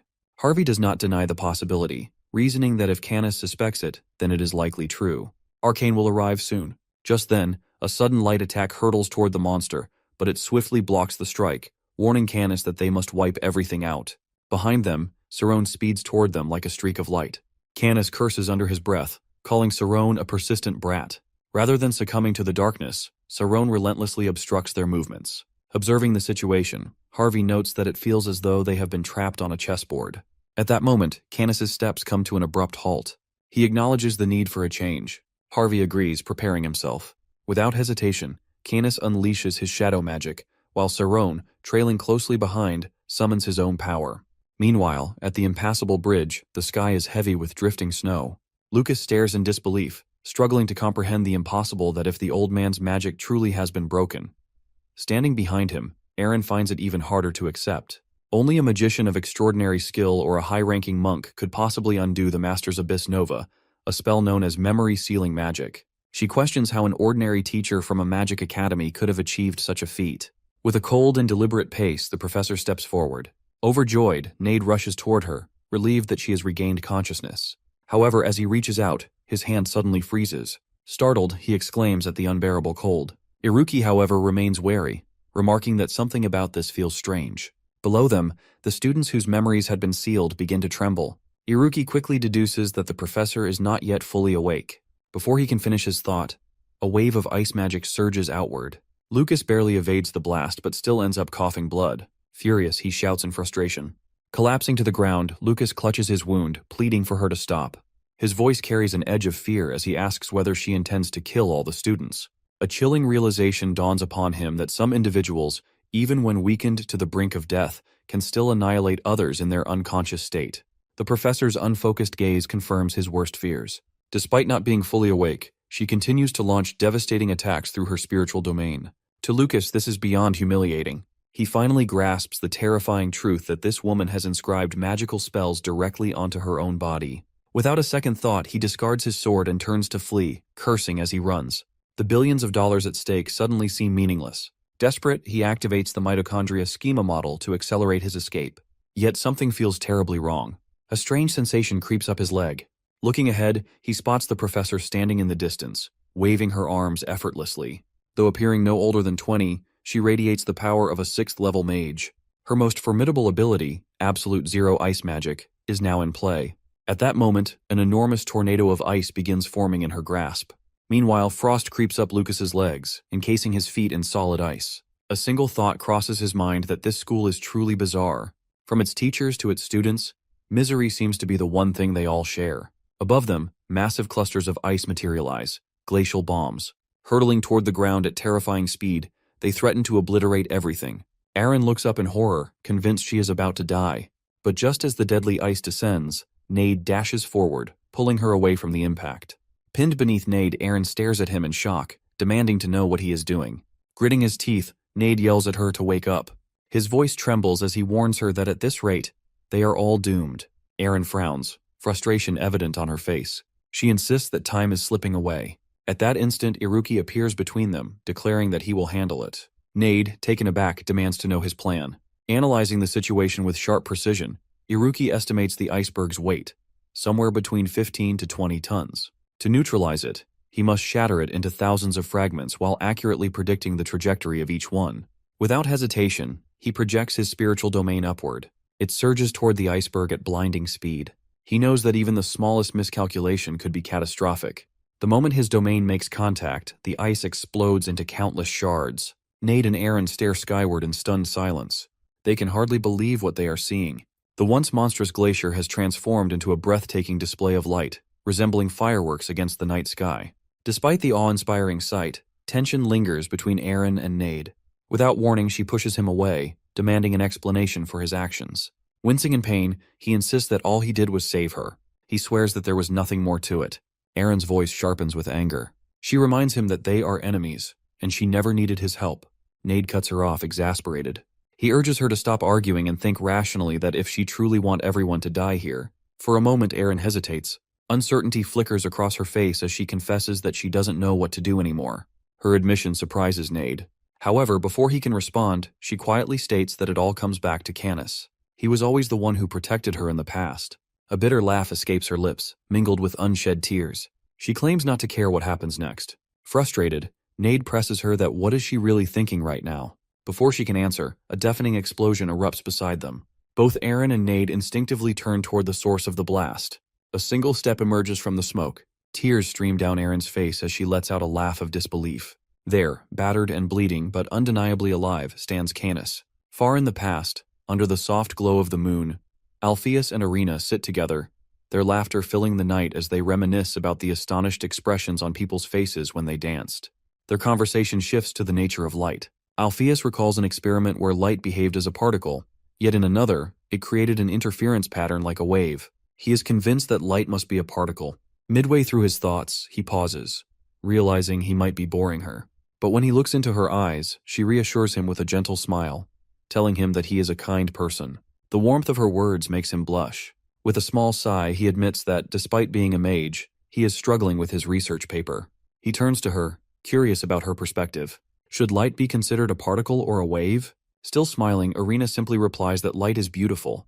Back in the past, Sarone had been reading a book when he suddenly noticed something unusual. Calling Nade and Iruki closer, he pointed it out to them. Nade approached cautiously and inquired about what it was, to which Sarone explained that it concerned the principle of mass and energy equivalence. He went on to elaborate that mass could be converted into energy, prompting Iruki to consider the reverse implication, that if mass could transform into energy, then energy should also be capable of becoming mass. This realization led him to contemplate whether the concept could be utilized to enhance the photon cannon. As they discussed the matter, Sarone's gaze fell upon the formula, and he suddenly became aware of the professor's name inscribed on it. Shocked by the discovery, Iruki and Nada exchanged startled glances. In the present, an intense beam of light cut through the darkness, drawing a cry of pain from Harvey, who immediately recognized that their opponent had increased the strength of his attack. Canis, taken aback, observed the situation closely, and came to the conclusion that the enemy was growing stronger with each passing moment of the battle. Meanwhile, on the other side, Sarone continued his relentless pursuit of Canis. Raising his hand, he summoned a photon cannon, from which 4 massive beams of light hurtled toward the monster, forcing it to let out an agonized scream. Despite the sheer force of the attack, Harvey merely chuckled, acknowledging its impressiveness while remarking that Sarone was still too young. However, Sarone dismissed his words with a mere wave of his hand, stating that it was nothing more than practice. Harvey, caught off guard, found himself momentarily speechless. Just as another attack was about to strike, Harvey hastily warned Canis that blocking it would be impossible and urged him to retreat. Canis, however, refused, arguing that if they withdrew now, they would lose their momentum. Instead, he commanded Harvey to absorb his willpower immediately. Understanding the urgency, Harvey rushed forward, muttering curses under his breath, and somehow managed to block Sarone's light attack. The battlefield trembled as a series of massive explosions erupted. Elsewhere, Aaron and Nade stood frozen in shock, their eyes wide as they took in the scene before them. Overcome with emotion, Aaron broke into tears, while Canis, barely able to process what he was witnessing, questioned whether what he had just seen was truly a photon cannon. Iruki, equally astonished, commented on Sarone's ability to apply a formula he had only learned the previous day. From above, Sarone utilized teleportation to move forward with incredible speed. As he landed, the professor and Iruki approached him, their eyes immediately falling on the wound on his hand. The professor, appearing concerned, inquired about the injury. Sarone, offering a faint smile, apologized before turning to face them once again, this time with an expression of resignation. He admitted that he did not believe they could win. Perplexed by his sudden shift in attitude, Nade questioned why he now sounded so uncertain. Sarone simply reaffirmed that their opponent's strength was far greater than they had anticipated. Iruki, realizing the gravity of the situation, understood that the battle ahead would not be easy. Nade, disheartened, lamented the fact that even after perfecting the photon cannon to such an advanced state, it still did not seem sufficient. Meanwhile, Iruki observed Sarone closely, sensing the immense pressure he was under. However, he also recognized that they had no choice but to take responsibility for what was to come. Stepping forward, Iruki addressed their opponent directly, questioning whether they truly believed they could handle 2 adversaries at once. He proposed that they admit defeat and spare the students, arguing that no lives had been lost yet, and that it was not too late to surrender. Canis, however, rejected the suggestion outright, asserting that the battle was far from over. He warned them that his master would see to it that they were punished. Confused, Nade pressed for clarification, demanding to know what punishment he was referring to. Canis, with an ominous tone, responded cryptically, suggesting that they could ask Alpheus when they met him in hell. His words sent a wave of shock through the 3 of them. Continuing, Canis accused their principal of an unforgivable act, claiming that the academy had been established after being stolen from his master. Everything they currently possessed, he insisted, had originally belonged to the one he served. His statement left Sarone visibly shaken, prompting him to demand an explanation. Iruki, refusing to be swayed, cautioned the others against falling for Canis's words. Even if what he said held some truth, he argued, the people of the academy were not responsible for any past wrongdoing. Canis, however, dismissed his reasoning, maintaining that he was merely acting in accordance with his master's will. Frustrated, Nade retorted that it would not change anything. At that moment, Sarone took another step forward. Raising his hand, he summoned an immense surge of light. Canis and Harvey exchanged amused glances, questioning whether sheer brute force would be any more effective than words. However, just as they were about to mock him further, their expressions changed. Without warning, Harvey shifted into a defensive stance, his body tensed as if preparing for an imminent threat. Confused by his sudden reaction, Canis questioned what was wrong and urged him not to be afraid. But Harvey, with a grave tone, warned that the incoming attack was unlike anything they had faced before, and it was far more dangerous than they had anticipated. Canis, in disbelief, asked whether it was truly their opponent's doing. Insisting that they could stop it if Harvey absorbed enough of his power, he prepared himself for battle. However, as his eyes locked onto the blinding light ahead, a cold realization washed over him. It was brighter than anything he had ever seen. Sarone, his voice devoid of emotion, gave them one final opportunity to release the students. Iruki and Nade were left speechless, while Aaron gasped audibly at the sheer intensity of the moment. Canis, filled with rage, declared himself the representative of the great magician, and vowed that even if he perished, his master's will would remain unshaken. Sarone, however, responded that he had no desire to take any lives. Yet, if people were suffering because of Canis's unwavering devotion to his master's ideals, then he had no choice but to put an end to it. Back in the past, under the glow of the evening sky, Irina sat on the grass, gazing up with a serene smile as she admired the light. Alpheus watched her in silence, captivated by the gentle radiance of her presence. Irina softly remarked that while stars, fireflies, and light itself were undeniably beautiful, the words spoken by people did not always carry the same warmth. Alpheus, acknowledging her sentiment, carefully asked why she found light so enchanting. Without shifting her gaze, Irina explained that light allowed them to see through the darkness, and it was only because of light that they were able to witness the beauty of the night. Surprised by her words, Alpheus turned his eyes toward the sky as well. In that instant, it seemed as though he had arrived at a profound realization. A look of understanding crossed his face before he solemnly knelt before Irina, who watched him in bewilderment beneath the moon's gentle glow. With quiet sincerity, he asked whether she would be the light of his life. Alpheus would never forget that moment. The stillness of the wind, the scent of the grass, and Irina herself. No matter how much the world changed, those memories remained untarnished. Meanwhile, in the present, Alpheus, now much older, reflected on the past with a quiet smile. In stark contrast, Thad was exerting his full power, struggling against the principal's overwhelming resistance to light magic. He marveled at Arcane's unparalleled abilities, urging the principal to wake up. A sudden sound shattered the tension between Sarone and Canis, causing both to tense in alarm. Canis, reacting instantly, called out to his master, and as the shadows stirred, Arcane emerged, his dark aura consuming the space around him. Arcane comes, his gaze sweeping across the surroundings in silence. Meanwhile, Lucas collapses beneath the ice, while Canis and Aaron, standing above, bow their heads in apology to their master. Arcane, regarding them as fools, shifts the blame entirely onto that child. Sarone, his expression cold, demands to know whether Arcane was the mastermind behind the incident. At a distance, Iruki and Nade remain watchful, carefully analyzing the old man. Arcane, noticing their persistence, smirks and remarks on their stubbornness. Turning his attention to Sarone, he inquires about his name.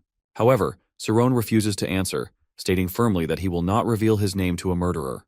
Instead, he orders Arcane to release his mind control and leave at once. In response, Arcane bursts into laughter, stroking his beard as he rejects the demand. He declares that every student of Alpheus must face punishment, including Sarone. Suddenly, an overwhelming surge of power erupts. Sarone stares in shock but reacts immediately, unleashing his own energy in retaliation. His attack is powerful enough to shake the ground, yet Arcane remains completely unscathed. Observing the display, Arcane comments on the sheer magnitude of Sarone's spirit zone, finding it impressive for someone so young. Nade, Iruki, and Sarone stand in disbelief as Arcane effortlessly evades the attack. Undeterred, Sarone raises his hand to strike again, but before he can act, a voice calls out, urging him to stop. Emerging unsteadily from the forest, Miss Romy struggles forward. Sarone's eyes widened in shock at the sight of her. Arcane, however, merely smirks, taunting her for appearing in such a pitiful state and claiming that she should feel ashamed. Supported by Nade and Iruki, Romy declares that victory or defeat means nothing to her, and her only concern is protecting her students. Sarone quickly seizes the moment to ask her about Arcane, demanding to know his motives. After a brief silence, Romy finally reveals that his name is Arcane, a third-level archmage. The revelation leaves Nade, Iruki, and Sarone utterly stunned.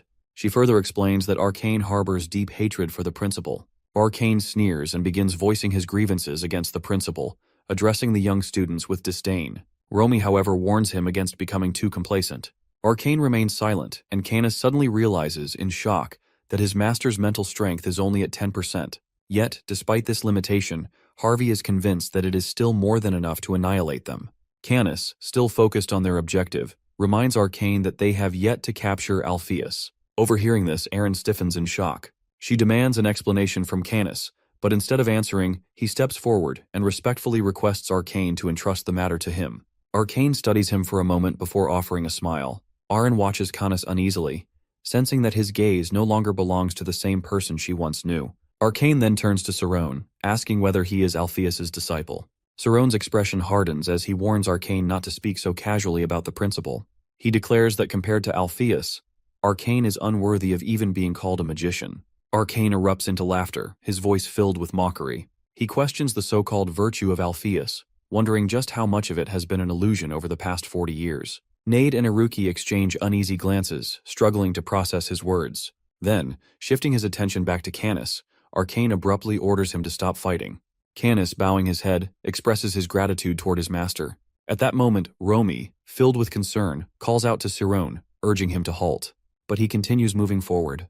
Canis steps into his path, ready to engage. Aaron attempts to intervene, using magic to remind Canis that they should leave the matter to Arcane. However, Canis remains resolute, declaring that he has already failed his master once, and that he must defeat Sarone, even if it costs him his life. He calls upon Harvey for support, but no response comes. Frowning, he calls again, only to realize that within his spiritual domain, his demon has lost its wings and is retreating into the distance. Clenching his teeth, Canis charges ahead, determined to fight. Sarone, bracing himself, takes a defensive stance, and the battle begins. Canis pursues Sarone relentlessly, but to his surprise, Sarone leaps off a cliff, choosing to battle in midair. A smirk crosses Canis's face as he assumes that Sarone believes his shadow power is useless in the air. However, the moment he vanishes into the darkness, he is struck by an unexpected realization. Nade, Romy, and Iruki also stare in astonishment. Above them, luminous letters shine brilliantly across the sky. Gritting his teeth, Sarone reaches a decision that if he cannot follow Canis's movements, he will simply target his entire spirit zone. Without hesitation, thousands of radiant magic projectiles descend upon Canis. He raises a hand, summoning dark magic to shield himself from the onslaught. As the battle unfolds, the heavens above resemble a clash between angels and demons. Within moments, Sarone's luminous attacks pierces through Canis's darkness. He immediately turned around and dodged, realizing that the opponent must have been out of his mind. Everything unfolding before him seemed entirely real, leaving no room for doubt. Sarone continued his relentless attacks without pause, while Canis found himself questioning whether Sarone was truly casting hundreds of spells simultaneously and if each one was genuine. He could not comprehend how someone so seemingly unremarkable could possess such power. Above, Sarone kept launching flares in Canis's direction. Romy, astonished, wondered aloud when Sarone had gained such immense strength. This time, even Nade was left speechless, unable to believe what he was witnessing once again. Iruki remained silent as he watched Sarone step into what seemed like an infinite domain. Just then, a sudden noise startled both of them. Romy, puzzled, observed the sky still glowing above and thought that the end had already arrived. Meanwhile, Canis continued fleeing, desperately trying to establish contact with Harvey. He called out for an answer, fearing that if things persisted this way, their deaths would be inevitable. As soon as he voiced his concern, a formidable attack approached. However, to his surprise, he remained unscathed. Confused, he glanced up at the shining sky and realized that Sarone had not been targeting him directly, but rather his master. Sarone's light magic kept surging forward, and Canis finally understood that his true objective was to eliminate the darkness Canis relied on for teleportation. Feeling a chill run down his spine, Canis clenched his teeth, acknowledging the sheer terror of the moment. Goosebumps covered his skin as he recognized that this madman's mental strength was beyond comprehension. Standing before the vast brilliance of the light, Canis felt a deep sense of disgrace and unfairness, and he did not want to die in front of his master. Meanwhile, Arcane silently observed the ongoing battle, his arms crossed as he watched the unfolding events. Just as Canis resigned himself to his imminent death, an irritated voice cut through the air, dismissing the situation as bothersome. Stunned, Canis recognized it as Harvey's. At that moment, the radiant beams of light were intercepted by an overwhelming darkness. Canis screamed in agony, bewildered by the sudden failure of his mental force. Harvey's voice rang out again, his awareness returning as he fixed his attention on Cyrone. He declared that the dazzling display of light had been successfully blocked by his shadow. Cyrone, caught off guard, struggled to understand why this was happening. A fierce struggle ensued between light and shadow, one relentlessly pursuing, the other desperately evading. Cyrone swiftly dodged the shadow attacks, yet the battle began tilting against him.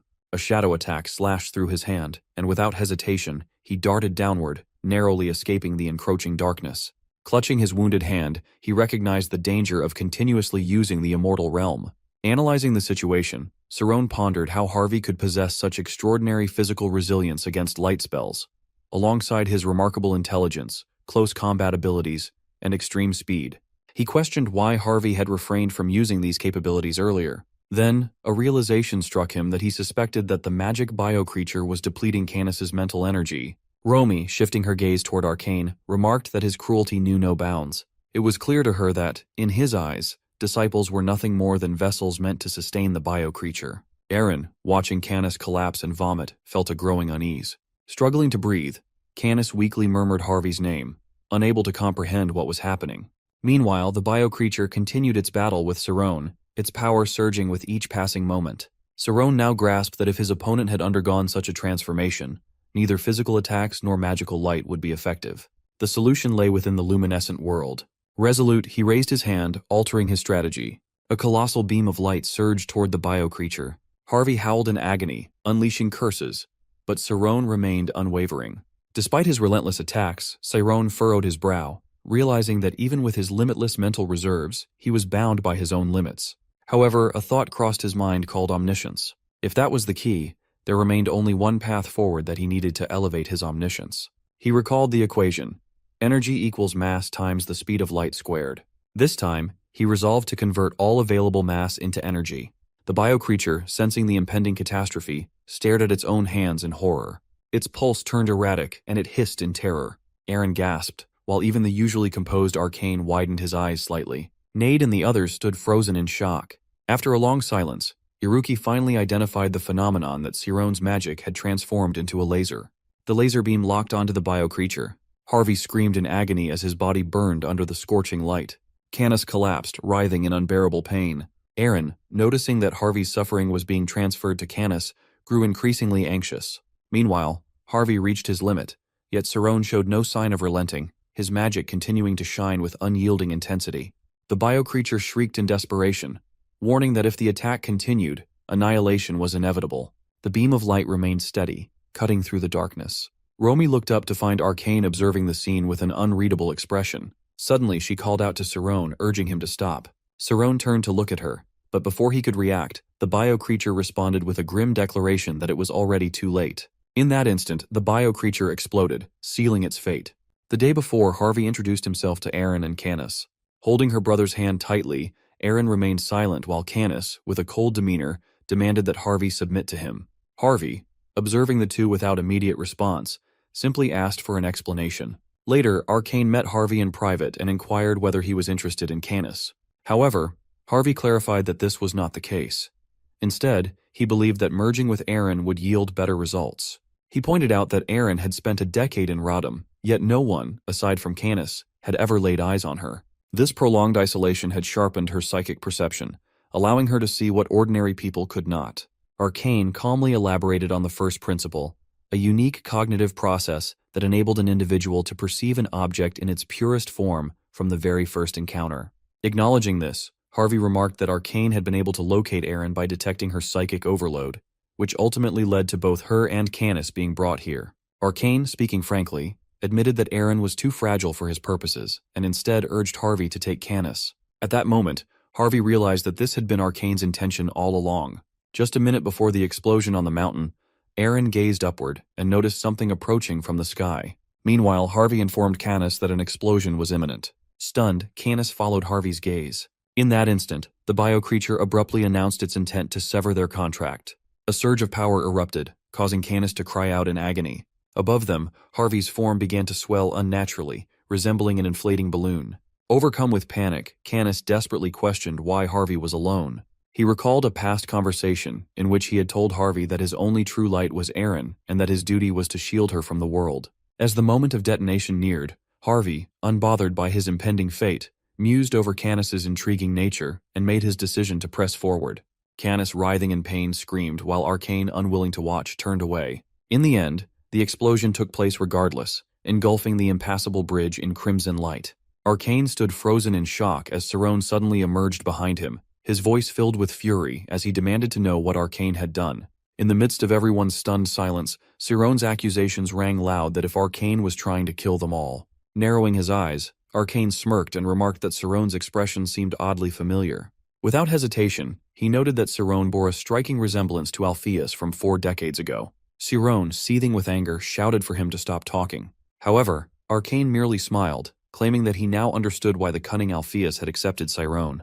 He went on to say that Cerrone even possessed the qualities of omnipotent possession, warning him that Alpheus was plotting something far more sinister. Cerrone, confused yet demanding answers, pressed for clarification.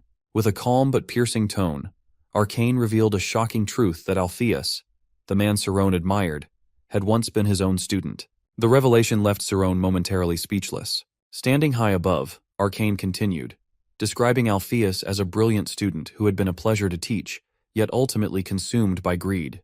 Despite everything Arcane had done for him, Alpheus had cast him into hell and destroyed his life's work. Arcane further stated that Alpheus's wife had met a tragic end, passing away in suffering. Nade, along with the professor and Iruki, were left utterly stunned. At that moment, Romy, standing among the children, demanded that Arcane recount the events of 40 years ago. Arcane remained silent for a moment, his gaze fixed on the group, while Cerrone watched him intently. That era had marked the pinnacle of Alpheus's career. It was the year when the sound of applause filled the air as the Golden Magic Circle Award was presented to him.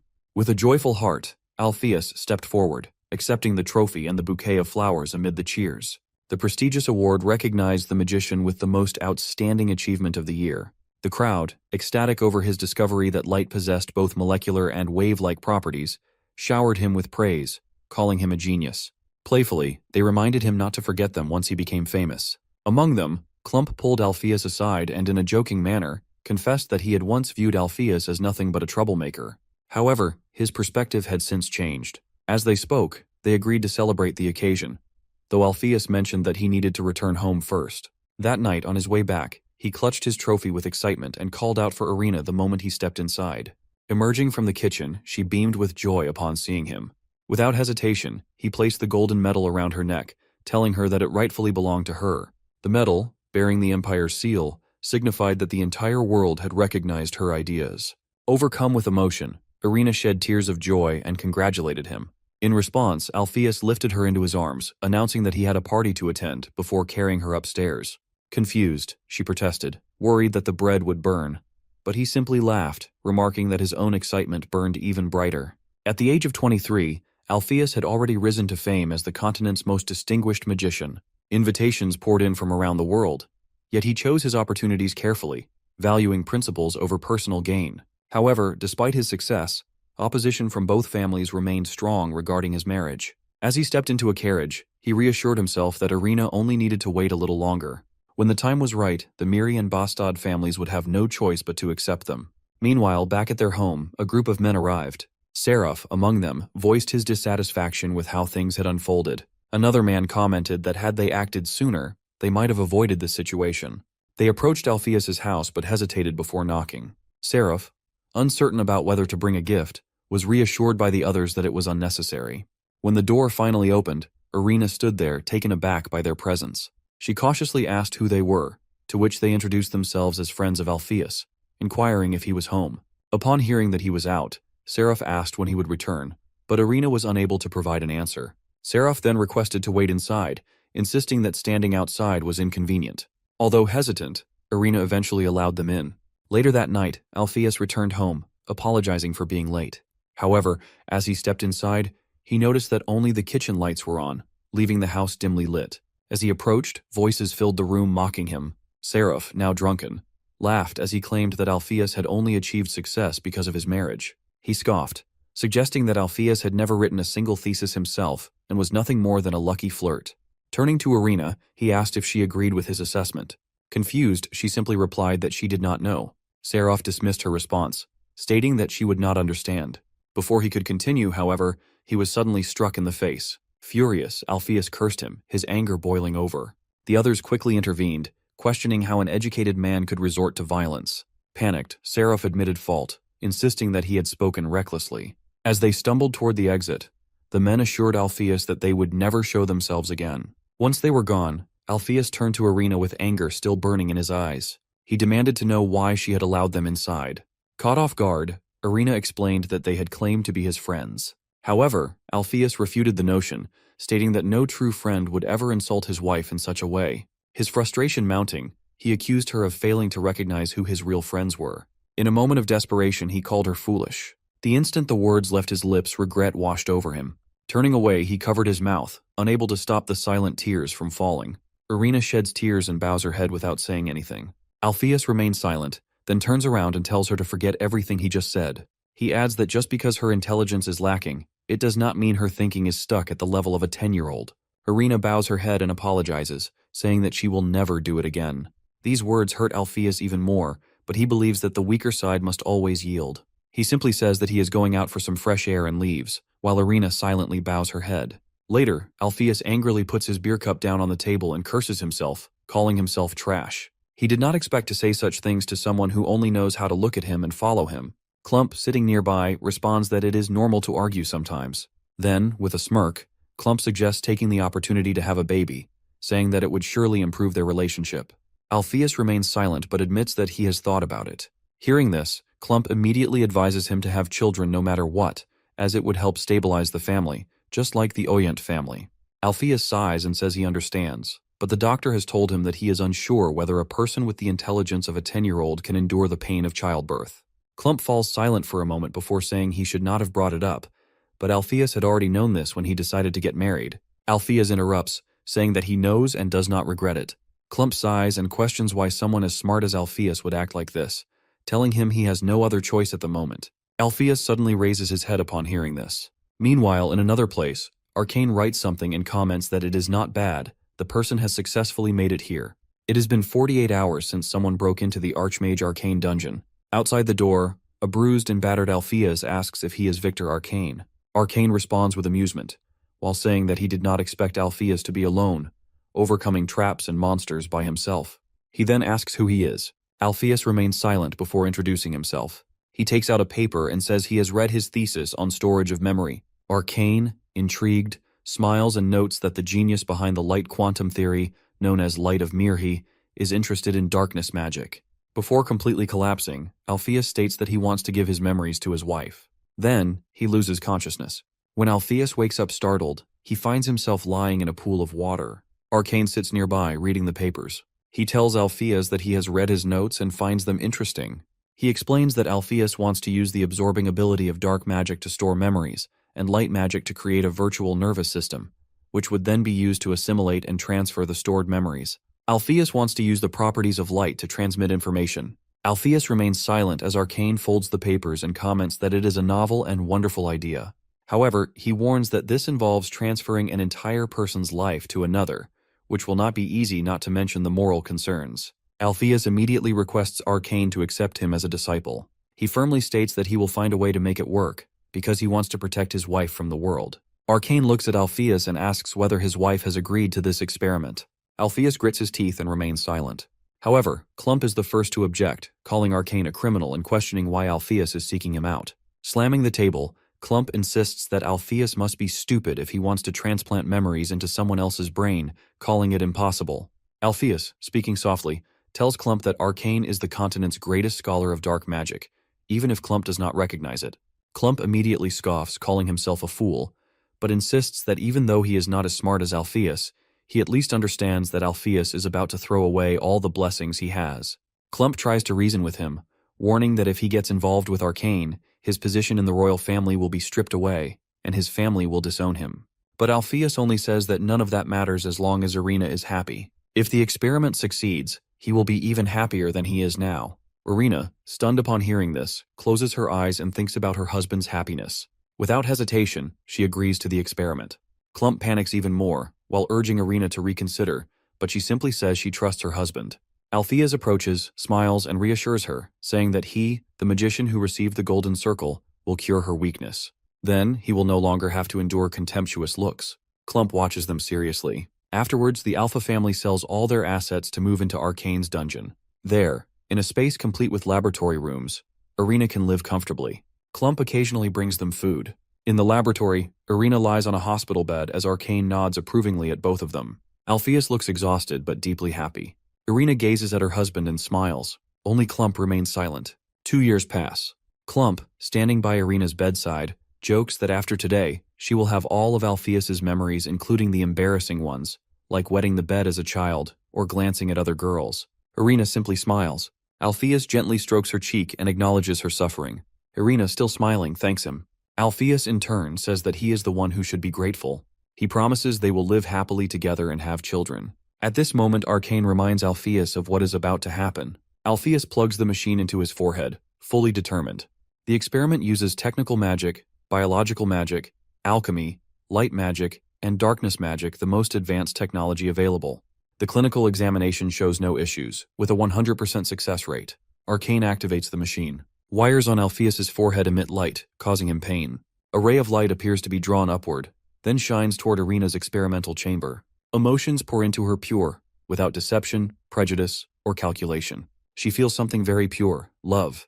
Irina, overwhelmed, silently thanks Alpheus. She is grateful to have met him. Suddenly, a warning alarm blares. Alpheus sits up in a panic, asking Arcane about the experiment. Arcane seriously replies that it was successful and perfect even.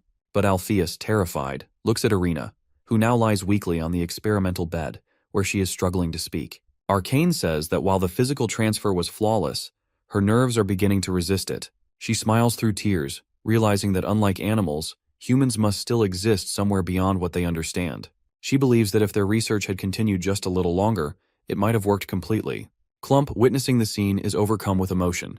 Before she can finish speaking, Irina suddenly screams in pain. Alpheus, panicking, begs her to stop talking, promising to do anything to save her. He apologizes repeatedly, but Irina, struggling, tells him not to be sorry. Alpheus, in despair, calls himself an idiot, shouting that he is the fool. But Irina, weakly closing her eyes, simply thinks thanking him that it was short, but he lets her see his magical world full of logic and thanks her before leaving. Alpheus, overwhelmed, screams in despair. Irina's funeral took place on a rainy day, attended only by her family in a private gathering. They did not permit Alpheus to be present, as he neither shared a marital bond with her nor had children. In the end, they drifted apart like strangers. On the day of Irina's passing, Alpheus had repeatedly struck his head against the wall, struggling to comprehend what had happened. He recalled how Irina had once told him that where there was light, darkness inevitably followed. The thought of having tried to change her filled him with regret. Overcome with despair, he had collapsed in the rain, blaming himself. He had called upon the god of light, Mirhi, chastising himself for the arrogance of reaching toward the forbidden. Sometime later, Arcane had allowed him into the room, informing him that he had returned. Expressing his condolences, he had urged Alpheus to clear his mind. However, before finishing his words, his gaze had fallen upon a bag of gasoline. Shocked, he had noticed a pile of documents soaked in it and had immediately demanded to know what Alpheus was doing. In response, Alpheus had turned toward him with an empty smile, stating that their research should never have been conducted. Arcane had attempted to calm him, acknowledging his grief, but reminding him that their experiment had been a success. He had insisted that individuals like Irina, who suffered from unexplained psychological afflictions, could now be treated. He had questioned whether Alpheus truly intended to let Irina's sacrifice be in vain. At this, Alpheus had let out a bitter chuckle, summoning magical flames as he repeated the word, sacrifice.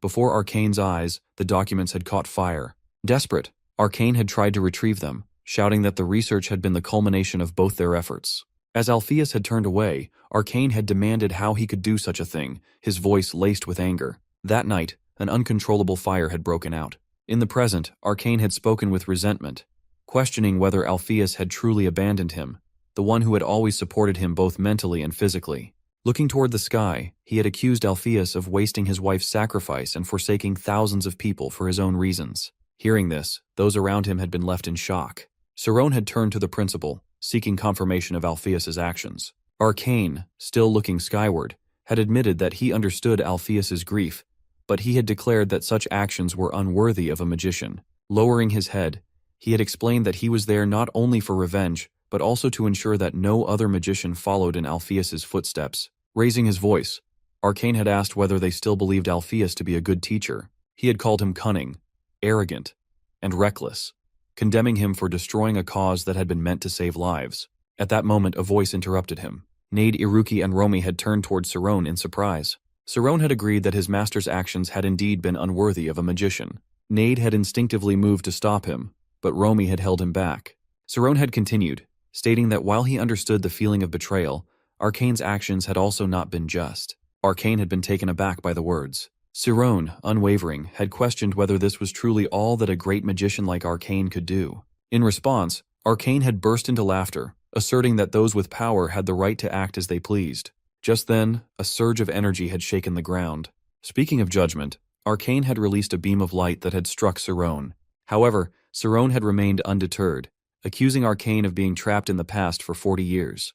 The remark had left Arcane visibly shaken. Cerrone had continued, claiming that despite all his words, Arcane had merely been drowning in regret. Arcane had faltered at this. A memory from 40 years earlier had resurfaced.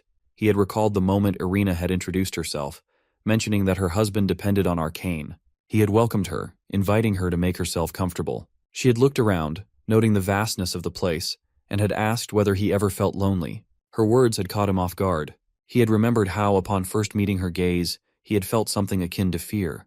Her eyes had been pure, yet unyielding, as if capable of confronting the deepest darkness, carrying within them enough light to dispel it entirely. Now, looking at Cerrone, Arcane had realized that he was witnessing that same gaze once more. Trembling, he had suddenly broken into laughter. Romy, observing him, had reflected on how understanding and sympathy were inherently human emotions, yet when taken to the extreme, they could transcend human limitations. As his laughter had faded, Arcane had mused that when insight surpassed human boundaries, it could blur the distinction between good and evil. He had then questioned whether Cerrone could truly foresee the consequences of his actions, concluding that they would never be able to see eye to eye. Fixing Cerrone with a cold stare, he had declared that someone like him had no place in this world.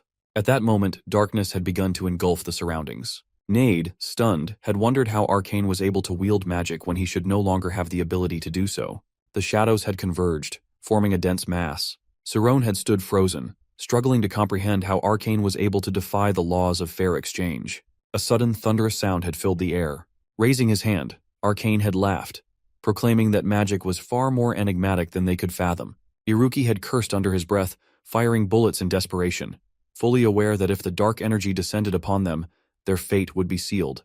A colossal wave of darkness had begun to distort the very space around them. Even Aaron, who had remained composed until then, had felt fear creeping in as the darkness grew stronger. At that critical moment, a radiant beam of light had pierced through the shadows, slicing through the encroaching darkness and dispersing it entirely. Everyone, including Cerrone, had turned their gaze forward in astonishment. Headmaster Alpheus had arrived. Upon seeing him, Arcane had immediately smiled, while Alpheus had silently met his gaze. A huge source of darkness spreads behind Arcane as he spoke in a hushed tone, remarking that Alpheus had grown old. Alpheus, however, remained unaffected by the memory-sealing magic, as though he had anticipated its effects. Instead of showing concern, he simply stated that remembering the past was a good thing and expressed his gratitude. His thoughts drifted to the image of his beloved framed in his mind. Turning toward the students, Alpheus addressed them with an apology for his past actions. Closing his eyes, he bowed in acknowledgement, thanking them for their efforts in protecting everyone, including Romy. Expressing relief that she was among them, he watched as Romy returned the gesture, assuring him that she too regretted not being able to shield the students. Cerrone hesitated before stepping forward to speak, but Alpheus, composed, acknowledged that his mental strength had fully recovered. Taken aback, Cerrone questioned whether he had already realized this. Alpheus explained that the most formidable magic ever developed by arcane mages was abyss magic, which is a power centered on the manipulation of memories. With a knowing smile, he tapped his temple, revealing that when Arcane erased his memories, it had inadvertently restored his mental strength for a brief time. Still grappling with the revelation, Cerrone found it difficult to believe such a phenomenon was possible. Placing a firm hand on Cerrone's shoulder, the principal advised him to always possess a hidden advantage capable of overturning any situation. Without such a safeguard, one could never truly be considered a combat mage. With that, Alpheus insisted that matters concerning the past should be settled by those to whom they belonged and urged the students to leave. Arcane, standing before them, responded without hesitation. If his former student was so determined, he would comply. A smirk played on his lips as he remarked that letting them go was simple, but then he posed a question asking what would Alpheus do now. He reminded him that he could no longer return to his role as principal. Alpheus's expression darkened, but Arcane continued, pointing out that hundreds of students had now become aware of his past. Realization struck Nade, who understood that Arcane had been the one to reveal the principal's past all along. Iruki, too, furrowed his brows, recognizing that everything had been orchestrated from the beginning. With an air of amusement, Arcane suggested setting the place ablaze once more. Remaining composed, Alpheus warned him that such matters were not to be taken lightly. Arcane then extended his hand toward the students, inviting them to join him, claiming that they would complete the research on memory implantation. He boasted that he had successfully implanted his own memories and introduced Harvey, a magical bio-creature, declaring that its existence was made possible by Irina's sacrifice. Alpheus's gaze darkened at the mention of sacrifice, the word echoing in his mind as a justification he himself had once used. Confronting Arcane, he accused him of masterminding the entire research, leaving Arcane momentarily speechless. Producing a crumpled sheet of paper, Alpheus demanded to know what he sought to achieve by erasing both Irina's and his own memories. Tears welled in his eyes as he held up the document, questioning why hundreds of magical bio-creatures had been created. In a voice filled with accusation, he shouted, condemning Arcane's ambition to dominate the world. Arcane, momentarily unsettled, attempted to respond but soon regained his composure, scoffing at the notion. Even after 40 years, Alpheus remained unchanged in his convictions. Cerrone, now grasping the truth, remarked that this was the very reason Alpheus had destroyed the research. He speculated that Harvey, the magical creature, housed the memories of both Irina and Alpheus. Erin, stunned by the revelation, shifted her gaze toward Harvey. Meanwhile, Arcane clenched his teeth in frustration. Alpheus had spoken the truth. Harvey's defiance mirrored Alpheus's own nature. Gripped by realization, Erin asked, her voice trembling, whether Harvey had been ordered to self-destruct. Overwhelmed by emotions, she shed tears of hatred. Arcane, holding his head in irritation, raised a hand in frustration, lamenting that no one truly listened to him. Above them, darkness gathered, swelling into an immense black mass, its oppressive force spreading fear among the students. Their terrified cries filled the air as Alpheus stepped forward, positioning himself as a shield before them. High above, Arcane sneered, taunting Alpheus to flee and abandon everything. Lost in thought, Alpheus's mind drifted to a moment from the past. Clump had stood before him, a grave expression on his face, questioning whether he intended to die there. Before him had stood a weary and unkempt Alpheus. Clump had spoken of his decade-long search, recounting the lengths he had gone to, the fortune he had spent, and the information he had gathered to track him down. Alpheus had questioned why he had come in search of someone like him, to which Clump had remained silent. Instead, he had pulled something from his pocket and handed it over. Alpheus had stared at it in shock. Clump had explained that someone was meant to have vanished the following day. The object in his hands had been a letter from Irina. Alpheus had unfolded the letter with trembling hands, his eyes scanning its contents. Within it, Irina had expressed her desire for the experiment to continue. Her final wish had been for him to move forward rather than remain consumed by grief, urging him to pursue the research he so deeply loved.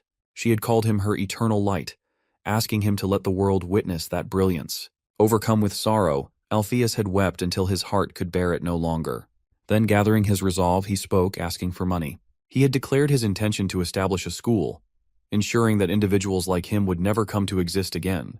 Dedicating his entire life to this cause, he had made a solemn vow. Clump had smiled, his expression serene. Now in the present, Alpheus raised his hand, summoning a radiant force. He reflected on the life Irina had enabled him to live. A surge of brilliant light emanated from him, its intensity overwhelming those nearby. Even dragonflies seemed suspended in slow motion.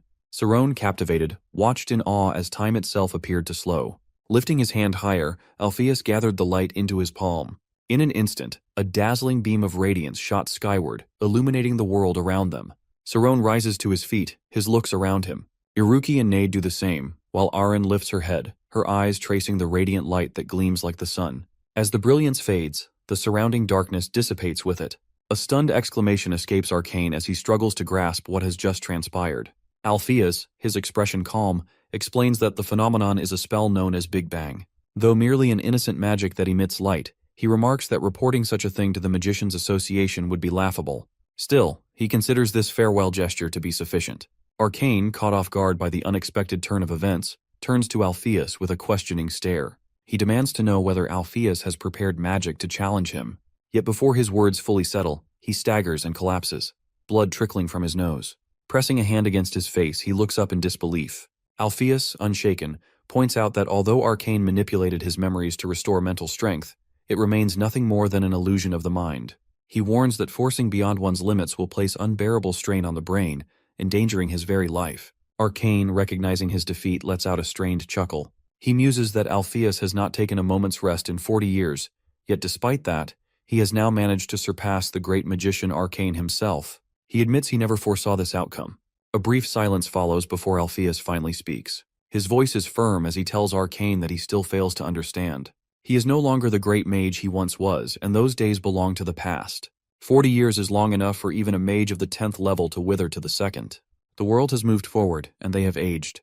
He challenges Arcane, asking how long he intends to chase after the ambitions of his youth. A hush settles over the scene as Arcane, still coughing blood, manages a smirk and curses under his breath. He taunts Alpheus, urging him to weep, declaring that he cannot even claim to be a great mage anymore. Struggling to rise, he insists that Alpheus is no genius, merely someone who knows how to raise his voice. As he lifts his weary head, his magical eyes gleam ominously. He presses a trembling hand to his temple and sneers, calling him an arrogant fool. Once more, a sinister aura begins to take shape around him. Alarmed, Alpheus shouts, demanding to know if Arcane has lost his mind, warning that restoring his mental strength through such reckless means will be his undoing. However, before he can react further, he notices something far more alarming: that the students and even the professors of the school are being drawn skyward by Arcane's looming shadow. With the last of his strength, Arcane proclaims that he will go to any lengths to ensure Alpheus's downfall. Alpheus struggles to comprehend why victory or defeat holds such immense weight for Arcane. He pleads for him to abandon this childish obsession. Yet Arcane, standing amidst the encroaching darkness, merely smirks and urges Alpheus to listen carefully. In what he calls his final lesson, he declares that magicians are, and will always be, nothing more than children. Erin's breath catches as she stares in disbelief. Meanwhile, the students of the magic school continue to be pulled toward the abyss. Chaos erupts as Alpheus and the others rush to their aid. His voice cuts through the turmoil, ordering them to save as many as possible. Without hesitation, Sarone, Thad, and Iruki leap into action. Thad uses his immense strength to grasp falling students, while Iruki swiftly pulls up his literature professor, the same one who had once reprimanded him for failing an exam. Nade, eyes brimming with tears, desperately struggles to rescue Gabe, only to realize that too many remain beyond his reach. Sarone's heart pounds as he watches his teachers and friends plummet toward the icy ground. Panic surges through him as he spots Amy among them. Without hesitation, he dives, calling out to her, his voice raw with urgency. Amy's eyelids flutter as she stirs, confusion clouding her mind. A voice, faint yet familiar, reaches her ears. Struggling to recall its owner, she lifts her gaze just as Sarone appears above her, shouting her name. Realization dawns upon her, but terror grips her when she notices the desperation in his eyes. In a final desperate lunge, Sarone seizes Amy's hand. Her breath catches in her throat. She stammers his name only to falter when she sees the tears streaking his face. Laughter and sorrow blend in Sarone's expression as he recalls the words he once spoke to her. He had promised that when they reunited, they would compete as equals, for he would have caught up to her by then. But now, the bitter truth settles upon him that he cannot keep that promise. A jolt of fear shakes Amy as she grasps his intent. She cries out, pleading for him to stop, demanding to know what he is planning. Yet Sarone only closes his eyes, murmuring his gratitude. Amy clings to him, her sobs desperate, begging him not to leave. But as his form begins to dissolve, an ethereal light envelops him. A luminous brilliance surges outward, illuminating the entire sky. Iruki and Nade, in the midst of their frantic rescue efforts, freeze in stunned disbelief. The awakened students instinctively shield their eyes from the overwhelming radiance. Even Romy and the headmaster can only watch in silence. Meanwhile, Arcane, drained and powerless, collapses where he stands. His gaze drifts toward the spectacle before him, his mind barely able to process the sight. In the abyss below, thousands of shimmering lights pulsate in a mesmerizing display of color. A weak, wistful murmur escapes Arcane's lips. He calls it self-sacrifice. He muses to himself how peculiar this world is, and how even after living an entire lifetime, one still clings to existence, unwilling to let go. Turning his head one final time, he casts a lingering glance at Alpheus. Then, with a slow exhale, his eyes flutter shut, and his breath stills. Above the impassable bridge, the radiant glow continues to pierce the heavens, an unyielding beacon against the darkness. A stream of multicolored light descends from the sky, striking the ground like a rainbow. One by one, the students begin to reappear. Arcane lies motionless, his shadow only manifesting after he has already fallen. Canis, overwhelmed by agony, cries out, questioning whether Arcane truly believes everything ends with death. Despair fills his voice as he wonders how Arcane could abandon them so easily. His grief turns to rage as he shouts that he does not care if he is seen as nothing more than a tool, and what truly matters to him is not being left behind.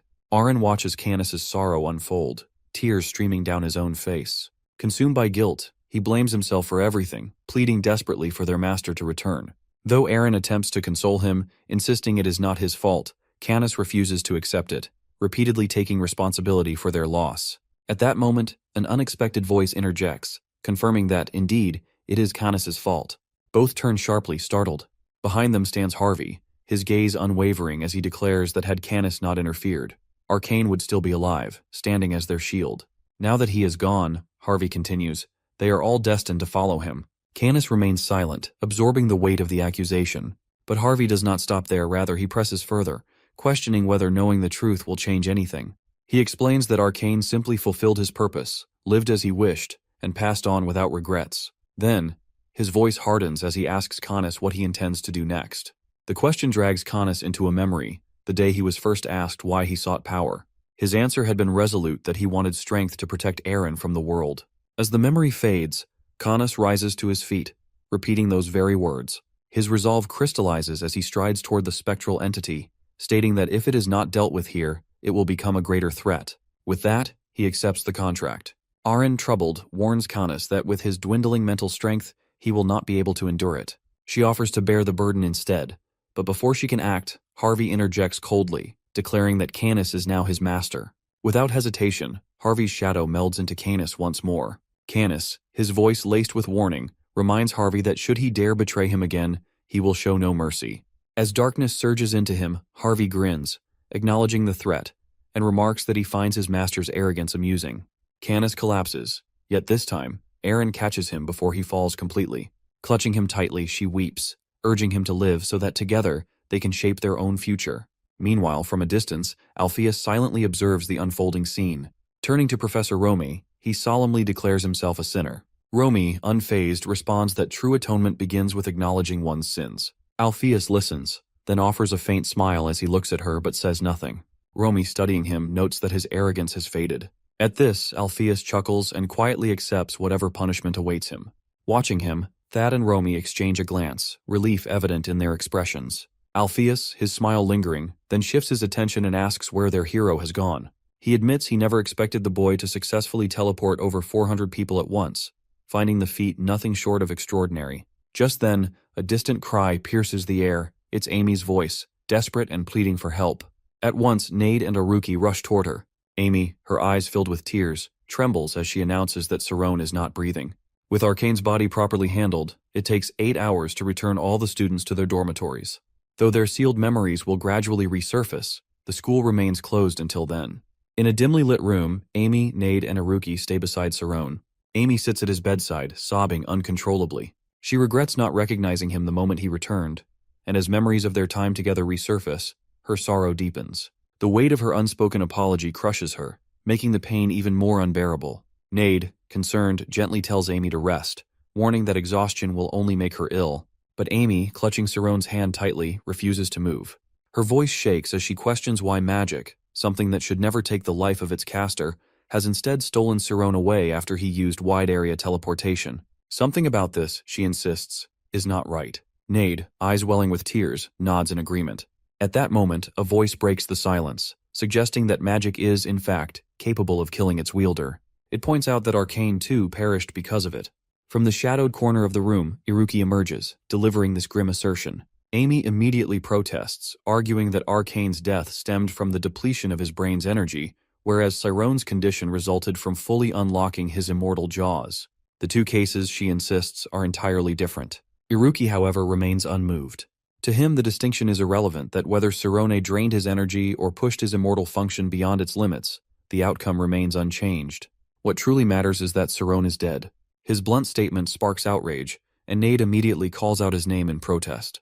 Amy, eyes blazing, steps forward, demanding to know whether he genuinely believes Cerrone is gone. Unfazed, Iruki replies that he has yet to confirm it, but all evidence suggests it to be true. Without hesitation, Amy seizes his collar and easily lifts him, fury radiating from her trembling frame. She reminds him, her voice choked with emotion, that Sarone ended up like this because he sacrificed himself to save them. Tears spill down her cheeks as she raises a clenched fist, poised to strike. Yet Iruki remains eerily calm, his expression unreadable. Amy hesitates, realizing she will not follow through. Frustrated, she curses him, accusing him of knowing she would never hit him. With bitter finality, she declares that someone like him does not deserve friends. Nade, watching the tense exchange, stays silent but visibly uneasy. Iruki, his voice sharp, snaps back at Amy, telling her to stop acting pathetic and start thinking logically. He states the brutal truth that Sarone's heart has stopped, and he is no longer breathing. If they truly wish to pull him back from the abyss, then wallowing in despair is not the answer. His words hang heavy in the air. Nade, after a brief silence, reminds him that magic cannot revive the dead.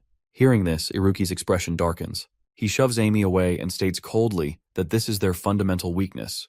Without another word, he turns on his heel and walks away. Nade, watching him go, then asks Amy why she did not strike him.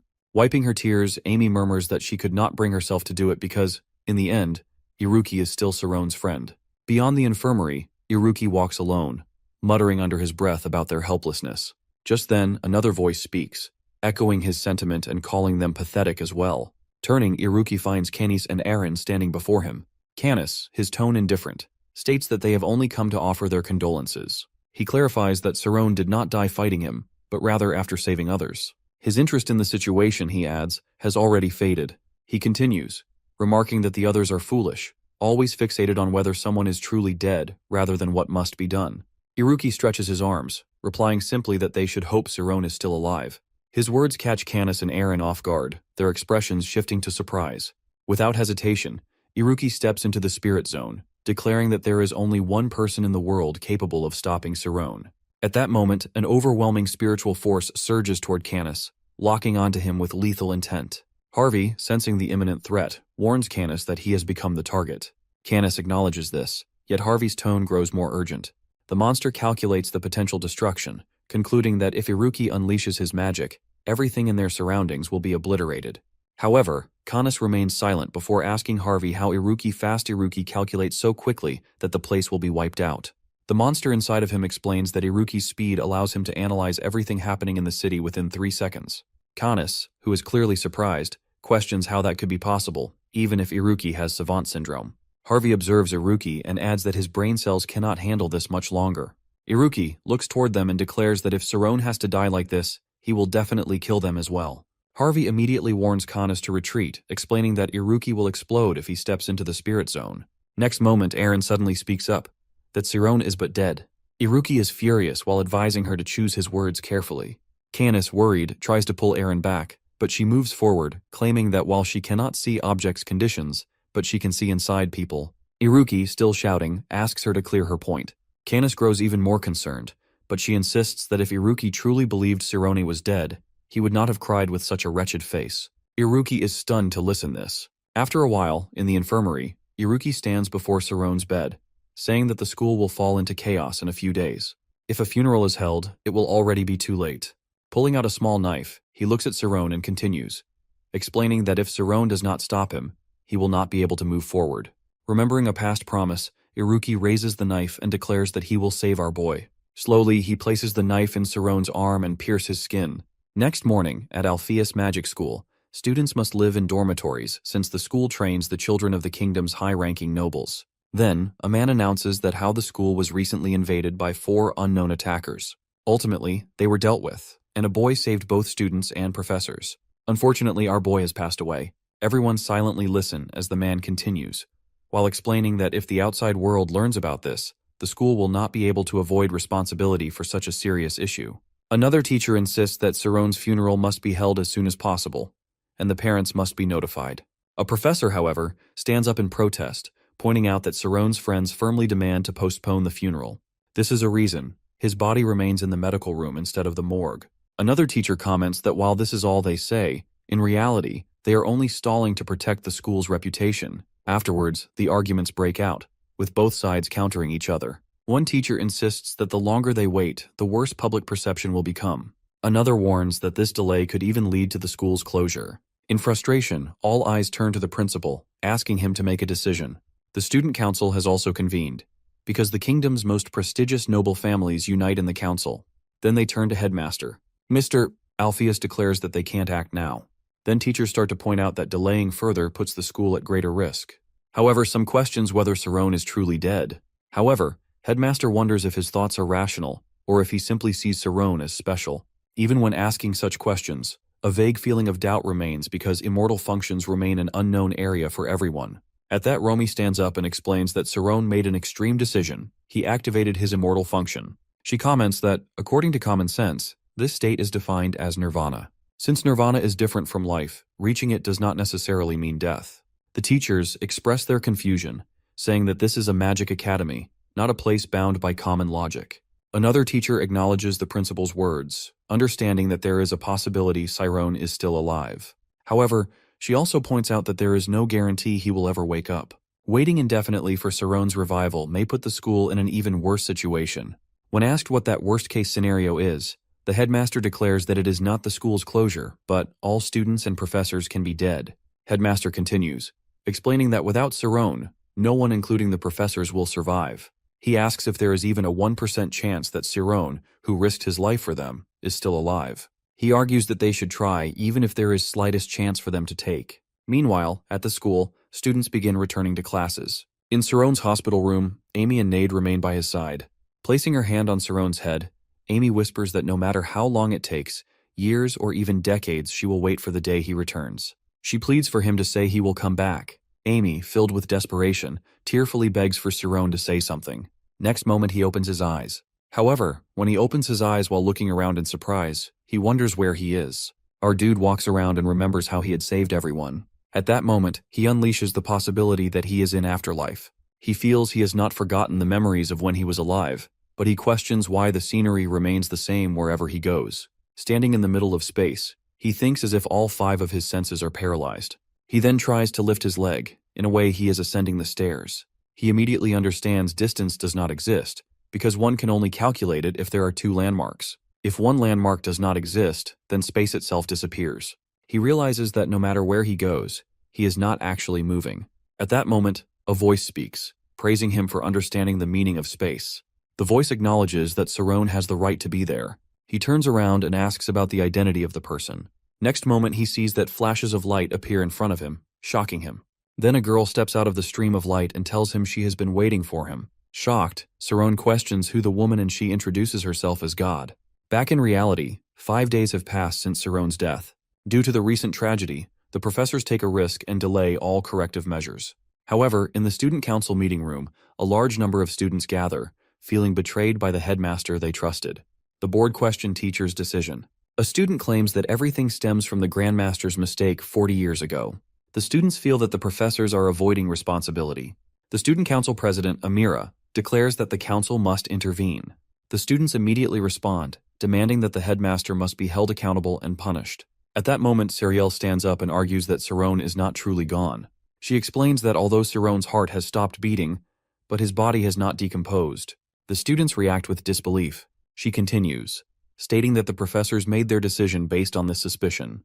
Amira immediately questions if this is true and demands an explanation. Sariel reveals that it is the result of unlocking immortal function.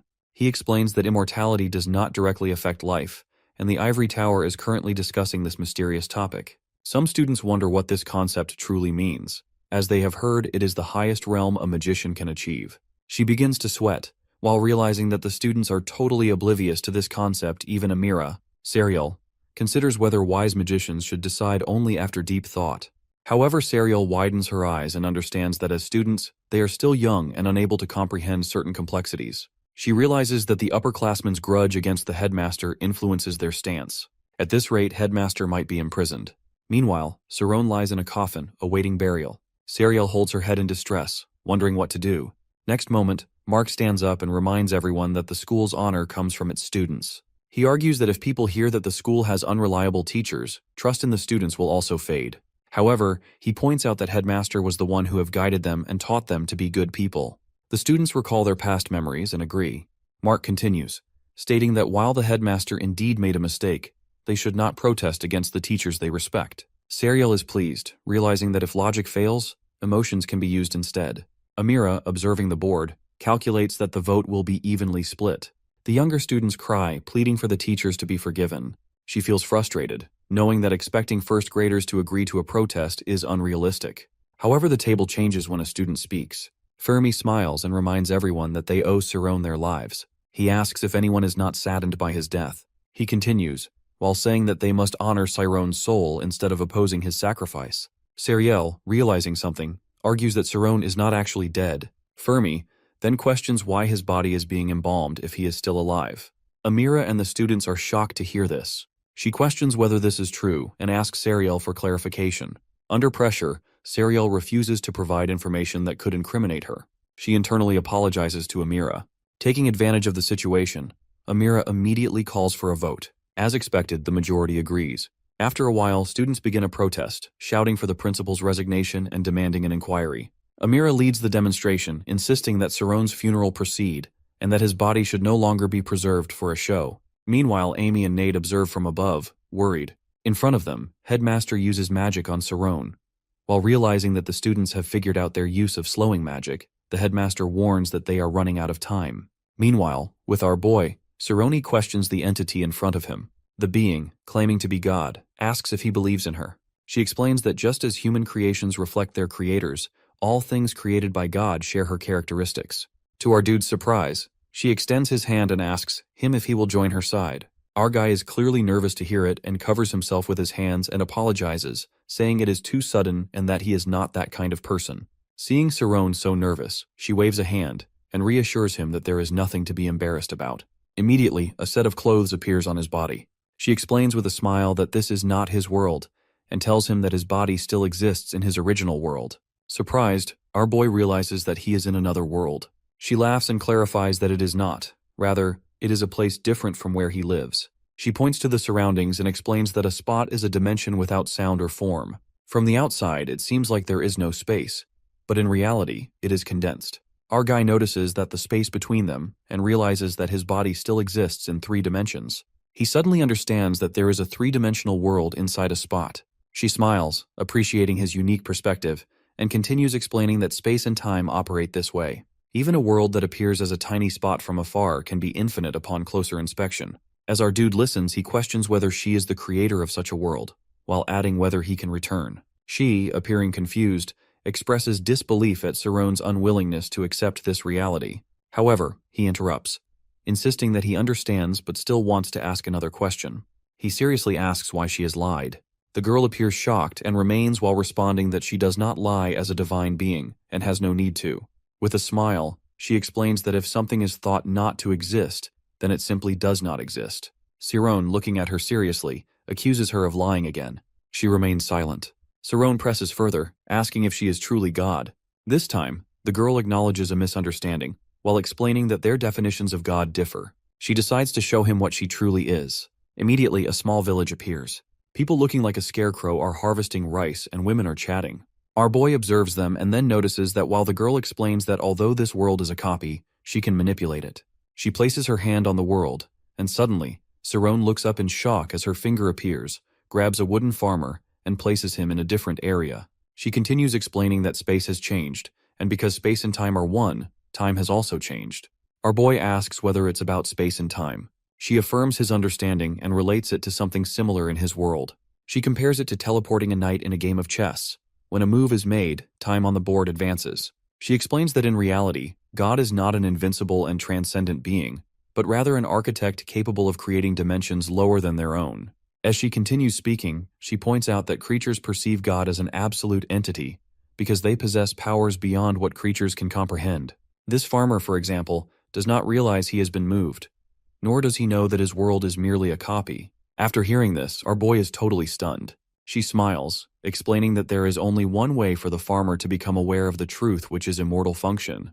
This face leaves our boy quite shaken. She then places a hand on the wooden man, and suddenly, a colorful world emerges while the wooden figure vanishes. She holds the ball again and explains that, despite appearances, the farmer's world still exists within it. However, he cannot perceive entities in higher dimensions. Cerrone looks at the ball in shock. She asks if he understands now. She tells him that she has brought him because he has unlocked the immortal function.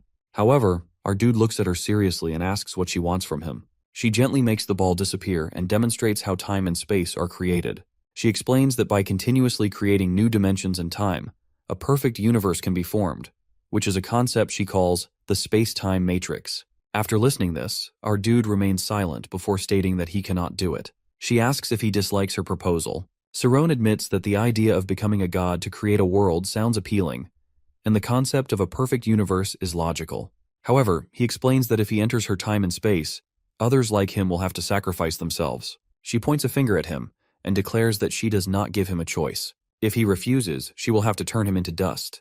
Yet Saron stands firm and refuses. At that moment, she unleashes her power against him, stating that he will soon understand. However, our dude, while standing within the energy, suddenly declares that the concept of a single spot and realizes that the space-time matrix is similar to a spirit zone. Pointing forward, he recognizes this as her spirit zone. Not only this, he seriously states she is, in reality, a mage. She advances and warns our guy not to make a decision he will regret later. He lifts his hand, emitting a red light. She questions whether he actually believes he can defeat her. He realizes there is no chance because she operates on a level where she could call herself a god. She must be as strong as or even stronger than Arcane. Moreover, she does not belong to his world. When the farmer activated the immortal function, no trace of his body remained, yet his own body still exists in another world. He inquires if there is a way back, and she confirms there is, but success is impossible. He will only experience another death. Despite this, he raises his hand toward her face and declares that he will still try. She assumes taking him down will be easy, but the overwhelming energy he possesses is a problem because it could easily create a hole in this space. As he directs his energy toward her, she creates a massive black spot around herself and explains that it penetrates space-time. The moment he steps into it, he will undergo the same process he experienced to arrive here, only in reverse. He asks if she is truly allowing him to return. She makes him promise that if he fails to return to his world, he must come back and follow her will. She warns him again, and as our guy glances at her, she asserts that he will not succeed. He thanks her for the opportunity, but she tells him it is too early for gratitude. She explains that the process of a pure soul returning to a human body is not easy. Humans are filled with all kinds of unpleasant elements, and if he cannot overcome them, he will deteriorate into something neither human nor anything else. She asks if he wants to give up, but he firmly refuses and steps forward. She bids him a pleasant journey. As Saron moves forward, he reassures himself that once he crosses, he will return. However, he suddenly freezes and realizes that this place is similar to the white space he was in before. He looks at her, sweating, and begins to question why she let him go so easily. The realization strikes him that he is trapped in a prison of space-time. At that moment, a memory surfaces. 2 months ago, at Armin's house, Armin had spoken of a magic called Pause, the highest level magic of a time mage who has reached the speed of light. He had asked Armin if they were moving at light speed, to which Armin had confirmed, explaining that this is why it appears as though space-time has stopped. Light, he had said, is a peculiar force, and once it reaches a certain point, it catches up with time itself, which is the essence of pause magic. Back in the present, he understands that if this place is space-time trapped in the world of light speed, then escaping requires exceeding the speed of light. But he wonders how to do it. Sitting in a meditative position, he contemplates moving faster than light, though it is purely theoretical. At that, he recalls Girl's words that stepping forward will reverse the process. Slowly standing, he realizes that immortality spreads throughout the universe in the blink of an eye. At this moment, he exists solely as a soul without a physical body, meaning he just might be able to overtake light. Recalling the concept of elimination, our guy refuses to give up. He rushes forward at a speed beyond light, his form dissolving into it. He succeeds and finds himself lying on a bed, realizing he is returning to his world and his friends.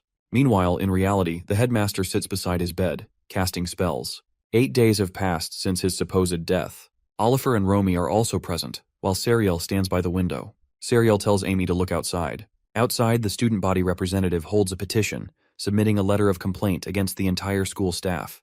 They insist that before it is too late, the headmaster should be submitted to an investigation by the Department of Magic. Mark, Maria, and Gabe urge everyone to calm down. However, Oliver, visibly angry, questions whether it is the student council's role to invite rebellion against the school. The representative denies any such intent, stating that they never wanted matters to escalate this far. Yet, it has been days since Cyrone's passing, and still, no public announcement has been made. When Oliver claims that Cyrone is in a coma, she is met with skepticism. The students argue that in a coma, the heart does not stop beating.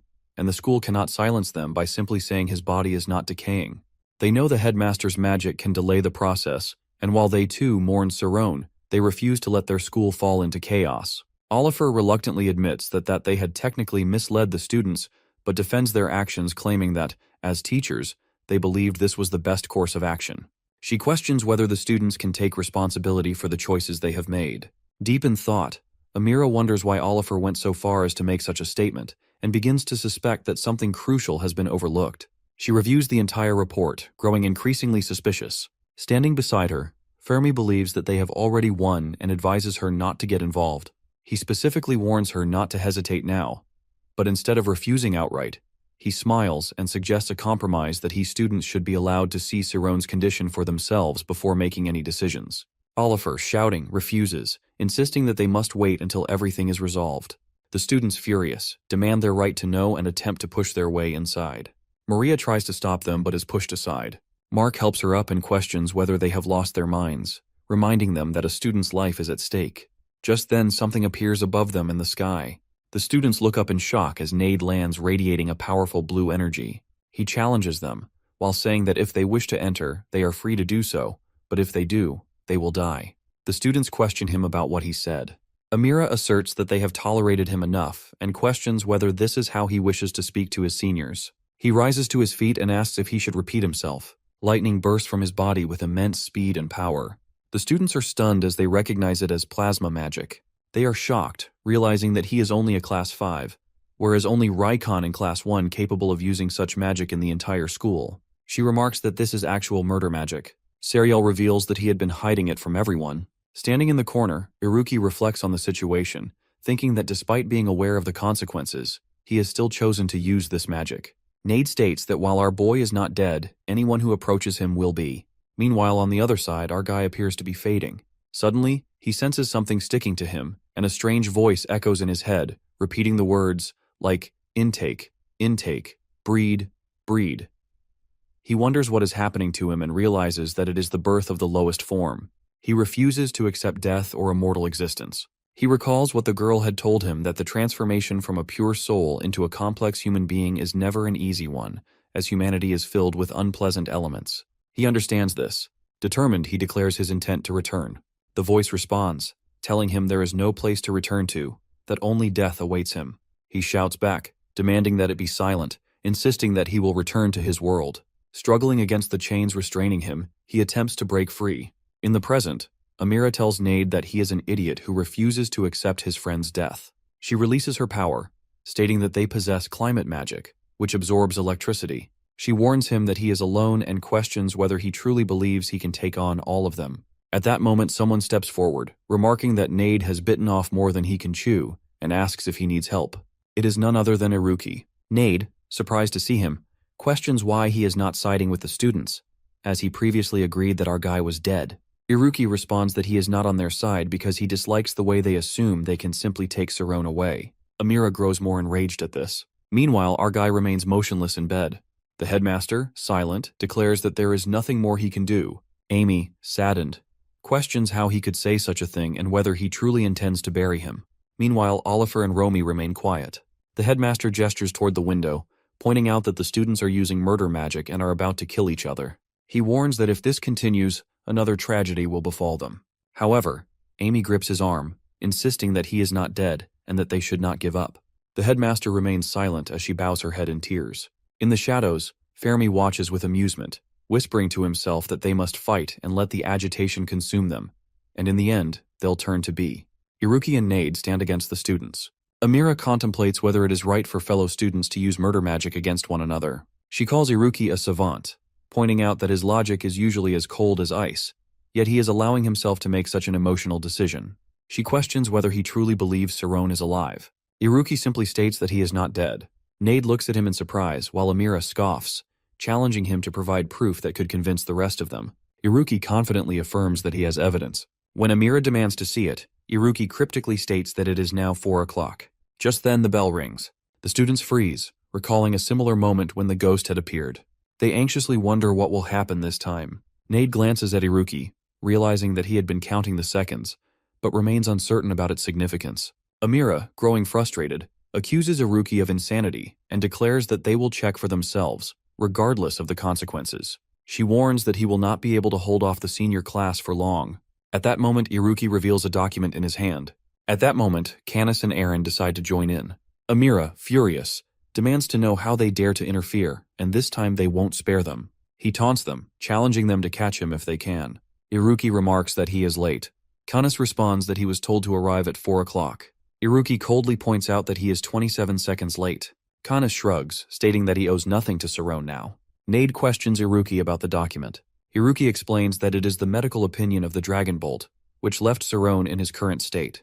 He reveals that he took a sample from Sarone and sent it for analysis. Nade is astonished, wondering when and how Iruki managed to obtain the results from the capital in just 5 days. Canis and Aaron remain silent, while the students murmur among themselves, suspecting a trick. The involvement of the Mercadine family, however, changes nothing. Iruki reassures them that he did not use his real name, as dealing with his father would have been troublesome. He then emphasizes that what is written in the document is far more significant. Amira impatiently demands to know whether the document contains information about magic capable of reviving the dead. Iruki begins reading, revealing that the document is titled, "On Matters of Immortal Function and Suspension of Biological Activities." The students gasp. Nade also listens intently, surprised. Iruki continues, while explaining that the analysis of the subject's tissue sample revealed that our boy is in a non-mechanical suspended animation. The sample, taken 24 hours after apparent death, showed no signs of decomposition normally found in deceased organisms. The attached data further supports this finding. Based on the evidence, while biological activity has ceased, biological function has not. The students whisper among themselves, questioning the distinction and wondering if this means our dude is not actually dead. Iruki proceeds to read aloud Dragon Bolt's classification of cardiac arrest into 3 cases. First, when the heart has completely stopped functioning. Second, when the heart has temporarily ceased functioning. And third, when the heart has not stopped but only appears to have stopped. Amira, in shock, exclaims that the third case makes no sense. Flipping the page, Iruki instructs everyone to listen carefully. He explains that while an organism whose heart has stopped may appear dead, under the concept of immortal function, 2 further possibilities arise. The first is that if mental expansion is delayed due to specific events, the body may temporarily cease functioning until the mind reaches a conclusion. The second is that even if mental expansion has ended, differences in the observer's perception of time may result in vital processes being unobservable due to space-time distortions or other barriers. Serial supports Amy, who sheds tears. Skipping a few pages, Iruki reaches the conclusion, which states that it is impossible to definitively declare Sarone dead. Nade, overcome with relief, tears up. Iruki turns to him and asks if he is now satisfied with his proof of challenging the notion of death. Amira grips the document while sweating. She realizes that the student council had been mistaken. The nation's most esteemed magic organization has confirmed that the faculty council's decision was indeed correct.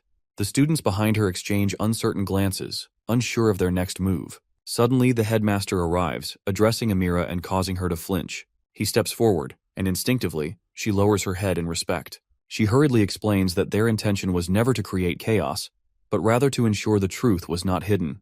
The other students follow her lead, bowing their heads in acknowledgement. She had believed the school would ultimately conceal everything, but now she questions that assumption.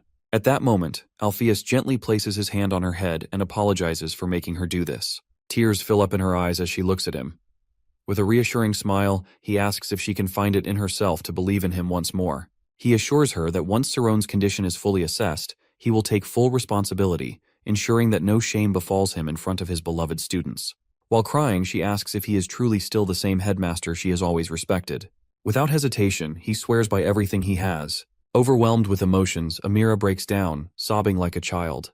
By now, most of the students have dispersed, leaving only the headmaster and Fermi behind. Fermi, rubbing his neck, complains that having the headmaster step in feels like cheating. Alpheus responds with a knowing smile that he has possibly become a hindrance, remarking that perhaps it is time for Fermi to graduate, given that he is already 22.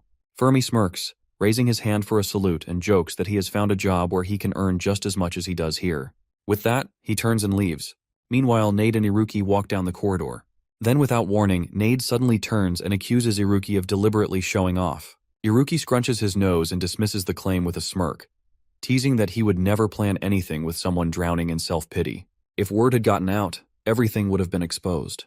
Nade admits to acting foolishly, and Iruki smiles and agrees to it. He then changes the subject, asking if Nade remembers his certain expression from earlier. Before Nade can respond, he quickly brushes it aside, pretending not to have time to care. Instead, he wonders aloud about what he will do tomorrow. Iruki quips that he himself is too cool for people to notice someone like Nade. With a raised brow, Nade questions whether Iruki has even considered that possibility. Iruki shrugs that if he ever decides to grovel before him, he would gladly accept it. Before the conversation can continue, Amy suddenly appears. Iruki confused states how they have protected our guy, but before she tearfully expresses her gratitude, panic sets in as he stares at the crying girl, his voice rising in alarm. Awkwardly flustered, he immediately rushes inside, only to nearly collide with Serial, who is rushing in from the other direction. He sidesteps just in time and heads toward the hospital bed. Amy, Nade, and Serial exchange excited glances, their voices filled with relief as they proclaim that they have saved Sirone. Iruki watches their enthusiasm with a sweat drop, feeling once again that he cannot handle this group. His gaze then shifts to Sirone, still unconscious. He reflects on the fact that while they managed to prevent Sirone from being declared dead, no miracle has occurred. Softly, he murmurs for Sirone to return, assuring him that they will wait as long as it takes. Meanwhile, Sirone drifts in a world of space. A strange question echoes in his mind that, if he has already lost his mind, could losing it again make any difference or so? A familiar voice cuts through the void, whispering cruel words that he was nothing more than a child picked up from the streets, that his parents never truly needed him, that anyone could have taken him in. He denies it, but the voice persists, claiming him a ruthless predator who crushes others beneath his superiority. His victories lead only to the downfall of those around him, making him an unwanted presence in the world. As his body begins to dissolve into fragments, his sense of self crumbles under the weight of contradictions. Yet, within the chaos, a final, unshaken piece of himself remains. It is called the origin. Some calls it the spot, some the yin-yang. On the other hand, mages knows it as infinity. Amid the clash of red and blue light, a golden glow emerges. In that moment, Sirone finally understands that only by losing everything can he see himself fully. The voices that tore at him, the doubts that sought to erase him, they were all a part of him. He forms a protective barrier around himself. He realizes that these contradictions define him, and he must embrace them wholly. As his consciousness stabilizes, he touches the ground and returns to the white space. There, he glimpses an image of himself in reality. A voice calls from behind, questioning whether he is truly ready to leave. The girl looks at him, remarking on the rarity of a transcendent being choosing to become human again, a paradox known as Vajrayana. It is one of the 3 paths to enlightenment in Tantric Buddhism, which is a journey the deity never expected Sirone to complete. Yet, he has surpassed the event horizon and proven himself worthy. Our boy calmly asks if she ever feels lonely. She smiles and responds that while a god cannot experience loneliness, she does feel a tinge of sadness at his departure. Hearing this, Sirone smiles in return, expressing gratitude for the chance to return. It was something he had always longed to say. She warns him to remember this moment, as there will not be another chance. Having reached Vajrayana, he will receive no further invitations from her. As he turns away, a blue light envelops him, guiding him forward. Just as he is about to disappear, her voice calls out one last time, asking him to send her regards to Headmaster Alpheus. Sirone's eyes widen in surprise. He turns, questions forming in his mind. But before he can speak, the light pulls him away. A final thought lingers that how does she know the headmaster? 11 days have passed since Sirone's supposed death. Nade and Iruki lie near him, while Amy, having fallen asleep with her head on his bed. She wakes up and heads to brush her teeth, then returns and asks if he had slept well and how he was feeling. As she opens the window, she gently urges him to open his eyes. Picking up a flower vase, she places it by the window and reminisces about the time she fell off a cliff. She reminds him that he was the first one to come looking for her. Tears well up in her eyes as she acknowledges how much time has passed since then. She regrets leaving on her own without even saying goodbye or apologizing. Wiping her tears, she continues, saying that so much has happened since then, and there is so much she wants to tell him and pleads for him to return. Just as she turns around, she freezes in shock. Sirone's eyes are open. Realizing he is awake, she lets out a loud scream, startling herself into a fit of coughing. Panicking, she rushes to Nade and Iruki, unable to contain herself, and screams once more, waking everyone. Nade, Iruki, Oliver, and Romy quickly gather around Sirone's bed. The headmaster raises his hand and remarks that it seems our boy had his eyes open all night. Oliver confirms this, explaining that a low-level magic had been cast on him. Nade, still in disbelief, hesitantly asks if he is truly alive, which irritates Amy. The headmaster releases the magic, and as Nade and Iruki watch closely, Sirone suddenly jolts upright, eyes widening. He shouts in confusion, asking if something has happened. Looking around at everyone, he seems disoriented and mutters about seeing a strange vortex of light, leaving the others in shock. Noticing the headmaster's presence, Sarone questions why everyone is gathered. Amy, now in tears, only adds to his confusion. He greets her, but she grabs his cheeks, scolding him for acting as if nothing had happened. Jumping onto his bed, she tearfully berates him for making her worry. Still dazed, Sarone apologizes, trying to grasp the situation. To him, crossing the event horizon and returning felt like only half a day had passed. But for everyone else, time had moved forward significantly. At that moment, the room erupts with joy. Nade and Iruki rush toward him, cheering. In the excitement, Sarone instinctively hugs Amy to protect her as she screams. The headmaster and Oliver watch the students with calm smiles. Nade then informs Sarone that he had been dead for 10 days. Stunned, he learns that his heart had completely stopped. Regaining his composure, Sarone quickly inquires about Arcane and the others. Just then, Thad and Romy enter the room and see 4 of them collapsing on the floor. They feel relief. Romy hugs him, crying and thanking him for returning. She clings to him, saying she doesn't know what she would have done if he hadn't returned. Oliver watches her, recalling how much she had worried and how she had placed all her trust in the immortal. Everyone looks as Romy continues hugging Sarone tightly. Sarone lets out a strained noise, prompting Romy to quickly pull back and ask if he is all right. Feeling dizzy, he simply smiles, realizing how much he had missed the sensation of breathing. He reflects on how he had thought he had lost everything but now feels truly alive again. However, behind him, Amy and Iruki glare at him furiously. He quickly clarifies that he didn't mean anything by his words, but Amy smacks him anyway, demanding to know if he even realizes how worried they had been.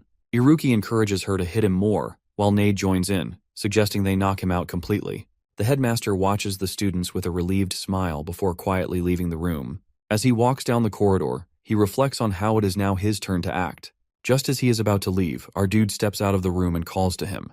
The headmaster acknowledges him and immediately tells him that much has happened. He informs Sarone that the school has been temporarily closed and advises him to take his time adjusting. Our boy thanks him for his concern but states that he has some questions. He reveals that he had traveled to another dimension through the immortality function. With shock expression, the headmaster asks for details. Sarone begins recounting his experiences, and as he speaks, the headmaster listens intently. When our dude mentions that a certain woman knew of him, the headmaster falls into silence. Sarone confirms that although his memories are still hazy, he is certain that she wanted him to pass on her regards. The headmaster, deep in thought, simply replies that he knows about her. Surprised, Sarone asks how he knows her. The headmaster contemplates for a moment, then muses that while he does not usually believe in fate, Sarone's encounter with her may have been inevitable. He then reveals her identity as Adrius Miro, also known as Miro of Spacetime. He further explains that she was once his disciple and specialized in scale magic. Curious, Sarone inquires about scale magic and the concept of a disciple. The headmaster asks if he has ever heard the term unlocker, referring to those whom the Magic Society recognizes as having unlocked the immortality function. When Sarone confirms his knowledge, the headmaster explains that Adrius was also an unlocker. Sarone is stunned by this revelation. The headmaster elaborates that scale magic is a unique form of magic, wielded only by those who have comprehended the infinite nature of space-time. Sarone begins to understand the magnitude of the abilities he had encountered. Headmaster adds that Adrius never concerned herself with reality. Many aspects of her magic defied conventional knowledge, which was why she and her fellow scholars had formed a research group in Istas. Still in shock, Sarone listens as the headmaster reveals that she was, in fact, the first president of the Science of Supernatural Spirits research group. The next day, our guy sits on the hospital bed, remarking that today will be his last day there. He thanks Amy and Serial for visiting him. Serial casually responds that there's no need to mention it. Since the school is closed, she has the chance to spend time with them. She admits that, as a graduating student, all the studying had been exhausting. Iruki interrupts, suggesting that if she is tired, she should go for a break. Amy stares at him while Serial retorts that just because she takes a break, it doesn't mean her competitors will do the same.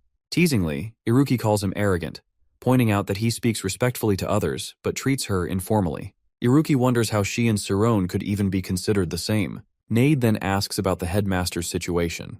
Amy explains that he had willingly accepted any responsibility and punishment. However, rather than facing disciplinary action from the school, he would be investigated by the district teacher. Meanwhile, the headmaster steps out of a carriage with Canis and Aaron. It is revealed that he is headed to the Magic Association headquarters in the capital for inspection. Amy notes that even within the 3rd Investigation Department of the Magic Association, he has been summoned by the Special Prosecution Team.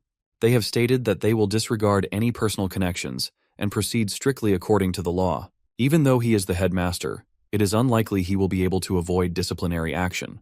Upon hearing this, he chose to remain quiet. A few days prior, when Sarone had inquired about Miro with the headmaster, he had noted that she was eagerly anticipating his arrival.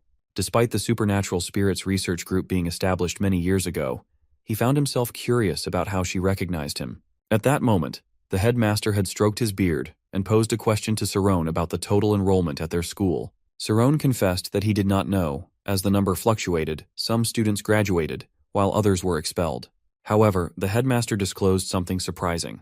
Regardless of the total enrollment, the school would always be one student short. Miro had never completed her graduation, and she remained perpetually registered at the school. Sarone was taken aback. It was hard to accept, especially given her utilization of scale magic.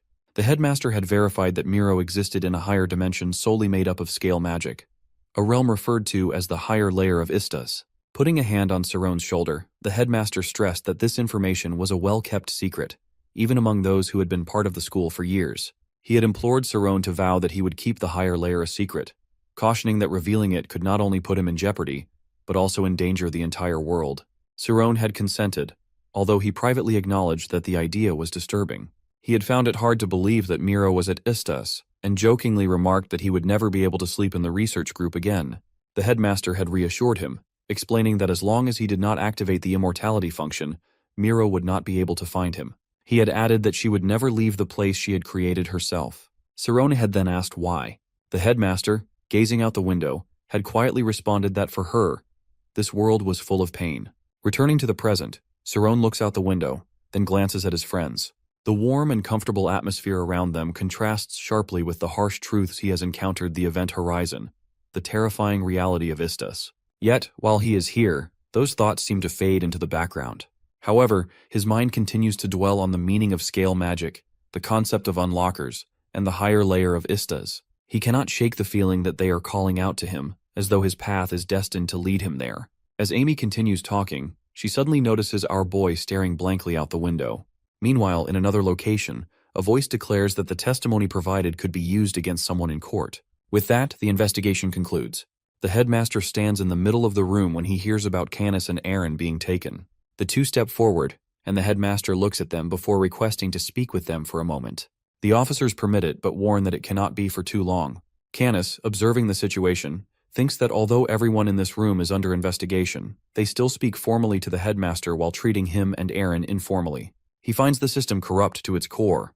The headmaster reassures them, while stating that he only has a few questions. Canis immediately responds that he does not care and tells Alpheus not to treat him like a disciple. Alpheus, unfazed, simply remarks that this is exactly why he wanted to talk to him, leaving Canis confused. The headmaster then informs Canis that once this is over, he will have to attend the magic school. Canis frowns and angrily asks if this means he will have to be under Alpheus's authority. He furiously declares that the headmaster is not the victor in this situation. If it had been a proper battle, his teacher would have defeated Alpheus in a single move. The headmaster does not argue but acknowledges Canis's claim. Then, the headmaster adds that if circumstances had been different, he would have been the first to kneel. Canis falls into silence. The headmaster goes on to explain that evil, regardless of the reasons given, will always provoke hostility. Nevertheless, he is confident that Canis has the ability to transcend it. After all, they once trained under the same teacher.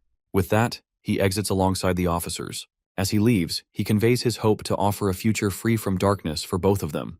Canis and Aaron are then taken to Investigation Room B. Canis scoffs at the idea of a future. He thinks that the only thing he has ever learned is how to fight. His destiny, as he sees it, lies only on the battlefield. As they slowly enter, a man appears. The guard announces that Canis and Aaron have arrived. The man smiles and invites them to sit, introducing himself as Sakari, an inspector with the 3rd Investigation Department. He asks if they are indeed Canis and Aaron. Canis confirms their identities, but Aaron suddenly begins trembling in fear. Surprised, Canis asks what is wrong. Terrified, Aaron admits that she cannot read Sakari. She cannot see through him. Canis, startled, wonders what she has sensed to make her react this way. Sakari, still smiling, comments that Aaron seems surprised while his overall form looks like a steel dummy. He mentions the first sutra, and explains that although magic usage is restricted within the association, innate properties cannot be blocked. Thus, he has covered his entire body with something to prevent being read. Aaron stares at him in shock, unable to believe what she is hearing. He has perfectly suppressed his thoughts. Sakari warns them not to cause any trouble. Next moment, he suddenly brandishes a weapon right in front of Arin, startling her. He commands her to focus and reminds her that they are in the middle of an investigation. Addressing her by name, he asks if she understands. Arin, trembling, replies that she does. Just then, Harvey appears and remarks that someone had predicted they would not be able to stir up any trouble. Canis, silently acknowledging that Sakari is extremely powerful. After 30 minutes, Sakari presents Canis with a document, explaining that it is his master's choice. Canis is taken aback. Sakari confirms its authenticity and tells him to check it for himself. The document had been prepared by Arkan for Canis. It has already been checked by the lawyers of that region. Canis, holding the papers in shock, realizes that his master has left everything to him. He is totally baffled to read the words that he leaves all his belongings to his disciple Canis. It amounts to 4.8 billion gold. Canis looks at the will and asks if everything mentioned belongs to him. Sakari confirms it does. While reading, Canis thinks that he can no longer ask Arcane about it. The will states that all of Arcane's belongings go to Canis as his disciple. Frustrated, he mutters that Arcane never cared about his life or death, yet now calls him a disciple. Sakari brings up an important detail that Arcane, known for using dark magic to control others, left everything to Canis. He questions whether Canis and Aaron were brainwashed from childhood. Angrily, he denies it. The man, however, explains that brainwashing does not always require magic. If a child is saved from death, their savior becomes a godlike figure to them. When that person asks for devotion, the child follows willingly. Before he can continue, Canis cuts him off while shouting that his master never forced anything on him, and that everything he did was by choice. He reminds the man that he wrote this in his testimony. Arin also questions the point of this claim. Sakari calmly responds while saying that if they were brainwashed, Aaron would be judged innocent. This confuses Canis while making him wonder if the man is playing with them. The man then reveals the association's stance that they want to prove that Arcane brainwashed children. If that is true, then Canis and Aaron had no real reason to commit their past crimes. However, this also means that he would not be considered Arcane's disciple while making the inheritance illegal. The association would confiscate it. The man offers them a choice to sign the paper admitting they were brainwashed and walk away free. Canis reflects that this place is no different from Ladum. Unlike the slums, which were openly cruel, these people hide their true intentions behind a facade. To him, the world is nothing but a battlefield soaked in blood. The man gives them an hour to decide. Without hesitation, he agrees to sign. The man calls it a wise decision and tells them they are free to leave while skipping any formal discharge process. Canis realizes that the association only wanted Arcane's wealth. They see him and Aaron as insignificant, not even worth keeping imprisoned. This realization makes him understand how powerful his master truly was, that no country could act against him. He asks the man about his class, and the man responds that he is officially 5th class. Furious, Canis declares that he will return one day and make him kneel. The man, unimpressed, remarks that he barely made it this far. As they leave, Aaron reassures Canis that he made the right choice. Instead of rotting in prison, they have a chance to grow stronger. Canis agrees and vows that they will become powerful. A man approaches the inspector and expresses gratitude that Arcane's death has helped resolve everything smoothly. The inspector instructs him to leave the documents on his desk before asking about Alpheus's case. Aldeano questions whether the situation will cause public outrage and wonders if a 6-month license suspension is too lenient. Though the incident occurred 40 years ago, he believes the person involved still holds some responsibility, despite being a victim of the school attack. The man considers the 4.8 billion gold bail and hesitates but acknowledges it as acceptable. Aldeano challenges him while implying that he would never make an unfair judgment. The man quickly apologizes while admitting his words were inappropriate. Aldeano dismisses him while allowing him to leave. While reflecting on a previous injury, he recalls how it still aches. He regrets not bringing a gift earlier, but decides that, even if late, a present would be fitting to celebrate the recipient's Golden Circle Award. Meanwhile, on the other hand, Saron, Iruki, and Nade greet the headmaster in the morning. He reminds them that he is no longer in that position, but Nade insists that once a headmaster is always a headmaster. When Saron offers to assist him, the headmaster jokingly refuses while saying he would be left with no work. He then asks about their school life, while assuming the reopening must be challenging. Our guy admits to feeling overwhelmed while stressing about scoring 80 points in every subject within the limited time remaining. The headmaster realizes that they are preparing for promotion next semester. The students explain that, a month ago, after completing their research presentation, they had planned to graduate together. Sitting together, they had promised not to end up as failures and aim to reach the 4th class next semester. However, their plans were disrupted when Arcane attacked the school while preventing them from studying. After checking his results, Nade panics about his low scores while worrying about how to double them. Iruki, confident in math, reassures him that he is still in a better position than most. Nade disagrees while claiming that his practical skills are weak, unlike the others.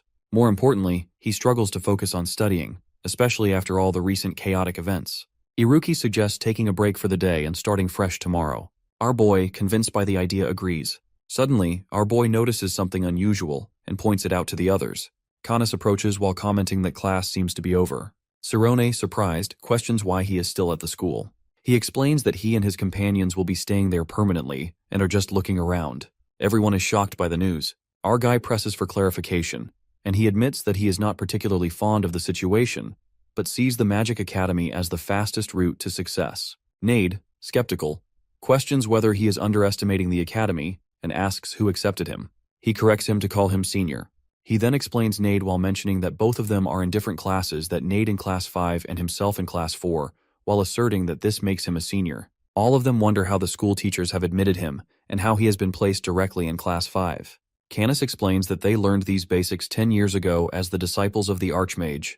Nade questions whether, despite this, they still cannot surpass our guy. He then nonchalantly asks if the students' grades are poor, and upon learning the answer, he feels deeply disappointed. Frustration rises among them. His disappointment stems from one having low grades, and the other lacking practical skills, while making it hard for him to believe he has been training for these students. However, he eventually wishes them good luck and sees them off. As they walk away, everyone watches in silence. The boy then turns to Nade and Iruki, while declaring that from now on, they will not take a single day to relax. Nade, displeased with having these people as their seniors, shares his frustration. Iruki, however, reminds him that these seniors will only be enrolled in the next semester and will graduate by then. Despite this reassurance, they begin to wonder if they can improve their grades within the remaining month. Determined to make the most of their time, they decide to divide each hour into 10-minute segments. From now on, they commit to avoiding any waste of time while focusing entirely on their studies. To strengthen their efforts, they agree to form a study group while allowing them to help each other overcome their weaknesses. Iruki shows him a paper, making our boy realize that he has not fully understood the auxiliary post-positional particles Iruki has taught him. He notices that Iruki has written them correctly, yet they do not work because they lack special expressions. Tension rises within him as he acknowledges their incompatibility, which hinders their ability to grasp specific subjects effectively. Frustrated, he tells Iruki that language is crucial and fundamentally different from mathematics. However, Iruki, unconcerned, insists that he knows nothing about language and believes mathematics is superior. Our dude, while growing impatient, questions whether Iruki intends to graduate, but this only leads to more frustration. Determined to stick to his plan, he decides that their third priority must be to postpone all academic achievements and focus solely on studying until they graduate, as they cannot afford to be juniors to Canis. Nade, initially worried, remembers that his practical exam is the next day. However, he quickly reassures himself while knowing he is fully prepared and confident in securing a top position. Later, the students gather to watch Nade's practical exam, where he achieves a total count of 87 beats. They are astonished by his performance while finding his skills incredible. Observing his progress, they realize how much he has improved through his association with Sarone and Iruki, while making it evident that he can easily attain a high rank. However, one of them notes that Iruki has not been attending class lately. Soon after, the result board is displayed while revealing Nade at the top with 173 beats. He recognizes that he has outperformed all other participants with ease. Professor Romy commends his achievement. Following this, Iruki steps forward and begins his practice. With focused effort, he surpasses Nade's record while reaching an astonishing 210 beats. The spectators, unable to believe what they are witnessing, regard him as almost insane. Some speculate whether he has used a formula to achieve such an extraordinary result, as it seems impossible by normal means. At that moment, Canis appears, unimpressed. He dismisses the score as insignificant and deems Class 5 pathetic. Professor Romy, while maintaining composure, instructs them to tour the school quietly. Canis, unimpressed by the competition, remarks that if this is pulse training, he had once done it merely to alleviate boredom. Aaron, while reflecting on their training, realizes that they learned this technique from their master to enter the spirit zone, where they rapidly mastered expansion and contraction. Curious, Canis turns to Aaron while challenging her to surpass the 210 beat record.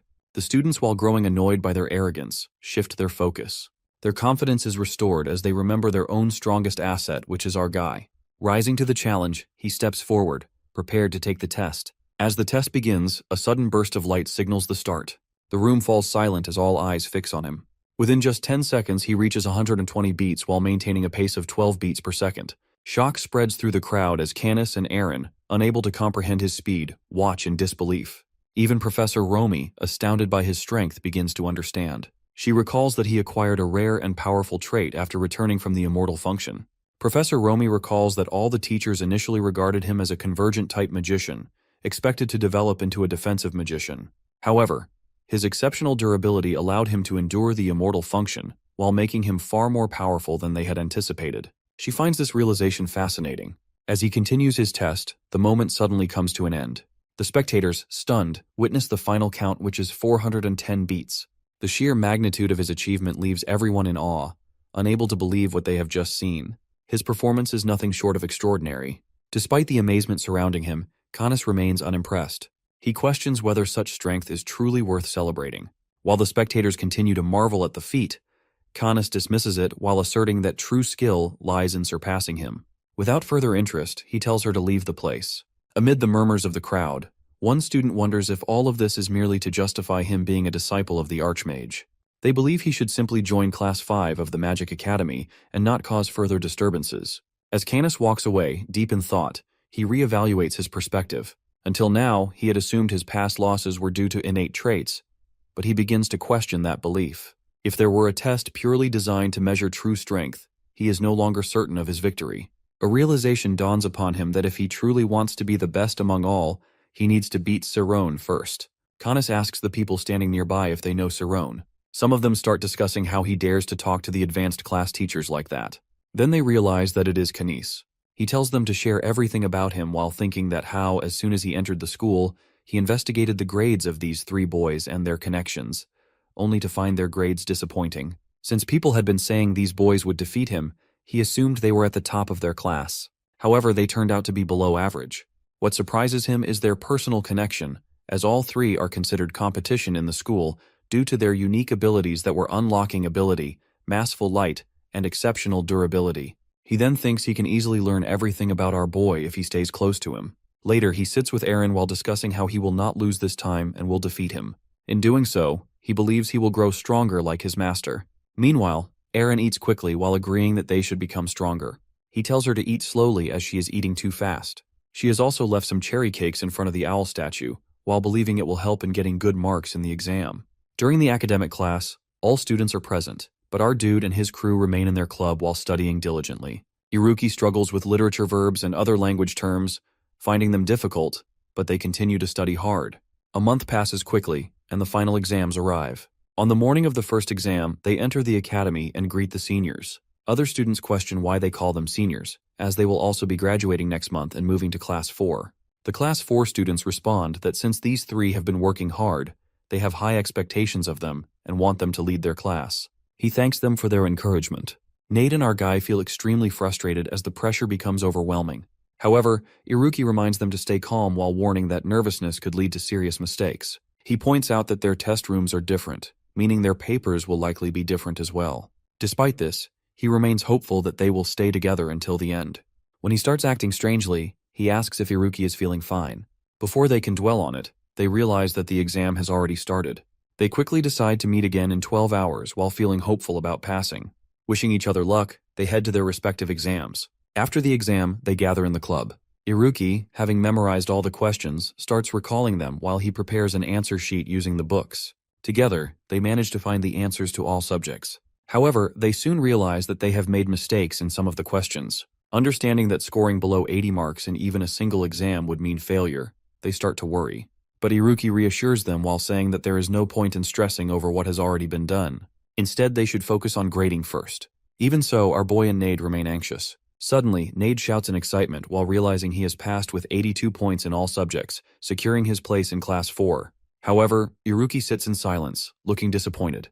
When Nade asks what is wrong, Iruki suddenly exclaims that he has scored 87 points in all subjects, his face lighting up with joy. He explains that learning and copying language patterns significantly improved his language grades. Reflecting on it, he realizes that skipping even a single question would have led to failure. Nade congratulates him but then starts thinking about Cerrone. Meanwhile, our hero shares his own result while revealing an average score of 86 points. Iruki finds it incredible to score above 80 in a single semester, but quickly notices his concern. When asked about it, he admits struggling with a math question and asks if it was a multiple-choice question. Iruki explains that it was particularly tricky, with a complex solution. However, he cannot recall the answer he chose. Nade urges him to remember while emphasizing that the correct answer was 1.5. Iruki asks about his math grade if he gets the question wrong, and he replies that it would drop to 79 points. He then tries to recall his choice, believing he selected the third option, but struggling to remember whether 1.5 was option 3 or 2. Realizing that a single question could determine whether he remains in Class 5 next year, Iruki begins to worry. Meanwhile, Nade becomes increasingly frustrated. He considers it a good idea to ask the teacher directly, so they decide to go together. When they arrive, Oliver seems surprised by their visit while reminding them that the exams ended yesterday. They ask about the answer to the last multiple-choice question in the math exam, which shocks her. However, they urge her to answer quickly since they are in a hurry. After a moment of thought, she replies that she believes the correct answer was option 2. Hearing this, our boy loses control, and Nade, concerned about his fragile body, asks if he is all right. He suddenly shouts in frustration while demanding to know why the answer is option 2. Deciding there is nothing more they can do, they see the professor off and leave. As they walk away, she watches them and realizes how much more energetic they have become. Meanwhile, in the teacher's office, all the teachers gather to check the exam papers, overwhelmed by the sheer volume of work. Then Oliver suddenly remembers the boy's earlier question about the last multiple-choice problem. Looking through the answer sheet, she discovers that the correct answer was actually option 3. With this, his advancement to Class 4 is confirmed while filling him with relief and happiness. Elsewhere in Bashuka, the capital of the Kingdom of Thormia, students train diligently at the Kaizen Swordsmanship Academy.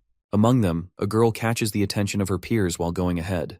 She addresses someone while saying that despite not attending a single semester, he excels in practical training. Observing his progress, she questions whether he will continue to perform well in exams as well. This person turns out none other than Leon Hard Ogent. Elzine Tess approaches Leon, and he urges her to sit down, otherwise the instructor will punish her. She questions whether he is also afraid of the instructor. However, feeling frustrated, he insists that he does not want any additional stress during exams and asks her to change her seat. She replies that she is only trying to calm him down, but he refuses her consolation. Unbothered, she remarks that he cannot fall any lower, as he is already ranked 30th. He then asks if she knows that he used schema a month ago. She observes that he is different from others while realizing that his fearlessness comes from enduring rigorous training. However, she still wonders why he remains at the bottom. Elzine then reminds him that he was in first place when their first year began. Indeed, when Leon first enrolled in Kaizen Swordsmanship Academy, he was at the top. 6 months ago, during winter, the academy had already produced many first-class swordsmen. Among them, one stood out as the greatest, known for his courage and strength. Every year, countless knights aspired to make history and gathered at the academy. However, the majority failed to pass the probation period and were eliminated. In Group 1, Richard Feiger established dominance by treating people as slaves and forcing them to act as his horses. He commanded them to crawl faster and even placed bets on riding them. Within the academy, schema users were assigned to Group 1 while setting them apart from the others. Students without any knowledge of schema are placed in Group 2, while those who lack any understanding and have entered only due to their parents' will are assigned to Group 3. In this world, those who cannot be trusted are not considered comrades. Feiger, while asserting his dominance, forces one of the weaker students to act as his horse while preparing to ride on him. However, before he can do so, Leon suddenly appears and strikes him down. The onlookers are shocked by the unexpected turn of events. Standing over him, Leon reminds him that this is not a playground.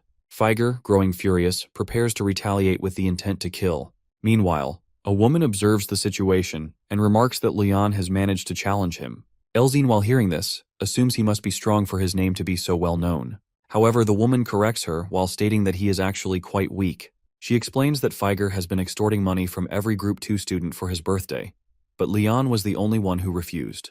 As tensions rise, the spectators wonder if a fight is inevitable. The woman speculates that Leon will not initiate it, yet his short temper makes the outcome uncertain. Trying to prevent unnecessary trouble, Leon warns Feiger that fighting will not benefit either of them if the instructor finds out. However, Feiger, unfazed, calls upon the Group 3 students while promising to demonstrate the consequences of defying him. Giving them one final chance to flee, he threatens to kill them if they choose to stay. Feiger taunts Leon while calling it pathetic to have no supporters. However, Leon fails to understand his point and questions whether he only fights for personal gain. Feiger, undeterred, insists that fighting is a necessity, a defining trait of a knight. In response, Leon declares that he does not deserve to be called a knight. Hearing this, Feiger bursts into loud laughter. As Leon prepares for the fight, Feiger confidently announces that he will strike first. Without hesitation, he lands a powerful hit on Leon.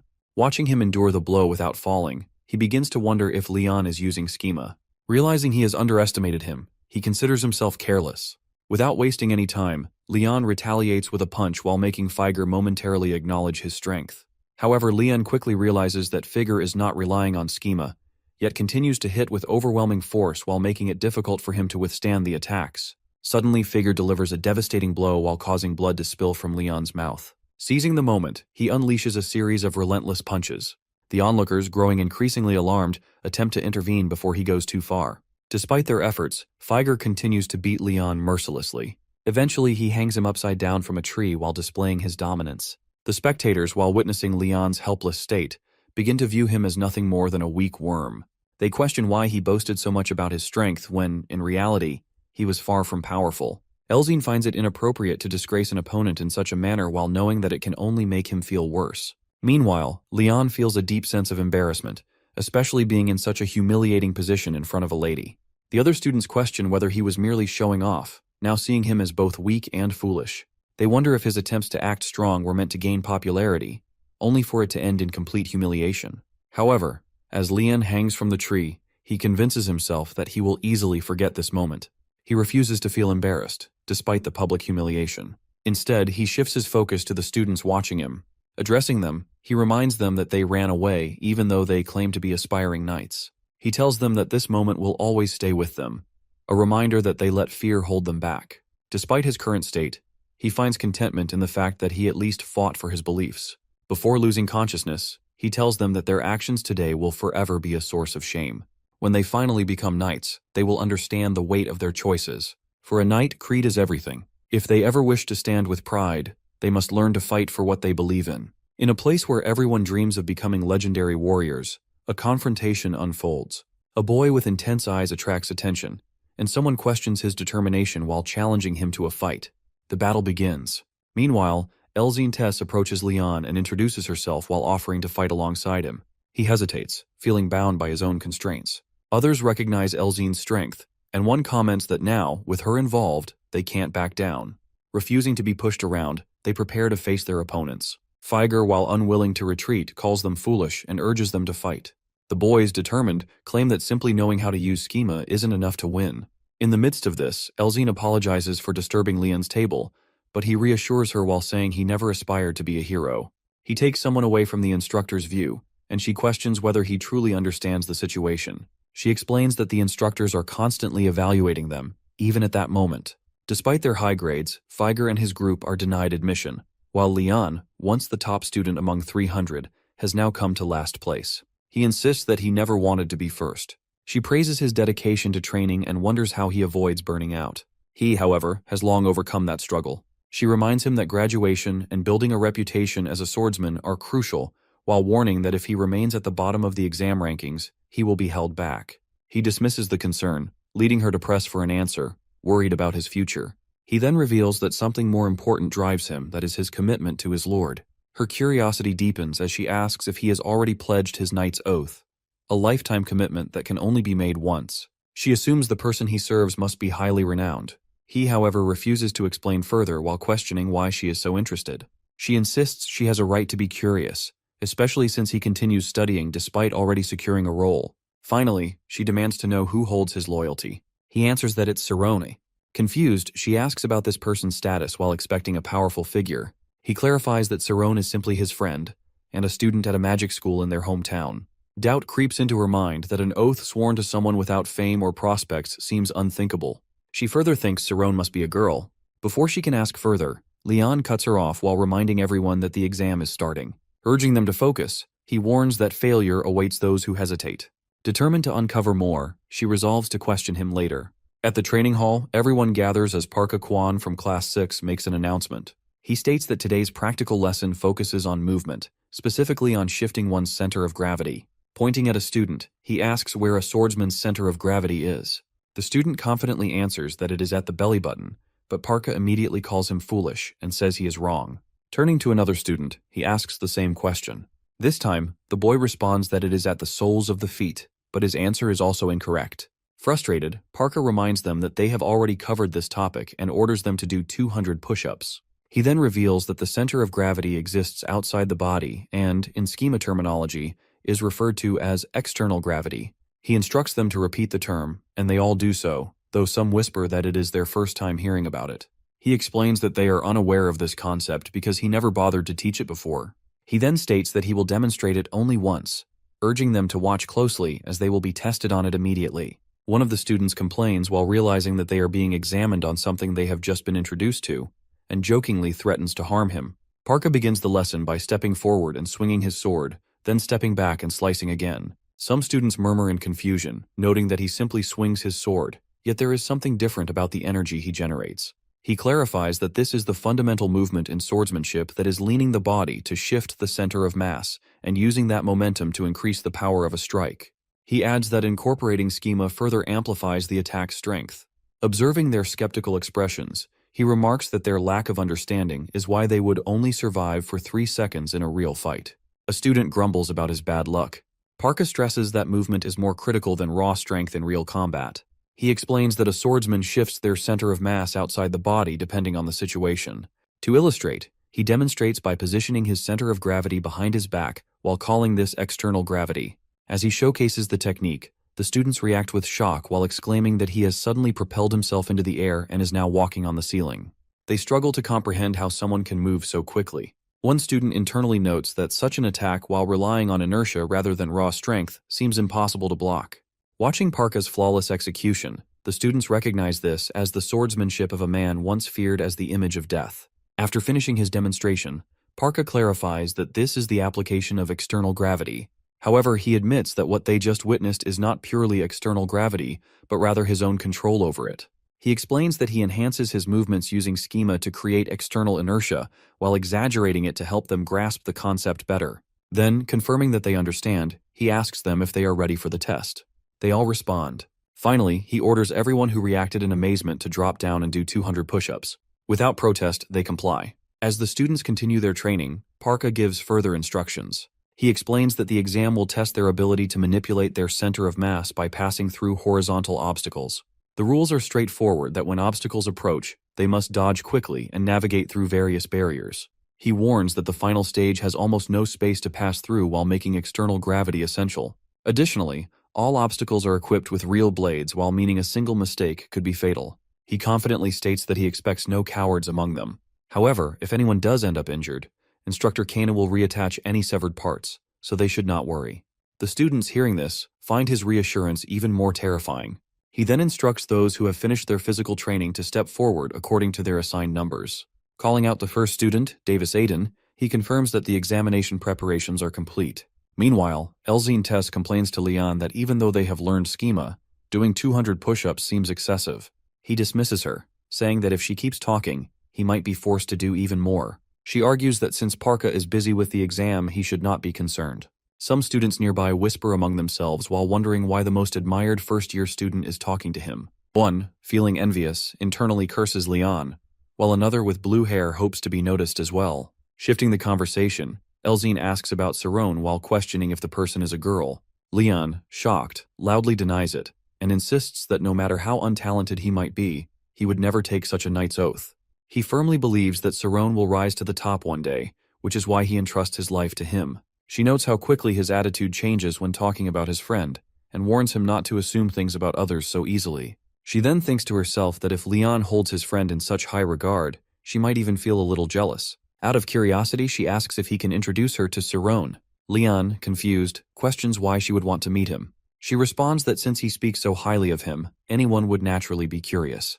Additionally, she admits feeling envious that he already has someone to dedicate himself to. He, still puzzled, comments that her request seems sudden. Furthermore, he reminds her that Cerrone is in Creus, which is quite far away. However, she casually suggests that they could travel there, pointing out that their vacation is approaching. She mentions a small island to the south that is a popular tourist spot while proposing that they could visit it together. Leon hesitates while realizing that it has already been half a year since he was separated from Cerrone due to his admission into the Swordsmanship Academy. The idea of seeing his friend again and enjoying a trip tempts him. After thinking for a moment, he wonders if Cerrone would be okay with it, while noting that his friend tends to be shy. Elzine, while smirking as she observes his reaction, suggests that our guy should bring a girl along. Since he attends a magic academy, he must know plenty of people. She proposes that they turn it into a double date. Leon, caught off guard, repeats the phrase in confusion, unsure of how to respond. She nonchalantly says they can think about it later. Deciding to shift the focus, she confidently announces that she will put on a strong performance for their final exam before the break. At that moment, Parka calls her name while signaling that her examination is about to begin. As the test starts, she quickly realizes that relying on flexibility alone will not be enough. The massive obstacle completely blocks the stage, leaving only a small gap at the bottom. Without external gravity, she knows she will not make it through safely. Applying the first impact, she shifts her center of mass outward and executes the technique perfectly. When her test concludes, an announcement declares her success that number 17, Elzine Tess, pass. Overjoyed, she reflects on her achievement while realizing that despite attempting it for the first time, she executed it flawlessly. She now understands that all of their previous training was merely the foundation for mastering this skill. Though Parka's personality is a disaster, she acknowledges that he is still a capable instructor. Parka then calls out the next participant, announcing, Number 28, Oyent Leon. Examination preparations complete. As Leon steps forward, he confidently tells himself to give it a try and begins his performance. The other students watch closely, while noting that he moves at an impressive speed. While executing his techniques, Leon focuses on the moment he needs to apply external gravity. He attempts to use schema to shift his center of mass outward, but suddenly he loses balance and falls. Parka, furious, yells at him, demanding to know why he is recklessly throwing his head toward the blades. He questions whether Leon has completely lost his mind and asks where he misplaced his schema. Confused, Leon insists that he used schema, but Parka immediately shuts him down while calling his claim nonsense. He reminds him that students who cannot use schema were instructed to exempt themselves from the exam. Determined, Leon protests while assuring him that he knows how to use it.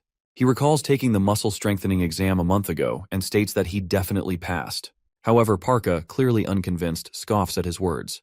To prove his point, Parka points at a large rock nearby and instructs him to bring it over. He explains that the previous exam required students to lift twice their body weight, so carrying that much should be a simple task. Leon hesitates while remembering that he barely managed to pass that test before. Nevertheless, he grips the rock, lifts it, and asks if he has done it correctly. After observing him for a moment, Parka sighs and delivers an unexpected verdict that Leon is not using schema at all. The other students, stunned, whisper among themselves while noting that the instructor actually apologized. Still in disbelief, Leon demands an explanation while asking how he is managing to lift the heavy boulder if not with schema.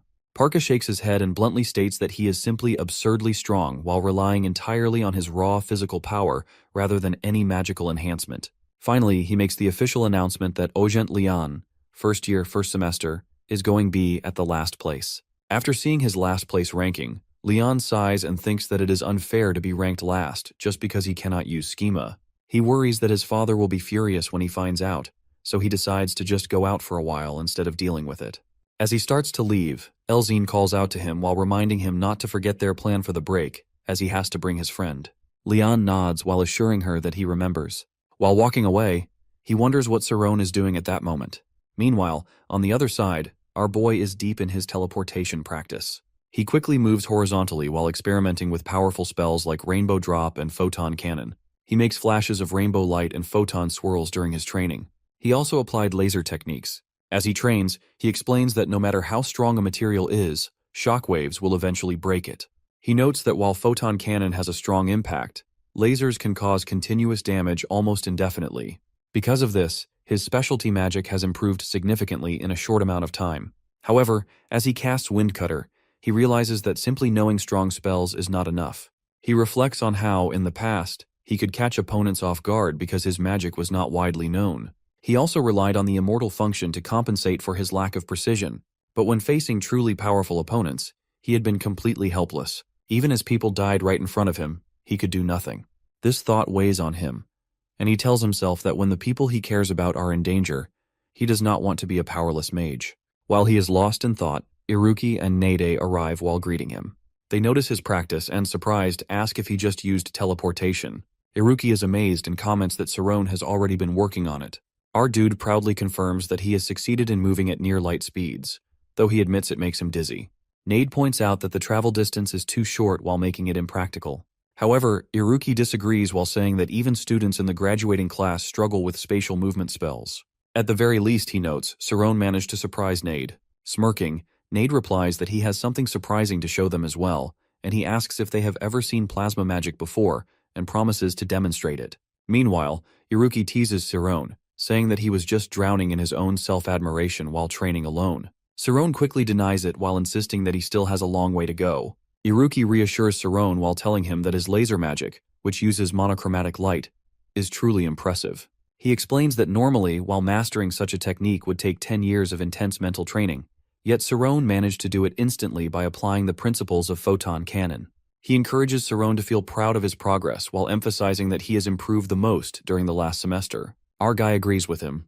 The next day, the three friends express their gratitude to their professors for teaching them over the past months. One of the professors, surprised by their polite behavior, jokes that he never expected the school's biggest troublemakers to be so respectful. He reminds them to review their studies over the break, but also to enjoy themselves. Nade grins and says that having fun is his specialty. Another professor comments that the most surprising thing is that Iruki, known for his poor academic performance, has actually moved up a grade. Meanwhile, Professor Thad gathers the courage to ask Romy if she would like to have dinner with him now that the break has started. Everyone is shocked by his sudden proposal. However, she politely declines while explaining that she has responsibilities to handle at the order. Thad sighs while saying she is truly strong and expresses his wish to participate in their training. Professor Oliver playfully asks if Thad is planning to join the order himself, while warning him that he would have to shave his head and might lose his popularity with women. Thad confidently replies that love is more important than hair. Then, turning to Oliver, he teases her while saying that she wouldn't understand since she has never fallen in love. Everyone is stunned by his words. She, unfazed, calmly responds that she is actually in a relationship. The group is even more shocked and immediately asks if she is joking. They demand to know who she is dating while suspecting that she is making it up. With a straight face, she answers that she is dating Magic. Upon hearing this, everyone sighs in relief while realizing that she was not being serious. Just then, the headmaster walks in while surprising everyone. They gasp while questioning if he is still alive. He chuckles and confirms his presence while adding that a temporary headmaster will take over next semester. He asks the students to treat the new headmaster as well as they treated him. Nade, disappointed, protests while saying that he does not want a different headmaster. Before Sirone leaves, the headmaster asks to speak with him privately. Sirone agrees while telling his friends he will meet them at the entrance later. During their conversation, the headmaster brings up Sirone's plan to investigate Miro. Our boy is surprised, but admits that he does intend to do so. The headmaster, while having observed children for 40 years, explains that he can tell just by looking into Sirone's eyes. Our guy apologizes and mentions that he plans to investigate the Kurgo ruins. The headmaster advises him that searching there will give him a better understanding of the world Miro belongs to. Sirone, while realizing the importance of the ruins, repeats the name to himself. Meanwhile, Elzine reminds Leon about their trip and asks if he remembers their destination. Confidently, Leon assures her that he does. However, when she challenges him to name the place, he hesitates before answering that it is Galliant Island while Leon is planning to go there as well. The headmaster tells our boy that he allows him to investigate the Kurgo ruins because he trusts his judgment. However, he warns him to stay cautious at all times. Our guy expresses his gratitude and assures him that he will be careful while asking in return why the headmaster is interested in Miro. He explains that while crossing dimensions, he heard a voice which is his own voice. Curious, the headmaster asks about the voice. Sirone recalls its haunting words while telling him that it said his parents would have been fine without him, that they were not truly his parents, and that no one in the world needed him. He admits that these painful thoughts had been buried deep in his mind for so long that even he had forgotten about them. The headmaster, already aware of Sirone's past from Clump, listens as he explains that accepting those painful truths allowed him to attain the adamantine body. However, he still feels he has a long journey ahead. He expresses his desire to grow stronger while believing that understanding himself better is the key. His curiosity about Miro stems from her ability to create countless dimensions, yet choosing to isolate herself. He feels that by learning more about her, he might find the answers he seeks. Reflecting on Sirone's words, the headmaster acknowledges that people at his age often feel lost. He considers that, in reality, every person in the world is a lone traveler searching for their path. He silently hopes that our guy will find his way both to discover himself and to protect those he cares about. He finds Sirone's journey fascinating, as it reminds him of his own youth. However, he wonders if our boy, who resembles him so much, might end up walking the same difficult path. As he contemplates the past, he remembers a time when a man had proven wave theory through experiments, but later found himself in danger while calling out for someone to save him. The headmaster recalls how he himself once grew overconfident in his abilities, made strong friendships, and chose understanding over ambition that everything he had failed to do in his own youth. While looking at his wife's picture, he regrets not being able to protect Miro and wonders if Sarone might succeed where he had failed. Filled with guilt, he wishes he could return home once more. The next day, Iruki and Nade ask Sarone if he told the headmaster about Miro. He replies that the headmaster advised him to investigate the Kurgo ruins and is surprised that he was granted permission so easily. The two friends are amazed by this, with Iruki pointing out that the ruins are famous. Our boy confirms his plans while saying that he will go there during the vacation. Iruki wishes he could go along but mentions that his father would never allow it. Just then, they notice a high-level security behind him.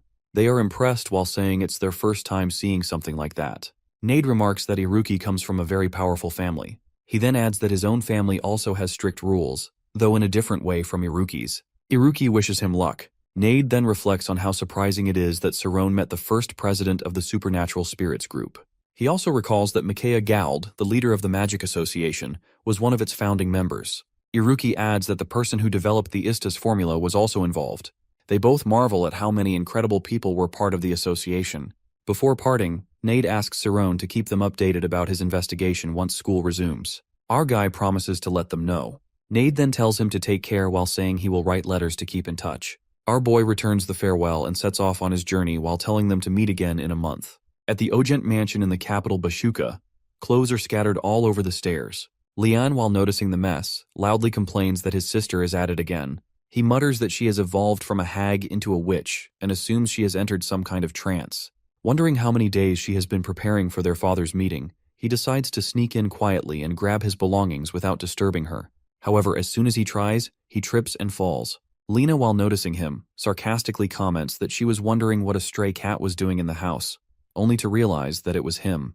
She then demands to see his report card. Annoyed, he shouts that he is not a child and refuses to show it. She, now irritated, insists that he should listen while she is speaking nicely. Eventually, he gives in and hands it over. The moment she sees his rank, her expression turns cold. She bluntly questions if he has lost his mind and demands an explanation for the schema misconception remark written on the report. Mocking him, she compares it to pseudo-pregnancy. Unbothered, he dismisses it while trying to brush it off. Furious, she calls him an idiot and questions why using schema is so difficult for him. He simply responds that he just can't do it. Trying to escape the conversation, he turns to leave, but she immediately stops him while demanding to know where he is going. She informs him that once their discussion is over, they will visit their grandfather. Lian protests while saying that he has an appointment and has already promised to go on a trip. Suspicious, Lena asks who he is traveling with. Frustrated by her endless questions, he hesitates. He thinks carefully while knowing that if he admits it is a double-date trip with Sarone, her jealousy might drive her to kill him. He mentally curses our guy while blaming him for exposing this side of his sister. After a brief pause, he claims that he is going with Tess, the only daughter of the Elzine family. Lena immediately calls his bluff while finding it ridiculous that someone from such a prestigious family would go on a trip with him. Without giving her time to argue, he quickly rushes out. Shouting after him, she orders him to stop, but he moves at an incredible speed. Watching him go, she shakes her head and mutters that no matter how much he struggles, he will never surpass her. Determined, she takes a carriage and challenges him, eager to see who reaches Kreese first. Sarone is on his way when he inquires whether young Master Rai has already received his official certification. The individual accompanying him confirms that Rai has recently attained his Class 10 certification and is currently occupied with duties on the front lines. Meanwhile, Lena has secured the role of concertmaster for the kingdom's 7th orchestra, while their father remains as busy as ever. The elder has chosen to retire and has returned to Kreese. Sitting beside Sarone is Timurin, who serves as the vice-head butler of the Ogent family. As they converse, our boy brings up another matter while mentioning that he has heard about Leon's eldest brother being there. Seeking more details, he asks how he is doing. However, Timurin states that he cannot provide any further information, except that he is now an officially certified Class 6 swordsman. He subtly suggests that it would be best not to bring up the eldest son in the main household. Hearing this, our guy simply acknowledges the response, yet in his mind, he speculates that Leon has essentially been cast aside. However, since the patriarch's affection for his children is undeniable, Sarone considers that the situation might be more political in nature. Then, our boy also admits that although it has been half a year since he has last contact with his friend, besides, he has a feeling they will reunite soon. With a chuckle, he notes that such behavior is characteristic of Leon. Upon reaching his home, he is welcomed by the sight of delicious meal. Next he hears, someone is quick to compliment the meal while exclaiming that the pork is exceptional. His father, while appearing pleased, remarks that pork pairs best with beer, unlike mutton, which has a strong odor. Insisting on another drink, he pours them both another glass. Accepting the offer, Leon responds enthusiastically, and they cheer their drink together. Next moment, they catch sight of Leon and, puzzled by the unexpected presence, questions the situation. Next moment, Cerrone is met with an embrace from his father, who warmly asks how he has been. The strong scent of alcohol makes Cerrone recoil while prompting him to wonder what has transpired. He has anticipated their first reunion after 6 months to be different, yet he now finds himself questioning why Leon is there in the first place.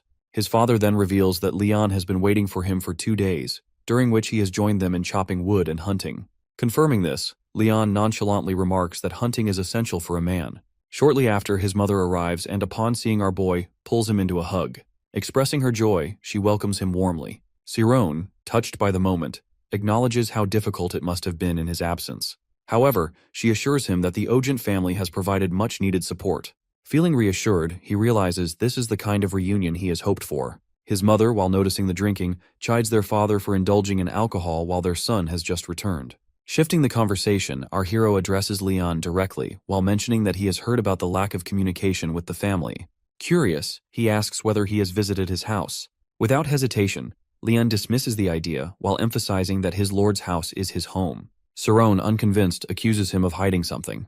Deep down, he speculates that it is not a matter of refusal, but rather an inability to return. Before the conversation can continue, Leon suggests that they go chop wood instead. Their father, eager to join, encourages them to spend quality time together as men. However, their mother disapproves of the idea, insisting that they should rest instead, especially after drinking. Cerrone, while unwilling to let the moment slip away, reassures her that everything will be fine. Though hesitant, she places her trust in him while acknowledging how much he has changed within just half a year. With the group heading into the forest, Leon proposes a challenge that whoever fells a tree with the fewest strikes will win, with the loser bound to follow the victor's command. The challenge immediately reminds Cerrone of a similar bet he has made with their father in his younger years. As the contest begins, Leon demonstrates his skills, effortlessly cutting through a tree. His remarkable ability leaves the others in awe.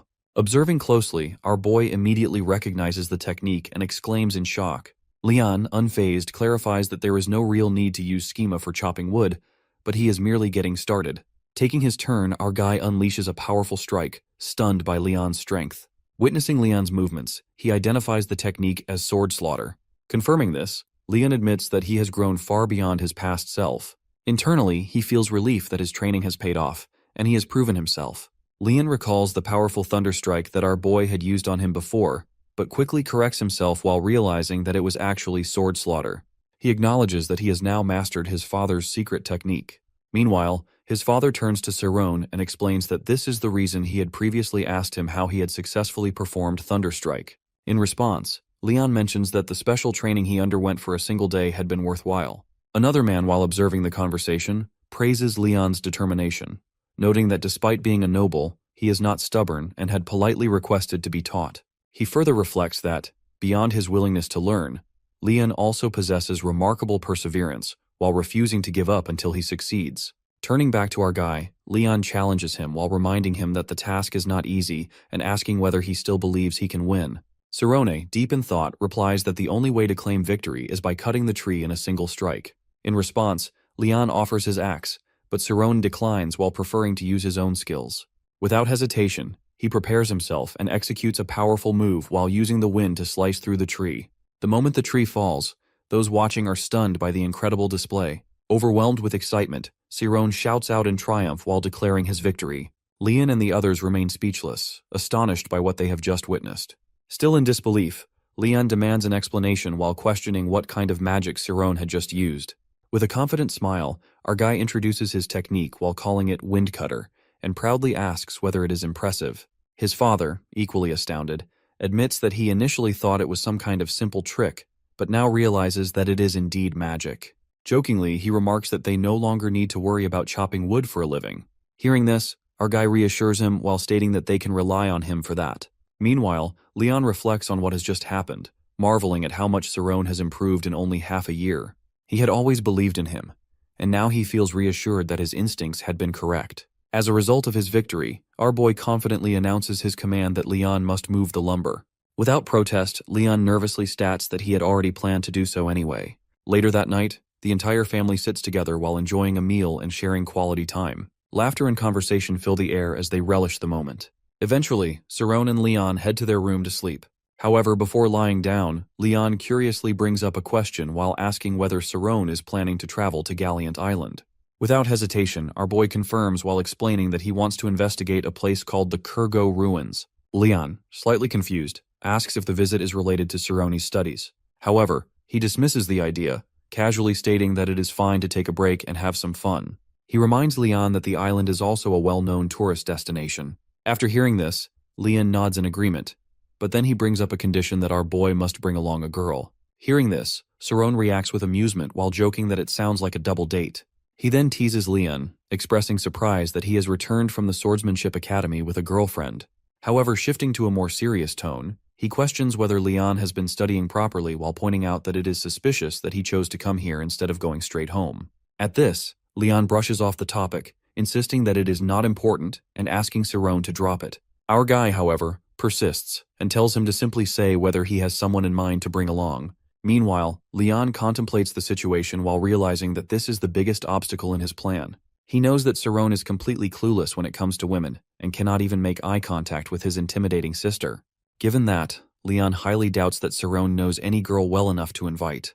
If it turns out that he does not, then Leon figures he will have no choice but to tell Tess the truth. Pressing further, he asks what Saron plans to do if he cannot find someone. To his surprise, our boy confidently agrees to the condition, boldly stating that he will bring a girl. Shocked by the unexpected response, Leon stares at him in disbelief. However, the surprise does not end there, but unbeknownst to them, their parents have been listening outside the room.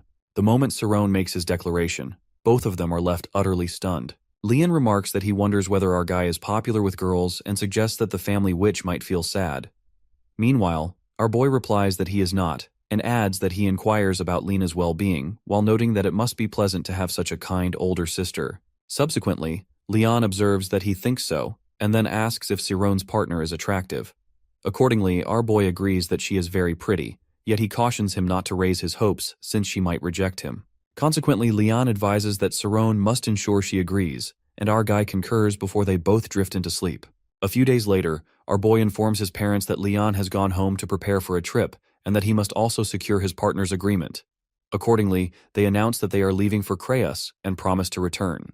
Furthermore, his mother presents him with a gift and explains that she has crafted a charm from 4-leaf clovers, while recalling the time when she had collapsed with a high fever, while his father adds that he had gathered every 4-leaf clover on the mountain. Consequently, our boy remembers that he had searched the entire mountain with his spirit zone back then, and then he receives a warm hug as his mother reminds him that it is his first trip to Creus and advises him to come back safe and sound. In response, he states that he is merely going to a friend's house and that he leaves the next day. Meanwhile, Leon thinks that Saron's character clearly reflects their own, and then their mother bestows a gift upon Leon as well. He thanks her while she insists there is no need for formality, and he promises that, as Saron's knight, he will protect him, with her adding that our guy is now entrusted to him before they all depart. Later on, it is explained that the Karmas family ranks first among the noble families in the kingdom of Thormia, and that their descendants inherit a special memory ability called Red Eye, which enables them to learn things 10 times faster than others. However, they choose not to pursue authority, but instead opt for a carefree life because their tradition highly values individuality. Moreover, the members of the Karmis family distinguish themselves in their own fields, and people even refer to them as the continent star. Subsequently, our guy arrives at their state and thinks that he did not have time to make an appointment, so he comes directly, while he wonders what to do if Amy is not at home and whether he should wait until she returns. Meanwhile, the guards notice him and ask who he is. Accordingly, he explains that his name is Saron and that he is a friend of Amy from the Magic Academy. Then, one guard acknowledges him as a friend, and our guy muses that she must be very confident in her looks because even royalty cannot win her favor, while he also considers that the flies seem to buzz around her as soon as the vacation begins. Furthermore, one guard orders another to check, and the latter agrees, while he also thinks that something about Saron appears different and wonders if he is a student of a famous household. Next, a guard inquires if he may ask which family our boy belongs to, but he is interrupted when another guard calls him the guard and announces. Consequently, our guy thinks that he must come up with a believable excuse to avoid any conflict. Additionally, the guard asks what has happened, and Saron explains that Amy is busy today, while the guard confirms that she had ordered him to enter. Then, the The commander apologizes to our hero by stating that he knew young Miss Amy had given the order to escort him and further asks what is going on. Finally, Sirone enters and is warmly welcomed to the Karma's state. A man arrives and introduces himself as the head butler, Adele, and he welcomes our guy warmly. Subsequently, our boy responds by stating his name and expressing relief that Amy is home, while the guards wonder if an unexpected event is taking place since the head butler has come to greet him. Then, the butler explains that although it may seem presumptuous, before he escorts Sirone to the residence, he must first confirm his identity. In response, our boy asks what he intends to do, and the butler clarifies that he wishes to verify that he truly is Sir Sirone, based on instructions given by the miss. Moreover, the butler adds that he has interpreted her words strictly and will only let him in if his identity is confirmed, which our boy thinks is typical of Amy's way of speaking. Next, he inquires about how his identity will be confirmed, and the butler replies that he has a duty and the authority to verify the identity of anyone who wishes to enter. Consequently, the butler uses his special skills to target Sirone's emotions while causing him to feel as if he cannot breathe and that every organ in his body is twisting.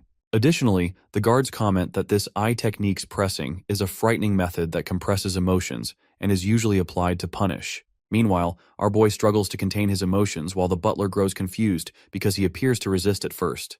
However, the butler eventually applies all his force, and he feels overwhelmed as if he is drowning in his own emotions. Then, our guy protests by saying that emotions are manageable and challenges the butler to control them as well, while prompting the butler to reflect that this is his strongest pressing technique. Furthermore, he reasons that if our guy can endure it, then he must be either foolish, a wise monk, or even mad, and he wonders what hidden strength the young man truly has. Subsequently, the butler apologizes for his harshness and asks our hero to forgive his discourtesy for not properly honoring his guest, even offering to accept any punishment. In reply, our boy questions whether the family doubts him, and the butler explains that the decision to test him is solely his, as the family imposed no conditions. Moreover, when Sirone asks the reason, the butler reveals that since it is the first time Amy has ever brought a man home, he wishes to see for himself, which leads our boy to think that the situation resembles a grandfather doting on his granddaughter. Finally, our guy admits that he becomes nervous, but the butler laughs and reassures him that there is no need to be so anxious, as the process may even exceed his expectations. At that moment, Amy sees Sirone from the window and remarks that he is indeed here. As he reaches the mansion, he finds it incredibly beautiful. The guard informs him that the fountain was designed by Amy, as everyone in the mansion is given a specific area to design themselves. He finds the fountain fascinating, especially how it refracts light. While observing it, he notices a girl and wonders if she is Amy, but the guard clarifies that all members of the Karmas family have red eyes and are exceptional individuals. Because of this, the family does not interfere in anyone's personal affairs.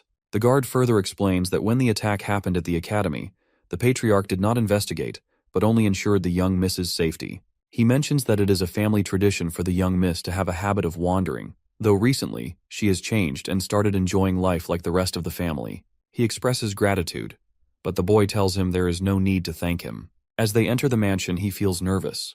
The guard announces that Amy's friend has arrived. As soon as he enters, he is met with another redhead who is delighted to see him. He notices she looks exactly like Amy, but she introduces herself as Isis Karmas, the lady of the house. When he begins to introduce himself, she dismisses the formalities and pulls him inside excitedly. She happily declares that he is Amy's boyfriend while leaving him utterly shocked. She informs her father, Shakora, who is equally surprised. Soon after, Amy's brothers, Karmas Dayan and Karmas Ales, arrive while demanding to know how he dared to steal their sister's heart. Overwhelmed by their scrutiny, he feels the pressure mounting. Mustering his courage, he introduces himself. Isis observes him carefully, comments on his handsome appearance, and asks if he is in the same graduating class as Amy. When he reveals that he is in class 5, she is stunned. The entire family looks at him in disbelief. He quickly adds that he will move to class 4 next semester. At this, they all burst into laughter, leaving him even more nervous. Isis asks about class 4 and 5, wondering if they hold any special significance in the Magic Academy. She then inquires about Amy's admission into the graduating class. However, before the conversation can continue, Amy suddenly appears and demands to know what they are doing with her guest. At that moment, he realizes that they have all been teasing him the entire time. Despite this, he knows he must act tough in front of them. Afterward, he enters Amy's room and takes in the decorations. Observing the room's arrangement and belongings, he notices a stark contrast between her tough personality and the delicate things surrounding her. Yet her brothers casually remark that, regardless of everything, she will always be their little sister. Meanwhile, Amy drinks her tea as her brothers shift their attention back to him while pressing him to reveal how he won her heart. One of them speculates whether he used sweet words to impress her. Isis also urges him not to hesitate and to share every detail about their relationship. However, before he can respond, they are all abruptly kicked out of the room. Now alone, the two sit together while sipping their tea. He takes the opportunity to tell her that there is no need to pretend they are in a relationship in front of her family, just as they have been faking it at school. She, however, dismisses his concerns while explaining that they do not care about the truth and that stopping now would only create more problems for her. Feeling guilty, he apologizes for causing her trouble, but she reassures him that it is fine, as visiting a friend's house is not a problem. Then, unable to hold back her curiosity any longer, she finally asks why he has come while admitting that the question has been on her mind the entire time. He tells her that he has come with a request, that whether she is willing to go with him to Gallant Island.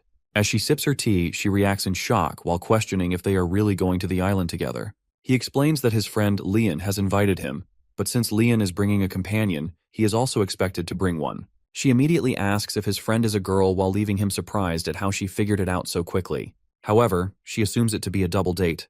Then, as she contemplates the situation, she begins to wonder why he has chosen her. He has never paid much attention to her before, so why is he taking only her along now? Curious, she asks why he picked her when he has other friends in the advanced class, whereas she is in the graduating class. He responds that everyone else is busy with their special training. Hearing this, she refuses while stating that she does not have time to waste on leisure activities, which disappoints him. However, he insists that she is the only one he can take with him. As soon as she hears this, she accidentally spills tea on his face. Now completely drenched, he sits in shock while she stares at him, equally surprised. She quickly hands him a cloth while telling him to wipe himself clean since he looks filthy. As she watches him, another thought crosses her mind. She recalls when they fell together before and questions why he had that particular expression on his face. After all, he was the one who saved her first. She wonders if it was because he could not keep his promise, or if it means he has feelings for her. If that is the case, she wonders when he started liking her. Before she can dwell on it further, he interrupts her thoughts by asking if she remembers what he once told her about Miro. She immediately recalls that Miro is the president of the Supernatural Spirit Association, who was trapped in another dimension. He confirms this and explains his hypothesis that the immortal function might be linked to superluminal speed. Because of this, he wants to gather more information about Miro. Now she finally understands the true purpose behind his request. He further explains that the headmaster has also instructed him to investigate the Kurgo ruins. Since Leon invited him to the island, this trip presents the perfect opportunity to look into it. With everything now making sense, she fully grasps the situation. Now she fully understands the situation. The Kurgo ruins belong to the Thormia kingdom and are under the jurisdiction of the Gallant self-government. Realizing this, she acknowledges that she would be the most suitable person to handle any potential dangers. He confirms that this is precisely why he chose her, and she recognizes that he is right.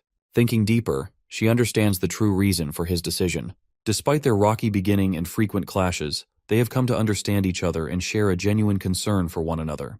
Moreover, past experiences have strengthened their bond while allowing them to protect and trust each other. Standing up, she decides that if he truly seeks answers and wants to investigate his concerns, then she should go with him.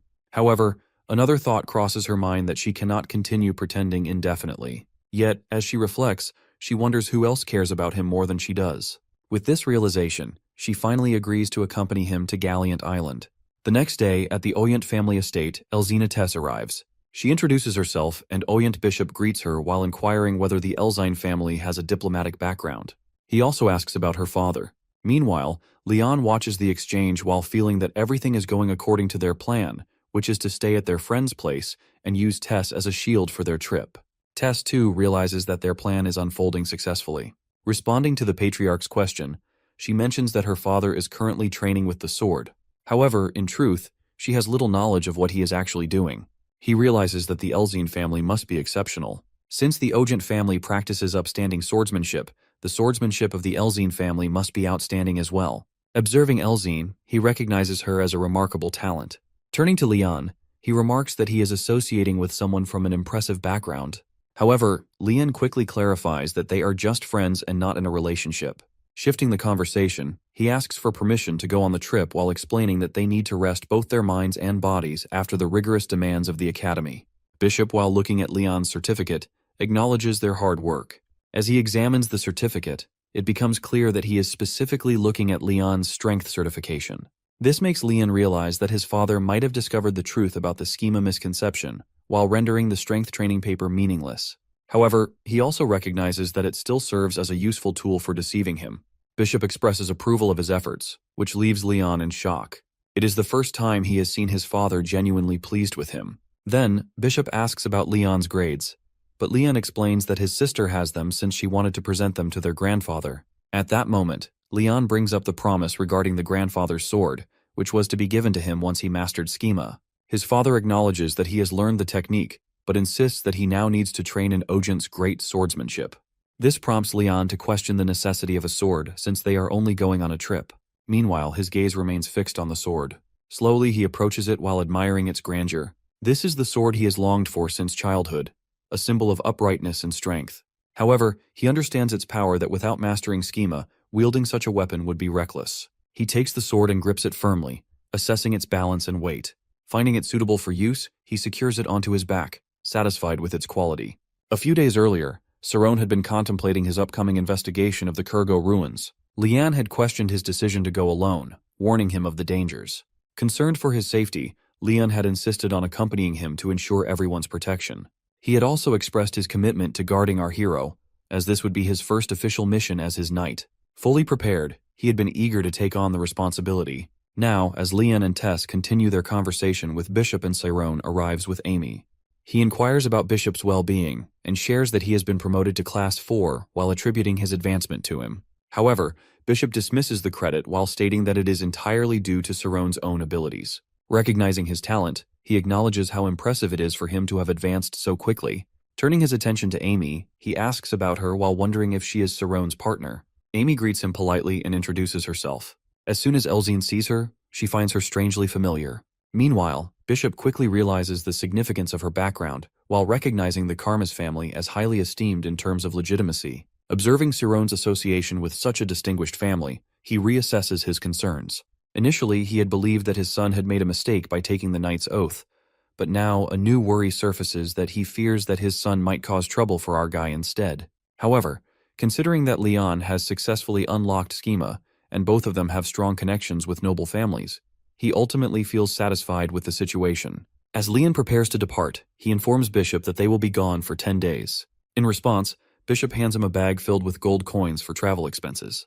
Upon receiving it, Leon immediately realizes the necessity of leaving the house as soon as possible. With their preparations complete, they begin their journey.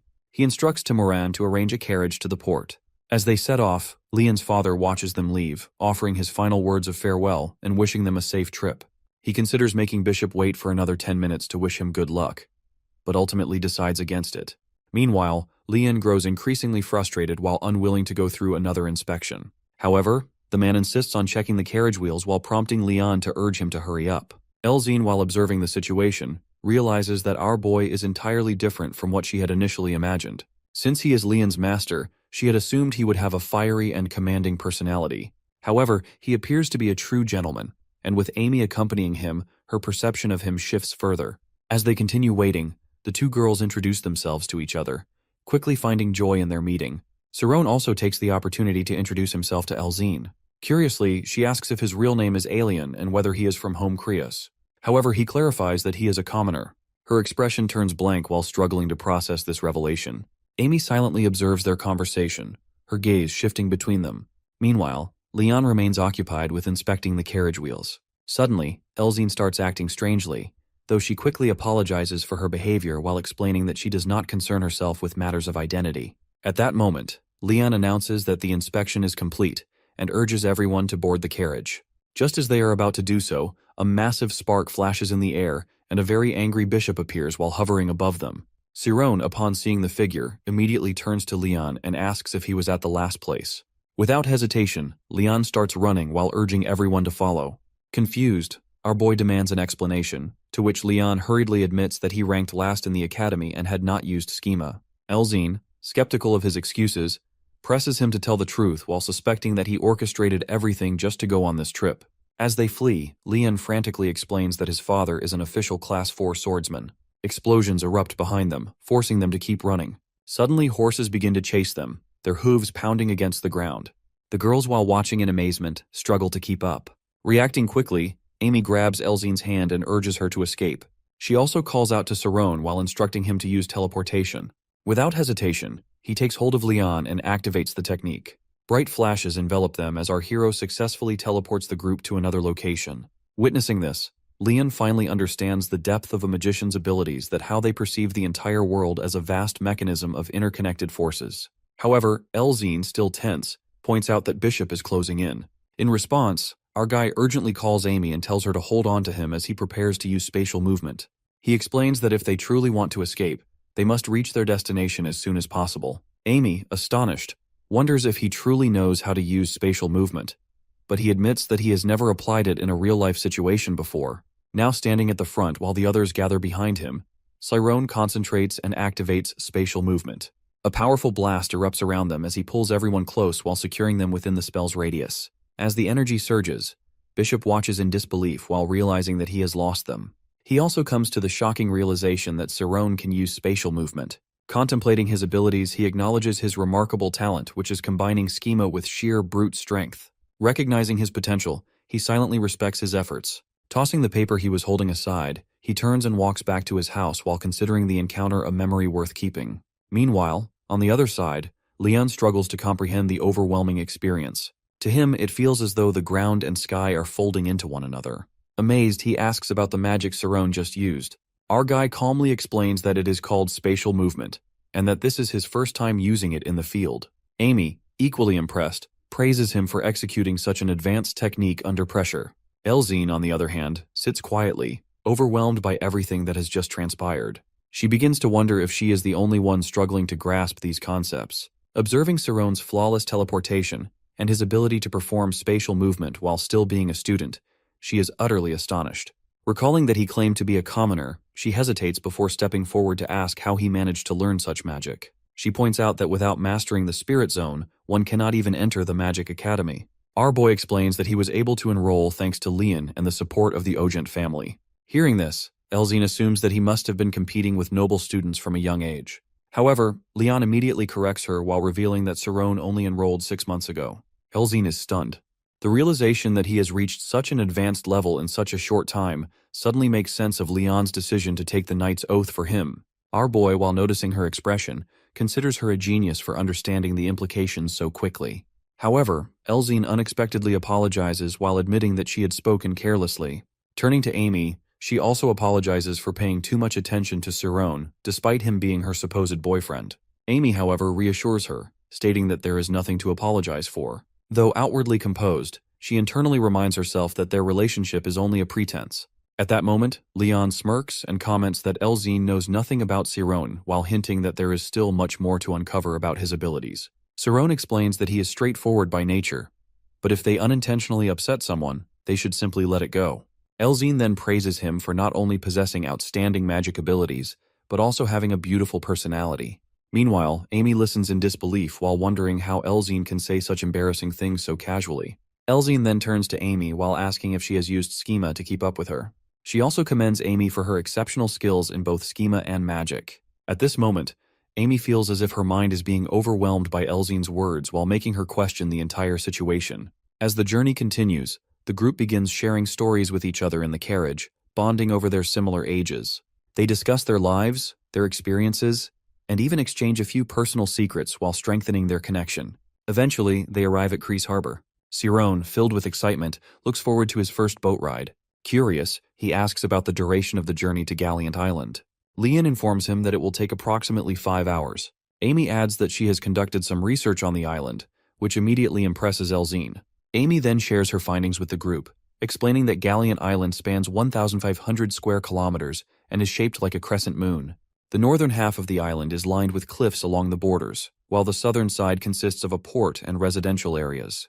Additionally, on the eastern side, there are the ruins of the ancient Kurgo civilization, which collapsed 2,000 years ago. Hearing this, Leon recalls that these are the same ruins Cerrone has been researching. Our boy confirms this and then inquires about the reason behind the civilization's downfall. Meanwhile, Elzine sits quietly, reflecting on how enjoyable these vacations feel to her. Having magicians accompanying her makes the trip an incredible adventure. She finds them not only skilled, but also charming in their own way. However, as 5 hours pass, her perspective begins to change.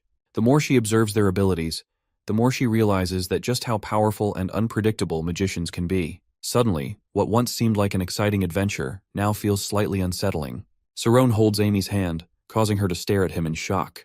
Leon watches in confusion while wondering what has happened to him. However, Elzine casually remarks that it's just a simple lover's quarrel. Leon is surprised by her words, but to truly understand the situation, it is necessary to go back an hour earlier, aboard the boat heading toward Galleon Island. An hour ago, Amy had been explaining the research she had conducted. Saron, impressed by her preparation, asked if she had also drawn the diagrams herself.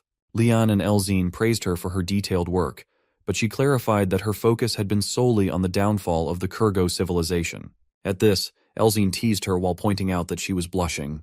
Saron then summarized Amy's findings while stating that, according to her research, the people of the Kurgo civilization considered loops to be sacred and used them in ancestral rites. However, he personally saw the loop as a stimulant.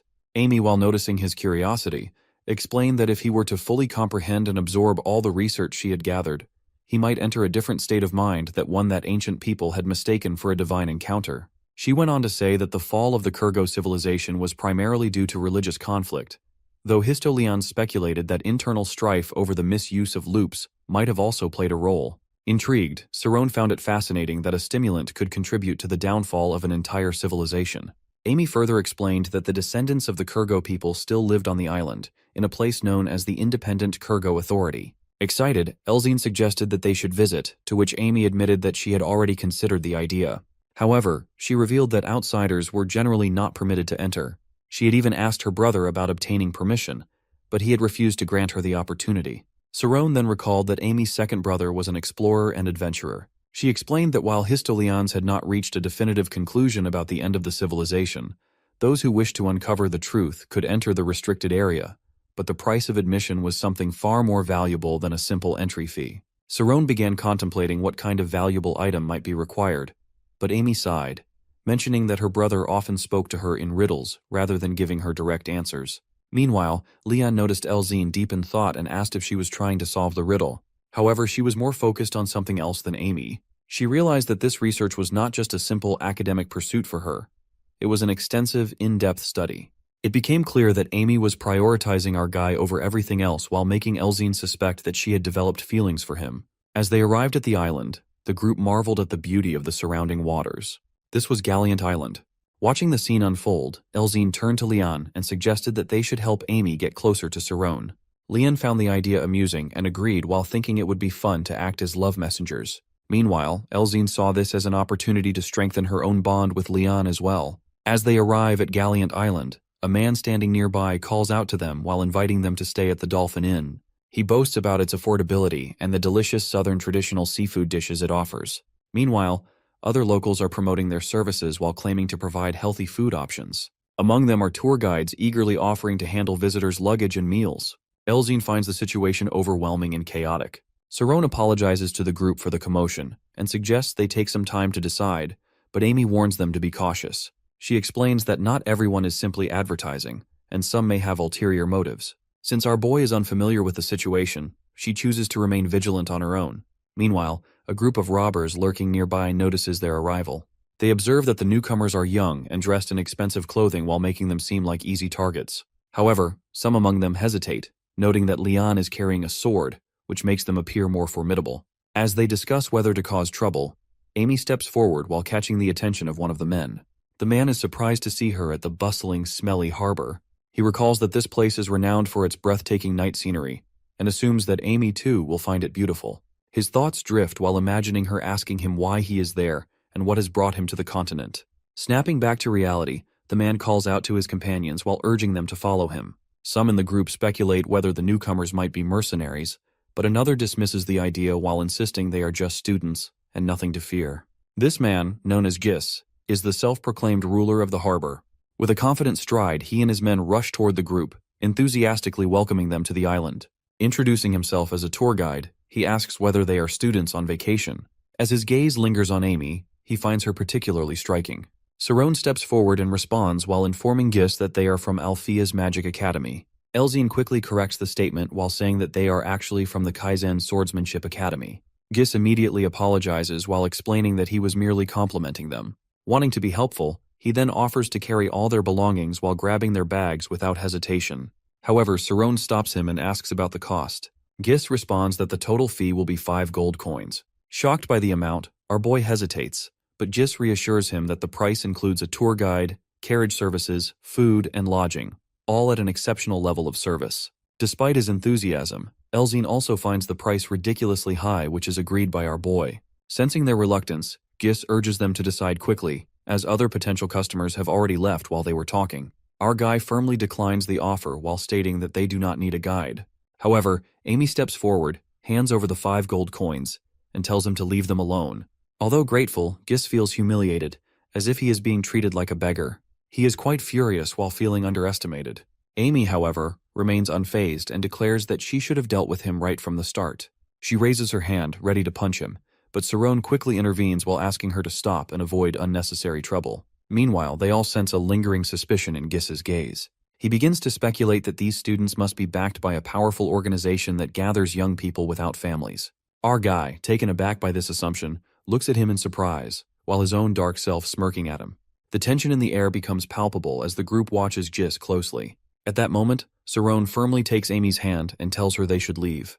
However, she stops and looks at him questioningly while demanding to know why he is preventing her from acting. As Saron holds her hand to stop her, she asks if they know about the nature of these people. He assures her that he is completely aware of it, but does not want her to be in this situation. Gis then asks his companions to give him the gold, not wanting to appear inferior in front of them. Sarcastically, he questions whether they must be happy to have gold thrown at them. He then throws the gold coins in front of Amy while finding it ridiculous. Meanwhile, he continues holding her hand.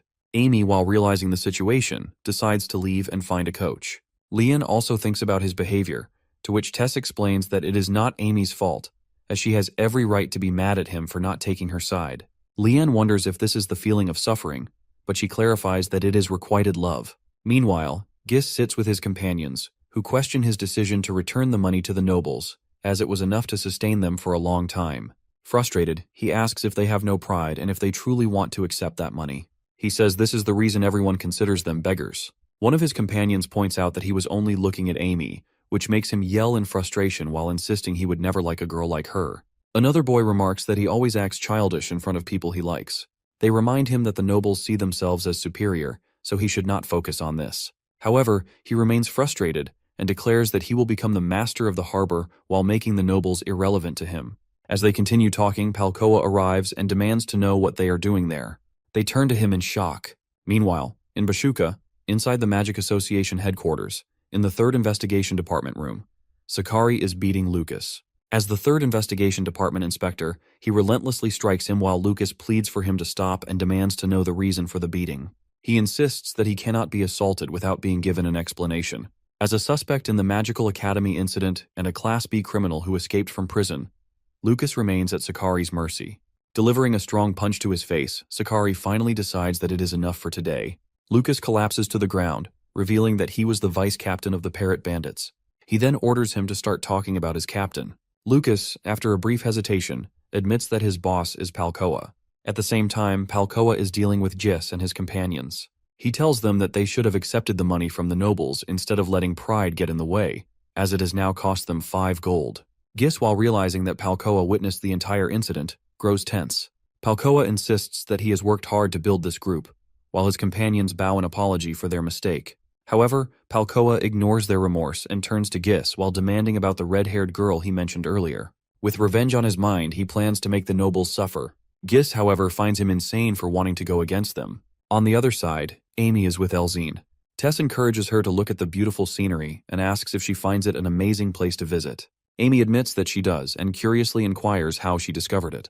Tess explains that her relatives work there. Meanwhile, Leon holds a leaf in his hand while remembering Saron's mother words about our guy. She had mentioned that something was troubling him, something he wished to hide from everyone, and that he needed help from a friend. Lost in thought, he continues staring at the leaf, deep in contemplation. However, he suddenly snaps out of it and heads toward the group, loudly declaring his hunger. The realization that it is already dinner time dawns on everyone. Tess points out that there are many good restaurants nearby and asks if they plan to eat outside. However, Leon suggests cooking their own meal instead. The idea excites everyone, and Amy eagerly agrees to participate. When asked in surprise if she knows how to cook, She confidently responds that she does while having taken cooking lessons as well. With the enthusiasm building, Leon proposes a cooking competition. He forms two teams, Tess and himself as Team 1 and Saron and Amy as Team 2. The teams will compete against each other, with one member writing down the ingredients and the other fetching them. As the plan unfolds, Tess realizes that Leon is orchestrating all this to help Saron and Amy grow closer. Adding to the excitement, she introduces a penalty that the losing team will have to wash all the dishes. Everyone agrees, and the girls begin writing down the ingredients. Once the lists are ready, Saron and Leon assure them they will return in an hour with everything needed. The girls watch them leave while realizing that this is now their time for a private conversation, while the boys will have theirs as well. However, just as they settle into their moment, Gis appears in the distance, injured and making his way toward the place. Away from the hotel, Leon finally gets to the conversation he has been itching to have. He has already observed that this is not Saron's first time fighting with Amy. He also understands that Saron is definitely affected by Amy's words about orphans. Saron is an orphan himself, first adopted by Vincent, then Leon's family. Saron, on the other hand, is taken aback by how perfectly Leon understands him. Saron admits that he is affected, but he is not hurt by her words. He only wishes she had not said them. Anyway, it is just two people having different opinions. Leon cuts him off, saying that this is what fighting is called. Then they decide to part ways, as Leon needs to buy meat. He departs, wishing Saron to lose and wash dishes with Amy. Meanwhile, the girls are also having the same conversation. Amy repeats the same words as Saron, that they did not fight, that it was just a difference of opinion. Tess, however, is not buying her denial. Tess emphasizes that she is just feeling upset because Saron did not take her side. Instead of answering directly, Amy replies that sometimes Saron is quite hazy. Tess does not understand what she means by hazy. Amy continues, saying that it feels like he would disappear from her sight. To clear her doubts, she finally reveals the incident about the attack on the academy, in which Saron sacrificed himself. Tess is quite shocked to learn this, especially knowing that Saron is an unlocker. Amy explains that when an unlocker activates the immortal function, it is equivalent to leaving this world. In other words, Saron truly comes back from death. Tess remains silent. But Amy continues, saying that there are plenty of people around them, not only friends, but also rivals and foes. She deadpans, asking whether one can even consider sacrificing their lives for everyone, including friends and strangers alike. Meanwhile, our boy finishes shopping for fruits and vegetables. Suddenly he smells something foul. The shopkeeper explains that it is loop, a drug people are addicted to. Saron immediately understands. He is taken aback to see people taking the drug in broad daylight. The shopkeeper continues, saying that 3 years ago the island was prosperous and peaceful until Palcoa and his men ruined it. At that time, even the Blue Dragon used to visit the island 2 or 3 times a year. Saron also notices the atmosphere of the island, the prostitution houses, the gambling clubs, and starving children, all in broad daylight, while ordinary civilians go on with their lives as if nothing is wrong. Amy, meanwhile, continues explaining the nature of our boy. She explains 3 perspectives of people around them. One is the childlike perspective that self-centered people have. Second are virtuous people who consider others. However, there is a third perspective, one that stands above the other two. These people can see things that cannot be seen by the visible eye: justice, good, evil, love, and the concept of God. They can also foresee the impact of one generation on another. They see the value of the things people cannot see while recalling the attack on the academy. In this way, our boy is someone who can weigh his own life against what he believes in. Because of this, he holds everything in the world equally. Amy shares with a sad smile that she is nothing more than a small dot in Saron's bigger perspective. Tess is left speechless after hearing this. At that moment, Saron notices some men trying to drag a woman away to use her body to repay her debt. Everyone is watching, but no one is helping. He asks them to stop and threatens to call the city security. The leader grins and explains that the security will side with them instead of her. He explains that he is the merchant of this area. The girl stole a vase worth 50 silver and broke it. Now she has no money to repay it, so he is giving her a chance to pay it back. The merchant has already noticed that he is a tourist and tells Saron to mind his own business. Saron asks the girl to let the security handle it. She explains that the merchant controls this area, so she will not be safe. Left with no choice, he takes out 50 silver coins and prepares to pay in her stead. The merchant starts laughing. He assumes that Saron wants the woman for himself for just 50 silver coins. Saron sighs and explains that he is only stopping the situation from escalating. The merchant wants his 50 silver coins, so he is paying the price. It is that simple. Unless he has a vendetta against the woman, he should let the matter go. The merchant glares at him in anger. He is furious that Saron has taken his prey from him. With the girls, Tess consoles Amy about having little importance in Saron's life. Obviously, he would not bring her here on a couple's trip if she were not someone special to him. The merchant warns Saron that even though he is acting like a righteous person, he is merely helping a thief. Instead of truly protecting the woman, he is just pretending to act mighty. Saron taunts him back, saying that acting mighty is better than doing wrong. Provoked by his words, the merchant orders his minions to attack him. Every goon draws their swords. The girl runs away from the scene. Saron remembers Nade's words about how one should not preach ideals without having real power to back them up. Looking at the reality of these people, he understands that the world is filled with people like them. The next moment, a bomb is thrown at the place. Saron is taken aback as a sudden smokescreen surrounds them. A hooded figure grabs his hand and drags him away. The goons rush toward the area, trying to find him. A while later, he is dragged inside a bar while people continue searching for him outside. The girl informs him that those men belong to a criminal organization, so they are taking refuge there. She knows the bartender, who will signal them once the pursuers are gone. She explains that the girl he tries to save is already working for another criminal organization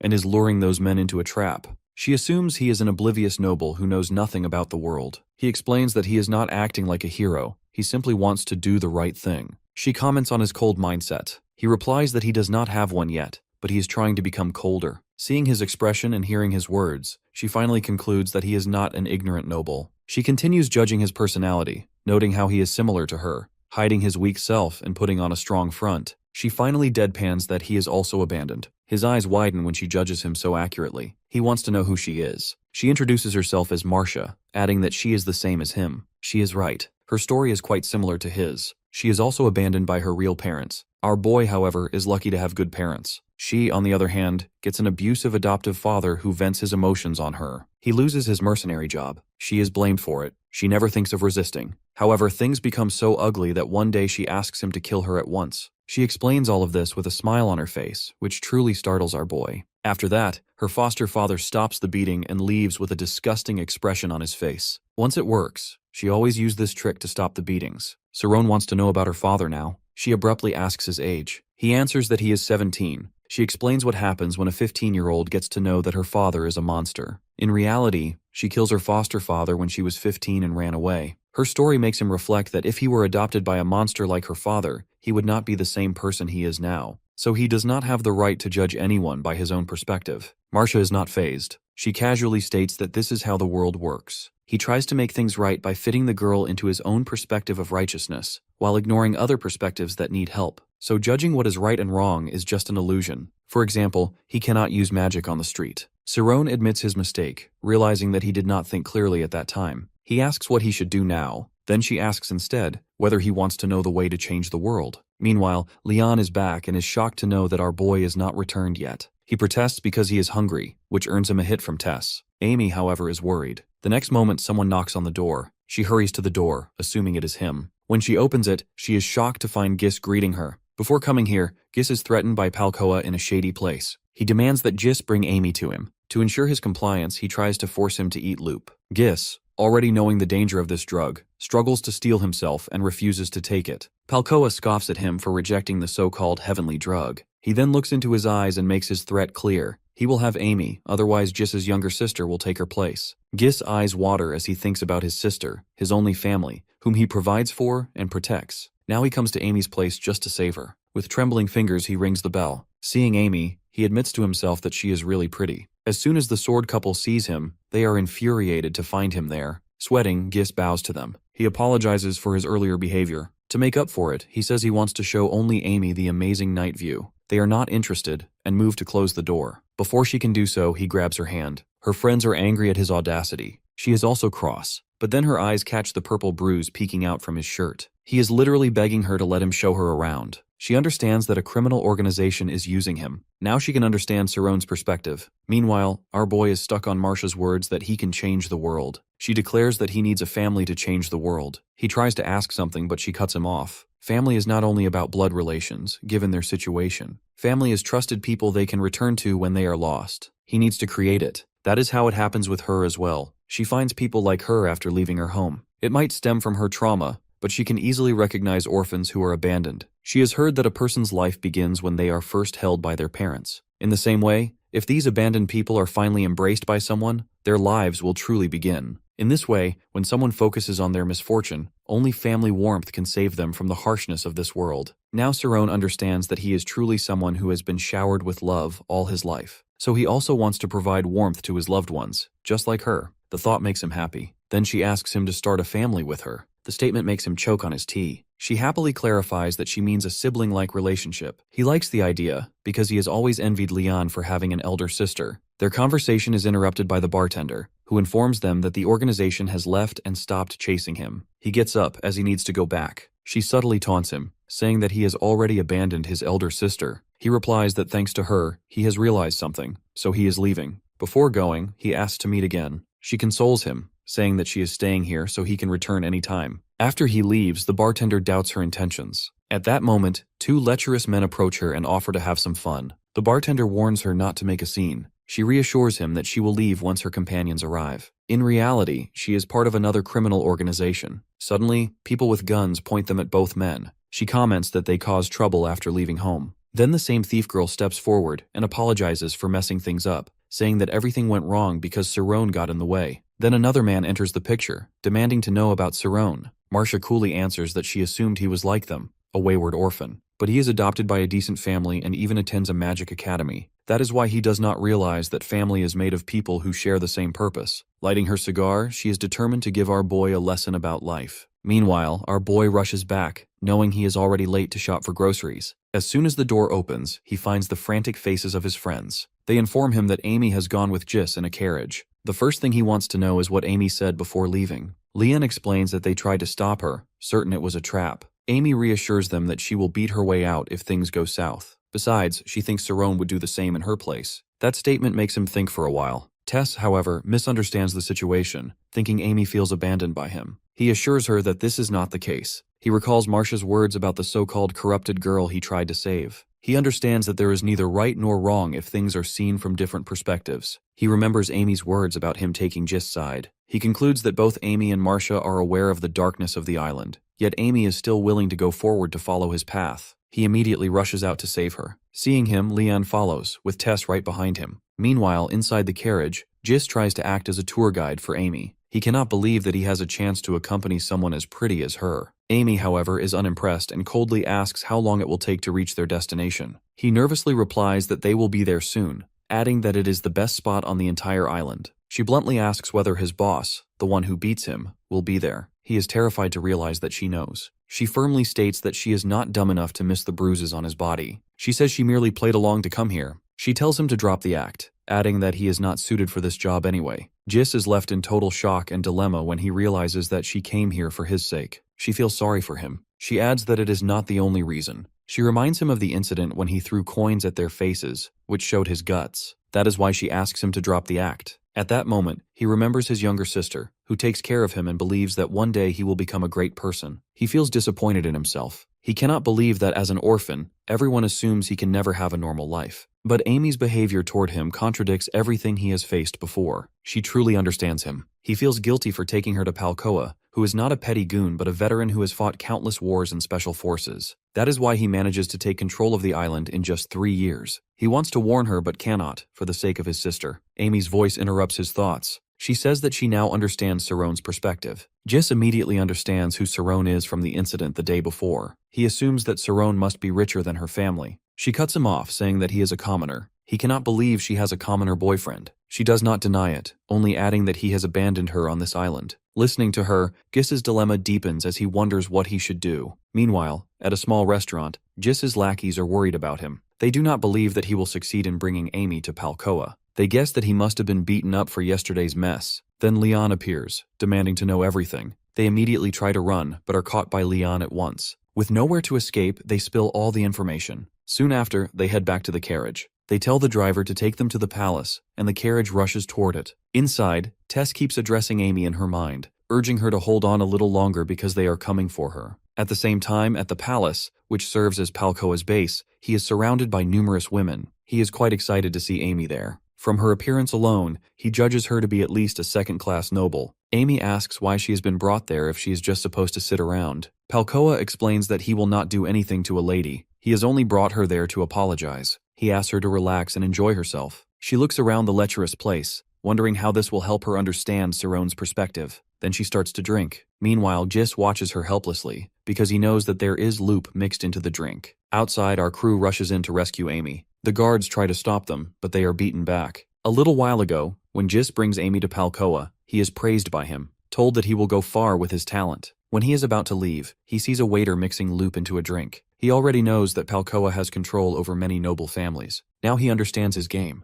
Palcoa controls those nobles through loop. Once addicted, the nobles become puppets to his whims. After beating the guards, our crew enter the palace. All they see is a huge crowd of people dancing, engulfed in the smell of loop. They cannot imagine Amy in a place like this, which makes it even more urgent to find her. Leon tells them to be cautious, because they cannot get backup from the city security in such a place. They begin searching from the upper floors. On the 3rd floor casino, she is not there. On the 4th floor, in the VIP rooms, they search for Amy, but they cannot go room by room endlessly. They need to create a situation that forces everyone to evacuate the building. At that moment, a guard arrives with another hulking fighter who comes to teach them a lesson. Tess catches his eye. He comments on her poor sense of dressing. When his hand is about to touch her, she breaks his finger while taunting him about how weak he is. He is about to punch her, but she breaks his jaw and knocks him out instead. While Cerrone praises his partner, he turns to the guard, who is baffled and threatens to deploy men all over the building. Leon tries to extract information about Amy's whereabouts from him, but the guard does not even know who Amy is. Cerrone realizes that he is telling the truth. He then asks the right question. They want to know Palcoa's current location. He is informed that Palcoa is on the 1st floor, or possibly in the temple in the basement. They immediately rush there. As expected, many guards try to stop them. Leon and Tess start beating the guards. After that, they break down the door. Palcoa is furious at them for intruding into his private place. Gis is also taken aback to see that they have managed to reach this far. Cerrone's eyes immediately catch the sight of the empty glass and the blank expression on Amy's face. Palcoa instantly understands that they are here for Amy, but he evilly tells them that she is not in any condition to recognize them. Cerrone asks her to go back, but she gives no response. Palcoa slyly says that she does not want to go back. Besides, he did not kidnap her or anything. Then he orders his men to send the intruders to hell. The people immediately move toward them, radiating an overwhelming aura. Both swordsman students realize that these are not ordinary fighters but schema users. Cerrone is taken aback, realizing that Palcoa has hired such a huge number of schema users on this island. He panics, thinking of Amy trapped in a place like this. Tess warns him to get a hold of his emotions. Cerrone is not listening to his friends. His mind is occupied with thoughts of becoming stronger in order to save them. That is the reason he has always wanted to find his roots. His dark side taunts him, saying that trees like him without roots will eventually die. But his mind is stronger now. After his talk with Marcia, he realizes that he does not need roots from blood relatives. Instead, the many people who trust him are his roots. That is why he is confident in the trust they have placed in him. With that, he activates his magic, unleashing blinding lights that shock everyone around him. He attacks them with his spell without any hesitation, to the point that even Amy protests, asking him to stop. About 30 minutes earlier, before they arrive, Amy recognizes loop in her drink. She knows exactly what it is. Looking at Palcoa, she realizes that she needs to pretend to go along with him in order for him to reveal his true colors. She strengthens her mind with red eye and drinks it anyway. Then she sees her friends barging into the room. Now, seeing the chaos before her, she thinks she should have expected them to do something like this. Everyone is shocked to see Cerrone using such high-class magic. Palcoa demands that he reveal his identity. Cerrone does not only reveal his name, but also tells him about his school. His friends tense up at his recklessness. Palcoa slyly reminds him that using magic and causing havoc could get him expelled. Cerrone, unfazed, reveals that Amy's safety is more important to him than his own education. He threatens that he will destroy the place if Palcoa attempts anything like this with a friend again. Leon, fired up by his words, reminds Palcoa that they will not hesitate even at the threat of being expelled. Tess, wielding a stick sword, follows suit. Palcoa slyly states again that Amy has come of her own accord. As a noble, no one has the right to tell her what to do. Then he challenges them to take her if she willingly goes with them. Tess tries to protest that Amy is not in her right mind, but her words are cut off when Cerrone extends his hand to Amy. He asks her to come back with him. To everyone's shock, she takes his hand, completely willingly. Palcoa cannot believe that she could be in her right mind after taking loop. Then he notices her red eyes and immediately realizes that she is a karmas. She turns to him, declaring that it is his business to make people around them addicted to loop and extort money from them. She threatens that if he tries to get them expelled from school, she will ruin his business. Palcoa knows nothing he can do, because as a first-class noble, she could definitely destroy his empire. Outside, Tess's mind turns back to the couple. She immediately realizes that Cerrone already knows Amy is not affected by the loop. The reason she did not respond earlier is that she was simply cross at him. With mischief in her expression, Tess understands that she is definitely not just a speck in Cerrone's life. Outside, people wonder if there is an earthquake because of Cerrone's attack. As they move forward, Gis stops them. Amy turns to him and assures him that no one will touch him or his sister. Gis declares that he is going to quit this job, just as she had asked him to do earlier. Then he turns to Cerrone and threatens him not to make her cry. Poor Cerrone is baffled by the threat, even as Amy clearly enjoys it. Before turning away, she addresses him gently. She assures him that whether he wants to be a pirate or lord of the harbor, she will make sure his dream comes true, leaving him blushing while he resolves to become cooler than Cerrone. Now, with no time for cooking, the crew decides to eat at a nearby place. Meanwhile, inside the palace, Palcoa cannot believe that someone like him has lost to a bunch of teenagers. He even scolds his men for being losers who did nothing except take loop, which made them too weak to fight. The men hesitantly reply that they cannot afford to be hit by Cerrone's attack. One of them asks again if he is really going to let them go so easily. Palcoa explains that he cannot act because Amy is a first-class noble, directly after the royal family, and they could ruin his business. His men remind him of an even more important point: they are losing more than money. In reality, they are parrot bandits being hunted by the Magic Association. He cannot risk being found by them. All of this mess gives him a headache, so he orders his minion to bring him loop. The day passes as our boy and his friends enjoy their time on the island, going to the beach, tasting the local food, and sightseeing. At the end, when Amy offers him food, Cerrone realizes how much this feels like a real vacation. Watching the fireworks with her and their friends, he decides to bring his parents here as well. Next day, as they head to the ruins, Leon is quite grumpy because the girls took too long to get ready. He complains that they will only reach their destination by lunchtime. Tess taunts him, saying she took her time for him, which makes him even grumpier. Meanwhile, Cerrone regrets bringing both of them along, because he cannot leave the two behind at this point. Amy tries to explain that Tess was already ready before her. When Leon comments that Amy really put effort into her look, it infuriates Tess, who thinks he does not find her pretty. He clarifies that she is pretty, which brings a flush to her cheeks. Looking at both of their expressions, Amy concludes that Leon might have feelings for Tess. Maybe he holds back because Tess is stronger than him. Looking at Cerrone, she wonders whether this could also be a hindrance in their own relationship. They continue toward the Kurgo ruins, which are 2 hours from their hotel. The ruins sit atop Mount Toa, a dormant volcano at the center of Galliant Island that was last active 500 years ago. It is believed that the eruption wiped out most of the Kurgo civilization.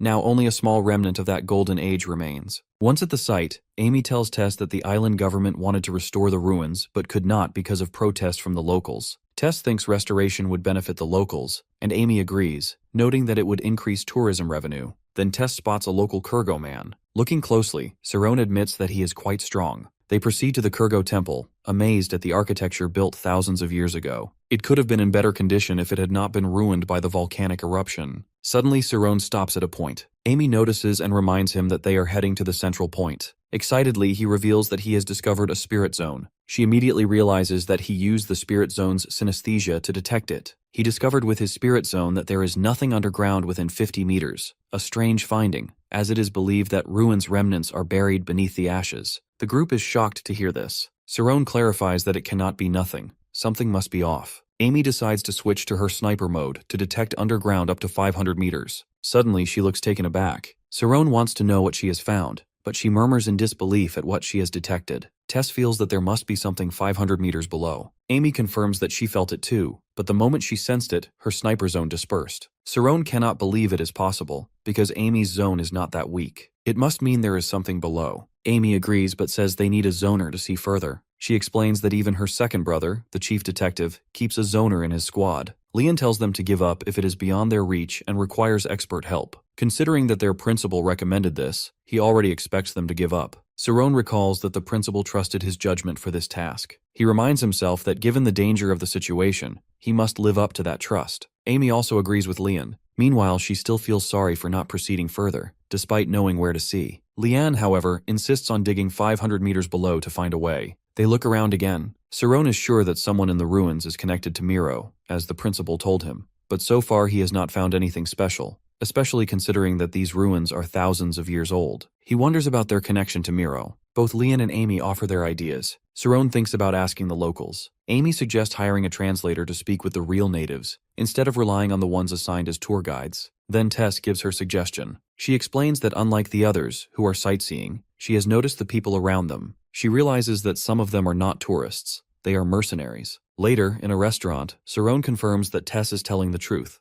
There are indeed mercenaries. Amy praises her scouting skills, which come from her Elzine family's roots. Suddenly, some people begin taunting them, especially Leon, who is carrying a great sword. They criticize him for not even knowing how to use it, carrying it only to impress Tess. The group of mercenaries is taunting them purely for entertainment. They even notice that Cerrone does not acknowledge them at all. Leon is furious at first, but then notices Cerrone's calm expression and calms down. The mercenaries are disappointed by the lack of reaction. Even as they leave, they taunt them for being cowards in front of the girls. As soon as they leave, an old man slams his hand on their table, declaring that these people are trying to rile up some kids. He explains that they come here often, which catches Cerrone's attention. Tess compliments Leon for holding back his anger. Leon admits he was about to explode, but realized they would meet these mercenaries again. He looks at his best friend for confirmation, who agrees, and they decide to follow them. Later, from a higher vantage point, they observe the group. The mercenaries are quite organized, showing their experience. Amy reminds them that they cannot start anything yet. Tess notices an archer in the team, who must be a sensory-type schema user. She warns that they would be caught immediately if they charged at them. She also notices the leader, who is carrying a branded sword, but not a limited edition one.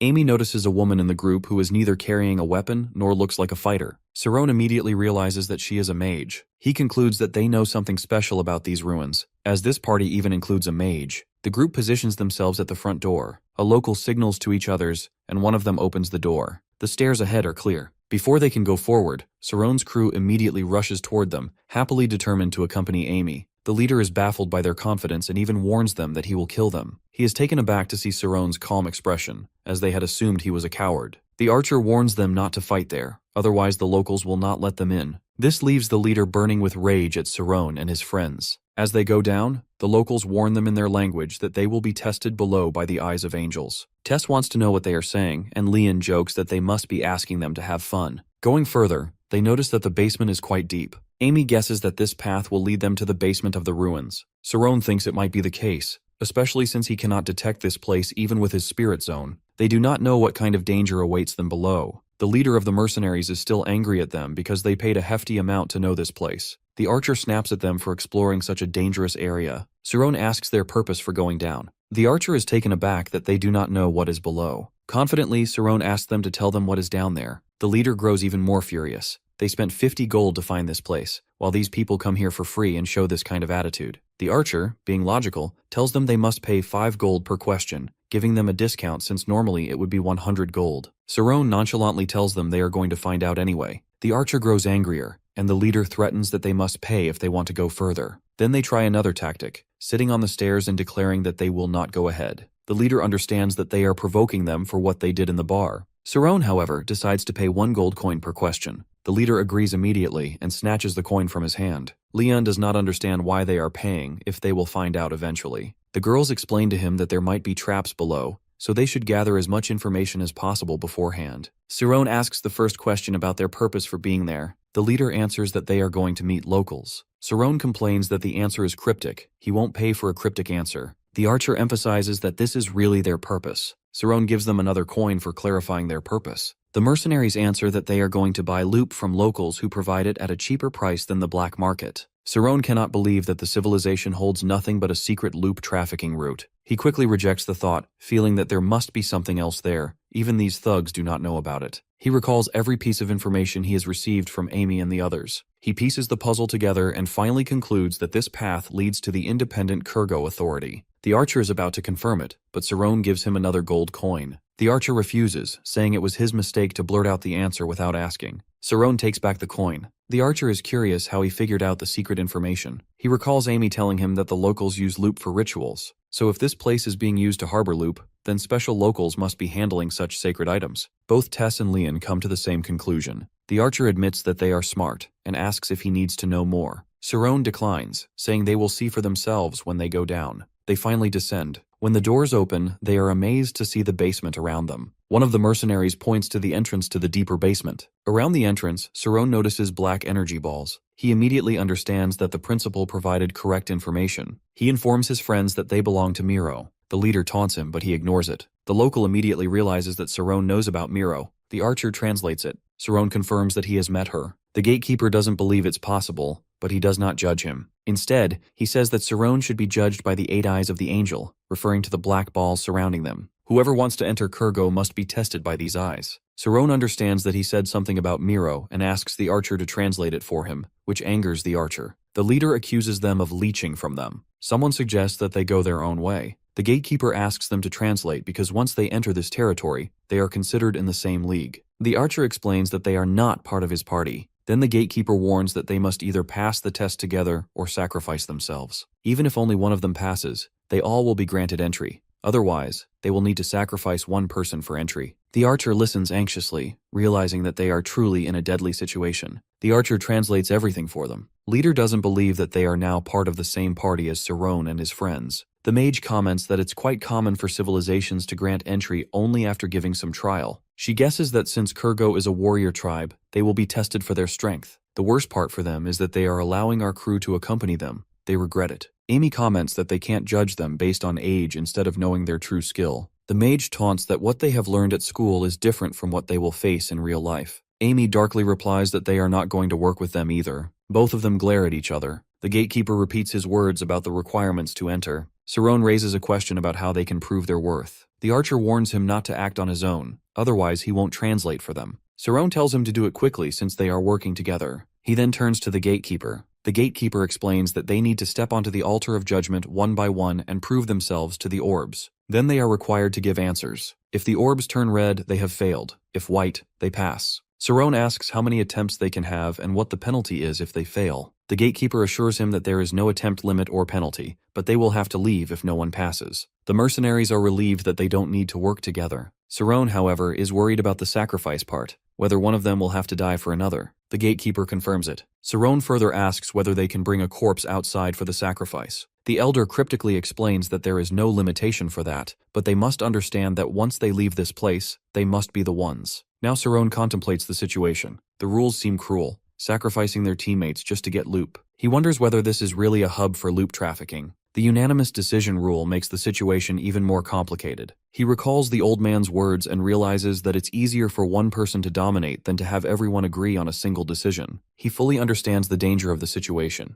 The leader, still cocky, declares that they are going to kill Saron and his friends to gain entry. Saron is disappointed by the leader's irrationality, while at least his teammates are trying to solve the problem. Then the mage asks Saron about their approach. He suggests that the swordsmen go first since they have less firepower than the mage. The mage agrees, thinking the task involves attacking the orbs. Saron confirms this, reasoning that since the tribe is a warrior tribe, the orbs might absorb infinite amounts of energy. He explains that even the layout is designed to make it easier to prepare attacks on the orbs. Then she looks at the leader, the swordsman from their side, who is quite grumpy about the decision. She then asks to send someone from their side. Saron decides that Leon will go first from their side. Leon steps forward. The mercenary team watches closely, coaxing him to do his best so they can gauge the next steps. Leon feels like he's on the front lines of a battlefield. For this purpose, he's the source who will provide as much information as possible. Saron, on the other hand, trusts him completely. Leon recalls that he has unlimited chances. He punches the orb to test the waters but is struck to see the number 1 appear on it. Saron wonders whether it's some kind of divine language, and if so, what this number could mean. He tells Leon to step back. In the next moment, the orb turns red, indicating failure. He realizes that the numbers show how effective someone's attack is. They'll see white when they succeed. Leon flings his sword ready to attack again. The mercenary group is shocked to see him wield such a heavy, pure iron sword with strength and precision. His friends encourage him. Burning with determination, he prepares to test his grandfather's sword on the orb.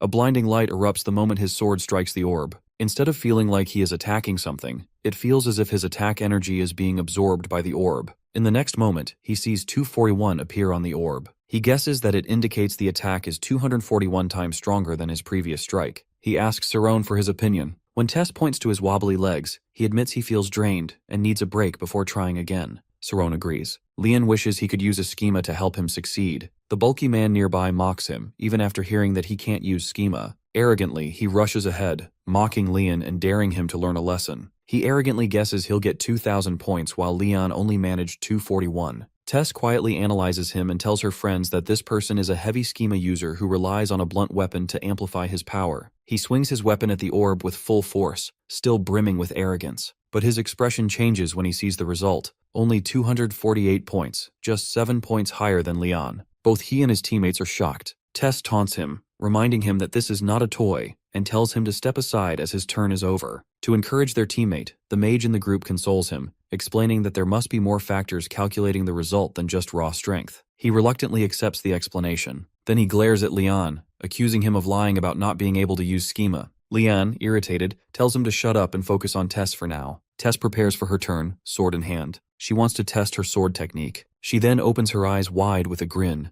thrilled by the excitement of the moment. Tess has her eyes on the orb. She takes a stance, and the next moment, she disappears from everyone's sight, leaving everyone shocked by her speed. In the next moment, she attacks the orb, and golden energy pierces through it. Saron notices that she uses her speed in such a way that it looks like a flash at the tip of her sword to the naked eye. The orb is still red with 442 points. The schema user cannot accept that she scores higher than him using just a saber. She taunts him, saying that raw strength is different from using strength with skill. He thinks she is looking down on his raw strength. Tess, however, wants to do it again, enjoying the experience. Meanwhile, the archer knows that it must be his turn now that the swordsmen have taken theirs. He takes out bullets from his pocket. Both Saron and Amy are taken aback when they realize it is a mana stone bullet. Amy explains that for a mana stone bullet, a mana stone is used, which is quite rare to find. Usually they hold elements depending on the environment in which they are found. After that, the mana stone bullet is created using high-class materials and the work of a mechanical engineer. Amy reveals that it must cost 1 gold coin per bullet, with 10 grams of mana stone used in each. Saron wonders how she knows so much. Amy reminds him that her elder brother is the captain of the Royal Archers. The archer warns everyone to back off as he is going to use a lightning arrow. The next moment he shoots, and it strikes the orb perfectly. A moment later, they see the result, 1020. The archer is happy, now anticipating success,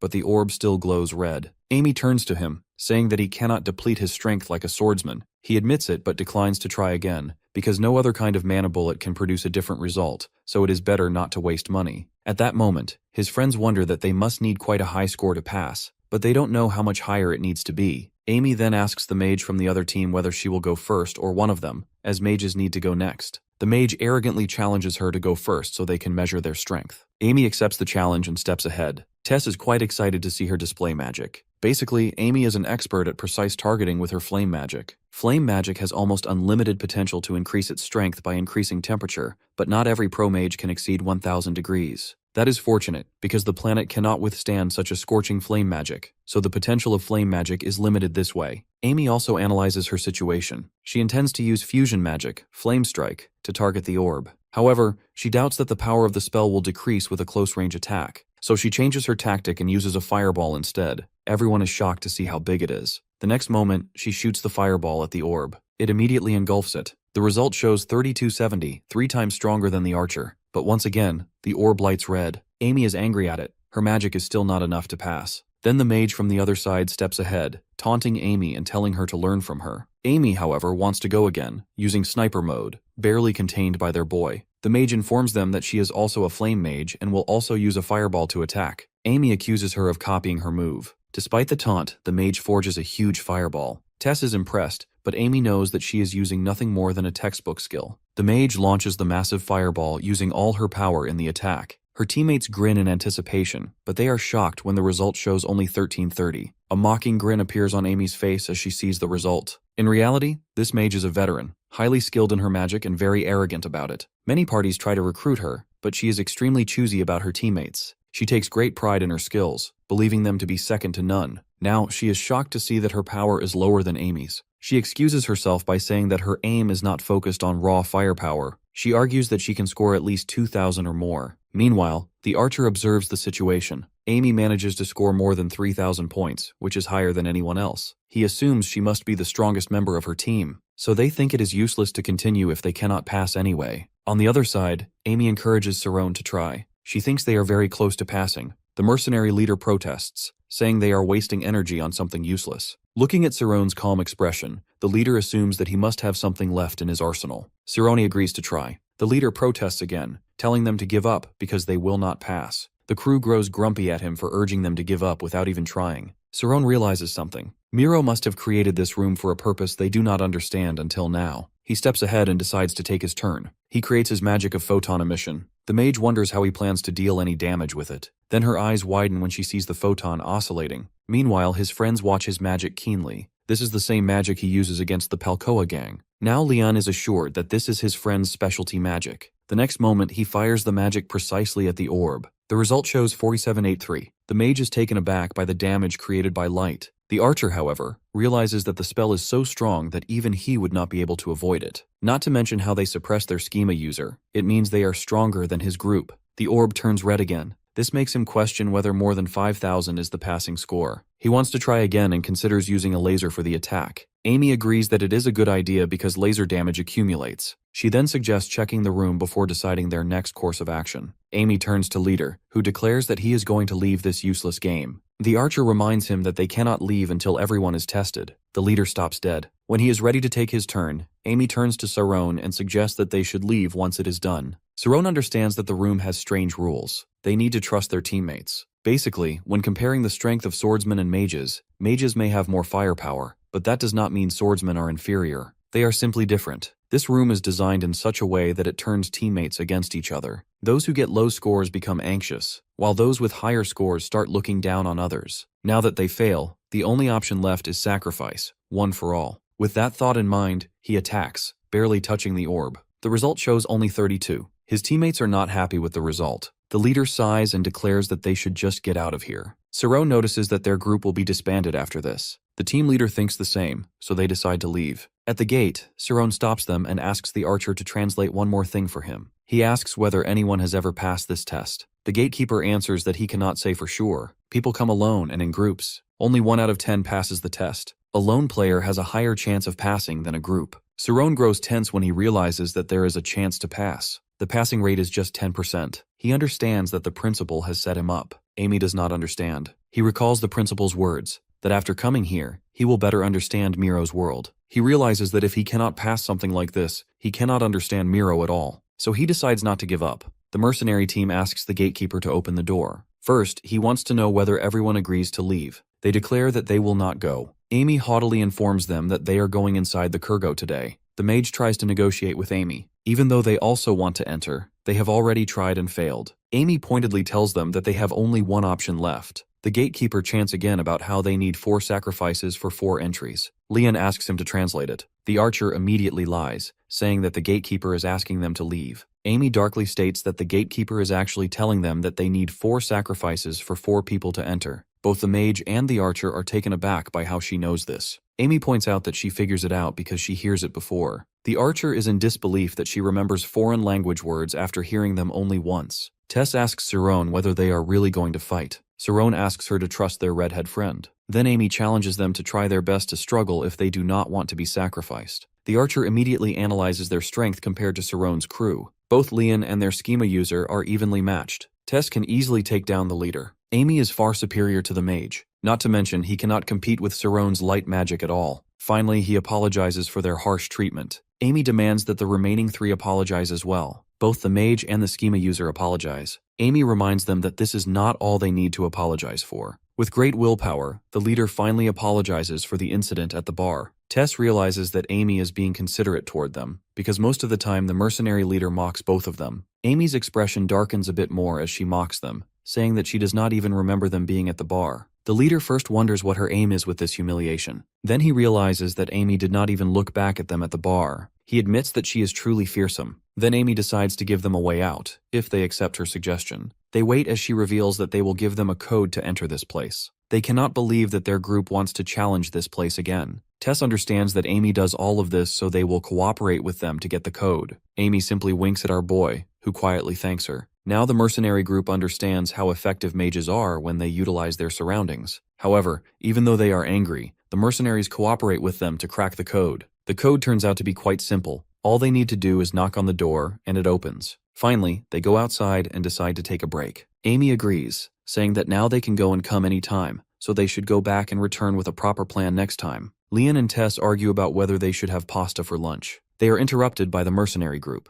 The leader asks them to join the mercenary group. They coax him, saying he will gain money and fame in this field. Not to mention, they want our boy to be their leader since their current leader has left. They promise to follow him and treat his friends respectfully if he agrees. He politely declines their offer and joins his friends. The argument about lunch continues. By dusk, they return to their lodging in the western tourist area. The girls walk a little behind the boys, both groups having their own conversations. They discuss how strong Cerrone has become. Amy recalls the times when he fails to master teleportation magic many times. Leon, however, is amazed that Cerrone is smart enough to put mass into light. Cerrone, embarrassed, admits that he himself does not fully understand it. Amy starts talking about her graduation time when Tess interrupts. She asks about Cerrone being left alone at the academy for a year if Amy graduates this year. Not to mention, Amy intends to become a soldier. Tess emphasizes that they will be separated for a year. This reminds Amy of the time when she asks Cerrone to catch up to her quickly. However, there is no use thinking about it now. She replies to Tess that she wants to become a soldier simply because she is good at targeting, nothing more. Tess lightheartedly suggests that she become a spy. She says Amy is beautiful enough for it, and it will give her opportunities to see Cerrone.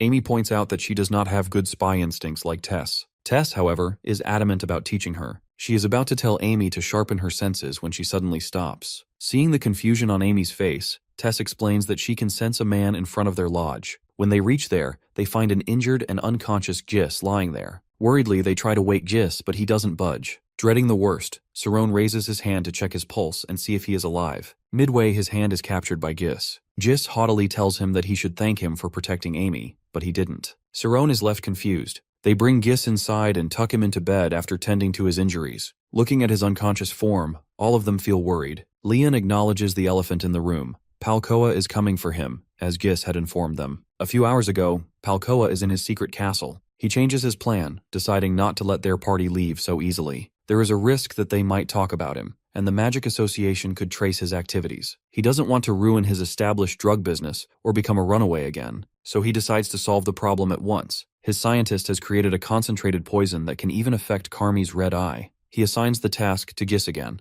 to pour the drug into Amy's drink. Gis is terrified of the effect of the poison. Palkoa grins evilly, saying that she will die immediately. He assures Gis that all he has to do is poison her, and he will handle the rest. Looking at the evil face of his boss, Gis realizes that this man is a total lunatic. Then, to Palkoa's shock, Gis breaks the container. Palkoa is furious that he is defying him. Gis trembles and tries to explain, but before he can complete his sentence, Palkoa beats him brutally. When Gis loses consciousness, Palkoa orders his men to bring his younger sister there. Amy recalls the time when Gis decides to quit his job after she promises him and his sister safety. But now it feels like everything has gone to waste. Leon suggests going to the authorities because obviously they have two offenses: attempted murder and kidnapping. Tess points out that Palkoa's hang control the harbor as the first thing, as a precaution. Not to mention, they might be trapped on the island for now. Amy calmly reminds them that even if they inform security, they won't put much effort into saving an orphan's life. This catches Cerrone's attention. He seriously wants to know the strength of the Palkoa army. Tess immediately understands that he wants to go and fight.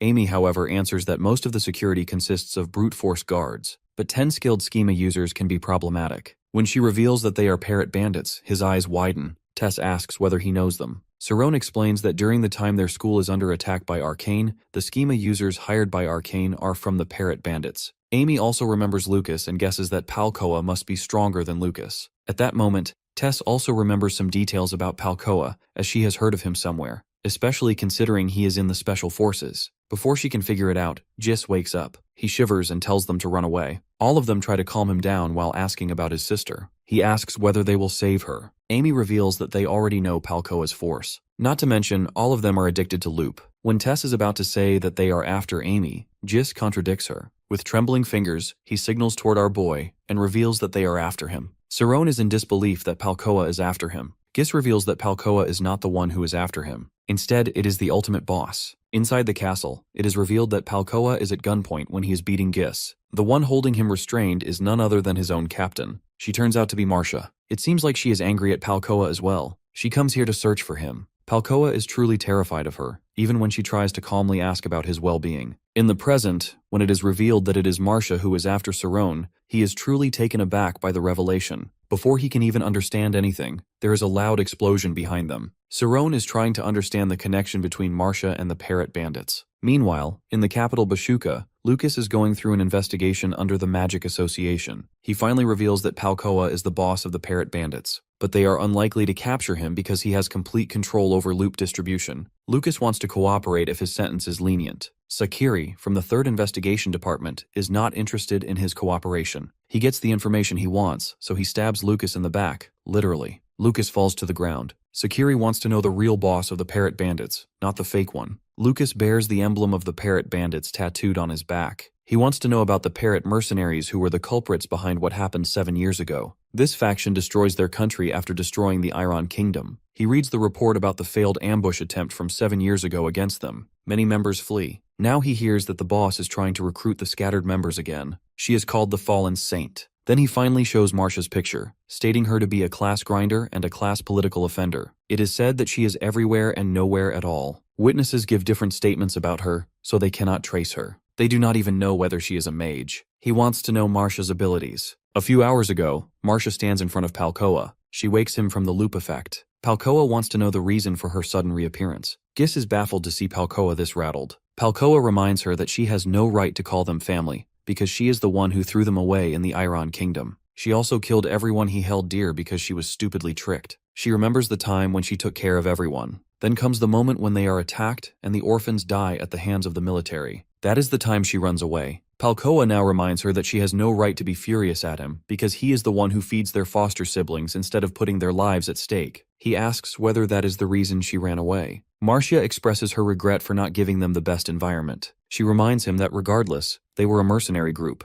Because he and his comrades run away from the battle, the remaining members are killed. So the ones who kill their foster siblings are not her, but him. Regardless of whether it is real life or the battlefield, he is just a runaway. Suddenly, Gis catches her eye. Palcoa explains that he wants him to find someone and that it does not concern her. She contradicts him, saying that it does concern her. She already knows Gis's connection with Cerrone. Palcoa is taken aback. She reveals that she obviously knows the person who ruined his business. She scoffs at how pathetic Palcoa is for not standing against our boy. Then she turns to Palcoa and assigns him his last mission. He is required to bring Cerrone to her. He can do whatever he likes with his friends. Suddenly, she hears a sound from outside. Looking out, she realizes that Gis has foolishly run away. She orders her men to chase him. Now, in the present, Marcia's men stand outside Cerrone's lodge, staring at the fire-engulfed building. Our crew comes out of the burning house. Cerrone's mind is stuck on one question: why Marcia is after him. After a while, they book a room in a tavern and tuck Gis into a bed. In his sleep, he recalls the time he runs away from Palcoa's secret castle. The first thing he wants to ensure is his sister's safety. He immediately understands that Marcia and her group are the real bosses. He rushes to his house, shouting for his sister. She is nowhere to be found. There are clear signs of protest. He runs away from there, worried about his sister. The next morning, the group readies for the day while analyzing their situation. Tess remembers Marcia's name as the leader of the mercenary group from 7 years ago who attacked the Iron Kingdom. She almost overthrows the country. Leon points out that since the invasion fails, they should not be afraid of her. Tess points out that the royal army arrives before the golden hour is over. She thinks the timing is too perfect. Amy is confused. Tess explains that it seems the parrot mercenaries at that time are used in the Civil War. She further explains that right after the mercenaries attack the Iron Kingdom's lower assembly, the upper assembly shows up with the royal army to contain them. In other words, they might be sacrificed by the upper assembly as a ploy. Amy immediately understands that they are just disposable pieces in war. Leon adds that the assembly stages the whole thing. Tess agrees that it is done to solidify their political position. However, they cannot be sure about the validity of this information. Anyway, Cerrone asks whether they are ready. Everyone nods. With that, they rush on their horses directly into the trap laid for them. Meanwhile, Marcia waits for them. She cannot believe they are heading straight toward her. Now she will see how Palcoa's security handles them. On their way, Tess asks Leon whether he has ever cut anyone. He is taken aback by her question but admits that he never has. The next moment she hears movement. A number of bandits jump out at them. The bandits are happy to see 4 teenagers. Amy immediately readies a fireball, targeting them. They are terrified to see a targeting type mage in the group. One of them orders everyone to take cover. Cerrone is also ready as he starts shooting spells at them. One of them shouts at their leader but is taken care of by Tess. She then looks at Leon, concerned about him, because he cannot handle a speed battle without a schema. One goon is delighted by Leon's apparent stupidity for bringing a great sword into a forest. When Leon tries to attack him, his sword gets stuck in a tree. The man taunts Leon, saying he is chopping trees instead of enemies. Tess runs toward him with a clenched fist, but he remembers his time chopping trees and shouts that they should not underestimate it. The next moment, his sword bursts with energy. He attacks immediately, throwing the enemy away. He admits that he has never cut a person, but in reality, he has killed his untalented version of himself countless times. He remembers the moment when he swears to become stronger in order to protect Cerrone. Because of that, he never raises his sword half-heartedly. This brings a smile to Tess's face. Meanwhile, the leader is shocked to see that a group of teenagers has defeated their scouting squad. They have only 2 mages. His subordinate panics and informs him that they are stronger than they look, so they should not underestimate them based on age. The leader admits that they do have skill, so he is ready to show them something interesting. The fight continues as more enemies show up and clash with them. Tess takes one down. Then she hears the sound of arrows and warns Leon to get down. He ducks just in time as a number of arrows shoot over his head. Both swordsmen ready themselves as they are surrounded by enemy swordsmen and archers. The next moment, their expressions change as Cerrone steps forward and fires multiple spells at them. Another archer targets Cerrone. Because he can target our boy, his girl targets the sniper. The sniper warns his companions about the presence of a sniper in Saron's group. The enemy group immediately hides, terrified. After seeing our crew's talent, they wonder who they really are. They retreat at once, and the crew follows them. Amy is determined to chase them down as she fires flame magic after them. Before the flame arrow can touch them, they disappear. The crew thinks it might be teleportation magic. Tess reminds them that the enemies are not supposed to have a mage. Amy decides to check, as she has recorded the fight. Using her red eye, she spots a bracelet on one of the enemy's wrists, which must be a teleportation artifact. Meanwhile, their leader observes the fight with a smirk. He knows Marcia will be interested in the crew's talent, but talent alone will not win this battle. So he strategizes, and the next group of guards rushes towards Saron's party. He assumes this kind of strategy has not been faced by them before, and the battle begins again. Each time Saron and his friends gain the upper hand, the enemy once more uses teleportation magic to disappear. The mages immediately analyze the new situation. This kind of designated teleportation requires a spirit zone user to enchant the magic. Amy immediately understands that someone must be assigning the coordinates. When asked, she explains that the source should be nearby. After moving a short distance, they stop as Tess smells something unnatural. Because her senses are sharpened by her schema, she notices it quickly. Then they see a magic circle in front of them. Amy sighs as she expects this. To synchronize the magic artifact, there must be a magic circle with the same pattern as the bracelet. He looks at the magic circle and guesses that it might be buried inside a mountain. Amy agrees that it could be true. There must be similar magic circles scattered all over the northern forest. Tess tenses as she realizes how much money they are making from loops to afford such an expensive setup. Saron is also worried as he understands the enemy's strategy. Along the way, the enemies appear and escape easily, causing numerous battles. At this rate, their stamina will soon run out. To tackle this problem, they need to force a full frontal confrontation. Leon suggests destroying the magic circle with his sword. Amy agrees that the idea sounds good, but objects that it is not possible. Magic circles are usually like circuits, stronger than the human mind. After examining it, she concludes that it is high-quality work. Even if they cut part of the circuit, it will keep functioning. Saron still agrees to destroy the magic circle. Amy reminds him that the magic circle is not just carved on the ground but embedded in space itself. They would need to remove everything several meters down to destroy it, not to mention the huge amount of time it would take. Tess points out that if they do not destroy it, they will have to keep fighting endlessly. Sironi agrees. He then asks how long it would take to destroy it. Amy answers that even 10 minutes would be considered enough. Saron then asks everyone to stay back, because he will take only 2 minutes to destroy the circle. He again emphasizes that they should stand back, as the process can harm them. Before anyone can protest, Amy addresses them with a stern look. She tells them to stay away, as Saron has already started the process. She can see his spirit zone pulsating extremely fast. She always knows his body is as durable as adamantine, but she never expects his mind to pulse 20 times per second.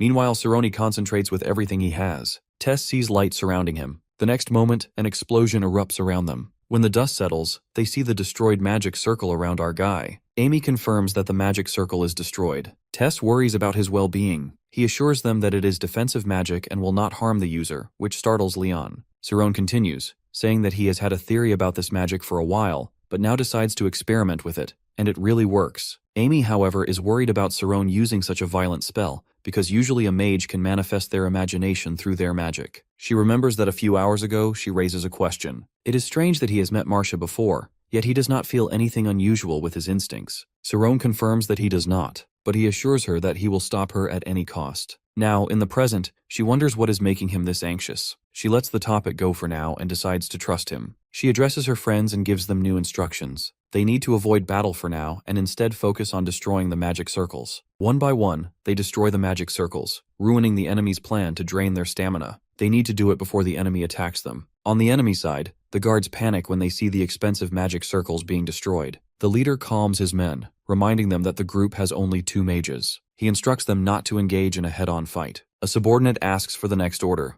The leader understands that Saron's group wants a direct confrontation, so he decides to use that desire to trap them. He orders his men to open a path for them. Meanwhile, both girls sense a strange pattern in the enemy's behavior. Amy also senses that the enemy is nearby but no longer attacking. This means they are deliberately giving them space to move toward the main force. Leon points out that they are being led into a trap and asks for the next instruction. Saron, however, demands that they move forward. Seeing them approach, the enemy leader asks for more manpower. His subordinate signals with an arrow. A while later, the guards gather with weapons and cannons. The leader knows these weapons are enough to pulverize an army. Originally, the armory is reserved to protect the island, but now they are using it against Saron's group. His man informs him that the crew is only a kilometer away. He orders his men to crush them. His evil expression turns to shock when he sees that Siron is the only one advancing toward them. His men panic at the sight of him standing alone. The leader calms them down, understanding that Siron is playing with their minds. He assumes they will not waste their trap on a single person, but orders his men to destroy him anyway. The next moment, hundreds of mana arrows rush toward Siron. Seeing this, his friends worry about him, but he still orders them to stay where they are. Next, a rain of rocks crashes down on him, slamming into the ground with a massive explosion. Our boy's friends are clearly worried when they see it. On the other hand, the enemy leader is grinning as he watches his plan work. Suddenly, a light flickers among the rocks. Then a massive explosion erupts. Amy is shocked to see the rocks around Siron being destroyed. They immediately understand his plan. He speeds up his movements a little earlier to leave his friends behind, so the enemy opens the trap on him alone, something he can take head-on, keeping his friends safe. The enemies panic when they realize what has actually transpired, but the leader's eyes remain fixed on the scene before him. He spots a red light where Siron stands. He assumes it is a laser spell. He cannot believe that someone as young as Siron can use such a spell. The next moment, they see the laser shoot toward them. They duck immediately to save themselves. However, they are shocked when nothing hits them. Then they feel the ground shake. The leader orders his men to shoot Siron. Siron, on the other hand, attacks the castle gate with his laser. The leader repeats his order to kill Siron, no matter how interested Marcia might be in him. Many archers shoot mana bullets at him, but he teleports to dodge the attacks. The leader cannot believe that he can teleport. Amy observes that with so many things happening in battle, teleportation during combat is almost impossible. Yet Siron makes it possible. First, he shoots a laser toward the gate. He uses the information-transmitting properties of light magic to calculate teleportation while acquiring topological information. She believes he must be extremely upset to attempt something like this in the middle of battle. Now standing on the castle wall, he warns the enemies to release Yuna and let them pass. The enemies are ready to fight as well. Siron's expression turns deadly serious as he reminds them that he will destroy them before taking Yuna. Now the enemies finally understand the gravity of the situation. Siron can easily destroy the castle with the spell he just used. Siron unleashes his magic, causing massive explosions throughout the area. The leader remains adamant and targets Siron with mana bullets. Siron dodges them effortlessly while creating another explosion. He is truly destroying the castle. A little distance away, Marcia witnesses everything. She is amazed by his skill. In truth, she already expects this level of talent from him as an unlocker. She decides that she wants his magic. Palkoa, on the other hand, is far from pleased that all his men are defeated. Still, he has expected this outcome. He remembers the time when he ran away from the battlefield against the Iron Kingdom. Now he understands that he cannot avoid this battle. He stands up with his blade, ready to face our dude as his final destination. At that moment, as the crew advances, they are suddenly ambushed by mana bullets. They dive behind trees in time to avoid them. The new enemy immediately understands why Siron's party has come this far. Amy demands that he reveal himself. The man steps forward and introduces himself as Agado Freeman, the vice captain of the Parrot Mercenaries. The scene flashes to a time when Marcia visits Yuna. She finds the little girl crying for her brother. Marcia assures her that her brother is safe. She makes an excuse that danger lurks outside, which is why Yuna has been kept in the room. She promises to let her go home once it is over. The girl believes her. Marcia then puts her to sleep, while the battle continues outside. Meanwhile, our crew observes that Agado is a strong man and second in command. Siron also senses 10 more people hiding around them. These people are stronger than Palkoa's units. He wonders why they have not attacked yet. They might be waiting in 2 groups. Amy interrupts his thoughts, declaring that she will handle Agado's unit. Everyone is shocked. She tells the others to go ahead to save Yuna. Sirone protests, pointing out that there are more enemies hiding. Amy counters, noting that Agado uses a gun as his main weapon, and the hidden enemies also carry guns, but they cannot be stronger than Agado. She emphasizes that Yuna's safety must come first. Besides, she believes that Siron has some unfinished business with Marcia. He is taken aback by her consideration. Siron understands and allows Amy to take on the unit, shocking his friends. Amy turns to face her enemy while telling her friends that she will give them a signal. Agado points his gun at her, recalling Marcia's instructions. In the next moment, she dodges his bullet by creating a flame wall in front of her. Agado is impressed that she can hold the wall of flames for over 3 seconds to let her comrades escape. He assumes she is sacrificing herself. As Siron and his friends run ahead, Tess suggests that she should stay back with Amy. No matter how talented Amy is, she is up against experienced fighters. Siron assures her that Amy can handle herself. Tess is taken aback when Siron clarifies that Amy is not a sacrifice. He lets her take on the task because he knows that in ranged battles, Amy is far stronger than him. Meanwhile, Amy says the same thing to Agado. She is not sacrificing herself. When it comes to targeting enemies, she can even teach Agado a lesson. Tess recalls everything she has witnessed between them. She concludes that it is more than just skill. It is a feeling between them. They have ultimate trust in each other, which is why they can do these things for one another. Looking at Leon, She wonders whether their relationship will ever be like this. After a while, Saron and his gang reach the front of the castle. Their next opponent is Palkoa himself. Palkoa suddenly tells Saron that he can go. Tess and Leon stand ready for battle. Tess tells him to go ahead, promising they will handle Palkoa. He rushes forward, promising to return. Palkoa calls it a sacrifice again. Both swordsmen tell him that they are not sacrificing themselves. They can handle him easily. Palkoa laughs at their misunderstanding. He clarifies that he feels sorry for Saron. Now that Saron has become a target of Marcia, he is sure she will kill him mercilessly. Both swordsmen remain ready to take him down. After a little while, Saron spots a small cottage. He opens the door and finds her inside, waiting for him. She turns to him, intending to resume their conversation from before. He looks around and sees numerous weapons scattered across the place. She remarks on how pretty the place is. Then she notices his grim expression. He, however, wants to know about Yuna. She shows him Yuna's necklace as her keepsake. She states that he took so long to get here. It's too late to save Yuna. Saron believes that she is lying. Marcia thinks he is naive to assume that. Saron asks about her purpose in doing such a thing. Marcia counters that she wants to ask the same thing. She reminds him that he will feel only the cruelty of this world if he focuses solely on his misfortune. She reflects on how people trapped in misfortune often want to blame someone for it. They believe there must be a culprit. In the same way, Saron thinks everything happens according to the law of causality. The world follows logical rules. However, she believes the world is misunderstood in a way that there is no real cause or effect. In reality, the culprit exists only in their minds. She declares darkly that the essence of this world is contradiction and absurdity. Every person sees events from their own perspective. Now he pretends that Yuna is alive. She calls him arrogant for refusing to acknowledge reality. In truth, he shares the same fate as her, but due to the circumstances of both Saron and Marcia, he cannot fully face the misfortune. That is why his impatience could cost the lives of his friends. Meanwhile, Agado is amused by Amy's claim that she can teach him a lesson. He draws another gun, ready for the challenge. Amy immediately calculates that he can fire 12 bullets from both guns at once. Besides him, there are 10 more people. That means a total of 132 bullets are aimed at her head. She grows genuinely worried, wondering if she can even rely on her friends for help.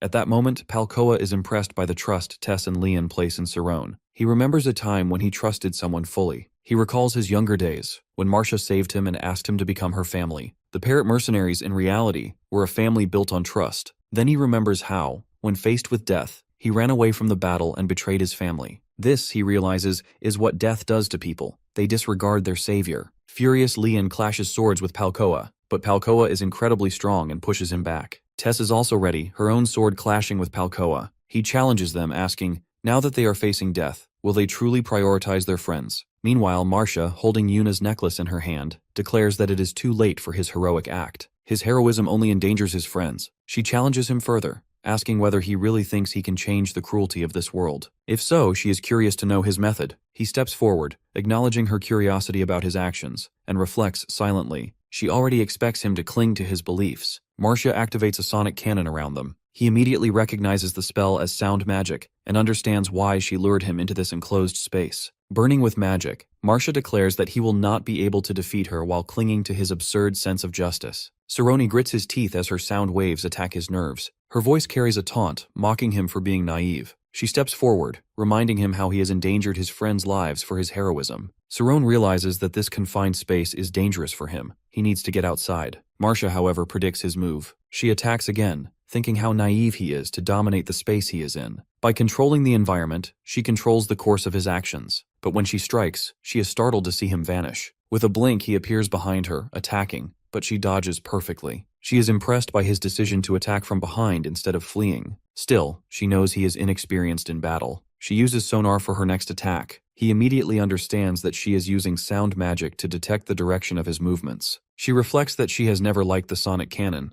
but sonar is quite useful. The next moment, sonar attacks him from every direction. Using this, she detects his movements and strikes with side-looking radar. He falls to the ground as the attack hits him. She predicts his thought. He must be wondering how someone like Marcia can wield such advanced magic. He thinks the same. As far as he knows, the parrot mercenaries were just a bunch of orphans. Usually, sound mages take years to master their craft. He wonders when she had the time to perfect this form of magic. He is also confused by her disdain for her own magic, something no typical mage would admit. Meanwhile, she grows annoyed and attacks him again, clearly enjoying the battle. She taunts him, informing him that she knows how to sequence her attacks. Then she unleashes a powerful banshee scream. The magic petrifies him completely. It feels like he is plunged into darkness. He cannot sense anything around him. Marcia explains how the banshee scream works. just as a banshee petrifies prey who hears her scream. She notes that under the effect of her spell, he cannot hear her, yet she warns him that if she attacks him with a sonic cannon at close range, his brain will stop functioning. Meanwhile, Saron cannot feel anything. Finally, she whispers goodbye in his ear. Suddenly, her eyes widen as she realizes that he has created a spirit zone around himself. The next moment, he explodes the area around him with his magic. Marcia is confused because if her key effects were working, he shouldn't feel anything. She wonders whether his body is acting on its own instinct. Then Saron uses a laser spell against her, which also helps him detect her location.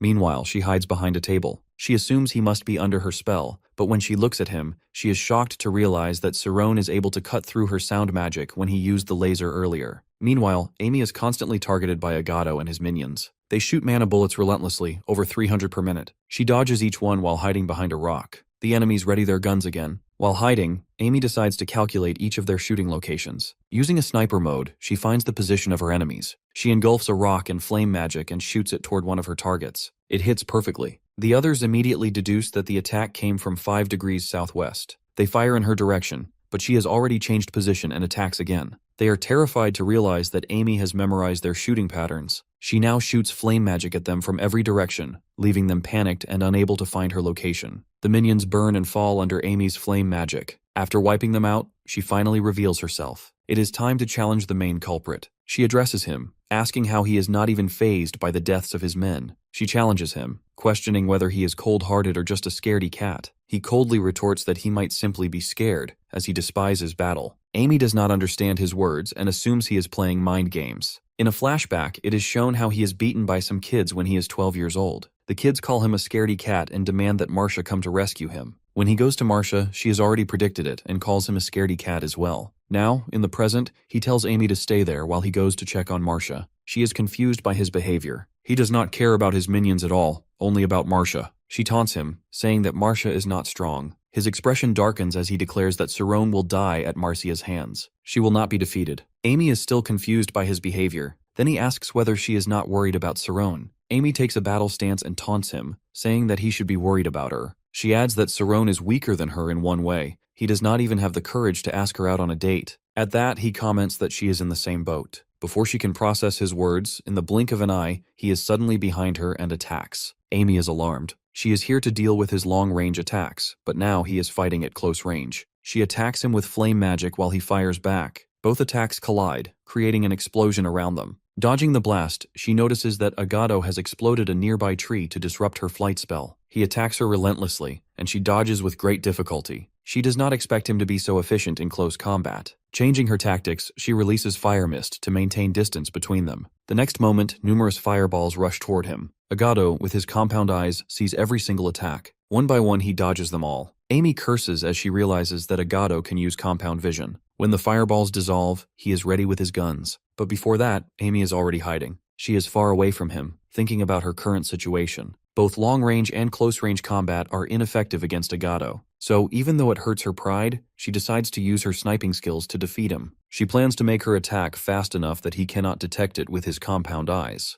She uses an air tunnel for this purpose. Then she creates an explosive burst of flame to fire a bullet. However, she considers the flaw in her attack. When the bullet is fired, it will produce sound, and Agato, as a sensory-type schema user, can predict it. So she decides to make the bullet faster than the speed of sound. The next moment, she ignites the bullet with fire, accelerates it to sonic speed, and shoots it at him. She is amazed when he does not seem to react to her attack at all. But the next moment, she is terrified to see him dodge it again by sliding aside. She doubts whether she missed. The next instant, he is right on her trail. She starts running from his attacks. She cannot believe her shot missed. Analyzing the situation, she realizes that he is using anti-magic. His guns must be enchanted with an anti-magic spell. Although she estimates the suppression to be only 3%, it is enough to make a huge difference against her magic attacks. She predicts his position at 300 meters and attacks again. Once more, it does not hit him. She is now in a dire situation. She cannot defeat him at long range, nor can she win in close combat. Fear grips her. Agato warns her that her sniper mode will not work on him and tells her to stop while she still can.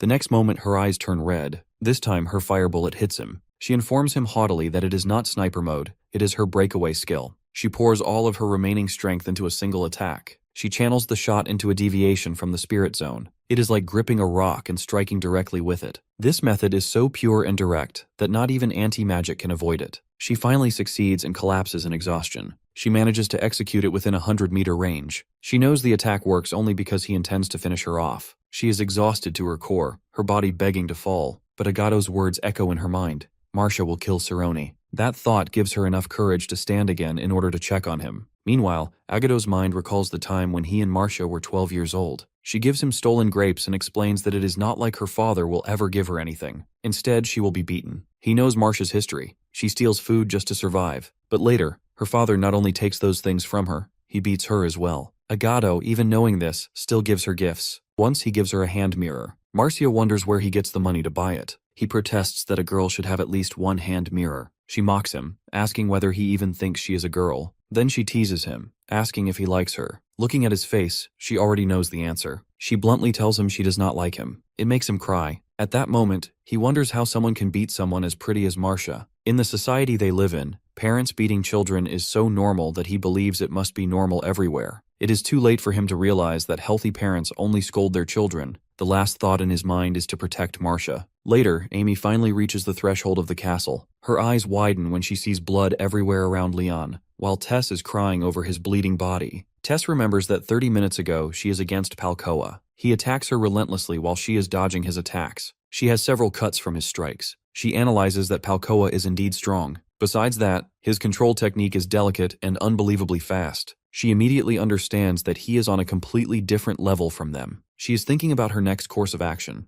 Not to mention, Leon is already down behind her. However, the next moment, he stands up. Palcoa cannot believe that he gets up every time after taking a direct hit on his vital point. Tess is concerned for him, but he assures her that he is fine. Then he asks her to attack while he holds the defense. Tess does not want him to be her shield because Palcoa is stronger than they predicted. Leon, on the other hand, is ready to die. She is taken aback by him, but Leon reminds her that they need to win at any cost. If she only defends, then someone must attack. The way she is fighting Palcoa, both of them will die anyway. He then reminds her of the instructor's words, that they need to sacrifice an arm in order to win. Her eyes widen as she recalls the trust between Cerrone and Amy. She understands that she needs to put the same kind of trust into her relationship as well, so she readies her sword. Palcoa is also ready to attack her, but he is taken aback to realize that she is not defending against his attack. The next moment, his sword clashes with Leon's sword. He changes his plan and decides to kill Leon first. While using his sword, he also punches Leon multiple times. Taking advantage of Palcoa being distracted by Leon, Tess attacks him. Leon then grabs him from behind.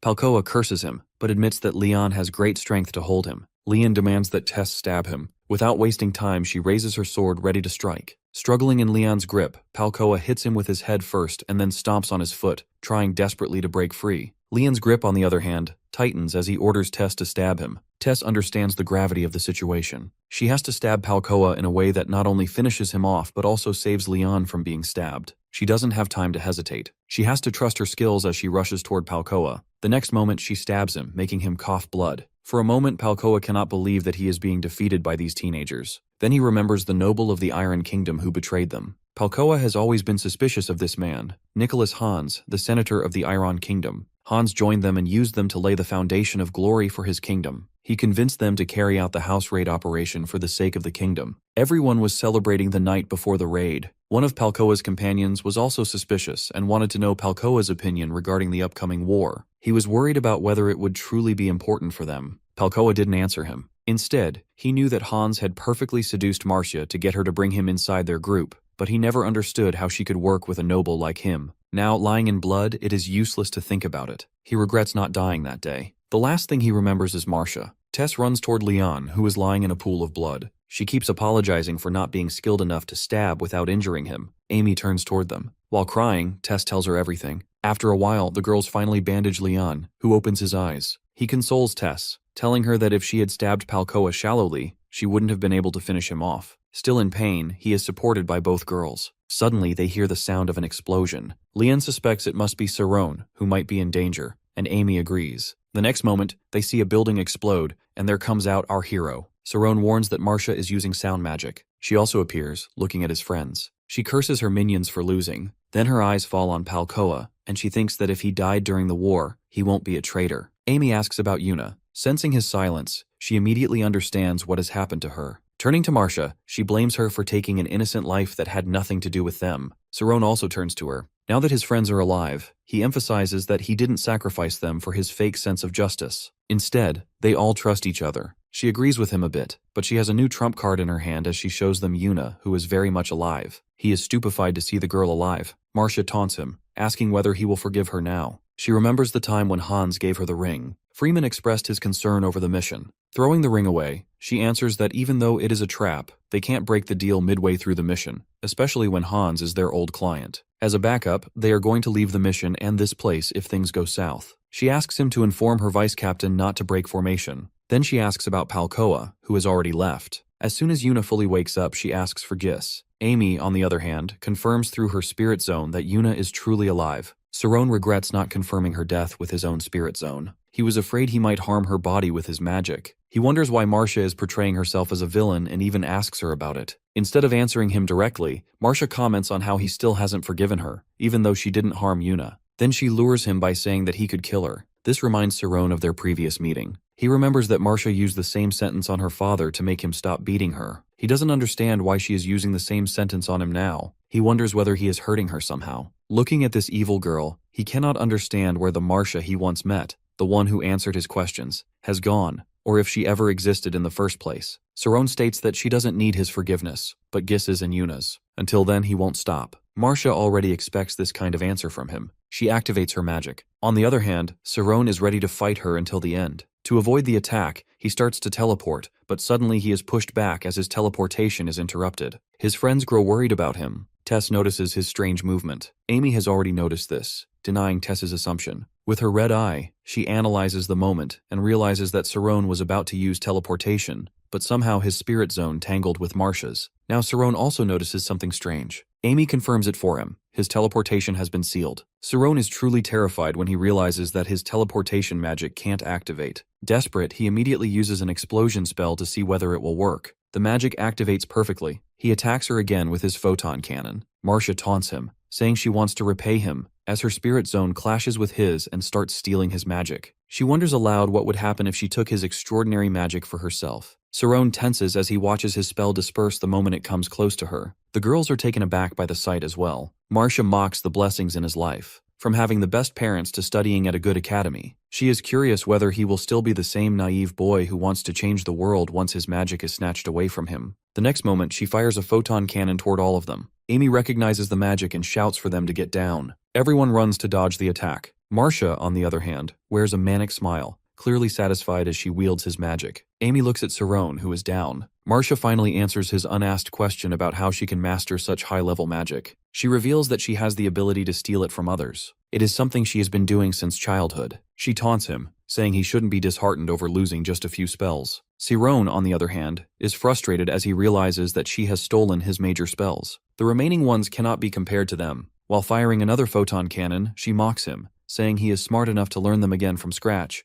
However, he will never be able to use them again. Amy is furious because she knows how much hard work he put into learning those spells. Saron also knows that his magic is the result of long contemplation, born at the crossroads between life and death. It is a rare, warped magic that only he discovered. Now she has not only stolen it so easily, but is also saying he can never use it again. He feels like he is drowning, wondering if he is really just a naive boy. Amy's voice snaps him out of his daze. She shouts at him not to give up. She explains that this situation is an exception, and tells him to recall what he learned in class about exception theory. His subconscious starts thinking about it. At first, he rejects the effort to recall something he believes he has lost. Then he grasps at hope and decides to focus on the memory of when he learned this theory. He remembers the moment when the professor told them that today they were going to learn about exceptions. He recalls the lecture regarding exceptions. She starts the lecture by stating the fact that she is their teacher. This is what they believe about her. In his memory lane, he sees himself trying to wake Nade. However, he concentrates on recalling everything related to the lesson. The professor continues, explaining that it is in human nature to remember more strongly the things they are not supposed to remember. For example, the fact that she is a teacher also becomes a belief in the students' minds, making denial impossible for them. On the other hand, magic is activated when power and knowledge combine. A mage uses knowledge as truth and manifests it with their power. Then she writes about false knowledge, stating that when people believe a lie to a certain extent, false knowledge becomes their truth. What will happen if a mage combines this false knowledge with their power? She tries to scare her students by saying that anyone who accepts her as their teacher will die. One sweating student points out that this rule cannot apply as an exception because it isn't even logical knowledge. She acknowledges his point, explaining that exception magic does not work on illogical things. Besides, killing requires a great price and goes against the rule of equivalent exchange. The class discusses that in this way, exception magic won't work easily, as no mage would believe in illogical things. The professor acknowledges their comments while continuing that exception users create rules and restrictions to confuse their opponents in a way that they don't even realize they are caught within those rules. For example, she can set some rules as exception rules.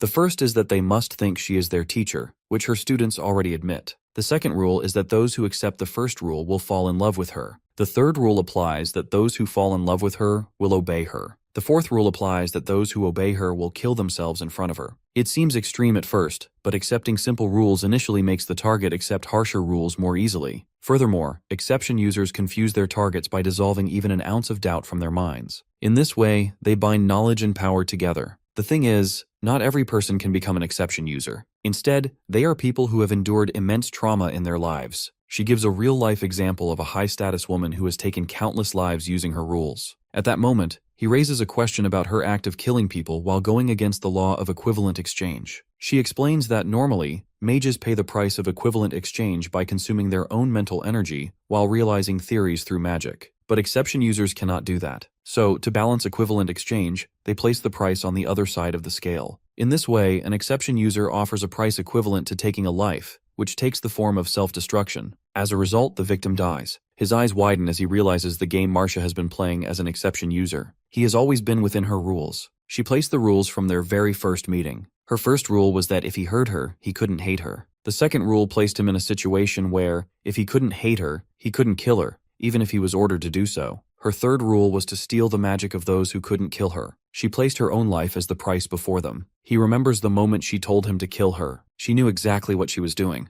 At that moment, if he attacks her, she will obviously be killed. To make him hesitate, she shows Yuna at the exact moment so that he won't kill an innocent person. Now, back on the battlefield, he finally states to Marcia that he has understood her nature of magic. His friends call out to him. Fixing his eyes on her, he declares that he will shatter her thoughts. Marcia understands that he has figured out her rules, but she believes it will be useless for him. However, he is coughing blood. Amy points out that magic is not something that can be taken from Cerrone so easily. According to the law of equivalent exchange, if it can be stolen, it can be returned as well. There must be some restrictions, but there has to be a way. Marcia tells them the rule is simple. They need to catch her, leaving her in shock. She taunts them again, saying their task is difficult. Amy thinks that it makes sense that the most common restriction an exception user makes is not allowing direct contact with them, but she doubts that this is all. Marcia prepares another photon cannon while mocking them for having false hope. Before she can finish them off, Amy fires her magic to stop it. The next moment, both Leon and Tess launch their attack on her. Marcia is amused by their resistance. She attacks them again using Cerrone's spell. Giving him an opening, Leon calls out to Cerrone. Marcia comments that people usually flee by now, but they are still chasing her. Rushing toward her, Cerrone declares that it is because he knows exception users' magic contains immense pain. She still finds him interesting. Meanwhile, Agado is also thinking about Marcia and how she should never be defeated. He remembers their childhood, when Marcia held the position of kind of idol for the neighborhood children. They all grew up under similar circumstances.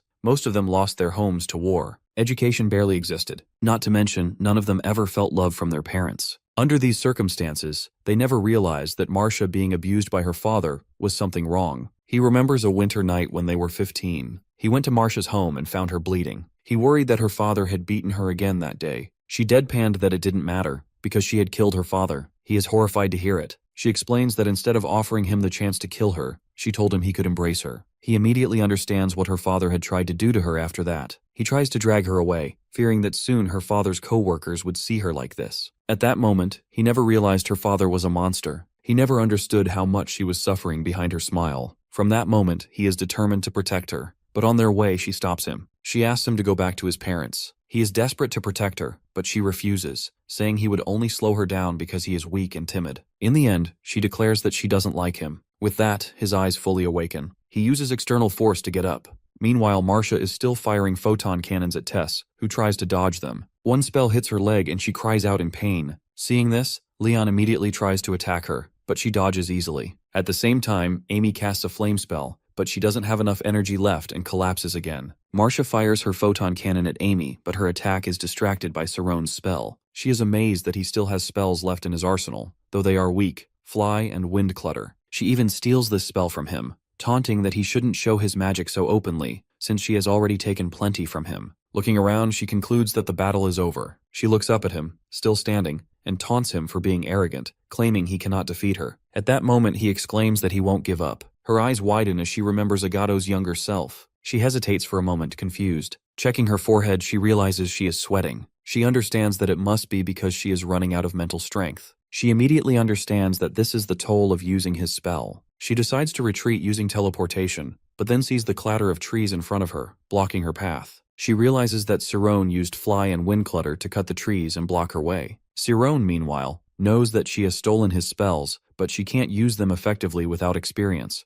especially teleportation with all the trees in the way. He predicts her movement. As expected, she uses an explosion spell. As soon as she finishes, she is horrified to realize that her spirit zone is reacting wildly to the spell. She cannot understand the kind of magic he is using. The next moment, Tess pierces her leg. From the moment Marcia stole his magic, she has been making mistakes. Her first mistake is relying entirely on Sirone's spells, even though her weakness as an exception user has been revealed. Even as a mage herself, she never analyzed how much mental power the photon cannon was consuming. Sirone assumed she was a capable mage able to calculate variables in a short amount of time, but her arrogance cost her defeat at the hands of a mere swordsman. Now, injured by Tess, she falls to the ground, truly petrified as she considers the breadth of Sirone's mind. After using her magic, she cannot believe the vastness and boundlessness of it. She initially thought of him as just an ignorant young master, but now she wonders if she ever truly stole anything of his at all. Looking at Sirone and his friends, she is terrified to be defeated. She realizes that Sirone has staked everything. She pleads inwardly for them not to come toward her. She is about to push the button on her wrist when she sees a light in the sky. The next moment, Agato and his men appear in front of them. Amy is taken aback to see him still alive. Agato threatens to kill them if they approach Marcia. Looking at his back, Marcia realizes that he is someone who has always been sincere with her. She remembers her childhood,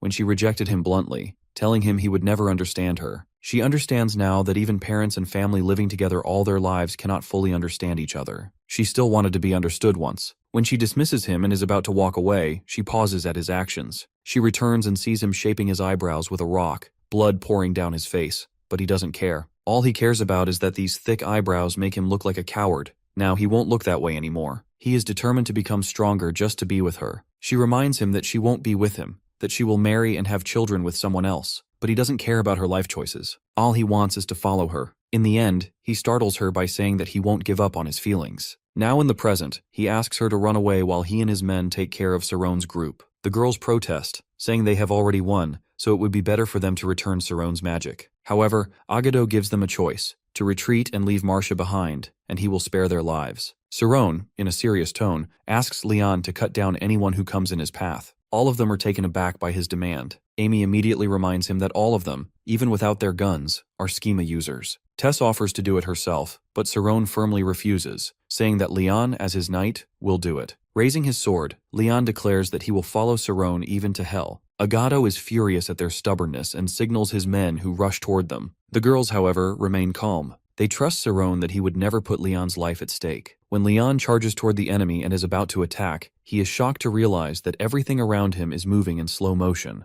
In reality, Sirone has applied his photonization theory to the realm of sublight speed. This allows him to use a spell known as Slow, which drastically reduces the speed of everything around him. Sirone easily passes his attackers, and now stands in front of Marcia. Without an ounce of mercy, Sirone orders Leon to cut them down. Everyone tenses at the sound of his command. Leon, on the other hand, hesitates as he is about to attack the first man. He doesn't feel right cutting down someone so helpless at this moment. He reminds himself that, as the sword of Sirone, he only needs to follow the orders given to him. Just as he is about to behead the first man, a large hand of light grabs his sword, saving the man. Agato looks back at Marcia, who has pressed a button on her wrist. She remembers the wartime and urges her companions not to die because of her anymore. The girls are taken aback as a curtain of light appears in front of them. Sirone punches Marcia hard. When Agato tries to help her, he is restrained by Tess. Amy calls out to him. He denies it that his magic has not yet returned to him. Amy thinks the condition must be something other than physical contact. Tess, however, insists that it really is contact.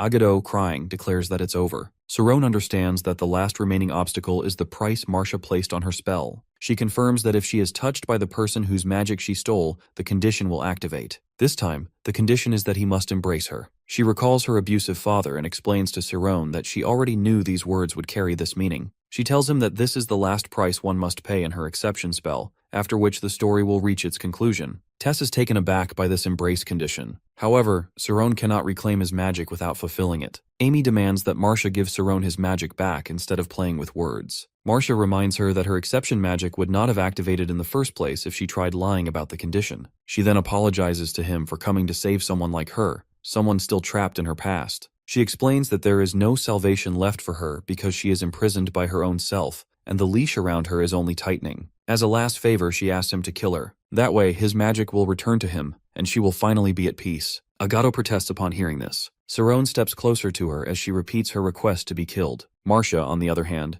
believes she will not be granted a peaceful death. After the way she mocked him, she cannot expect mercy from him. But then, unexpectedly, he embraces her. She protests, saying that this is not the condition she set. He calmly tells her that he has embraced her. She thinks he is mocking her, and again urges him to kill her instead. Cerrone reminds her that she was the one who taught him how to change this world, and now she wants to destroy it. He also reminds her of the people she considers family. Now those people have risked their lives for her sake. There are countless lives she has touched and saved. She no longer has the right to be killed. Not to mention, she was the one who made him realize that this world is worth living in. In the end, he scolds her to live her life. Marcia remembers her entire life. A typical child's life begins with the embrace of a parent, but her foster father rejected her from the start. She was beaten relentlessly until she eventually killed him herself. From that moment, she realized the world is a cold place. Until she finds Agato as her first family, and later people like him, who had no one. She began to embrace orphan children so they could start their lives anew. This became her purpose, to be accepted by this world. However, things turned grim during the war. When she saw her family die before her eyes, she could no longer see salvation. She concluded that only death could bring relief. She never believed someone could truly embrace her, until Cerrone came. Now she cries in his arms, finally letting go. Later, Amy stands with Agato as they discuss the current situation. Agato reveals that he had been trying to heal Marcia's trauma for the past 10 years, but it is not easy for an exception user. Only specific circumstances allow them to heal, through catharsis. Only 1% of exception users experience it, and even those few don't understand the principles behind it. That's why they simply call it a miracle. Amy, on the other hand, looks at the parrot mercenaries who chased them yesterday. Now they have easily accepted them as their benefactors. She recalls the moment Cerrone embraced Marcia and feels the fading sensation again. She silently pleads for him not to fade away anymore. At that moment, Marcia confesses to Cerrone that she can no longer use her exception magic because her conditions have been erased. Now his magic returns to him fully. She then thanks him for not giving up on her. He replies that if someone like her were to die, then he would rather face the same fate. She agrees with him. She reflects on how she had given up on the warmth of this world, but now, looking at Cerrone,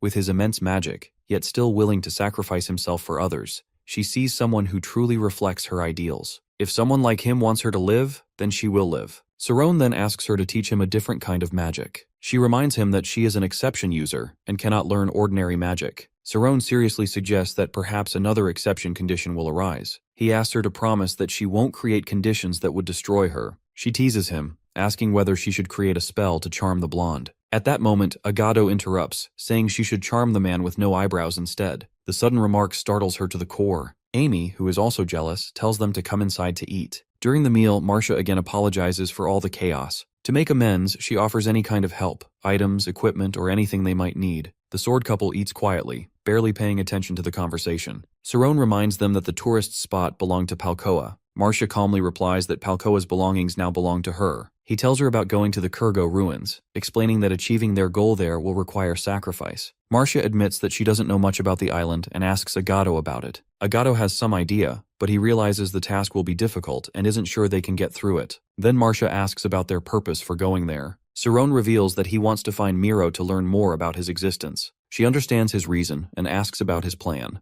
Cerrone replies that they have a single plan. Amy guesses that he might use a laser next time. She turns to her companions and asks if they know any method. One of them offers a solution. Palcoa had a route to the Kurgo civilization for loop smuggling. He then takes a paper from his pocket, which turns out to be the access permit for entering Kurgo. Looking at the access permit, they can't believe the path they're about to take is just a loop smuggling route. Amy raises a question. Then what is the purpose of the test? Cerrone remembers that their mercenary companion also mentioned the route was for loop smuggling, though he didn't fully believe it. Amy thinks that passing the test must lead to something else. Tess suggests that maybe the test isn't as deep as they think. It could just be a way to avoid confronting the Kurgo natives, a simple trade-off. Cerrone admits that must be the case, but he doubts that the principal would ask them to investigate something so trivial. Agato suggests they explore both routes and offers permits and a translator. Marcia doubts they will find a translator, since the Magic Association might already be tracking them. At that moment, Yuna solves the problem by revealing that Gis somehow knows their language. This brightens their spirits, and Saron asks his friends to try both routes. Later, as they prepare to leave, Marcia gives them magical artifacts that will guide them to the entrance. She also asks them to find a healer when they return. Saron thanks her, but she brushes it off. Looking at him, she thinks it's the least she can do to repay her debt to him. Before moving ahead, he turns to her and asks if they will meet again.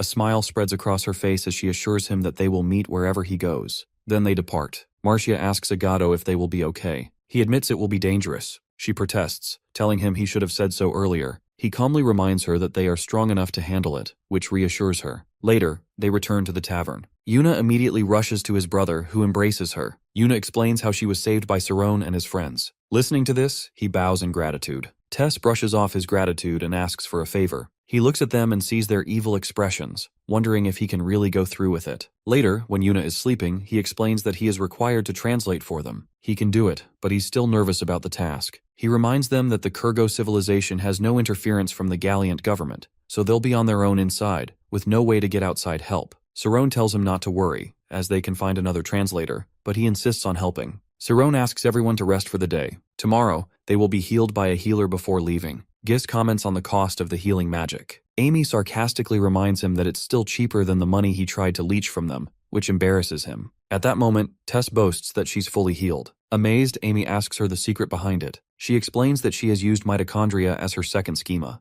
Amy recalls Agato telling her that he had used cell activation to heal himself. She asks whether her schema is similar to his. Tess clarifies that cell activation is a defensive schema, which is not commonly used in combat builds. Amy points out that he was a coward who didn't want to die while protecting Marcia. Saron expresses curiosity about this kind of build. Tess explains that a schema is a kind of imaginary representation of the human body. Each diagram in the representation is called a sigil. Each sigil can activate a specific feature in the body. The sequence in which these sigils are arranged is called the build. They are amazed to hear this explanation. Saron asks which order her body is enhanced in. Tess replies that it's not easy to explain. She continues that a schema abruptly and artificially enhances certain abilities of the body, so balance is needed in the types of schema one uses. For example, she has employed many kinds of schema during a fight. For example, if she needs to enhance her reaction speed without improving physical strength, or enhance only her physical abilities without balancing dexterity, it could ruin her body. Even if the traits are the same, how one sets up their build matters a lot. Saron notes that even if they learn swordsmanship or martial arts,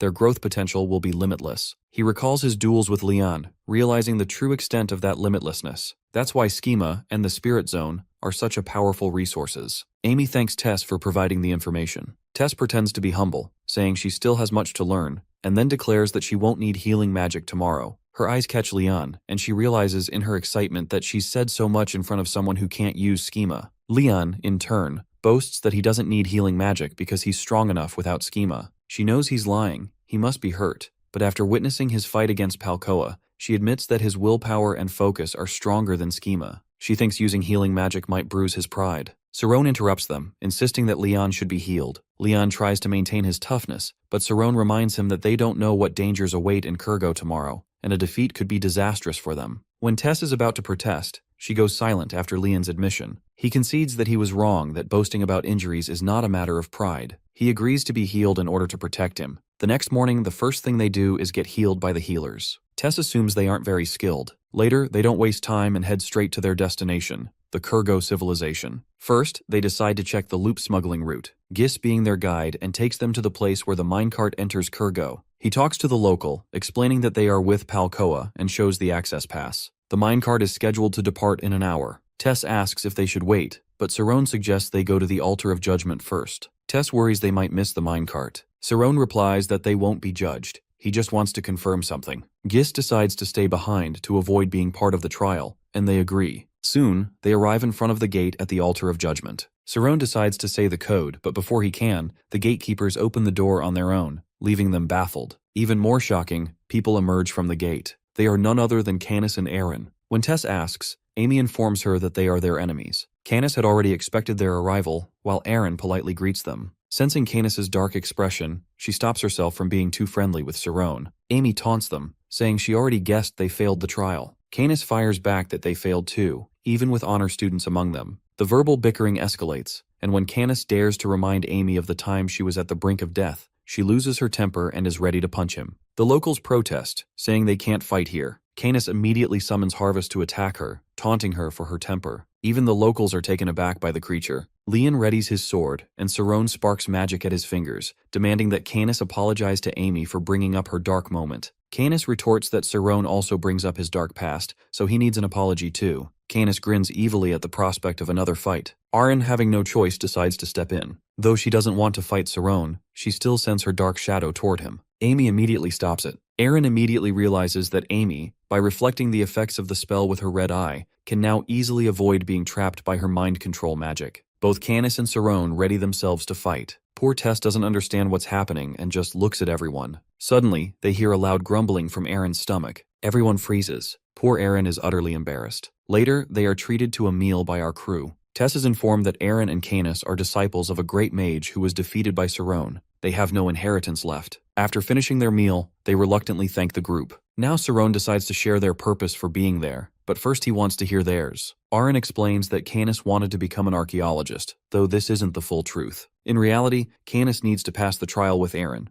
The difficulty of the task nearly made him give up, but now, seeing Cerrone, he realizes his luck. He understands that he will need Cerrone's help to succeed. Now it's Canis's turn to ask questions. He wants to know their purpose for being there. Amy gives an ambiguous answer, saying that like them, they are here to enter Kurgo. When he asks about their source of knowledge, Amy again answers with half-truths, claiming they only know as much as they know. Canis turns to Aaron for confirmation. Aaron answers that Amy is lying, judging by the way her heart is beating. Cerrone knows that she can't lie in front of Aaron, so he decides to take an honest approach. He sincerely tells them that they don't have much information. When Amy protests, he counters that they won't lose anything by being honest with them. Canis boasts that they can ask a thing or two of him as repayment for the meal. Cerrone seriously asks whether he knows about Miro of Spacetime. When his answer is cryptic, Amy presses him to answer directly. He explains that he doesn't know himself, but perhaps Harvest might know. Cerrone understands that it makes sense, as Harvest possesses the knowledge of the great mage Arcane. When Cerrone asks whether Arcane knows about Miro, Canis again declines to cooperate. Amy reminds him that he will tell them eventually. Canis protests that their meal isn't worth that information,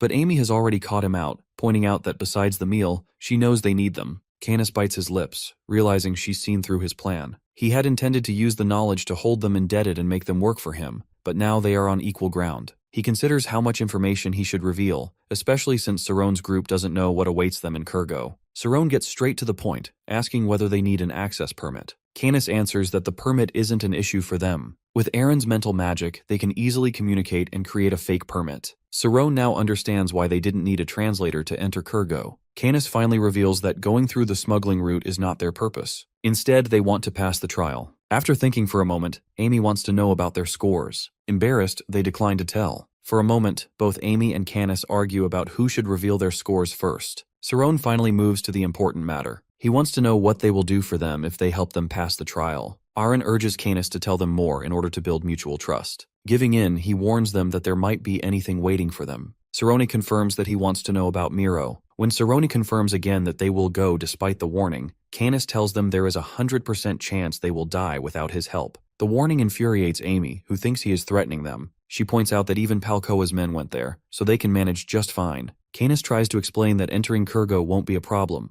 The real problems will come afterward. Though he can't reveal much, he asks them to trust his words. He also knows the method that can make them pass the trial. When he asks Cerrone for confirmation, they stop arguing. Cerrone confirms that the immortal function is a way to pass the trial. Canis had already guessed Cerrone's plan, and Cerrone confirms it. Besides that, he also notices the setup of the 8 orbs is strange, because the strength trial doesn't need all 8 of them. Canis also confirms that as soon as he observed the place, he realized that the raw strength is not standard for passing the trial. Amy points out the danger of using the immortal function. Canis confirms that there is a 50-50 chance of success. Canis leaves the decision to them, as he has only guessed that the trial is related to the immortal function. He completes the deal by offering that if Cerrone helps them pass the trial with his immortal function, he will help them afterward to survive in Kurgo. He emphasizes again that he will take all of them out alive, even though he can't tell them everything right now. He asks whether they trust him in this regard. Cerrone thinks about everything, including the principal's trust in his judgment. He is getting warning signs from everywhere. Now he needs to use the immortal function. He understands the risk of the situation, not to mention that he has already endangered his friends' lives during his fight against the parrot mercenaries. He remembers the principal's words again. Then he decides to do it his way. He puts a condition to go through the trial with the immortal function.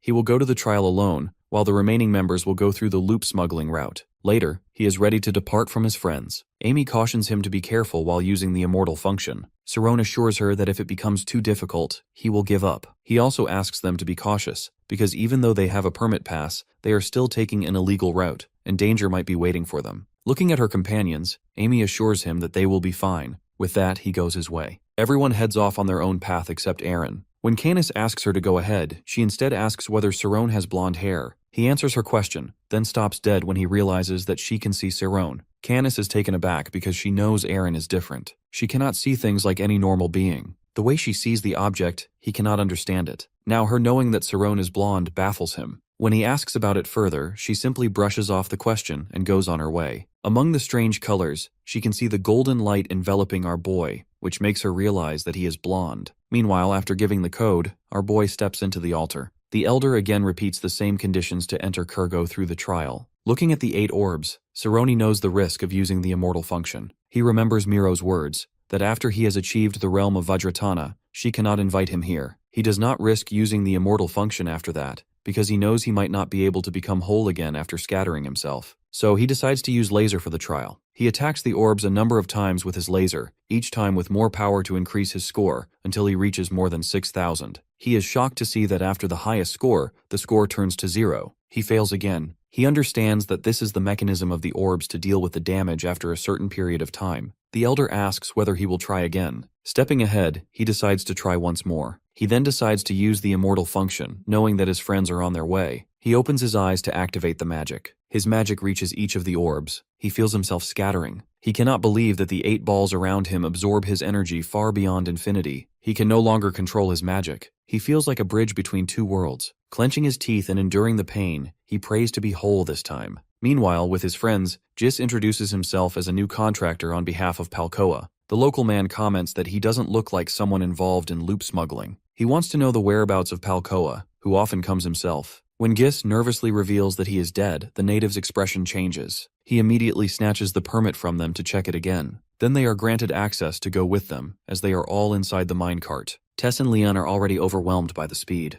Amy, however, remains calm, listening to the thoughts of their local guides. They are suspecting the truth regarding Palcoa's death. Another assures that they will know once they reach Kurgo. In reality, because of Aaron's ability, she can understand the translated version of their conversation. Aaron also connects her to a mind channel. Amy is concerned that Aaron can read her mind this way. Aaron consoles her, saying that she is connected only to the 11th layer of everyone's mind. In this way, they can only read surface-level thoughts from each other. Aaron explains that their inner thoughts remain hidden. If Amy resists, the channel will be disconnected, and Aaron even offers to disconnect her if she is uncomfortable. Amy lets her stay connected on the channel. She wants to know whether Jis is connected as well. Aaron explains that he is not. First, since he is an outsider, she cannot trust him to know about her ability. Second, he might expose them through his expressions. Then Aaron decides to connect everyone to the channel and asks her to keep a straight face meanwhile. As usual, Leon and Tess are quite excited to be connected through their minds like this. Even Amy admits that the ability is quite handy. Then she is taken aback when her inner thoughts about Aaron are revealed. But when Aaron smiles at her, Amy admits that Aaron is not that bad. Tess is concerned about the locals being suspicious of them. However, Leon is only thinking about food, which irritates his academy fellows. Canis, on the other hand, is not happy with their shouting inside his head. They are treating this space like a chat room. Tess is not happy with the low volume of thought transmission. Canis is irritated at her for such absurd demands. Amy admits the usefulness of the ability. Canis also agrees, while adding that the rest depends on Cerrone, on whether he will pass the trial. Amy then changes the topic, pointing out that those locals look dangerous. Canis agrees because loop smuggling is not an easy profession. When caught, they receive the death penalty. If they are still in this profession, they are not ordinary people. Amy asks whether this is the reason they didn't want to take a smuggling route. Canis admits it, but adds that he suspects something is hidden in the altar of judgment. When asked, he expresses his suspicion that the place is special for the people of Kurgo, a place for greeting. Amy doesn't understand whom they would greet. Her eyes widen when Canis reveals that it might be angels. Meanwhile, Cerrone is using the immortal function. The locals are astonished to see him doing this. They are shouting the name of their god. 100 years ago, the Kyrgoyans are offered a business proposal by the Galliant government to allow tourists into their civilization and make profit from it. They agree, and in this way they make a good amount of profit. But the Galliant government starts leeching off them by human tourism. At first, it is only tourism through carriages. Then they cross the line by stealing Kyrgoyan children and selling them to nobles. Naturally, the locals are furious. But despite their protests, they don't hold any political standing to protect themselves. To prevent this situation, they open only the ruins for tourism and shut the doors to their autonomous district. In this way, they isolate themselves from the outside world and don't open their doors to anyone. Now finally, our group steps inside their district. They can see Kyrgo, which is supposed to be ruined by volcanic ash. Suddenly, they stop in their tracks when they see the locals. The weak locals doing labor work, completely starving, are not something they expect. They can't believe these people are part of the relics that are supposed to lay golden eggs. Aaron gets PTSD seeing them, as it reminds them of Ladum. Anyway, they step ahead, guided by the locals. There, they find their leader, Mahatu. He is responsible for handling the loop. Amy immediately notices this man's strength. He will immediately sense if they use magic, which is why Aaron avoids direct translation. Mahatu learns about the death of Palkoa. Meanwhile, Aaron reads Gis's thoughts. Gis explains that since Palkoa is dead, the organization will not purchase any loop and will eventually leave the island. Mahatu firmly states that they cannot enter unless they want to buy loop. Gis is about to explain something, but he is kicked by Mahatu. Mahatu then turns to Amy, assuming she must be the leader. He asks how she knows Palkoa. She vaguely answers that they owe each other their lives. Mahatu then expects her to pay Palkoa's debt as well, which totals 8 kilograms. When Gis reveals that this equals 10,000 gold, excluding the down payment, her expression turns terrified. This amount is hefty enough to feed the locals for a year, yet she can't understand their starving condition. Everyone thinks the same thing. They must be selling a large amount of loop, but they can't understand why the Kyrgo locals are still living in such misery, despite this kind of money. Gis tries to negotiate, saying they will go to headquarters and come back to inform him whether they will pay through loop or money. He requests Mahatu to let them enter first. Mahatu doesn't understand their reason for entering Kyrgo. Amy reveals that Saron is going to enter through the Altar of Judgment. This makes Mahatu even more suspicious, because many people try to enter Kyrgo using the excuse of buying loop. He demands that they reveal their real reason for seeking access. Amy emphasizes again that Saron is going to enter through the altar. Aaron warns her that Mahatu is trying to focus his mind. Another local notices the nobles among the group. They decide to search them, suspecting that they might be carrying something dangerous. They think the group might be here to kidnap children. Lian is already ready with his sword. He emphasizes that they were with Palkoa, but they won't back down if they are challenged. Everyone is ready to fight, except poor Gis. Before the argument turns into a battle, Mahatu senses something. He cries out that it is the ancient bugle. They rush in the other direction. The group follows them. When they reach the place, it is the altar of judgment. Everyone kneels in front of Saron, calling him the Messiah of God. As soon as he sees Amy, he looks at her for help. He doesn't understand why they are kneeling, as he can't understand their language. Amy nervously thinks that she herself doesn't understand either. According to Kyrgo local legends, whoever awakens the 8 eyes of the angels is considered the angels' descendant. They believe in respecting and never provoking the angels, as they believe their civilization was destroyed by the angels' anger. Mahatu is also terrified. He bows and asks for redemption for his disrespect. Saron is taken aback as he understands their words. Amy explains that it is because of Aaron's ability. The chief then steps forward and asks whether Saron has seen the Miro vision. Saron has already seen a tower during his immortal function, so he guesses it must be the Miro vision and confirms it. The man introduces himself as Kadum, the chief of Kyrgo, and decides to take responsibility for Saron.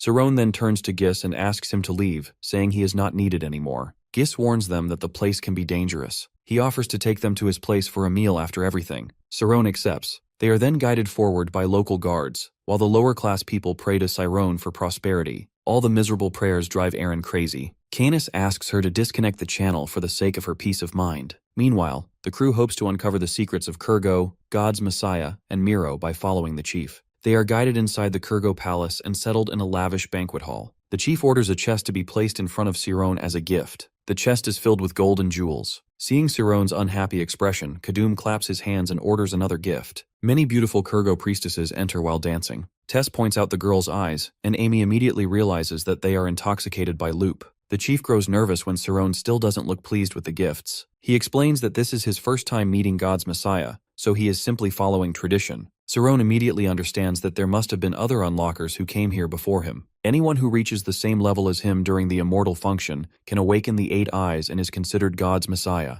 They are corrupted enough to accept or demand such gifts. However, the real question is what the Kurgoyans expect in return for offering this much gold and even women of their tribe. So Saron asks the crucial question, what does he need to do for these gifts? Kadum explains that, as God's Messiah, Saron's role is to act as a bridge between the Kurgoyans and God. He must relay their faith to God. Saron remembers the elder mentioning something like Anka Ra. Kadum explains that the Ra, in their words, refers to the immortal, someone they consider their creator, who existed before the beginning of time. He believes their creator is still watching over them. This information takes Saron aback. Their conversation is interrupted by an elder, Kadum's father. Seeing the scene of luxury and indulgence, he is furious. The chief emphasizes that he is interrupting a holy banquet. The elder angrily retorts that there is nothing holy about this. While the Kurgoyans starve and wait for salvation, Kadum is spending money on extravagance. Kadum remains unfazed and instead thinks the elder is uttering nonsense. He asks whether the elder is trying to destroy people's hope by interfering. Before leaving, the elder tells him to wake up,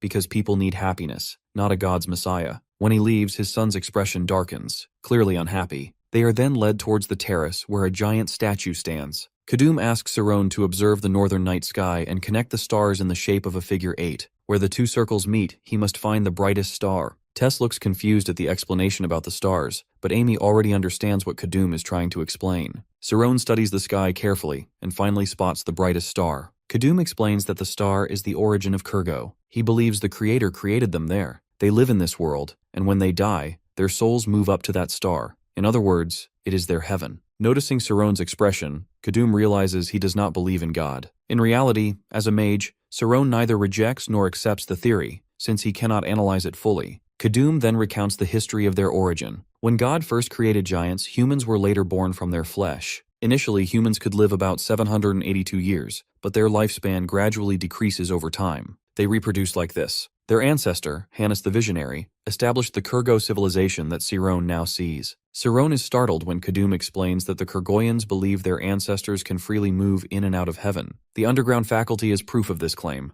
Saron's eyes widen as he realizes that the basement is the very place they have been searching for. Yet, even with their spirit zone, they couldn't detect anything. He asks where the basement leads. Kadum finally reveals that it is a door to heaven. Everyone is shocked to hear this. Saron immediately realizes that the door leads to the real stars. They finally understand that only those with the ability of an unlocker and the immortal function can open the door. Saron comprehends that Kadum is telling the truth, since he himself returned from the Miro dimension because of his immortal function. But this time, they are not just talking about another planet. They are speaking of the very place where God is said to reside. Saron asks seriously about the catch for him. Kadum begins to explain how it is necessary for unlockers to relay their faith to God. He believes unlockers are descendants of angels and uniquely capable of this. This is their way to restore the glory of their civilization and save it from extinction. Amy protests, arguing that the Kurgoyans could simply save their people by distributing the profits from Loop. They don't need outsiders for that. Kadum, however, insists that even the profits from Loop cannot save them. He points to past volcanic eruptions, internal tribal wars, and the invasion of the Galliant government. He believes that outsiders will soon overwhelm them if nothing is done. He declares that he will spare no sacrifice for the revival of his civilization. All eyes turn to each other at his declaration. Saron asks seriously whether any unlocker has returned alive from heaven. Kadum affirms that one unlocker did, along with his party. He returned and brought the will of Ra.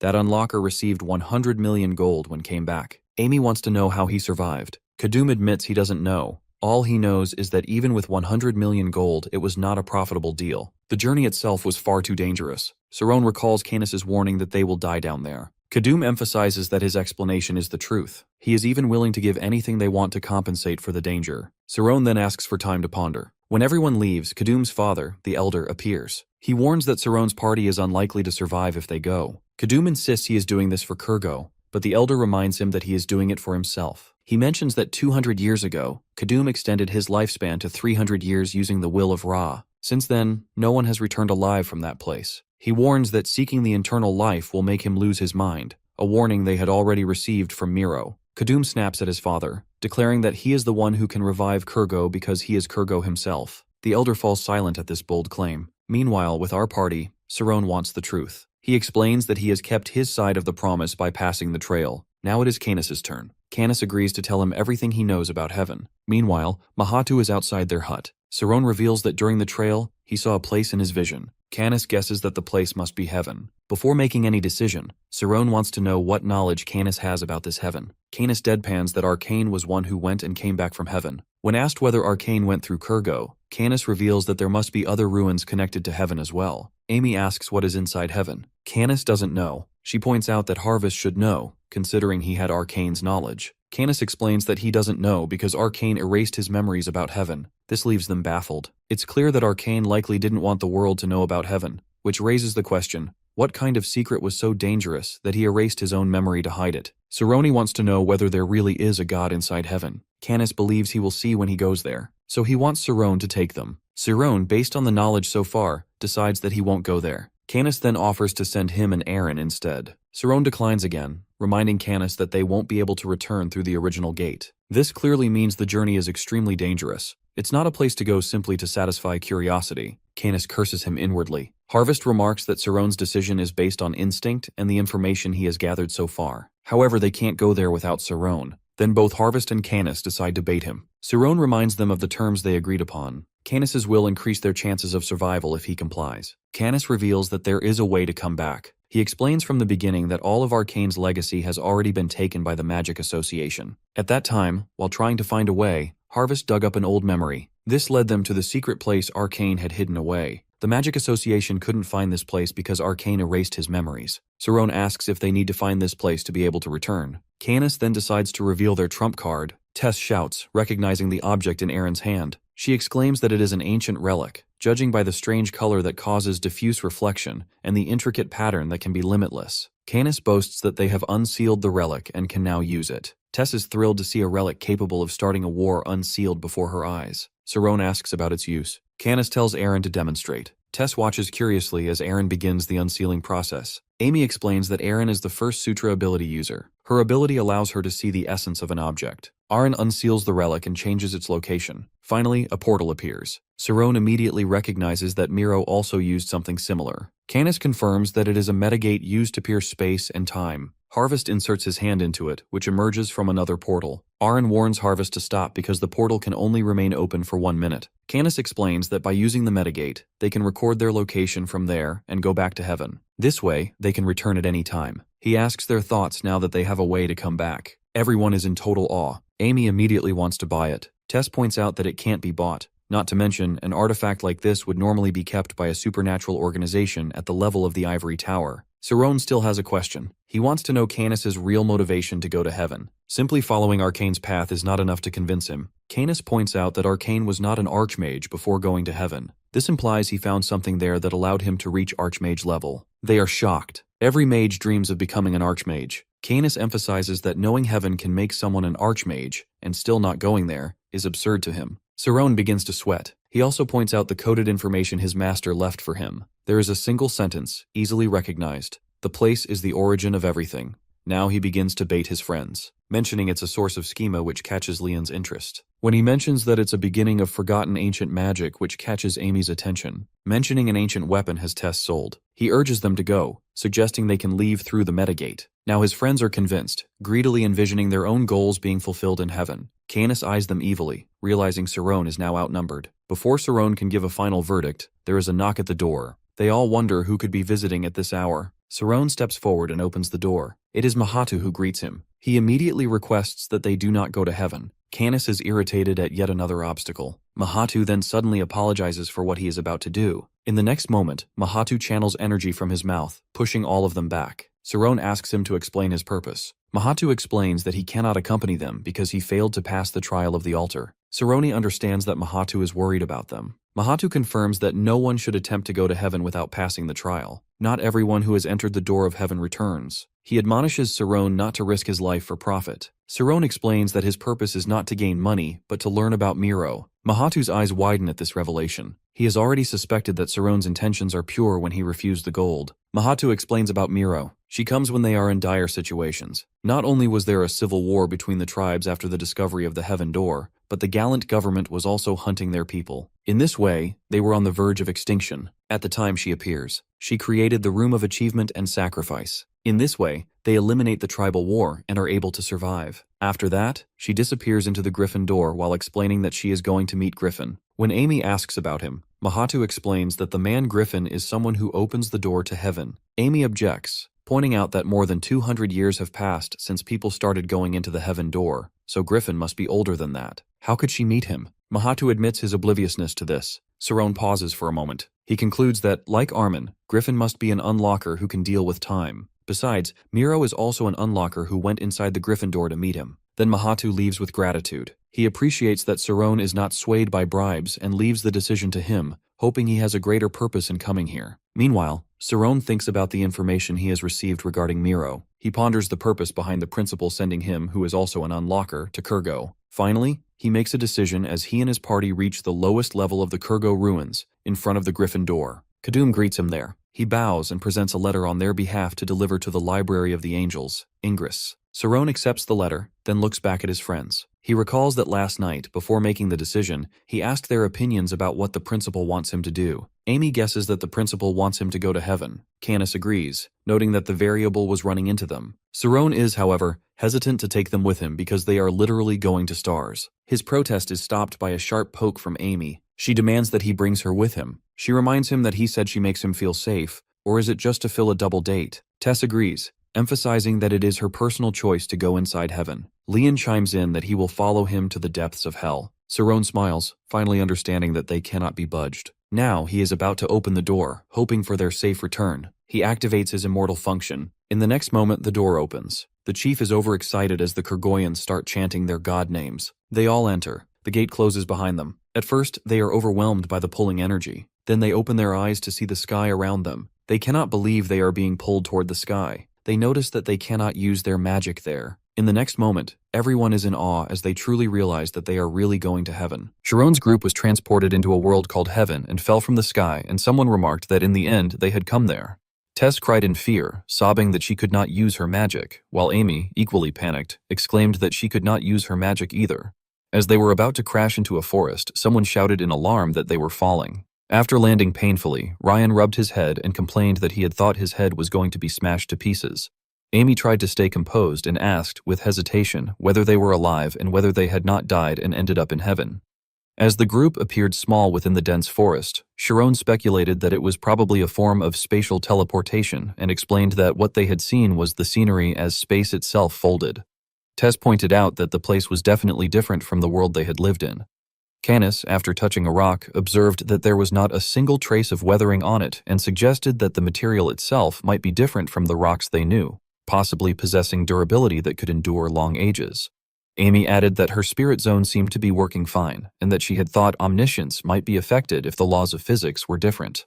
Tess then became excited and exclaimed that it was amazing and that this must be heaven, before suggesting that since they had seen enough, they should head back. When she noticed everyone staring at her, she nervously asked why, and her voice soon echoed through the forest as she urged them to leave, insisting they had already seen enough and should go back. Despite her protests, she was dragged along by Ryan as the group moved forward. Sharon, walking ahead, said that during the spatial teleportation he had seen a city shining with golden light, and reasoned that if there was a city, there must be civilization. Amy used her red eyes to determine the direction and stated that it was that way, explaining that she remembered it because of her eyes. Still tearful, Tess asked how the others could be so calm and whether the situation did not unsettle them. Canis grew annoyed by her constant complaints, while Rian admitted that hearing her speak like that was starting to make him scared as well. Tess continued anxiously, saying that she had been hearing birds and insects for a while but had seen no sign of them, concluding that it was not an ecosystem and that it felt unnatural. She suddenly fell silent upon sensing something dangerous, drew her sword in caution, and caused Rian to turn back and ask what was wrong. Tess replied with a grim expression that it was coming. When Rian asked what was coming, she answered that it was someone.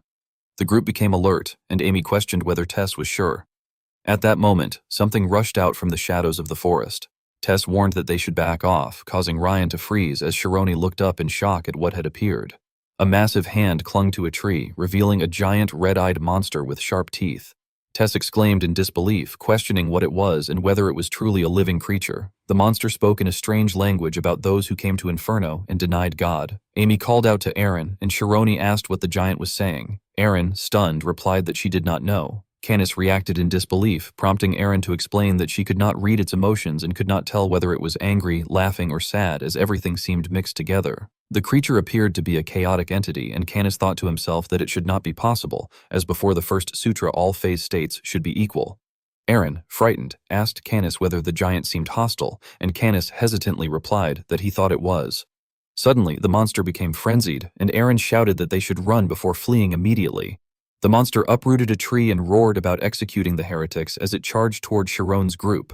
Amy complained while running that Eren should have said that sooner, to which Eren apologized, saying she had not known it would turn out like that either.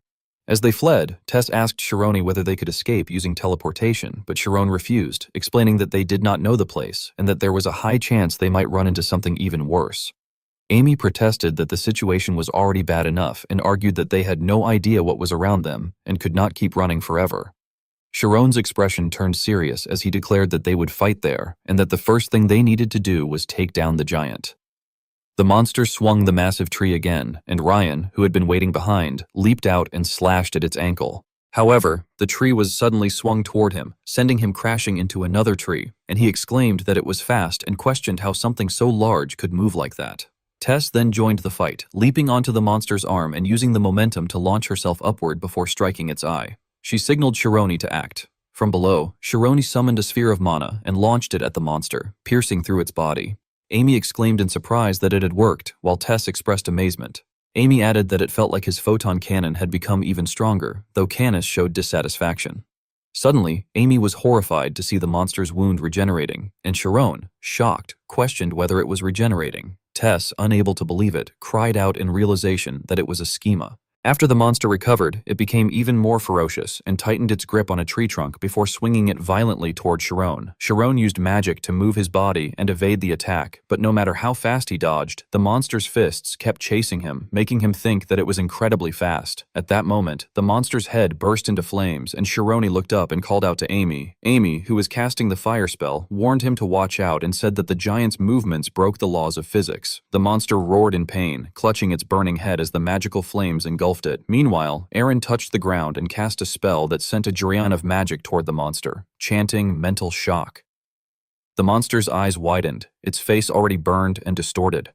Canis observed that mental shock was one of the 3 great spells of dark magic, a spell that directly attacked the opponent's mind. He explained that its true power lay in chaining it into mind control, a spell capable of stealing control of the opponent's body. He added that using mind control alone would require willpower 20 times stronger than the target's, but by linking it with mental shock, even the strongest opponent could be forced to submit. Eren thought that if she could control the giant, they would have nothing to fear, at least within the forest. However, like a shattered mirror, the monster suddenly broke free from her mental control, causing her to wonder why it was not working and to question how it could be just a big human. Canis shouted a warning to Eren and rushed forward to shield her as the monster tried to crush them with its foot. He cast Shadow Wall to block the attack. At that moment, the spirit that always accompanied Canis appeared and wrapped around the monster's body like a sharp blade, cutting into it and drawing blood. The spirit concluded that just as expected, if the creature could use schema, its body structure must be similar to a human's, and instructed them to aim for the ligaments and blood vessels. Tess and Ryan charged forward to attack, while Canis unleashed a barrage of magical blades using Authority of Darkness. Together, they launched a coordinated assault, striking at the monster's blood vessels. Above them, Amy summoned a massive flame that engulfed the monster's entire body. However, the monster only knelt briefly before standing up again and unleashing a powerful roar that sent all the warriors flying backward. Its roar disrupted Amy's magic, making her realize in frustration that her spirit zone was being interfered with, and she was shocked that it could use schema techniques like howling. She then watched in horror as the monster's body regenerated back to its original form, finding it unbelievable that even when injured or burned, it could regenerate, and that mental magic did not work on it. She wondered how such a life form could exist. Canis cursed and created magical bindings in an attempt to restrain the monster. Eren trembled and tearfully blamed herself, thinking that she was useless. Canis shouted desperately for someone to do something, saying he was at his limit trying to hold it back. At that moment, both Canis and Eren turned toward Shironi and saw that he was using magic to summon something. Canis angrily yelled at him to focus, but Eren interrupted, pointing out that Shironi was deforming the shape of photons and seemed to be trying to make them sharp. Shironi was attempting to reconstruct the structure of a photon sphere into a flat, blade-like shape. Canis found this unbelievable and wondered how Sharon could reshape light, which naturally dispersed, even if photons had mass. Sharon gritted his teeth and focused with all his strength, thinking that he had known it would be difficult, but controlling photon movement alone consumed an absurd amount of willpower, and that this was the only way for now. With that, Sharon launched the photon blade toward the monster, slicing off one side of its body. Blood splattered everywhere as the monster collapsed to the ground, motionless. After defeating it, Shironi's group gathered around the corpse. Rian groaned that he could not continue anymore. Tess poked the monster's body with his sword and wondered if it was really dead before tearfully complaining that he was done with this and that it felt like carving up a dragon with a single-hand blade. Amy cautiously asked whether it was going to get back up. Although the monster lay still in a pool of blood, Canis continued sawing at its head with a magical blade and remarked that even using Authority of Darkness, he had not been able to cut its head before, suggesting they might have to slice it piece by piece. Amy told him to stop, noting that it was no longer regenerating. Tess regained his excitement and praised Shirone, asking if that had been another new spell. Shirone replied that they had just been lucky, explaining that if the giant had dodged, they would not have had a second chance. Canis complained that although it was good they had won, Shirone should not have taken such a gamble, warning that if he had failed, it would not have ended with just him collapsing. Shirone scratched his head and admitted that he knew, adding that he had also been shocked since the efficiency was worse than expected. Aaron stepped in to defend Shirone, saying that it had still been a high-odds gamble and that thanks to him, they had survived. Canis glared at her, while Shirone smiled happily at the praise. Tess enthusiastically suggested that if they encountered another giant, Shirone could take it down again. Shirone remained silent, prompting Tess to ask what was wrong. Amy then explained that Shirone probably would not use that technique again, and Shirone agreed, saying it took too much time and, more importantly, consumed willpower very inefficiently, so he would only use it if absolutely necessary. Tess worriedly asked what they would do then. Suddenly, the monster's finger twitched slightly, startling everyone. The group immediately fled the scene, and the forest once again echoed with Tess's cries as he wondered whether heaven was filled with nothing but creatures like that. Elsewhere in the forest, a strange insect-like creature was moving about when a girl holding a long sword stood before it. She charged forward and struck with her blade, slicing the bizarre creature into pieces.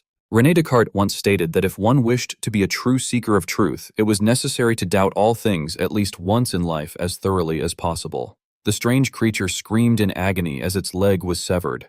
At that moment, another girl descended from above, gripping her sword tightly as she drove it into the creature's eye, killing it instantly. The long-haired girl named Kanya, a citizen of heaven from the Mecha tribe, smiled and praised Lena, saying that she had done great work.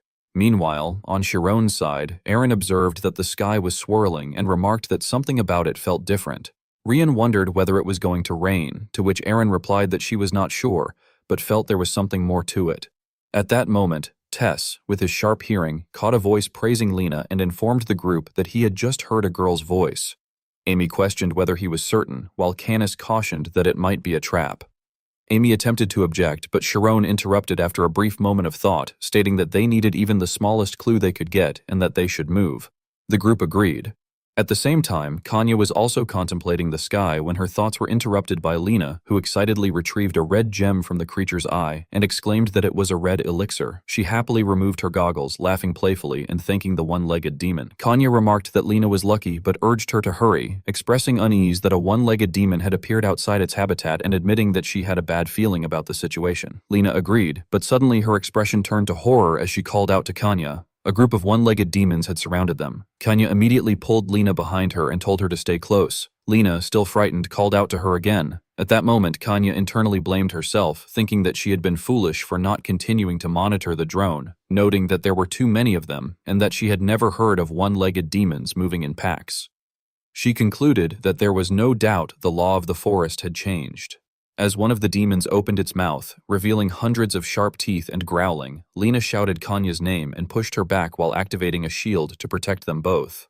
Kanya then used the sniper device in her hand to shoot the demon in the head, causing it to explode. The shock enraged the other demons, and once again, Lena rushed forward to reinforce the shield. The demons attacked frantically, causing cracks to form in the barrier, which filled both Kanya and Lena with horror.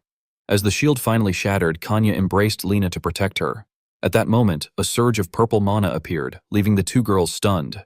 Shirone raised his gaze and invoked his power, casting Explosion. A massive blast erupted around him, sweeping away the surrounding threats. Afterward, Shirone turned to Kanya and Lena and asked if they were okay.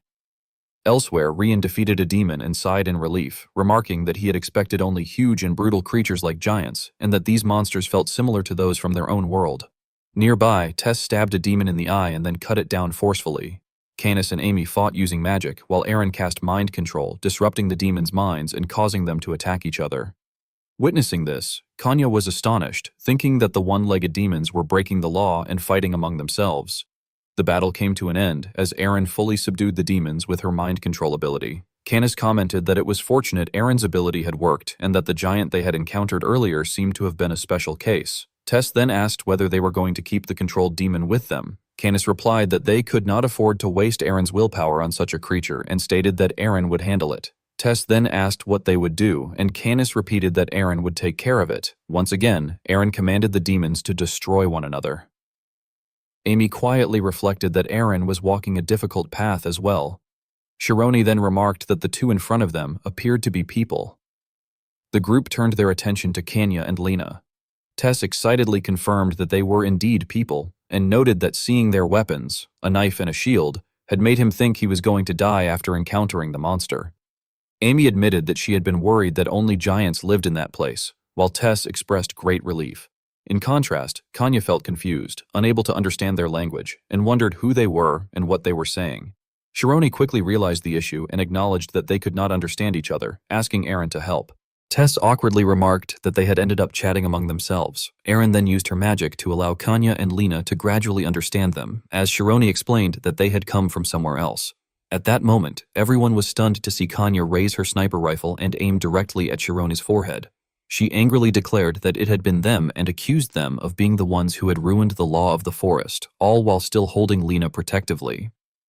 Confused, Lena asked what was wrong and pointed out that they had saved them. Kanya responded that Lena did not understand, explaining that those people had disturbed the law, which was why the one-legged demons had gone wild. After explaining to Lena, she turned back to Shironi and threatened that if he did not want his head blown off, he should start talking and explain what he had tampered with in the forest. Shironi remained calm despite the gun Kanya pointed at him, and in the sudden silence he stated that they were people too. Kanya noticed that the data analysis device in her hand displayed that the language could not be deciphered and that there was no data. She then tensely questioned how he expected her to trust him when he did not speak the language of either the citizens or the heretics. Shironi calmly replied that they could understand each other and asked whether that was not enough, adding that they could resolve the situation through conversation. At that moment, Lena became frightened and exclaimed that the situation was bad. As she observed through her mechanical bug, she reported that the one-legged demons were approaching and that about 20 of them were heading their way. She urged Kanya to leave immediately. Kanya locked eyes with Shirone, clenched her teeth, lowered her guard, and put away her weapon, saying that they should get out of there first. She took the lead and ran, while Lena told the others to follow them and ran after her. Shirone's group, not yet understanding the situation, hesitated in place, and Amy pointed out that Kanya and Lena were heading in the exact opposite direction of the city they had seen earlier. Tess worried that it might be dangerous, but Shirone suggested that they follow them for now, reasoning that they knew nothing about this world and that if they could talk with them, they could gain endless information. The group eventually arrived at Whirlpool Serpent Valley. Kanya explained that the place was called Whirlpool Serpent Valley, and that the laws there were different from those of the Forest of the Corrupted, so nothing as dangerous as what had just happened should occur. Amy noted the mention of laws, while Rian remarked to Tess that the most dangerous thing would be Shirone getting hit by that strange weapon again. Kanya, startled by this, turned back to Shirone and demanded that he explain who they were. She speculated that since they used magic, they were probably descendants of the Nulk tribe and questioned why they were speaking a language that did not exist in this world, as well as what they had been doing in the Forest of the Corrupted. Shirone told her the truth, warning that she might not believe it, and said that they had come from another world. Kanya immediately rejected this, calling it ridiculous and asking who he thought she was. Shirone insisted that it was true and added that, if anything, they were the ones who had questions, asking what kind of world this was and referring to the bizarre bugs and the giant they had knocked down earlier. Kanya was startled and asked whether he had said a giant, then shouted in horror as she asked whether they had killed a guardian of the laws. Shirone tried to clarify that they had not killed it, but before he could finish, Kanya rushed forward, grabbed his collar and accused him of breaking the laws, claiming that this was why the one-legged demons had gone berserk. As the situation grew tense, Tess hastily tried to stop her, insisting that they had not killed the giant, and Amy added that the giant had attacked them first. However, Kanya stubbornly argued that of course it had attacked them because they were the ones who had broken the laws first, and she questioned whether they knew that humans were not allowed to enter the Forest of the Corrupted. Shirone grabbed Kanya's arm and tried to explain that they truly had not known anything and that they really had come from another world. Kanya paused and asked whether they truly had not known. Shirone affirmed that this was exactly what he had been saying from the beginning. Kanya released him and stammered, saying that it was not that, before realizing something. She turned to Lena and suggested that these people might be from the nation of Earth. Shirone, confused, asked about the nation of Earth. Kanya explained that she had heard about it from her parents when she was little, describing it as a place where humans lived on the ground as descendants of the citizens. She added that they were pitiful beings who could not feel the existence of God and therefore could not enjoy eternal life, suffering as mortals throughout their lives. She also said that the stories claimed those who lived denying God, known as heretics, would fall into this place called Inferno. Shirone, stunned, asked whether this place was Inferno. Lena, feeling pity, began to wonder aloud what terrible sin someone must have committed to fall there, but Kanya quickly covered her mouth to stop her from continuing. Rian, confused, asked what sin he had committed, and Tess angrily responded that they were misunderstanding everything. Kanya brushed the dirt off her clothes, stood up, and announced that she had made a decision. She said that she knew a place where they could stay for the time being and offered to take them there. Shirone questioned her reasoning, pointing out that by her logic, they were heretics, and asking why she was helping them. Kanya responded that after going out of her way to explain everything, he was still suspicious, like a descendant of the Nulk tribe. She added that they had to go there anyway, and that in Inferno even citizens were not protected, meaning both heretics and citizens were in the same situation. Shirone and Amy stood up and asked where the place was. Kanya answered that it was the Nulk tribe's shelter, a network built in Inferno by the Nulk tribe who had escaped from heaven. Shirone expressed relief, prompting Kanya to ask what he meant. Shirone replied that she was a kind person. Kanya suddenly became irritated, stomped her foot, and walked away, insisting that it was not the case and that she was only taking them to the Nulk tribe because they resembled their descendants, adding that once they arrived, they would go their separate ways. Lena, embarrassed, explained on Kanya's behalf that she was always like that and told them not to mind her, adding that she genuinely wanted to help them. Shirone then told Lena that she was kind as well, which made her happy. As the group began their journey, Tess cheerfully encouraged everyone to set off energetically. Kanya glared at Lena and demanded to know what she had just told them, while Lena nervously insisted that she had not said anything. Kanya continued leading the way, explaining that to reach the Nulk tribe's shelter, they would need to go around, and that it would be dangerous for her if they were caught. As they walked along a stream and talked, none of them noticed that beneath the water, a large shadow was lurking quietly. Shirone's group moved along the mountainside, and as Shirone glanced at the notebook Amy was writing in, he read that the Nulk tribe shelter was a free market built in the Inferno, open to everyone, and that it had been built by the Nulk people who had escaped from heaven. It was written that they did not reveal the shelter's location to heaven's citizens, and that a guide was supposed to meet them in the Whirlpool Serpent Valley, which was why they were searching for that guide. As a mechanical bug landed on the device in Kanya's hand, analyzed data, and flew away, Tess exclaimed in amazement that it was seriously awesome. Suddenly appearing behind Kanya, Tess startled her, causing Kanya to jump away, while Tess excitedly speculated that it was an ancient weapon before correcting himself that it was a scouting machine, and eagerly asked where she had gotten it. Kanya hurriedly explained that it was not something one could buy, as it was only issued to members of the Mecha tribe, and that they received one upon turning 12. Tess, becoming somewhat intense, remarked that its name was a drone, and said that he wanted one too. But Kanya shut down his hopes by saying that it was locked with a personal password, so others could not use it, though she added that she understood why he was jealous. Disappointed, Tess lamented that it was a shame, adding that if they had something like that, it would completely change the balance of intelligence warfare, and he asked if she could see what the machine saw and how she viewed it.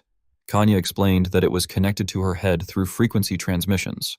Tess questioned what she meant by frequency, and Kanya tried to simplify it by saying it was like an invisible signal, explaining that the drone transmitted what it saw to her head and projected it onto her retina, a technology called retinal vision. Tess marveled that the technology was insane, while Kanya, growing enthusiastic, said that it was being projected into her left eye at that moment and invited him to come closer and look. Tess eagerly agreed, saying he wanted to see, and as the data appeared in Kanya's eye, he reacted in awe at how incredibly cool it was. Both Tess and Shirone exclaimed in surprise when Shirone suddenly moved too close to Kanya, prompting her to shout in alarm, asking what he was doing and scolding him for being too close, before pushing him away so that he fell to the ground. Shirone complained that she was being a bit harsh with her words, then stood up awkwardly and explained that he had only come because he had something he wanted to ask. Kanya calmed down and responded that she understood, while Rian put an arm around Tess and suggested that they should go search already, and although Tess felt somewhat regretful, he left with him. Sharon then asked whether the Nolk tribe were citizens, and Kanya replied that she guessed they were. Sharon questioned why the Nolk tribe shelter was in the Inferno, which made Kanya feel irritated as she muttered to herself about having to explain so much because they asked too many questions. After hesitating, she said that if they were going to live there, they needed to know this, so she would explain it just once. Squatting down and drawing a diagram, Kanya began explaining that heaven had 3 tribes of citizens, and that among them, the Nolk people were the most suspicious. Sharon asked what they were suspicious about, and Kanya replied that it was the laws of God, explaining that heaven's citizens were born with a fixed lifespan, and when it ended, they gained eternal life. Sharon remarked that having one's lifespan decided from birth was very strange, to which Kanya reacted with discomfort, saying it sounded creepy and that he had just sounded exactly like a Nolk person. Sharon wondered in frustration what she meant by that, and Kanya, becoming more serious, continued that among the Nolk people, some had begun to harbor irreverent thoughts, thinking it strange that lifespans were assigned, just as Sharon did. She explained that in the end, they chose to reject the laws of God and escaped heaven to live in the Inferno. She then asked if he understood, adding that they were giving up eternal life to live in such a dangerous place, and remarked that since he was going to die anyway, he probably would not understand, before awkwardly wondering if what she had said sounded strange. Hearing this, Sharon fell into thought, considering that if they went there, they might find an important clue about that world. At that moment, someone suddenly called out loudly for them to come over. Sharon asked what it was, and Rian softly called out to Tess. Tess, who was standing ahead with Lena and observing the surroundings, said that there was a smell of blood coming from that place. Kanya, sounding anxious, replied that it was blood and said she could not smell anything. Hearing that, Tess smugly remarked that of course a drone could not smell. Lena objected that it was her drone that had found that place. As the group stepped into the cave, Amy cautiously wondered whether it could be a trap. Tess, relying on his keen sense of smell, said he did not think so, explaining that the scent of blood was only coming from inside, and that if it had been outside as well, he would have been suspicious. Sharon said he understood and suggested that they go in. He then raised his hand, chanted a spell, and summoned a ball of light. Lena exclaimed in surprise that he had made light from his body. Kanya silently evaluated the spell, wondering what kind of magic it was, and noting that it did not resemble the magic used by the Nolk tribe. After finishing her thoughts, she remarked that people from the nation of Earth used strange magic. Lena disagreed, saying that it looked somewhat similar to something else, but Kanya immediately covered Lena's mouth, warning her to be quiet and saying that thinking such a thing was irreverent and that she should apologize in her heart. Lena obediently clasped her hands in prayer, but inwardly complained that Kanya had been thinking the same thing. At that moment, everyone became alert, and Sharon suddenly shouted for them to move. A surge of power rushed toward Sharon's group, and after the shockwave subsided, Sharon turned to Kanya and Lena with concern, asking whether they were all right and whether anyone was hurt. Amy called out that they should go that way. Rian wondered aloud if it had really been a trap, but Canis said grimly that it was not, and that someone was there. Then, from behind the rocks, a threatening voice demanded to know who they were, and warned that next time it would not miss. Sharon directed the light sphere toward the voice, revealing 2 figures, one old and one young. Clove stood in front, while the elderly Gardrak clutched his bleeding abdomen in pain. Clove took a fighting stance and loudly warned that if they did not speak, he would act. Gardrak trembled and called out to Clove, mentioning earth magic. Clove immediately responded that he understood and asked whether he should use it now, but Gardrak, shaking more violently, told him not to use it because they would be crushed as well. Clove agreed and complied. Kanya recognized them and grew tense, saying that they were the guides to the Nolk tribe shelter and that she and the others had been searching everywhere for them. Gardrak seemed to realize something and asked if the one who had called them was a citizen. He then questioned what business a member of the Mecha tribe, known for its rigid stubbornness, had in a heretic zone. Kanya, noticing his injury, became worried and asked whether he was hurt, wondering if it had been the whirlpool serpent. Gardrak held his wound to stop the bleeding and replied that it had not been the laws, but that he had been struck by Kurgo. This revelation shocked Sharon's group. Amy repeated the name in disbelief, asking if it was really Kurgo. Rian questioned whether it was the same Kurgo they knew, and Canis remarked irritably that he was hearing that troublesome name even in a place like that. Kanya lost her composure and asked if there were hunter heretics there. Gardrak confirmed that there were and warned that the place would soon be discovered, adding that they used a giant's technique. Tess, growing worried, said that if by a giant's technique he meant a schema, then they needed to leave immediately. Seeing everyone's concern, Aaron used magic to speak in the language of that world and asked whether they could take them to the Nolk tribe shelter right away. Hearing their own language spoken by an outsider shocked Kanya, Lena, Clove, and Gardrak. Gardrak became agitated and asked how Aaron had hacked their language, wondering if it was a fairy's ability. Kanya stepped in to defuse the situation, saying that those people were not dangerous and that they seemed to be descendants of the Nolk tribe. Clove suddenly realized something and, becoming intimidating, accused them of being Mojo humans. Sharon, confused, asked what Mojo humans were. Clove then called out arrogantly and ordered them to come over and carry the saman. His attitude irritated Sharoni's group, but he continued without restraint, playing with a strand of Amy's red hair and lifting her chin as he mockingly commented that for humans made to imitate them, she was quite good-looking. He added that if she followed him, she could live comfortably, and sarcastically remarked that a lofty citizen walking around with Mojo humans was almost comedic. Kanya tried to stop him, telling him he should stop, but Clove, not understanding, asked why. Meanwhile, several hostile gazes were already fixed on him.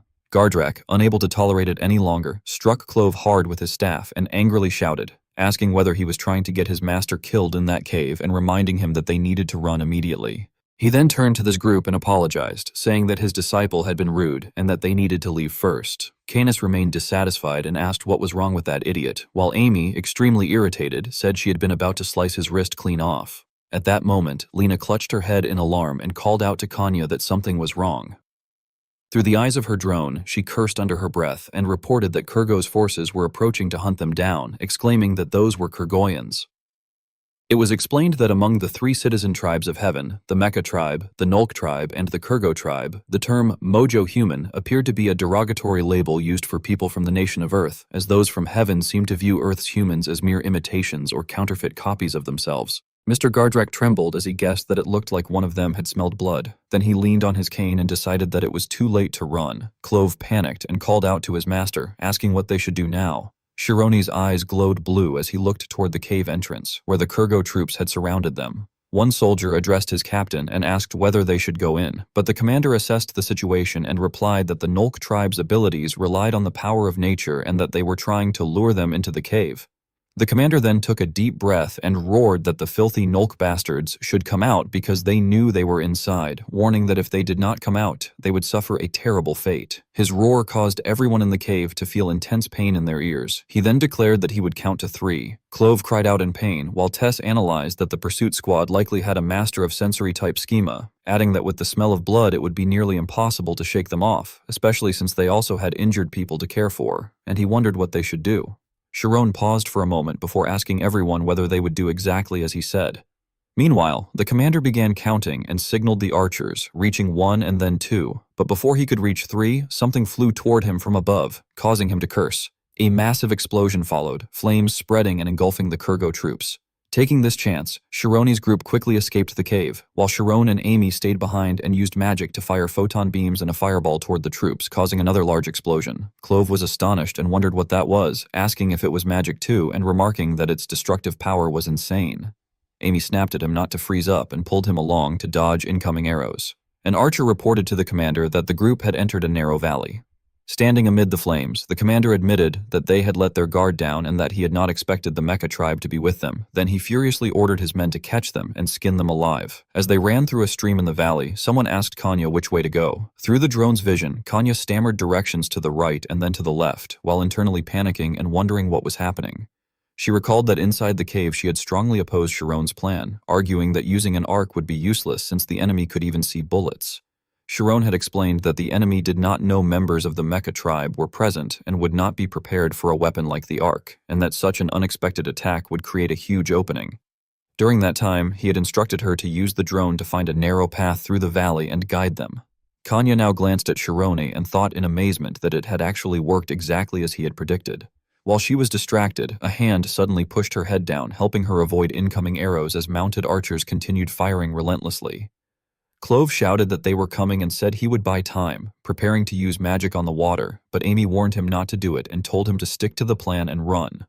Even so, Clove confidently insisted that he had to land at least 1 hit and that they needed to pay them back. Amy found his attitude irritating, while Clove chanted a spell, calling upon the spirit of water to lend him power, and unleashed shaving, turning the water into ice barriers that blocked the Kurgo troops. Sharon praised the spell, saying it was incredible, and noting that the magic in the cave had also been high level. Canis commented that the Nolk tribe's magic was fundamentally different from that of their world, adding that otherwise someone like Clove would not be able to use it. Clove eagerly sought Amy's praise, asking if he had done well, but Amy simply told him to shut up and run. Soon, Clove's ice barrier was shattered. Tess shouted in alarm that the enemies were coming and noted that they were even using external gravity. The Kurgo soldiers defied gravity and ran along the valley slopes in pursuit. From above, the commander sneered, questioning whether the Nolk and Mecha tribes had joined forces, and remarking that it suited such lowly heretics. Kanya angrily protested that they were the faithful, and demanded how he dared attack fellow believers, asking if he intended to break the laws. The commander silenced her, declaring that they had broken the laws by entering Inferno and that those who broke the laws were to be beheaded. He proclaimed that they were the ones chosen by God, the first faithful, and then spun his saw-like sword as he leapt down to attack. At that moment, Shironi summoned Photon Cannon, Amy cast Flame Strike, Canis invoked Authority of Darkness, and Aaron used Mind Control. Together they launched a combined assault that caused a massive explosion. Canis's magical blades terrified some of the Kurgo soldiers, while Amy's flames forced others to retreat upward. Aaron infiltrated the minds of several soldiers and made them attack each other, causing one of them to cry out in fear that it was dangerous. From above, the commander berated his subordinates as pathetic, while thinking to himself that he could not get close to them. Mr. Gardrak then suggested to Clove that they use Eos. Clove hesitated, questioning whether it was possible in his condition, but Mr. Gardrak insisted that they were already running for their lives, so it made no difference. Clove then cast Eos, causing both himself and Mr. Gardrak to rise into the air, and Mr. Gardrak declared that they would break away first. Shironi looked up in surprise and questioned whether they were flying. Amy analyzed that if the spell fly and the device worked the same way, then using it in a valley with such turbulent air currents was dangerous. As expected, Mr. Gardrak and Clove quickly lost control and panicked in midair, prompting Amy to exclaim that she knew it. At that moment, Shironi grabbed Kanya's hand with a confident expression and told her that this was a good place and to hold on tight. Kanya, unable to understand his intention, questioned what he was suddenly talking about. Shironi then confidently stated that he was going to use teleportation. Kanya was stunned and repeated the word in disbelief. The space seemed to freeze, and Kanya widened her eyes in shock as she was transported to another space, thinking in astonishment that the child could not only create light, but could even become light. In Amy's notebook, it was written that the Nolk tribe's magic was an ancient form of magic that did not appear to combine omniscience and omnipotence like the magic of the nation of Earth, but instead borrowed functional power from nature.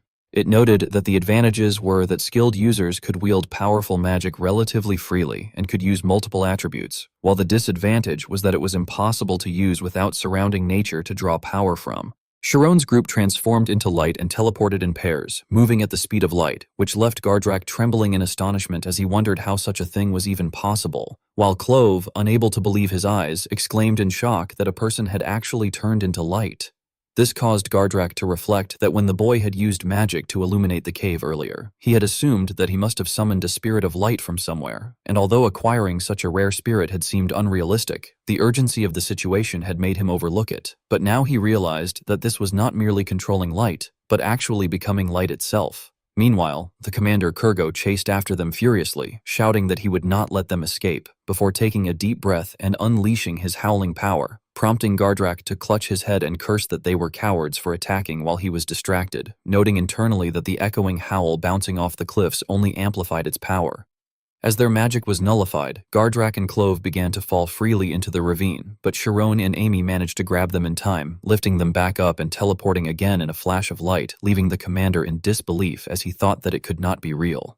After landing safely, Clove angrily accused Amy of having done that on purpose when she let go and caused him to fall flat, while Gardrak held his forehead and irritably complained that it was always the howling that caused trouble, insisting that against Kurgo, the Nolk tribe was at a disadvantage in terms of terrain no matter what.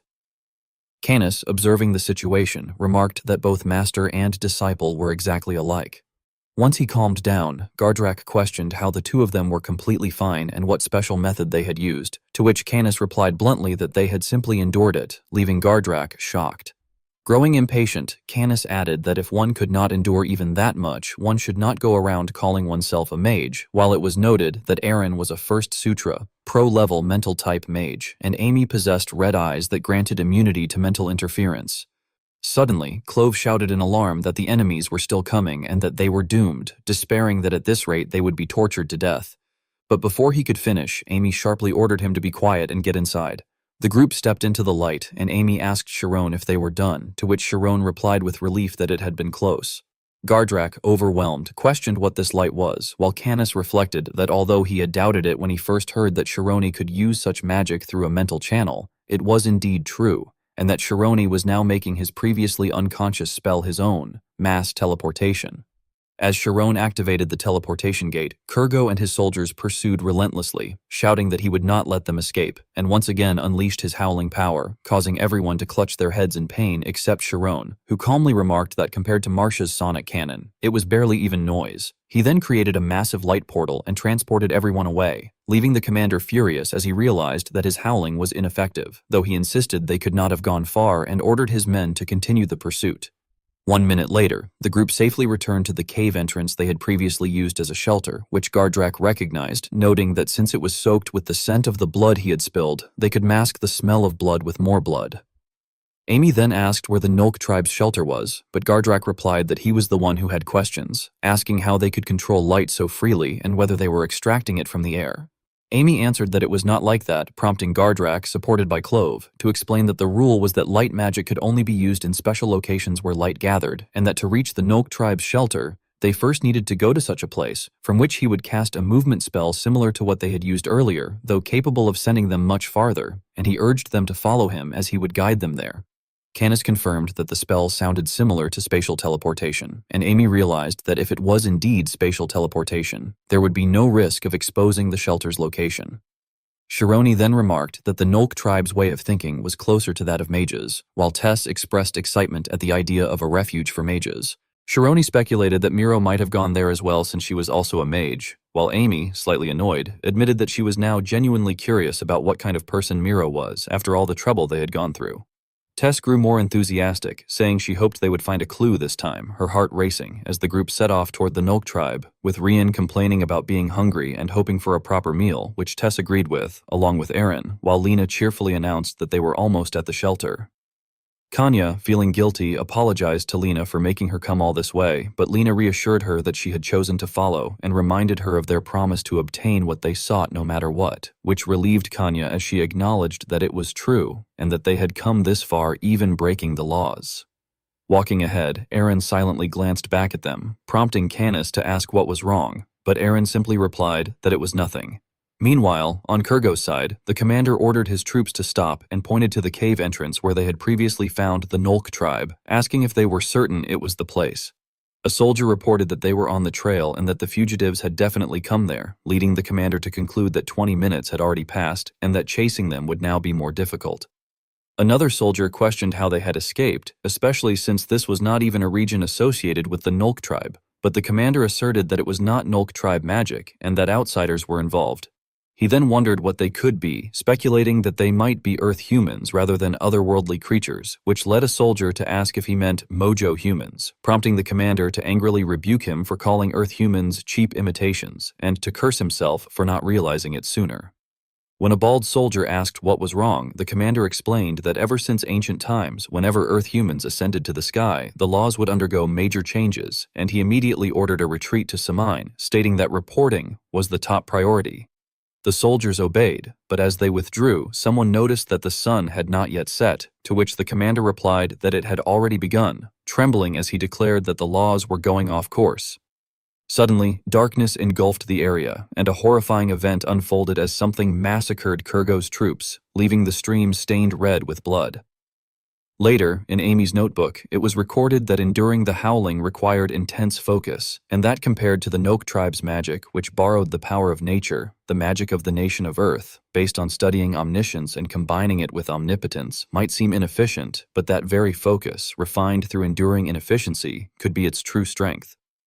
Among the 4 young mages, Shironi possessed an adamantine body, Amy had the red eye, and Aaron had first sutra mental defense, while Canis, having none of these, grumbled in frustration that it was ridiculous, as he had endured it his entire life. Shironi wondered what Samane was, and when faced with his expectant gaze, Kanya found herself unable to hold back and explained hesitantly that Samane was a place, a district in heaven where the faithful lived, known as the First Heaven. Chiron became intrigued and asked whether first heaven meant the first sky, prompting Gardrak to elaborate that heaven was made up of 7 skies, from the first to the 7th, and that the faithful resided in Samine, the first heaven. Shironi then asked if the 3 tribes all lived together, saying he could not even imagine it. Gardrak replied that although they were in the same district, their living areas were separate, and that everyone lived quietly under the laws, with the Mecha tribe favoring inquiry and the Nulk tribe favoring exploration. Still curious, Shironi asked what the Kurgo tribe liked. Gardrak answered with a scoff that they liked fanaticism and cared about nothing but God. Kanya quickly warned him not to say something so blasphemous, but Gardrak mockingly remarked that there was also a follower of the laws present, which made Kanya tremble with anger. Shironi admitted he still did not understand and asked what exactly the laws were. Kanya, surprised, asked if he truly did not know and wondered whether the nation of Earth had no laws. Shironi replied that they did, but felt their definitions might differ and asked if one had to follow them. Kanya grew serious and declared that of course they had to, explaining that the laws were the great will of Ra, and anything that went against that will could not exist, which was why they were called the laws. Shironi calmly pointed out that Kanya herself was breaking the laws at that moment, which made her angrily shout that this was exactly why they were stuck in Inferno. Clove interjected with disdain, saying that this state was far better than living forever in that cramped heaven. Irritated further, Kanya retorted that if that were the case, he should try living a good life while being hunted as a heretic by Kurgo for the rest of his life. Gardrak remarked that such a thing could indeed happen, but said that regardless, they were people who had defied the laws and been driven out to Inferno, and that at least they had gained freedom. Losing her composure, Kanya questioned how that could be called freedom when they were throwing away eternal life and choosing death. Gardrak replied without hesitation that they had indeed given up eternal life and, in return, obtained the right to die. Grinding her teeth, Kanya continued to challenge him, saying that if they were faithful, they were supposed to follow the laws, yet they had run away as they pleased and now spoke of freedom and the right to die, asking whether dressing it up with pretty words made their lives any better and calling the Nolk pathetic. Seeing that Kanya had gone too far, Lena intervened and told her to stop, saying that fighting with a heretic would not change anything. At that moment, Gardrak turned the accusation back on them, asking if they were not the ones dressing things up, and stating that they were merely created beings begging for eternal life. His words stunned both Kanya and Lena, and Kanya declared that he had crossed the line. Unable to restrain herself, Kanya raised the gun on her arm and aimed it at Gardrak, warning with a frightening expression that she could kill a heretic like him right there. As an infrared beam targeted the old man's stern face, Rian moved to draw his sword, but was stopped by Tess and Shironi, while Lena tried to persuade Kanya not to act. Still clutching his wound, Gardrak calmly asked why she had come looking for him and what she sought from the Nolk shelter. As Kanya wavered, he continued, saying she did not even need to answer because it was obvious that someone in her family would soon receive the one-flower liquor and that she had come to buy Nolk medicine. Lena widened her eyes as tears fell from the usually strong Kanya, who weakly admitted that there was nothing wrong with that, asking what was wrong with thinking about her parents and insisting it had nothing to do with the laws before breaking down and saying she only wanted to help her mother. Shironi fell into thought as he watched her cry, and Lena apologized on her behalf, saying Kanya was a little emotional. Gardrak replied that there was no need to apologize to a heretic, noting that the Mecha tribe had strong familial bonds and admitting that he himself might have become unusually emotional due to his wound. He added that the Nolk did not consider emotions in business, so she would be able to get what she wanted, though it would cost a great deal of elixir. Kanya wiped her tears and assured him not to worry, saying she had saved enough over a year, then took out a pouch of red gems. Gardrak suggested they move, saying there was an essence of light not far from there. As Sharon's group set out, he reflected on the idea of the one-flower liquor, a given lifespan, the creator, the faithful who lived forever, and heretics who chose death, questioning whether this was truly heaven or just another world. When they arrived at a place where a sphere absorbed light, Tess marveled that light had truly gathered there, while Shirone wondered how such a thing could happen. Gardrak explained that it meant the essence of light had settled there, and because light had been stored in one place for a long time, it had taken root. Shironi thought he had heard of a similar concept before, and Amy explained that it was like a magic crystal. Sharon then recalled the idea. Gardrak called everyone to gather and said they would use the light to travel to the Nolk tribe shelter. However, after he lifted the sphere, nothing happened for a while, causing him to wonder why it was taking so long. Clove sensed something was wrong and suggested that the essence's energy might have weakened, but Gardrak rejected the idea, saying such energy took hundreds of years to change and that they had used it only a few days earlier. Clove began to suggest another possibility when Gardrak suddenly realized something was wrong. As the sphere in his hand began to distort, he urgently told everyone to get out of there immediately. Amy, confused, asked what was happening, and Gardrak shouted in fear that a whirlpool serpent was there. At that moment, explosions erupted along the cliffside as a deadly shadow caught up to them. Sharon sensed an overwhelming killing intent and wondered what it was. He immediately used his power, unleashing a light explosion that illuminated the area and drove back the shadow in a massive blast, leaving them temporarily safe. Tess stood stunned, while Rian remarked that they had almost died. As the shape of the shadow became visible, Sharon froze in shock, realizing that it was the whirlpool serpent. The creature resembled an endlessly long centipede crawling across the cliff. Meanwhile, Amy's notebook described that when a specific element remained in one place for a long time, an essence would take root, and if it persisted for over 2,000 years, it would become a spirit. It added that by making contact with a spirit, one could draw upon the power of nature regardless of location. Amy pointed toward this dark shadow ahead in terror and asked what that was and what kind of creature it could be. Canis then summoned a spirit called Shadow, and when the spirit appeared, Kanya and Lena were startled and cried out in fear, asking what was with that shadow. Canis explained that it had simply absorbed all of Aaron's and his magic. As the shadow centipede began attacking Sharon countered by summoning spheres of light called photon, causing the surroundings to tremble, and urged everyone to run. Sharon then transformed into light and moved away, acting as bait to distract the shadow. Amy called out to stop Sharon, asking if Sharon intended to act as the bait alone again. Amy quickly thought about a plan, wondering how they should deal with it and whether there was any way to do so. Tess suddenly pointed in a direction and exclaimed that there was something strange over there. Looking toward where Tess pointed, they saw a small creature resembling a lizard, and Tess questioned what it was. Surprisingly, that seemingly harmless creature was the true owner of the terrifying shadow, and Canis, shocked, exclaimed that the whirlpool serpent was that thing's shadow. Rian and Tess immediately reacted, drawing their swords and charging to strike the small creature, but their attacks had no effect, which made Rian angrily shout that their attacks were not working.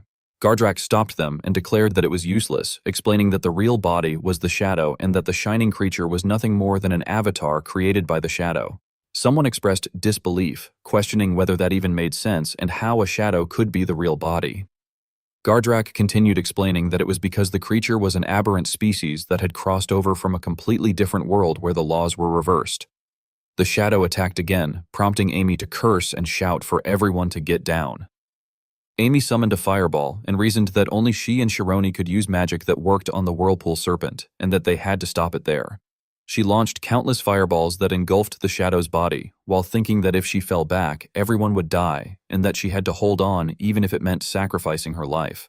As the flames burned the shadow and it cried out in pain, Canis thought that it had dodged, realizing that if it had pushed through, they would have been finished. Standing below, Canis shouted to Sharon, asking if Sharon could hear and explaining that the creature came from a world where the laws were reversed, something he had seen in his master's notes. While fighting intensely, Sharon noticed Canis's words and questioned what reversed meant. Canis clarified that it was a world where darkness ruled over light. As the shadow chased Sharon and revealed its true form as a serpent's head with terrifying fangs, Sharon tried to reason that it was a world where darkness overpowered light. The serpent caught up and swallowed Sharon, causing Kanya to scream in horror. Suddenly, a massive explosion occurred as Sharon used explosion magic again, allowing Sharon to escape. The shadow then transformed into a monstrous beast with 2 large gills and roared loudly, while Sharon, looking at it, thought that perhaps Sharon might not die there after all. Sharon then called out to Canis, asking whether, in its original world, the whirlpool serpent might not have been an apex predator, but something like a rat or a small lizard. Tess reflected on Sharon's words in confusion, while Kanya angrily shouted that it was no time to joke around. However, Canis realized that it made sense, surprising Tess and Kanya. Aaron then explained that the whirlpool serpent seemed flustered, noting that although its body was huge, its movements resembled a small animal puffing itself up and thrashing about, lacking any fighting spirit or strategy. As the beast continued its frenzied attacks, Sharon, having realized the truth, thought confidently that no matter how big and strong the opponent was, if it was merely a frightened beast lashing out, they could fight it. Sharon then unleashed photon output, creating multiple holes through the shadow's body as light pierced through it, strengthening Sharon's confidence. Amy cheered in agreement, saying that if the enemy was a shadow, then photon output had the advantage in every way. Gardrak was left speechless in shock, while Clove, shielding him, exclaimed in disbelief at what they had just seen, noting that Sharon was blocking every single attack from the whirlpool serpent. Sharon then powerfully used light magic to strike the beast, causing it to howl in pain as it wrapped its body around Sharon, prompting everyone below to shout warnings. Sharon summoned a blazing red light and fired it into the creature's body, stating that Sharon could feel the whirlpool serpent's fear and that although it might once have been the law of that valley, that would end there. Finally, as Sharon clenched a fist, massive explosions erupted from within the beast's body, shattering it into pieces. Amy stated in a trembling voice that the whirlpool serpent had been taken down as the monstrous creature faded away, while the small strange being gradually dissolved into nothingness. As Shironi landed on the ground in front of everyone, Canis clenched his fist, and the spirit beside him mockingly remarked that Canis must be feeling quite conflicted, recalling that when he first fought that creature, he had clearly been just an immature brat, yet now, with precise judgment and creative ideas, he kept pushing through extreme situations and growing stronger, wondering if someone could really grow that much in just 2 months. At that moment, Canis declared to the spirit beside him, Javi, that he would definitely enter heaven, find his master's secret knowledge, and surpass him, to which Javi replied with a sly smile that of course he would. Lena, filled with admiration, exclaimed that he had beaten the whirlpool serpent, but Kanya placed a hand on Lena's shoulder and reminded her that she knew this already and must not lose her heart to a heretic, adding that once they reached the shelter, their time with them would end, and from now on she needed to be cold to Shironi as well. Lena hesitated before quietly agreeing. Elsewhere, Clove internally evaluated that if someone like Chiron, who could even bring down the Guardian of the Laws, ended up flowing into Inferno's community, he wondered what would happen, thinking surely he would not end up being ruled by the Mojo people. Just then, Clove noticed something falling from the sky, and upon recognizing it, he exclaimed in shock that it was that 5-colored light and that it was a white elixir, immediately rushing forward to catch the gems. However, a faster hand snatched them first, and as Shironi examined the gem in his hand, he wondered what a white elixir was. Clove cleared his throat and pretended to explain that it was nothing much, simply called an elixir, used by heretics when trading goods, and asked if he could take a look to see how much it was worth. Shirone, trusting him, agreed and handed over the gems, while Clove inwardly rejoiced. Seeing this, Kanya angrily scolded him, demanding to know why he was taking it, and insisting that the elixir belonged to the one who hunted it. Clove, startled, claimed he was just looking at it and argued that he had contributed as well, but Kanya shot back, questioning what contribution he had made and accusing him of getting greedy and thinking he could snatch it without anyone noticing. Lena, watching Kanya's attitude, smiled helplessly and remarked that Kanya had even told her not to care about it. Shironi stepped in to ease the tension, saying it was fine and that Clove was only looking, but Kanya emphasized that a white elixir was the second rarest of all grades and worth 200 red elixirs, warning that if he tried to run off with it, it would be a serious matter. Shironi suddenly sat down and laughed cheerfully, asking how exactly Clove would run off with it, which left both Kanya and Clove momentarily stunned as they realized the situation and turned to look at Chiron's companions standing nearby. Old Gardrak then advised his student Clove that it was not something he could handle and told him to return it to the boy. Though dissatisfied, Clove reluctantly handed the gems back, saying that he had been about to do so anyway, and thanked Chiron for letting him take a look.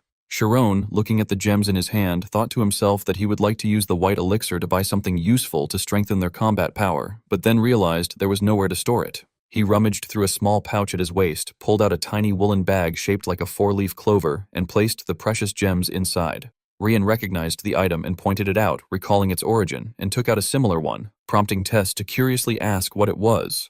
Rian explained that it was the talisman Chiron's mother had given him, revealing that it was actually a mini pocket. Amy complimented it, saying it was pretty and shaped like a lucky 4-leaf clover, while Rian happily added that there was a story behind it, recalling that when Shironi's mother had been sick, he had gone up the back mountain and picked every 4-leaf clover he could find. Tess, deeply moved, exclaimed that Chiron truly had a warm heart. Watching Chiron, Amy tried to suppress her smile, wondering why the corners of her mouth kept rising and telling herself to calm down. At that moment, the light-absorbing sphere appeared once again, and Gardrak placed it in his palm and chanted for the light to lead them to the shelter. The sphere activated a teleportation gate, transporting Shironi's group to the Noke tribe's shelter. Chiron remarked that this was indeed the Noke tribe's shelter, noting the peaceful and warm atmosphere, and thinking that it was finally over. Kanya, relieved, turned to Lena and said they should buy what they needed and leave, and Lena happily agreed. Kanya then paid Gardrak with a red elixir and asked where the herbalist was, to which Gardrak pointed the way and wished her luck.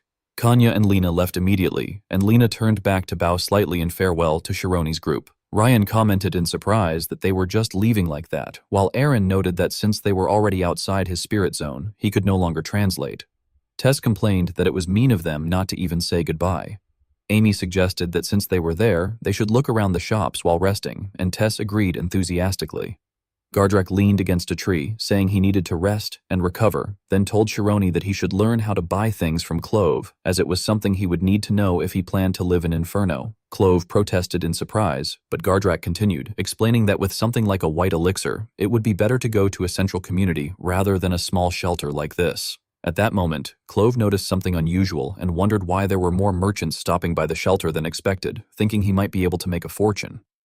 Smiling slyly, he approached Sharon and commented on his unusual clothing, asking where he had gotten it, which made Sharon awkwardly laugh. Clove then cut in and asked if Sharon was planning to use the white elixir right away. Sharon replied that he would if necessary and asked why, prompting Clove to offer to guide him, suggesting that for a brokerage fee he could even negotiate on his behalf, pointing out that since it was Sharon's first time there, he probably did not know which goods were truly worth buying. Sharon admitted to himself that this was true, noting that there were many unfamiliar items and it was difficult to judge their value, then asked Amy what they should do about Clove's request for a brokerage fee. Amy suggested that they probably did need a broker since aside from clothes and food, she could not tell what anything was, but questioned whether they could really trust him. Aaron agreed, saying he could at least determine whether Clove was trying to scam them. Clove eagerly led the way to a stall and introduced an item called Kala, claiming it was a must-have travel item for heretics and that just one was enough to keep someone full all day. Amy observed that it looked cute, like a small pebble, and wondered if she should try eating one. Clove, eyes lighting up, praised her keen eye and insisted it was an amazing item, urging her to stock up while she could, while subtly signaling the merchant. Seeing through his intentions, Amy glared in annoyance, and Aaron suggested they might as well handle things themselves. Tess remarked helplessly that they did not even need the first sutra to understand what he was doing. Amy proposed that they should keep him around a little longer, reasoning that they would not have known that the pebble-like item was food otherwise. Aaron noted that Clove must really want that white elixir, and Tess agreed, adding that he seemed somewhat pitiful.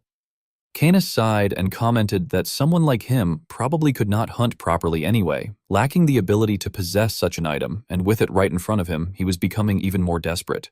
Meanwhile, Sharon glanced over at Kanya, who was in the middle of a transaction with a herbalist that did not seem to be going smoothly. In his notes, it was recorded that elixir was a substance found within the life forms of heaven, and according to Gardrak, it served as the main energy source required for survival in Inferno, and also functioned as currency, with grades ranked in order as red, green, yellow, white, and an unknown level beyond. It was narrated that Kanya had seemed unable to buy what she wanted and had left helplessly with Lena. At that moment, Shironi had approached the stall, pointed at a vial, and asked what it was. Clove had looked at the vial and enthusiastically replied that it was difficult to make and that it was a stimulant. Sharon had asked what kind of stimulant it was, and Clove had explained that it was called Epines, adding that if one drank it, they could go a whole week without sleep and still be perfectly fine. Sharon had expressed amazement, remarking that such a small thing could have that effect, and had thought to himself that it would be perfect to use during exam periods. Clove had further explained that for mages, Epines provided more than just an awakening effect, saying that it granted resistance against mental interference techniques like howling, and that Inferno potions seemed perfect for them. It was described that the bottles on display contained various effects, such as increased mental endurance, wound recovery, clearing the mind, amplifying feelings of love, and preserving perfect memory for a specific duration. Clove had then suggested that he would try to negotiate for a cheaper price and asked what Sharon thought. Shironi had fallen into thought, wondering why Kanya wanted to buy the drug and what she planned to do with it. After standing aside for a while, he had shifted his attention to Amy, who was staring intently at an iron cage containing a small, adorable fire creature. Sharon had asked what it was, and Clove had excitedly exclaimed that it was a fire spirit, and demanded to know where the merchant had obtained it. The merchant had laughed slyly, and said that if he told them, they would be very surprised, explaining that he had obtained it while escaping from an otherworldly creature known as the fire-bladed grasp. He had gone on at length about hunting yellow worms in the Dreamlands, and how he had narrowly escaped. Clove had clicked his tongue and lamented that he wished a spirit would fall into his lap as well. Sharon had reacted in astonishment, reflecting that if one formed a contract, they could draw on such power whenever they wanted. It was described that Shironi had noticed Amy's flushed face and hopeful eyes, realizing that even someone like her, who seemed to have everything, was desperate to obtain it. He had thought that it was only natural, since for a mage, improving magical ability was everything, and that encountering a fire spirit from another world was an incredibly rare opportunity. He had reasoned that if it had been a light spirit, he would have felt the same. Shironi had then signaled to Aaron to assist him with mental magic and had asked the merchant how much the spirit cost. The merchant had observed that Shironi seemed to be an outsider who had just entered Inferno and had remarked that while the price was negotiable, it might not help much. Sharon had asked if it was that expensive, and the merchant had confirmed that spirits were rare and costly enough to be sold on the mainland. Sharon had then asked whether forming a contract with the spirit was also possible, noting that it would allow the user to wield fire magic. The merchant had reacted in shock and warned that it would be a waste, explaining that once a contract was formed, the spirit would belong to only one person, and that normally entire villages pooled resources to obtain one. Shironi had insisted on knowing whether it was possible, and the merchant had reluctantly admitted that it was, adding that those who formed such contracts usually lived dangerously. Chiron had calculated that their limit was 3 white elixirs and had decided to try. He had then asked how many elixirs were required. The merchant had hesitated before stating that at minimum, 1 white elixir was needed. Chiron and Amy had been dismayed, thinking they were doomed, but the merchant had clarified that he needed at least 1. Chiron had immediately produced a pouch of white gems he had collected earlier, astonishing everyone present. The elderly merchant had collapsed upon receiving one, and Amy had joyfully embraced the small fire creature. A girl nearby had exclaimed in disbelief that it truly was a white elixir. Amy had then recalled that forming a contract required reciting Kodadama magic and had begun the chant, calling for the fire spirit to dwell within her. It was described that the small creature had transformed into magical flames surrounding Amy before condensing into a small fireball in her hand. Amy had excitedly declared that she had succeeded and that the spirit was a spirit zone, explaining that she could now use fire magic like Ignite without relying on theory. As she had continued speaking excitedly, she had suddenly noticed Shironi's gaze and had become shy, attempting to thank him before being interrupted. Tess had suddenly dragged Chiron away, excitedly pointing out a mechanical bug and begging him to buy it. Chiron had recognized it as a drone, and the merchant had confidently stated that such items were normally unavailable even with elixirs, but that he would offer it for 1 white elixir. Tess had eagerly urged Chiron to buy it. Chiron had considered that drones had excellent reconnaissance capabilities and would be helpful if Tess used them. Aaron had suggested that the merchant's price seemed high and could likely be negotiated. Tess had become excited, but Shironi had found it strange, explaining that drones were issued to the Mecha tribe and were not commonly available, yet the merchant had priced it lower than a spirit. He had suspected that the merchant had inflated the price knowing they possessed white elixirs. Tess had realized the issue and wondered if something was wrong with the drone, asking the merchant if it functioned properly. The merchant had assured them that it was a brand new product smuggled directly from the factory without a registered passcode. Chiron had thought that if it was new, it should have no defects. When Tess had noticed Chiron's expression and asked what was wrong, the scene had shifted. At another stall, Kanya had been angrily demanding to know why the item was not being sold, arguing that Apines had originally cost only 1 green elixir and that she was even offering 30 red elixirs in addition. The merchant had coldly replied that the price had increased due to demand and had mocked her ignorance. Kanya had protested that there had been no such change for the past 3 months. The merchant had then cruelly remarked that judging by her desperation, the deadline for the 1 flower liquor was approaching, and that if her family was about to die, she would have no choice but to buy it. Kanya had lost control and shouted angrily, while Lena had tried to restrain her, warning that fighting there would get them killed. Clove had observed the situation and sarcastically commented that the merchant was more vicious than he appeared. Chiron, confused, had asked what was happening and what the 1 flower liquor was, noticing that the locals avoided discussing it. At that point, Kenya had abandoned her pride, fallen to her knees, and begged the merchant to let her buy it on credit, promising to do anything to obtain the elixirs. The merchant had mocked her, asking what she could possibly do. Kanya had declared that she would do anything, even hunt for him for the rest of her life. Amused, the merchant had pointed at Chirone and demanded that she bring him all the elixirs that Chiron possessed in exchange for Apines. This demand had horrified Kanya. Chiron had calmly analyzed the situation, thinking that while it was a reasonable strategy for a merchant, it relied on exploiting emotions, and that if the Nulk people behaved like mages, such emotional reactions only made them vulnerable to manipulation. Chiron had then glanced at the younger merchant Tess had wanted to deal with, and had considered that breaking a mage's mind required a different approach. The young merchant had reacted in confusion, pointing at himself. It was also noted that Amy's notebook described Apines as a white potion created by heretics, a powerful stimulant that maintained mental stability for a long time and could only be traded with elixirs, with an approximate price of 1 green elixir. Kanya realized the vendor's true intention and said that she understood now, adding that the man had never intended to give her the Epines from the start. Recalling what had happened a month earlier, it was explained that she and Lena had once visited the stall, where the vendor had offered a reasonable price, prompting the 2 girls to begin hunting in order to gather 30 red gems. She reflected bitterly that while she had endured all that time in Inferno, clinging to false hope, the man had actually been hoping she would die there. Meanwhile, the vendor schemed to himself that in a few days, the 1 flower liquor ceremony would begin, and that her family would be dying and Epines would be desperately needed. However, he had no intention of selling anything to a faithful, and instead wanted her to feel the despair of reaching so far only to have it slip away. Feeling helpless, Kanya looked at her trembling hands and thought that she had no choice now, resolving that she had to obtain the epines no matter what, because if she failed, her mother would die. She then walked up to Shirone, gritting her teeth as she hesitated and recalled her past memories and began to call out to him. Before she could finish, Shirone handed her a white gem and simply told her to use it to buy the epines, adding that it was something precious to her. Kanya was stunned and wondered why he was acting that way, questioning why he would show her such kindness and what he would gain from giving away something so valuable. As she held the white gem with trembling hands, she remarked that he was different from humans, from otherworldly creatures, and even from Ra. She then expressed her gratitude before turning to the vendor and stating that the deal should now be complete, asking him to give her the epines. The vendor, surprised that Shirone had actually given her the gem, thought resentfully that the boy must be insane for giving it up so easily and trading a white elixir for epines. Nevertheless, he decided he could still make another excuse and mockingly claimed that she had broken the trade conditions again. Kanya, shocked, asked what he meant, and the vendor explained that he had demanded all the elixirs possessed by the young man, not just one, emphasizing that Shirone had two.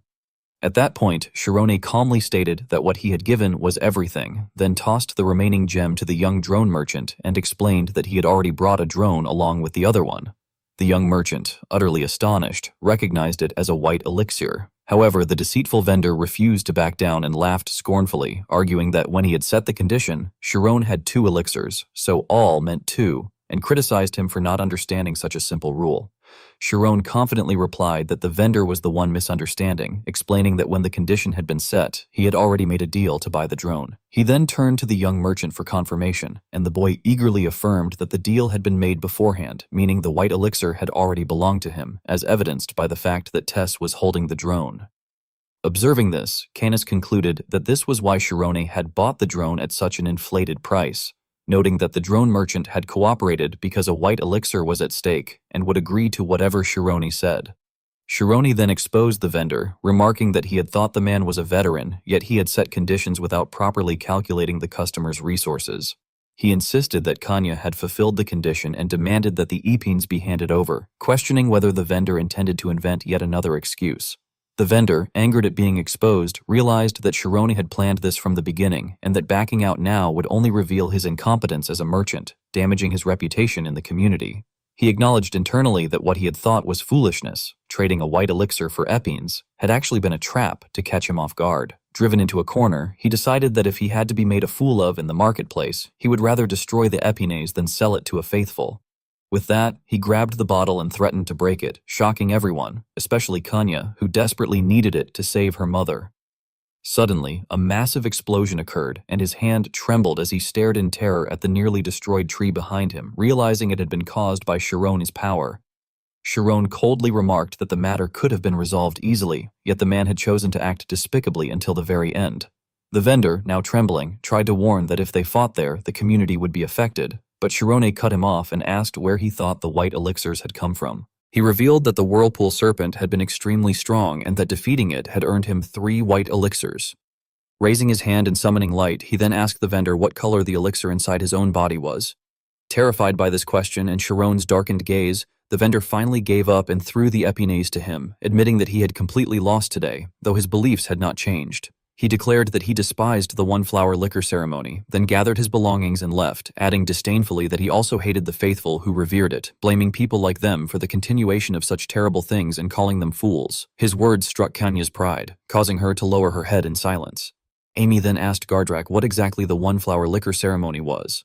Tess, startled by Gardrak's sudden appearance, wondered when he had arrived. Gardrak explained that it was a ritual performed on humans whose lifespans had come to an end, and that if the ceremony was approaching, it meant Kanya's mother would soon die. Amy admitted that she did not understand how they could know in advance when someone would die and asked whether the lifespan of the faithful was predetermined from birth. Gardrak hesitated and replied that he would rather not discuss it, explaining that his heretical order had fled heaven precisely because they hated the ceremony and that the drug merchant felt the same way. Amy then asked why epines, the stimulant, was necessary and whether drinking it could help someone survive. Gardrak answered that it changed nothing and merely acted as an anesthetic for someone dying of illness. Hearing this, the group fell into contemplation. Tess then remarked that he felt somewhat resentful, prompting Rian to ask what he meant. Tess replied regretfully that although helping Kanya had been good, they had paid an outrageous price, mentioning both the drone and the epinis. Canis scoffed and asked whether the drone had really been worth it, causing Tess to react defensively and complain about being attacked again. Canis then stated firmly that Shironi had not overpaid, explaining that he had bought something that could not have been obtained even with all the white elixirs.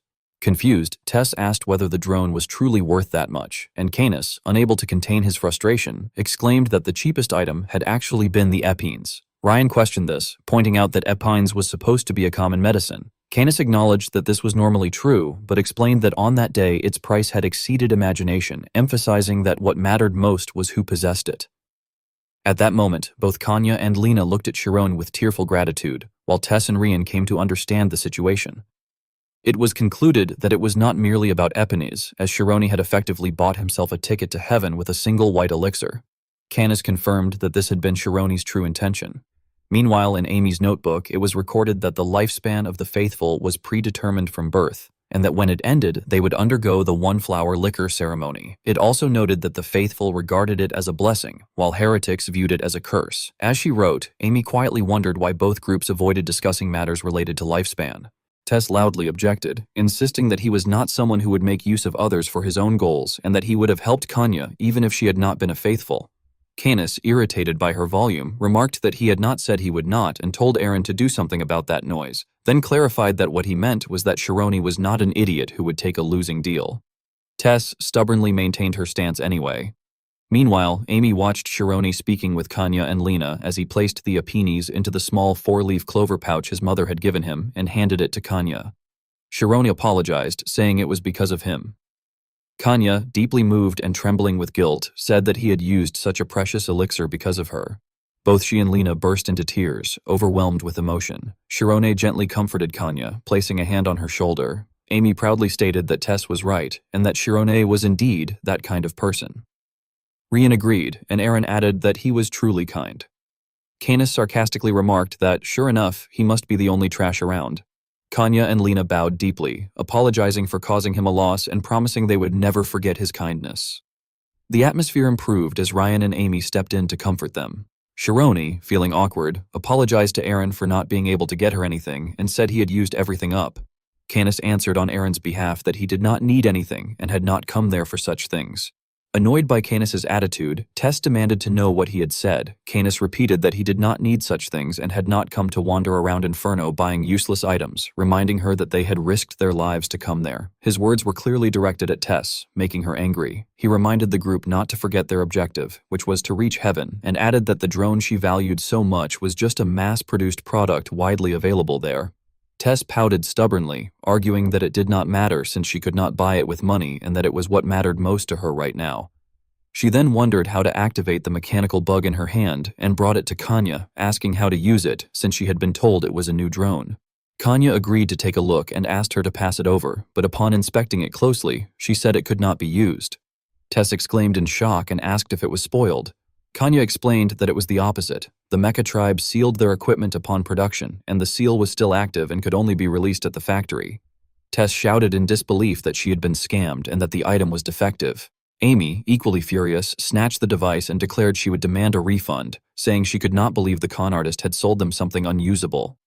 The young merchant, looking uneasy, admitted that she was right and confessed to committing fraud, apologizing for not being honest and revealing that the drone's real price was only 4 yellow elixirs. Sharon, confused, repeated that it was 4 yellow elixirs, while Amy thought to herself that the man seemed to have suddenly grown a conscience after witnessing the destructive power of the photon cannon. The merchant nervously begged them not to look at him that way, saying he only wanted to preserve his pride as a merchant. Tess, losing her temper, grabbed his collar and demanded how she was supposed to use a useless item.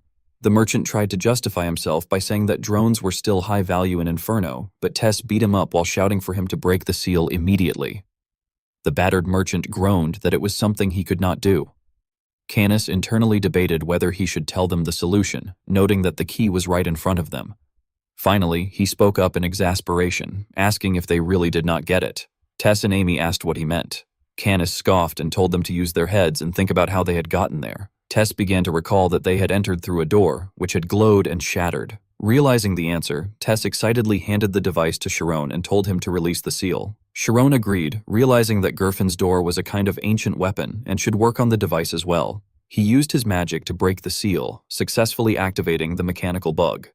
Tess cheered excitedly, and Sharon expressed surprise that it had actually worked. However, as he turned, Sharon froze upon seeing the fearful expressions of Kanya, Lena, and the Nolk tribe.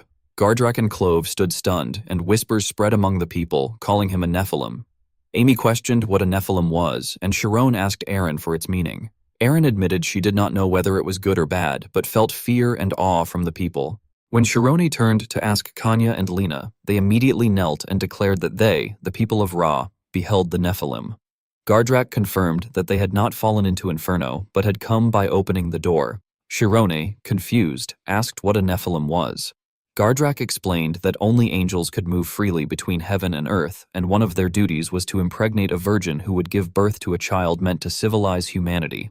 Such children, born between an angel and a virgin, were called Nephilims and were known in heaven as those free from the law. Sharon was shocked by this explanation. Rian questioned whether Sharon was an angel's child, while Kanya thought to herself that a Nephilim was someone free from Ra's will and the highest form a human could reach, believing Sharon to be a great Nephilim. Sharon denied it outright, stating that he was not a Nephilim. His response startled Kanya and Lena. He reasoned that it did not make sense for him to be an angel's descendant, arguing that if all unlockers were of angelic blood, scholars would have noticed the pattern. He added that his immortality was something he had barely achieved through countless incidents and had nothing to do with his bloodline, and questioned why his parents would have been such beings. Sensing his unease, Gardrak remarked that since this was a heretic nation, it did not matter what he claimed, but he was curious why Sharon had come to Inferno, and whether it was to carry out an angel's mission. Sharon replied that he had come to enter heaven and had something to deliver. Gardrak said he had expected as much, but questioned why he had come to a heretic shelter. Sharon casually answered that the girls had introduced him. Kanya and Lena immediately apologized nervously for failing to recognize a Nephilim and leading him to such a shabby place, leaving Clove speechless at the description. Sharon gently told them he could not hear them well and asked them to stand up and speak. Kanya replied that they would not dare. Amy, confused, wondered what on earth was happening. Tess, with her sharp hearing, noticed a strange sound and thought something was off. Suddenly, a mysterious wind caused leaves to swirl into an unusual pattern, leaving everyone bewildered. A scout reported the arrival of a patrol. Gardrak and Clove panicked and prepared to flee as a pair of white wings appeared, followed by a fleet and soldiers descending. Someone shouted that it was an angel. Meanwhile, Amy's notebook recorded that a Nephilim was a human born between an angel and a virgin, and she questioned whether the angel descendants mentioned by the Kergoyans referred to Nephilims, while also doubting that all unlockers on Earth could truly be children of angels. The scene shifted back to the past, inside the mansion, where Sharon had been sitting at the piano while his gentle mother, Reyna, told him that his performance was truly fantastic and that she wanted to keep listening to it forever. Suddenly, Gardrak shouted at him to snap out of it, and the loud voice jolted Sharon awake from the illusion. Gardrak then turned to the others and warned them not to get swept away by the sound, reminding them that they were mages who were managing to survive, and that if they were not, they would already have lost consciousness. Ryan and Tess clutched their heads in pain, while Kanya and Lena cried and pleaded. Confused, Sharon asked what on earth was happening. Gardrak explained that it was an angel's vibration, the tremor that emanated from their very existence. Amy, along with Canis and Aaron, was able to endure it because they were mages. Sharon repeated thoughtfully that it was the tremor of existence itself, then reflected that now that Gardrak mentioned it, everyone had hidden at the news of an angel's arrival, and he himself had clearly done the same. He recalled how someone had shouted that an angel had appeared and told everyone to hide, prompting him to grab Kanya's hand and run to conceal themselves. Gardrak assessed that the angel would soon pass through the airspace above them. Sharon, worried, asked whether the angel could see them. Gardrak replied that it might or might not. Sharon, confused, questioned what that was supposed to mean. Gardrak explained by asking whether Sharon had checked his fingerprints that morning when he woke up. When Sharon answered that he had not, Gardrak said it was just like that. Although the shelter was protected by a curtain of light, an angel could see through it if they wished. However, they did not usually fly around the vast inferno in such a manner unless they felt like being unpredictable that day. As pure white wings appeared in the sky, radiating light, Gardrak looked up and explained that angels were the first individuals created by God, that they had the right to freely interpret God's will, and that they were known as arbiters of law. He then mentioned that the Mara who followed them acted as the angels' hands and feet, executing the laws, and that in other words, they were beings capable of manipulating those laws as they pleased. As the radiant figure of the angel and its entourage passed overhead, Shirone wondered to himself whether, if angels truly existed, unlockers could actually be Nephilims or something similar. He also questioned whether Miro's scale magic, which could cross dimensions at will, might be an angel's ability. However, he admitted to himself that he did not know, and although he had gained a great deal of information after spending a day in heaven, nothing seemed to come together. He questioned what exactly that place was. When the atmosphere returned to peace in the small village, Shirone remarked that although it had only been a day since he had come to that world, it felt like a week had passed. He suggested that they stay there for the night and leave the next day, noting that the others had gone to find lodging. Amy agreed. At that moment, Kanya quietly called out. Amy turned to her, and Kanya said that she had taught Tess how to use the drone. Amy expressed her gratitude. Kanya added that she and Lena would also sleep there, explaining that the guided were resting at that hour and that they would probably depart the next morning. Shirone responded that he understood. Hesitantly, Kanya then mentioned that Shirone had said he was going to heaven and asked if it would be all right for him to stop by their house. Amy reacted with excitement at the chance to go to heaven, and Shirone agreed. Kanya, delighted, thanked him and said she would see them the next morning before leaving. Shirone waved and agreed, then told Amy with relief that Kanya had not misunderstood their goodwill and that everything had worked out, only to be interrupted when Amy pinched his cheek. Later, Shirone found himself in an all-white space where a gate opened and Miro stepped out. He demanded to know why she knew about him, why she had saved him when he had tried to open the immortal function and scatter beyond the infinite, why she had come to heaven, and who he himself really was. Although Miro responded, Shirone realized that he could not hear anything she was saying and questioned why that was happening. When Miro extended her hand, he rushed toward her, only to suddenly wake from the dream. Standing up, Shirone walked to the balcony and reflected.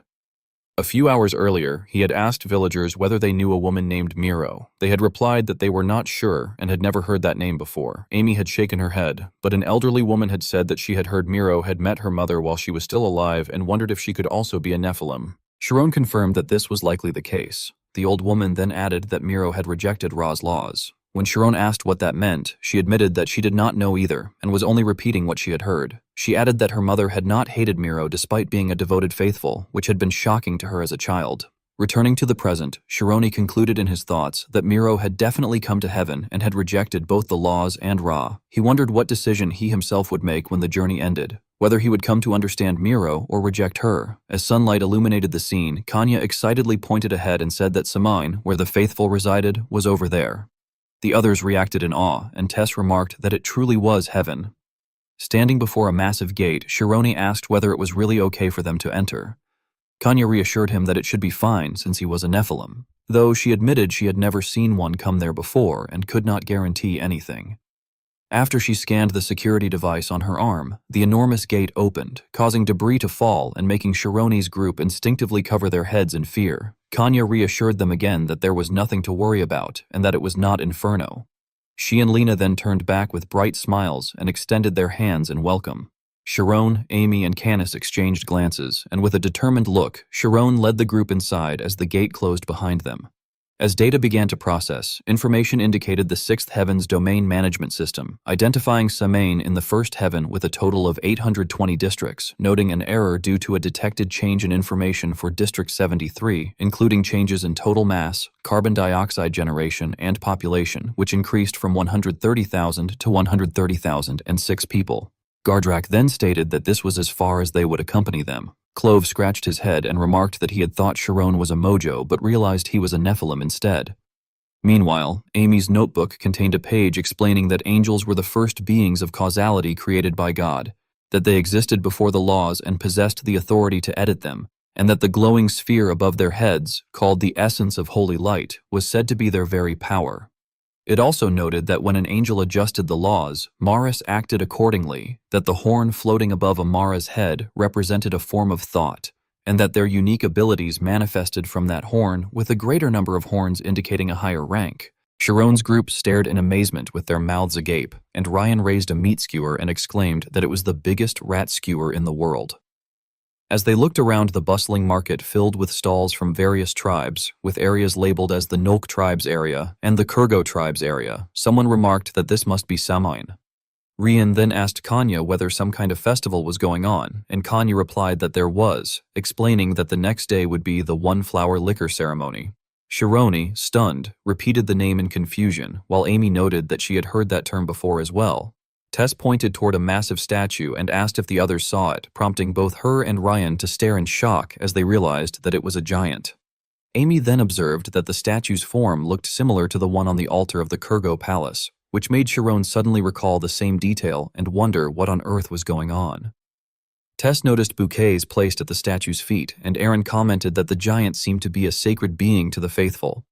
Rian added that Kanya had once mentioned that giants were the guardians of the laws, and Tess teased him for remembering such a thing, causing Ryan to respond irritably. Canis, however, questioned why a giant had been wandering around Inferno, leaving Shironi deep in thought.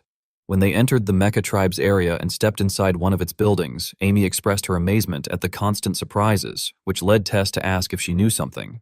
Amy confirmed that she did, and Shironi exclaimed in shock that it was Istus, specifically magic storage Istus. Kanya and Lena then led the group to a storage compartment and welcomed them, saying that it was their home.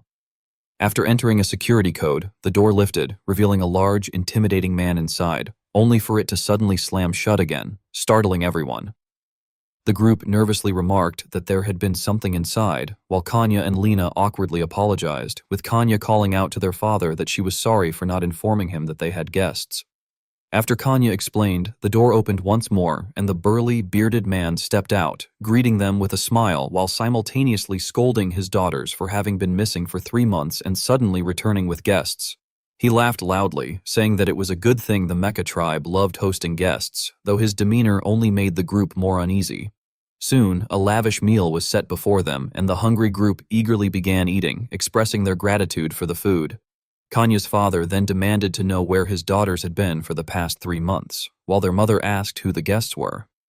At that moment, Kanya handed over a 4-leaf clover pouch, and when her mother opened it, she was shocked to discover that it contained apinis. Horrified, she demanded to know whether Kanya had gone to Inferno and questioned why she would do such a thing, insisting that she had never asked her to take such a risk. Kanya explained that the one-flower liquor ceremony was the next day and asked if she was supposed to just stand by and watch. Her mother, in tears, reproached her, saying that she herself had gone to Inferno to ask the grandfather for a favor and had lost years of her lifespan because of it, and she questioned how Kanya could do the same knowing that fact. Kanya, lowering her head in frustration and sorrow, insisted that they were family and asked whether that alone was not enough.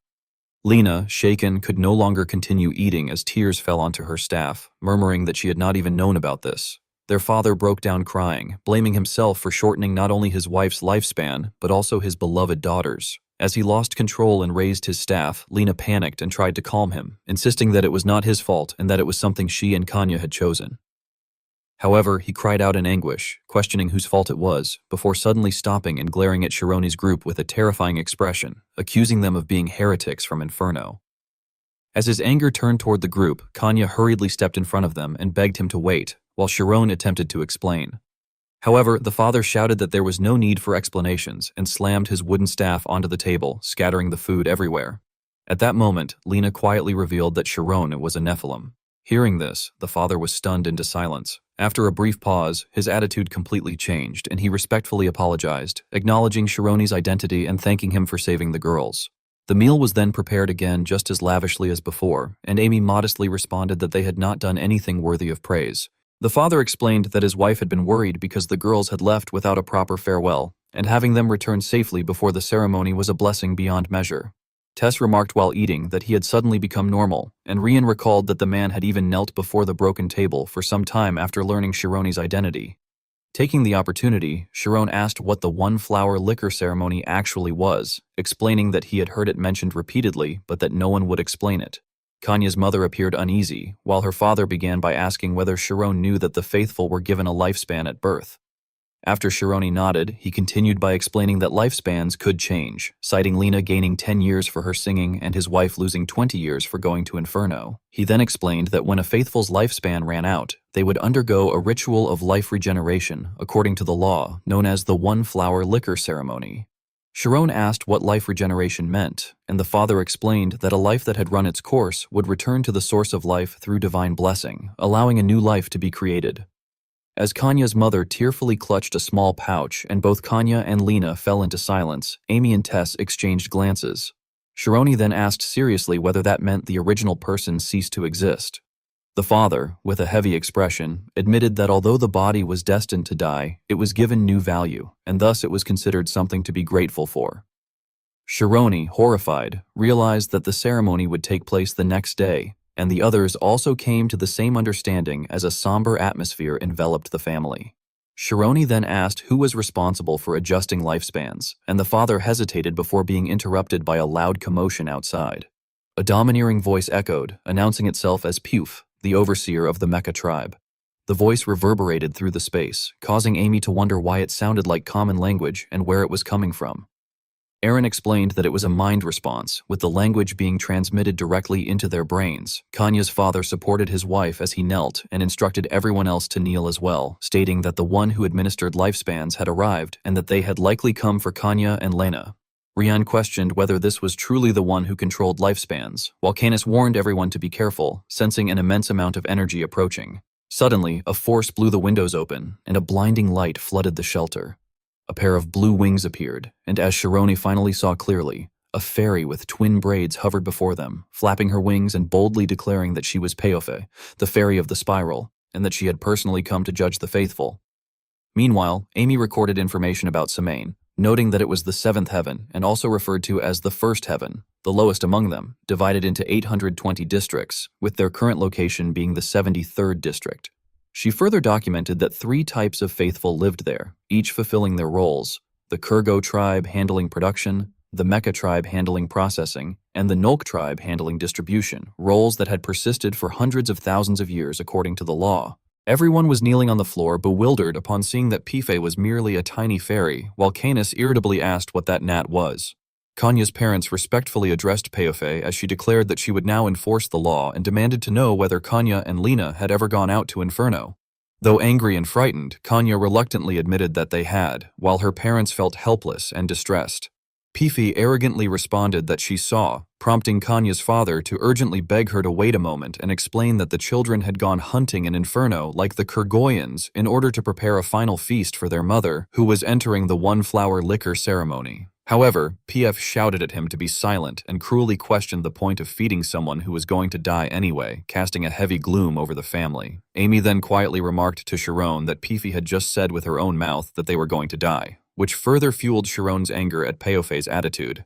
Peofe then announced that she would hand down the sentence and, while floating down lightly, declared that Kanya and Lena would each have 40 years cut from their lifespan. The verdict horrified both girls, and Kanya's mother frantically protested that the punishment was too severe, arguing that if 40 years were taken, Kanya would have less than 10 years left to live. Peofe, displeased, retorted that there was nothing wrong with 10 years, and that even 5 years were enough to do everything one wanted, adding that she herself had become an executor in just 1 year and that they should have lived well while they had the chance.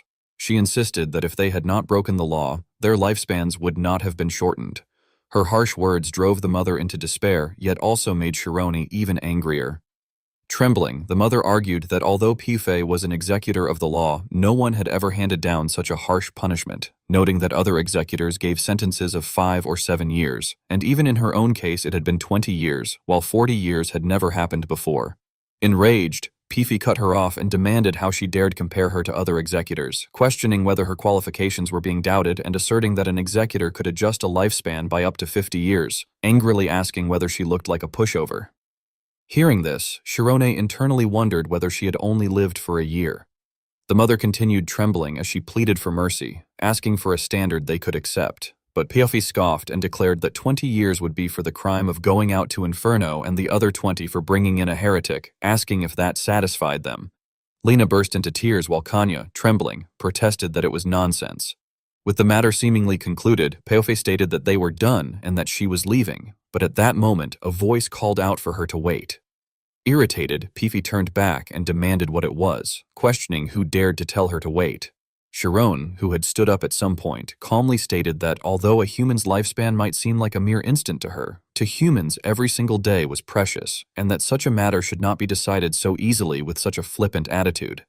This accusation drove Pifi into a rage as she denounced him as a vulgar heretic, but Lena quickly intervened, explaining that he was not a heretic but a Nephilim.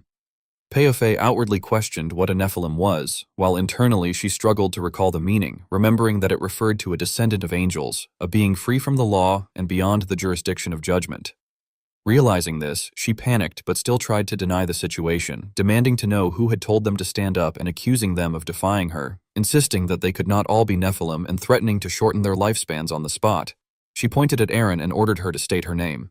Kanya grew anxious, fearing that at this rate everyone's lifespan would be shortened, but Aaron calmly refused, saying that she had no reason to give her name and that giving one's name to a stranger felt inappropriate. Feeling insulted, Pifi flew into another rage and hurled insults, repeatedly demanding that the others tell her their names, yet none of them responded. Observing this, Canis concluded that for that fairy to manipulate lifespans, she needed a name. Still shouting, Pifi declared that if that was how they intended to play it, she would hand them over to someone higher than her, and, for the crime of harboring heretics, she sentenced Kanya and Lena to the maximum penalty of 50 years. This new judgment left Kanya's family in shock, realizing that if 50 years were taken, Kanya would die the very next day. Enraged, Sharon ordered his group not to let her get away no matter what. Ryan and Tess immediately rushed forward to capture Peef, causing the small fairy to scream as she fled, angrily shouting that they had finally crossed the line. Aaron and Canis then used their magic, the authority of darkness, to pursue her, while Pifi, panicking, demanded to know why they were doing this and urged them to talk it out. At that moment, Javi's spirit appeared and attempted to seize Peofe, who narrowly escaped before launching a counterattack by summoning spiral power. Her magic began to affect Chiron's group, causing Rian to exclaim in confusion about what that power was, while Tess remarked that something was twisting his body. Delighted, Peofe boasted that they must have looked down on her because she was small, but that she was the fairy of the spiral, born from the spiral and ruler of twisting, warning that if they did not back off, she would snap them.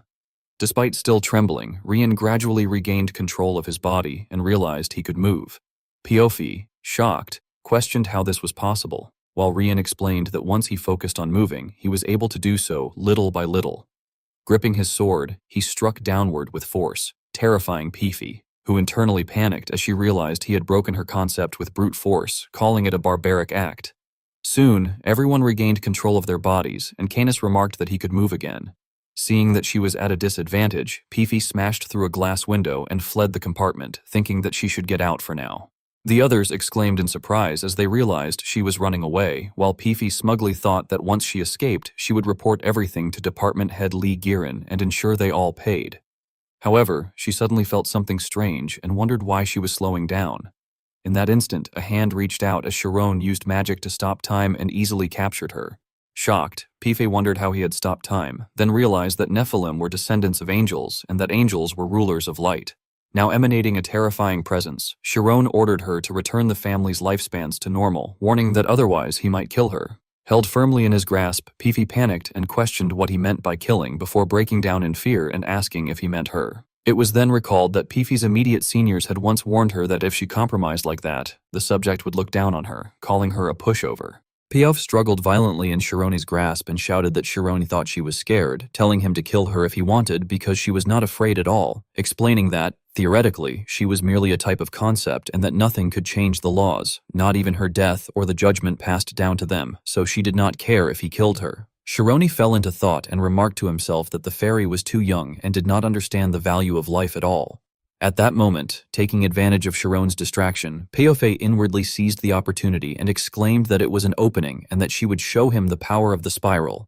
However, she suddenly turned pale and began to suffocate as Sharon tightened his grip, coughing as she struggled and begged him to stop, saying she was going to burst. Sharon calmly asked if that was so and questioned what would happen if she burst. Startled and trembling in fear, Pife hesitantly replied that she would die. Sharon coldly pointed out that she was supposedly fine with dying and added that she had already lived for a year.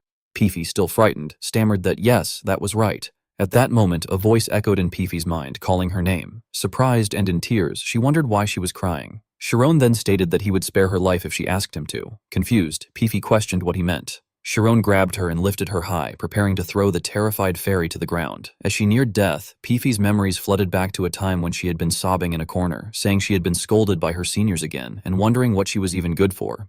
A voice had asked her why she was crying, and when she turned around, she was startled to recognize the speaker as department head Igorine. Nervously, she asked if Igorine knew her. Igorine replied that of course he did, explaining that she had been the only fairy born in the last 10 years and was still the youngest among them.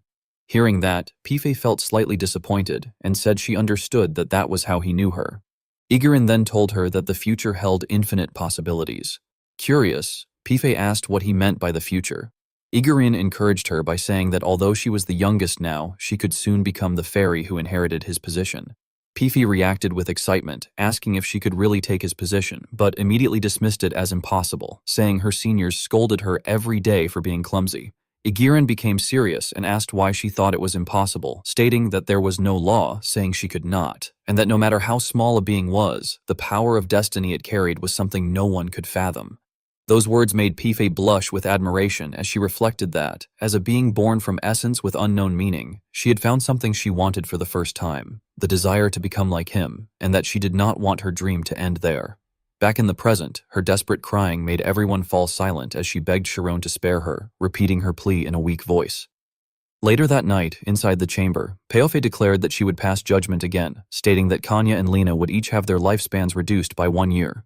The change in judgment shocked Kanya's family, and Chironi remarked that she really did not have any standards.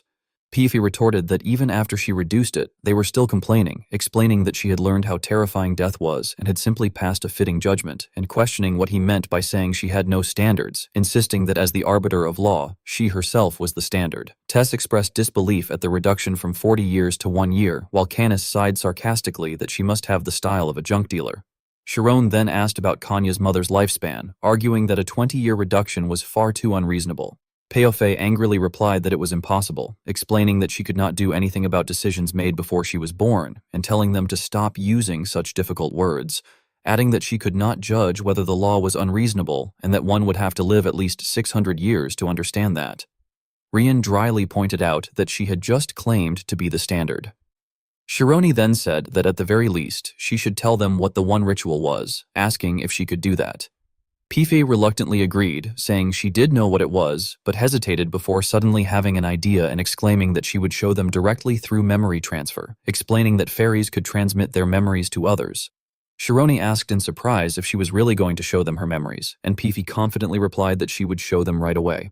In the next instant, Chironi's eyes widened as everyone was transported to a familiar space. Kanya's parents were shocked and exclaimed that it was the ritual from a year ago. Chiron stood in horror before a massive statue as the scene unfolded. It was the ceremony from a year earlier. Moving through the bustling atmosphere, they saw a long line of elderly people removing their cloaks and stepping into transparent spheres beneath the statue. One old man's family cried out desperately, calling for their father and grandfather as they pounded on the sphere, only to be held back by guards. The old man, however, smiled gently as he slowly sank into a rising black liquid within the sphere. Chironi watched in shock as the liquid corroded the man's body until even his bones dissolved and merged into it. The liquid then flowed through pipes toward the base of the statue. Suddenly, the statue split open, releasing a blinding light, and from within emerged a massive creature. Chiron's group was stunned as they realized it was a giant. Aaron then understood and explained that the reason she could not achieve mental resonance with the giant was because the minds of multiple people were jumbled together within a single body. The giant roared loudly, and upon realizing how it had been created, Chironi was horrified. Kanya lowered her head in shame and admitted that this was why she had not wanted to tell them, explaining that according to the law, humans were born from giants and therefore returned to being giants once more, and that this was the one ritual. Chirone, unable to accept it, internally protested that it was not something that could be explained so simply.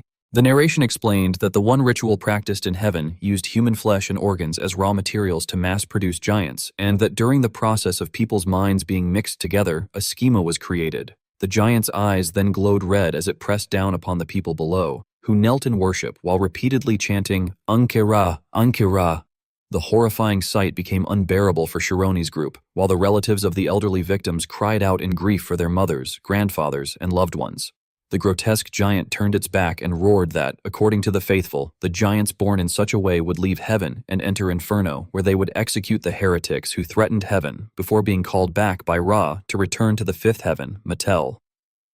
As the vision gradually faded amid the mournful cries of the bereaved, calling for their mothers and grandfathers to return, Chironi finally understood why Kanya had risked everything to obtain Epinis for her mother. He stated that he now understood the reason Kanya had staked her life on getting the stimulant Epinis. He explained that, even if everything melted and merged together, she had hoped her mother's mind would remain awake inside. and that even if her body could not be saved, she had wanted at least her mind to continue living on. As night fell, Canis cursed angrily that the fly-like woman had already escaped. He urgently told Shironi that they had to leave immediately because she would surely return with an army. Kanya's father helplessly replied that it was already too late to move, while Kanya's mother added that the laws stated even fairies could not mistreat a Nephilim. Kanya then suggested that they stay the night at her house, and Shironi agreed, thanking her for the offer. Shironi's answer immediately infuriated Canis, who shouted that Shironi must have been crazy and insisted once again that they needed to leave immediately. He yelled repeatedly, asking whether anyone could hear him and whether anyone was listening to him at all.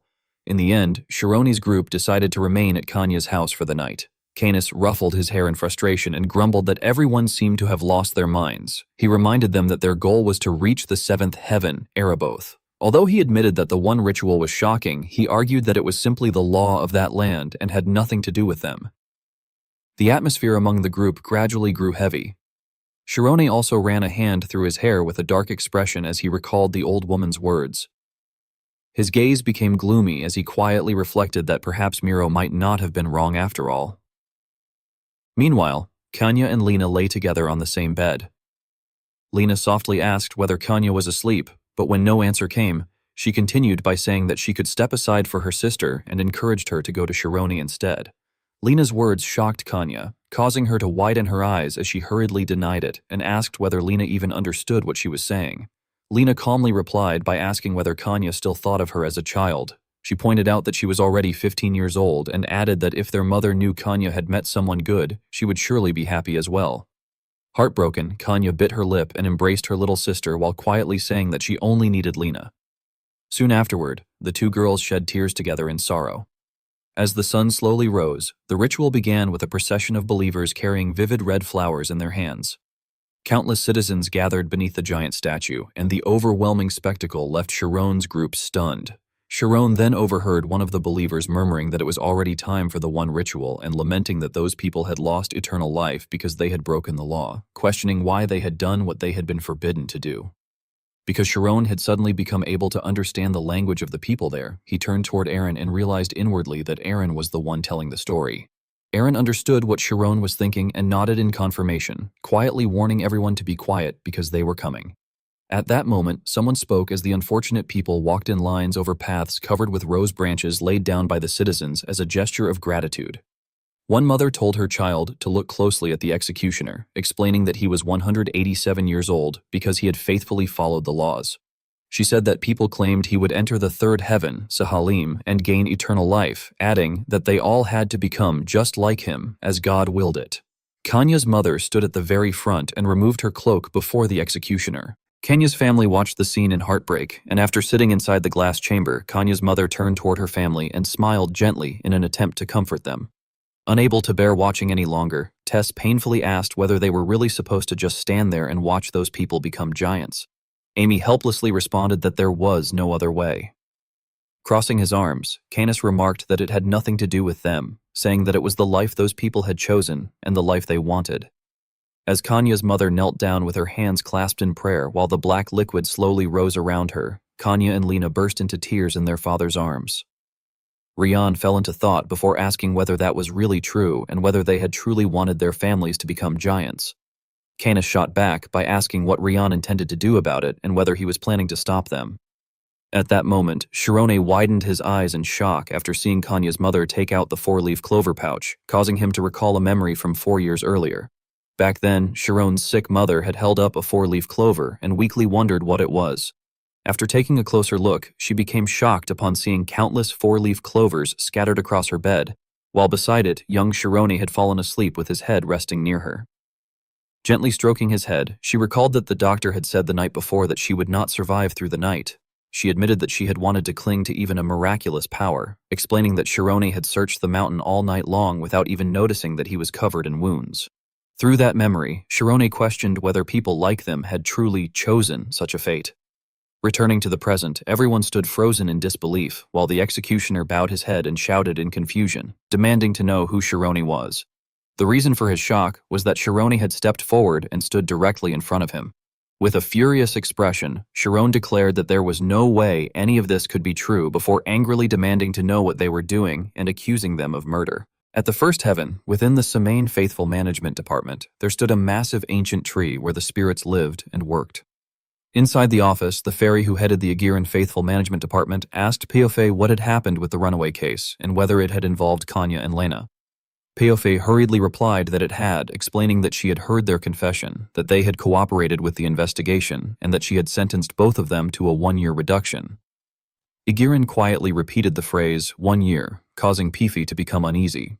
Agiran then stated that since the verdict had been handed down by a proper executor, she had to respect the decision, though she still wished to ask whether there had been any outside pressure involved. Peofe nervously answered that there had been none and insisted that the verdict had been solely her own decision. However, as Peofe recalled certain hidden truths, her face turned pale at the thought that she had in fact been threatened with death and that the verdict itself had been reached through personal enlightenment.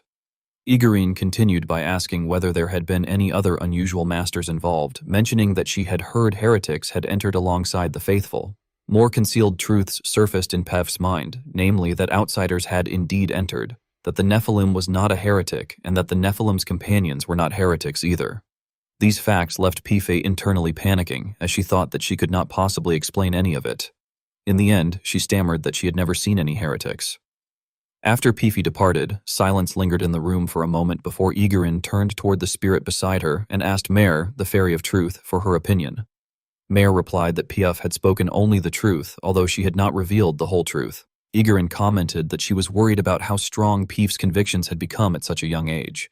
She then ordered Mare to investigate the humans who had entered heaven following the faithful, adding that detailed records should exist within the Mecha command. Mare immediately accepted the order and declared that she would leave at once. Left alone, Agiran fell into deep thought, reflecting that humans who were neither heretics nor members of the faithful had somehow entered heaven. She wondered whether it was merely her imagination, but despite the perfectly clear skies of heaven, she felt as though she could smell dark clouds approaching. Agiran mused that perhaps things would unfold just like they had when she came, before revealing a dark expression as she murmured the name Adrias Miro.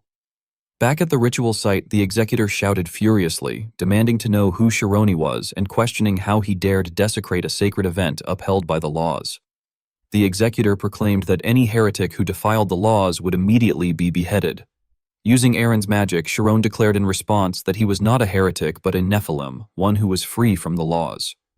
The crowd erupted into confusion upon hearing Sharon introduce himself as a Nephilim. Everyone present, including Kanya's family, stared in shock, while Sharon's own companions were equally stunned. Canis grumbled to himself while Aaron attempted to act innocent. Meanwhile, one of the citizens repeated Shironi's claim that he was someone free from the laws, unable to believe what he had heard. The executor angrily refuted Shironi's words, arguing that it was incorrect to describe the sacred ritual in such a manner. He explained that human existence, which merely rotted away after reaching the end of its lifespan, was returned to its original form so that it could live a new life once more, insisting that the ritual itself was God's mercy. Shironi, however, became utterly enraged and shouted that the executor was simply wrapping murder in elegant words to justify it. He argued that if killing a perfectly healthy person was not considered murder, then nothing else could be. Shironi further accused them of delivering punishments far greater than the sins committed and ultimately driving people to their deaths, declaring that such actions were no different from murder itself. Grinding his teeth in anger, the executor declared that Shironi was not a true Nephilim. He insisted that if Sharon had truly been a messenger sent by Ra, he would never deny the laws. The faithful immediately echoed the executor's accusation, shouting that Sharon was indeed a heretic. The executor then ordered the guards to arrest the heretic who had entered the land of the faithful. The guards rushed toward Shironi, but without the slightest hesitation, Sharon summoned his power and threw a punch imbued with explosion magic. A tremendous shockwave erupted from the strike and sent the guards flying backward. The surrounding followers stared in stunned disbelief as they exclaimed that it was light itself, shocked that the power had pushed everyone away. Shironi's power cracked the ground apart, causing the executioner to become terrified as he shouted that Sharon was a real Nephilim.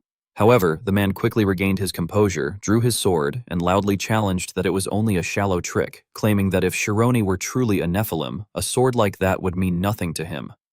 At that moment, Sharon's group joined the battle. Rian and Tess stepped forward while firmly gripping their swords, standing in front of Sharon, while the young mages Amy, Aaron, and Canis prepared themselves for combat behind them. Rian declared that they would not let anyone lay a single finger on Shironi. Seeing even more heretics appear, the executioner angrily demanded to know who they were. Rian began to answer that he was Shironi's sword, but before he could finish, Tess covered his mouth and cut in by proclaiming that they were the Nephilim's Night Order. Amy immediately followed up by declaring that a Nephilim was free from the laws, and therefore, if Shironi wished to stop those laws, they would stop them as well. Aaron enthusiastically added that there was nothing more to it than that. Shironi looked surprised and called out to Amy, but the red-haired girl confidently replied that she believed in him and asked whether he already had a plan. Canis then warned Shironi that he had better say he did, considering the enormous mess they had already caused. At that point, Shironi's group was heavily outnumbered. Shironi suddenly shouted that he indeed had a plan and ordered everyone to close their eyes. Following his command, everyone covered their faces as a blinding sphere of light was summoned into existence.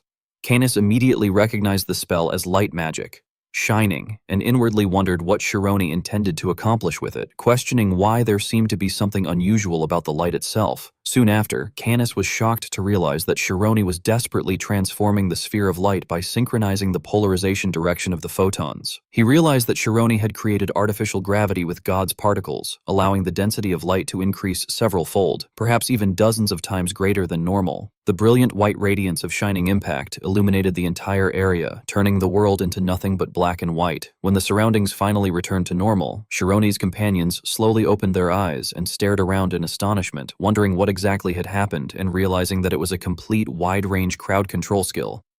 At that moment, the executioner and all the guards simultaneously fell to their knees before Shironi in worship. The believers and citizens erupted into emotional cheers, proclaiming that he truly was a Nephilim and begging him to deliver the will of Ra. Trembling violently, the executioner muttered in disbelief that such a thing could not be possible. Tess then stepped forward and pulled the lever, rescuing the people trapped inside the spheres while announcing that the liquid was draining away and that the one ritual had finally stopped. The families of those trapped inside the spheres rushed toward their loved ones. Kanya and Lena ran toward their mother in tears, overwhelmed by emotion as they realized that the one ritual, which had continued for tens of thousands of years, had finally come to an end. Shironi's group smiled with relief at the sight. Suddenly, a commanding voice echoed through the area, ordering everyone to halt. A bolt of blue lightning descended from the Spirit Army's magic staff and struck the ground. Leading the spirit forces, Igirin coldly declared that they had finally revealed themselves as the heretics who had been impersonating a Nephilim. The executioner and his subordinates respectfully knelt before Igirin, while the executioner, unable to understand the situation, loudly demanded to know what Igirin had meant by impersonating, insisting that the person had clearly used the power of light. Igirin coldly warned them not to be deceived, explaining that the nation of Earth possessed techniques capable of manipulating light and allowing them to use light magic, and that they had even tried to deceive the fairies through such methods. The executioner and the followers immediately fell into confusion, wondering in shock whether he was not a Nephilim and questioning what the truth actually was. Amy angrily protested that he also knew light magic. Canis furiously blamed Shironi, reminding him that he had warned him that the fly would snitch on everything and bring an army, insisting that was exactly why he had said they should leave earlier. At that moment, Shironi's gaze turned cold as he stared directly at Pifa. The small fairy, unable to understand what was happening, panicked internally while wondering why everyone was there when she had only been called because there had been a problem with the one ritual. Igirin then declared that he did not know why they were doing such things, but that he could not leave alone those who interfered with the laws. He immediately raised his hand and ordered everyone to be arrested and brought before him, proclaiming that he would personally reduce their lifespans. He also shouted at the others to resume the one ritual, while simultaneously commanding the executioner to continue the ceremony. Shironi desperately yelled for them to stop. Tess panicked and warned everyone not to come any closer, but the spirit soldiers used magic from their staffs to create vines that wrapped tightly around Tess's body, causing Tess to scream in terror while asking what the strange attack was. Rian was struck by magical lightning, while Amy endured another wave of attacks that caused her to cry out in pain, complaining that it stung terribly. Ryan collapsed to the ground, unable to move, groaning that his muscles were contracting uncontrollably. Taking advantage of the chaos, the executioner rushed toward the lever while shouting that nobody could stop the one ritual. At that instant, Canis summoned the spirit Javi, who immediately restrained the executioner and lifted him high into the air while mockingly asking whether he liked rides. Javi's sudden appearance terrified the spirit soldiers, who screamed that it was a ghost and even a lich. One spirit warrior angrily rebuked the others, insisting that there were no liches in Samhain, before charging forward with a magical staff to attack Javi. Javi delightedly absorbed the energy from the attack, savoring the thrilling taste of the energy and greedily demanding more.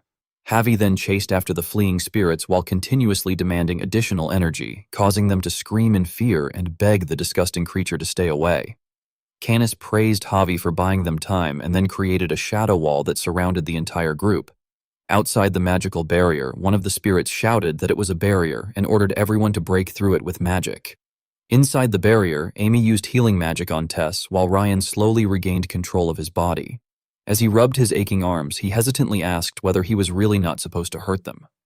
When the wall was finally broken, the followers immediately charged toward them again, causing Ryan to sigh in frustration that the situation was truly difficult. At that exact moment, Shironi unleashed an overwhelming power from above, creating a massive explosion that shook the entire space and blasted the enemy forces away. Amy entered the battle and chanted spirit summoning, calling forth countless jack-o'-lantern fire spirits before commanding them to fire. The followers screamed in terror while Amy warned Shironi that the jack-o'-lanterns were only temporary and would not last long. Chiron calmly replied that he understood. Elsewhere, Chiron unleashed photon cannon against the spirit army. His attack gradually advanced toward Pife, causing the tiny fairy to raise her hands in fear to defend herself. However, when she opened her eyes and realized the attack had never touched her, she wondered whether Shirone had intentionally missed her on purpose. Despite that, two spirit warriors used golden ropes to successfully restrain Chiron, while another spirit extinguished Amy's flames by spewing out an enormous amount of water. Rian was pinned to the ground and restrained by several large followers, while Tess screamed helplessly from inside a magical bubble, begging them to let him go because he had finally become free. The executioner triumphantly rushed toward the lever while laughing that they had won. Suddenly, a cold voice questioned exactly what they believed they had won. A shadowy figure emerged, praising them sarcastically for being lured all the way there. Canis and Aaron then revealed themselves from beneath a camouflage spell, and Aaron immediately cast wide-range mental shock. Dark shadows appeared and chased after the spirits, causing them to panic and flee while cursing in fear. Aaron's power spread across the ceremony like an electric current, knocking down both the spirits and the followers alike. Igirin silently observed everything with a cold expression. Amy shouted for Shironi to destroy the statue. Shironi summoned the power of light and unleashed laser pulse cannon directly toward the enormous statue. Kenya stared in horror, stammering that the statue was collapsing. Igirin coldly remarked that his turn had finally come and that it could not be helped anymore. He then raised his hand and began chanting, calling upon the world without authority and commanding it as a subordinate of God. Only then did the group realize that Igirin had begun casting a spell. Tess desperately shouted to Rian that they had to stop the fairy's incantation. Rian crazily grabbed his sword and charged forward, but Igirin merely pointed a finger and commanded him to kneel before him. As though struck by an invisible force, Rian's legs suddenly bent on their own, forcing him to kneel. Panicking internally, Ryan realized that his knees were moving against his will. Not only Rian, but Shironi's entire group suffered the same effect, feeling as though an unbearable weight were crushing them into the ground. Chiron angrily demanded to know what was happening, while Amy admitted in terror that she did not know and that her knees suddenly felt as heavy as lead. Aaron also revealed that even his spirit zone had become completely unresponsive. Every citizen present suffered the exact same fate. Igirin calmly explained to Shironi that the phenomenon was called authority, and that submission was not something forced upon others, but something that occurred voluntarily. While speaking, Igirin slowly approached the lever once more, remarking that although there had been a brief commotion, everything would soon return to its proper place. Igirin then activated the machine. Kenya screamed in despair for him to stop, but Igirin coldly declared that everything would return to where it properly belonged. Shironi trembled violently as he resisted the suppression with all his strength, furiously demanding to know what kind of voluntary submission this could possibly be.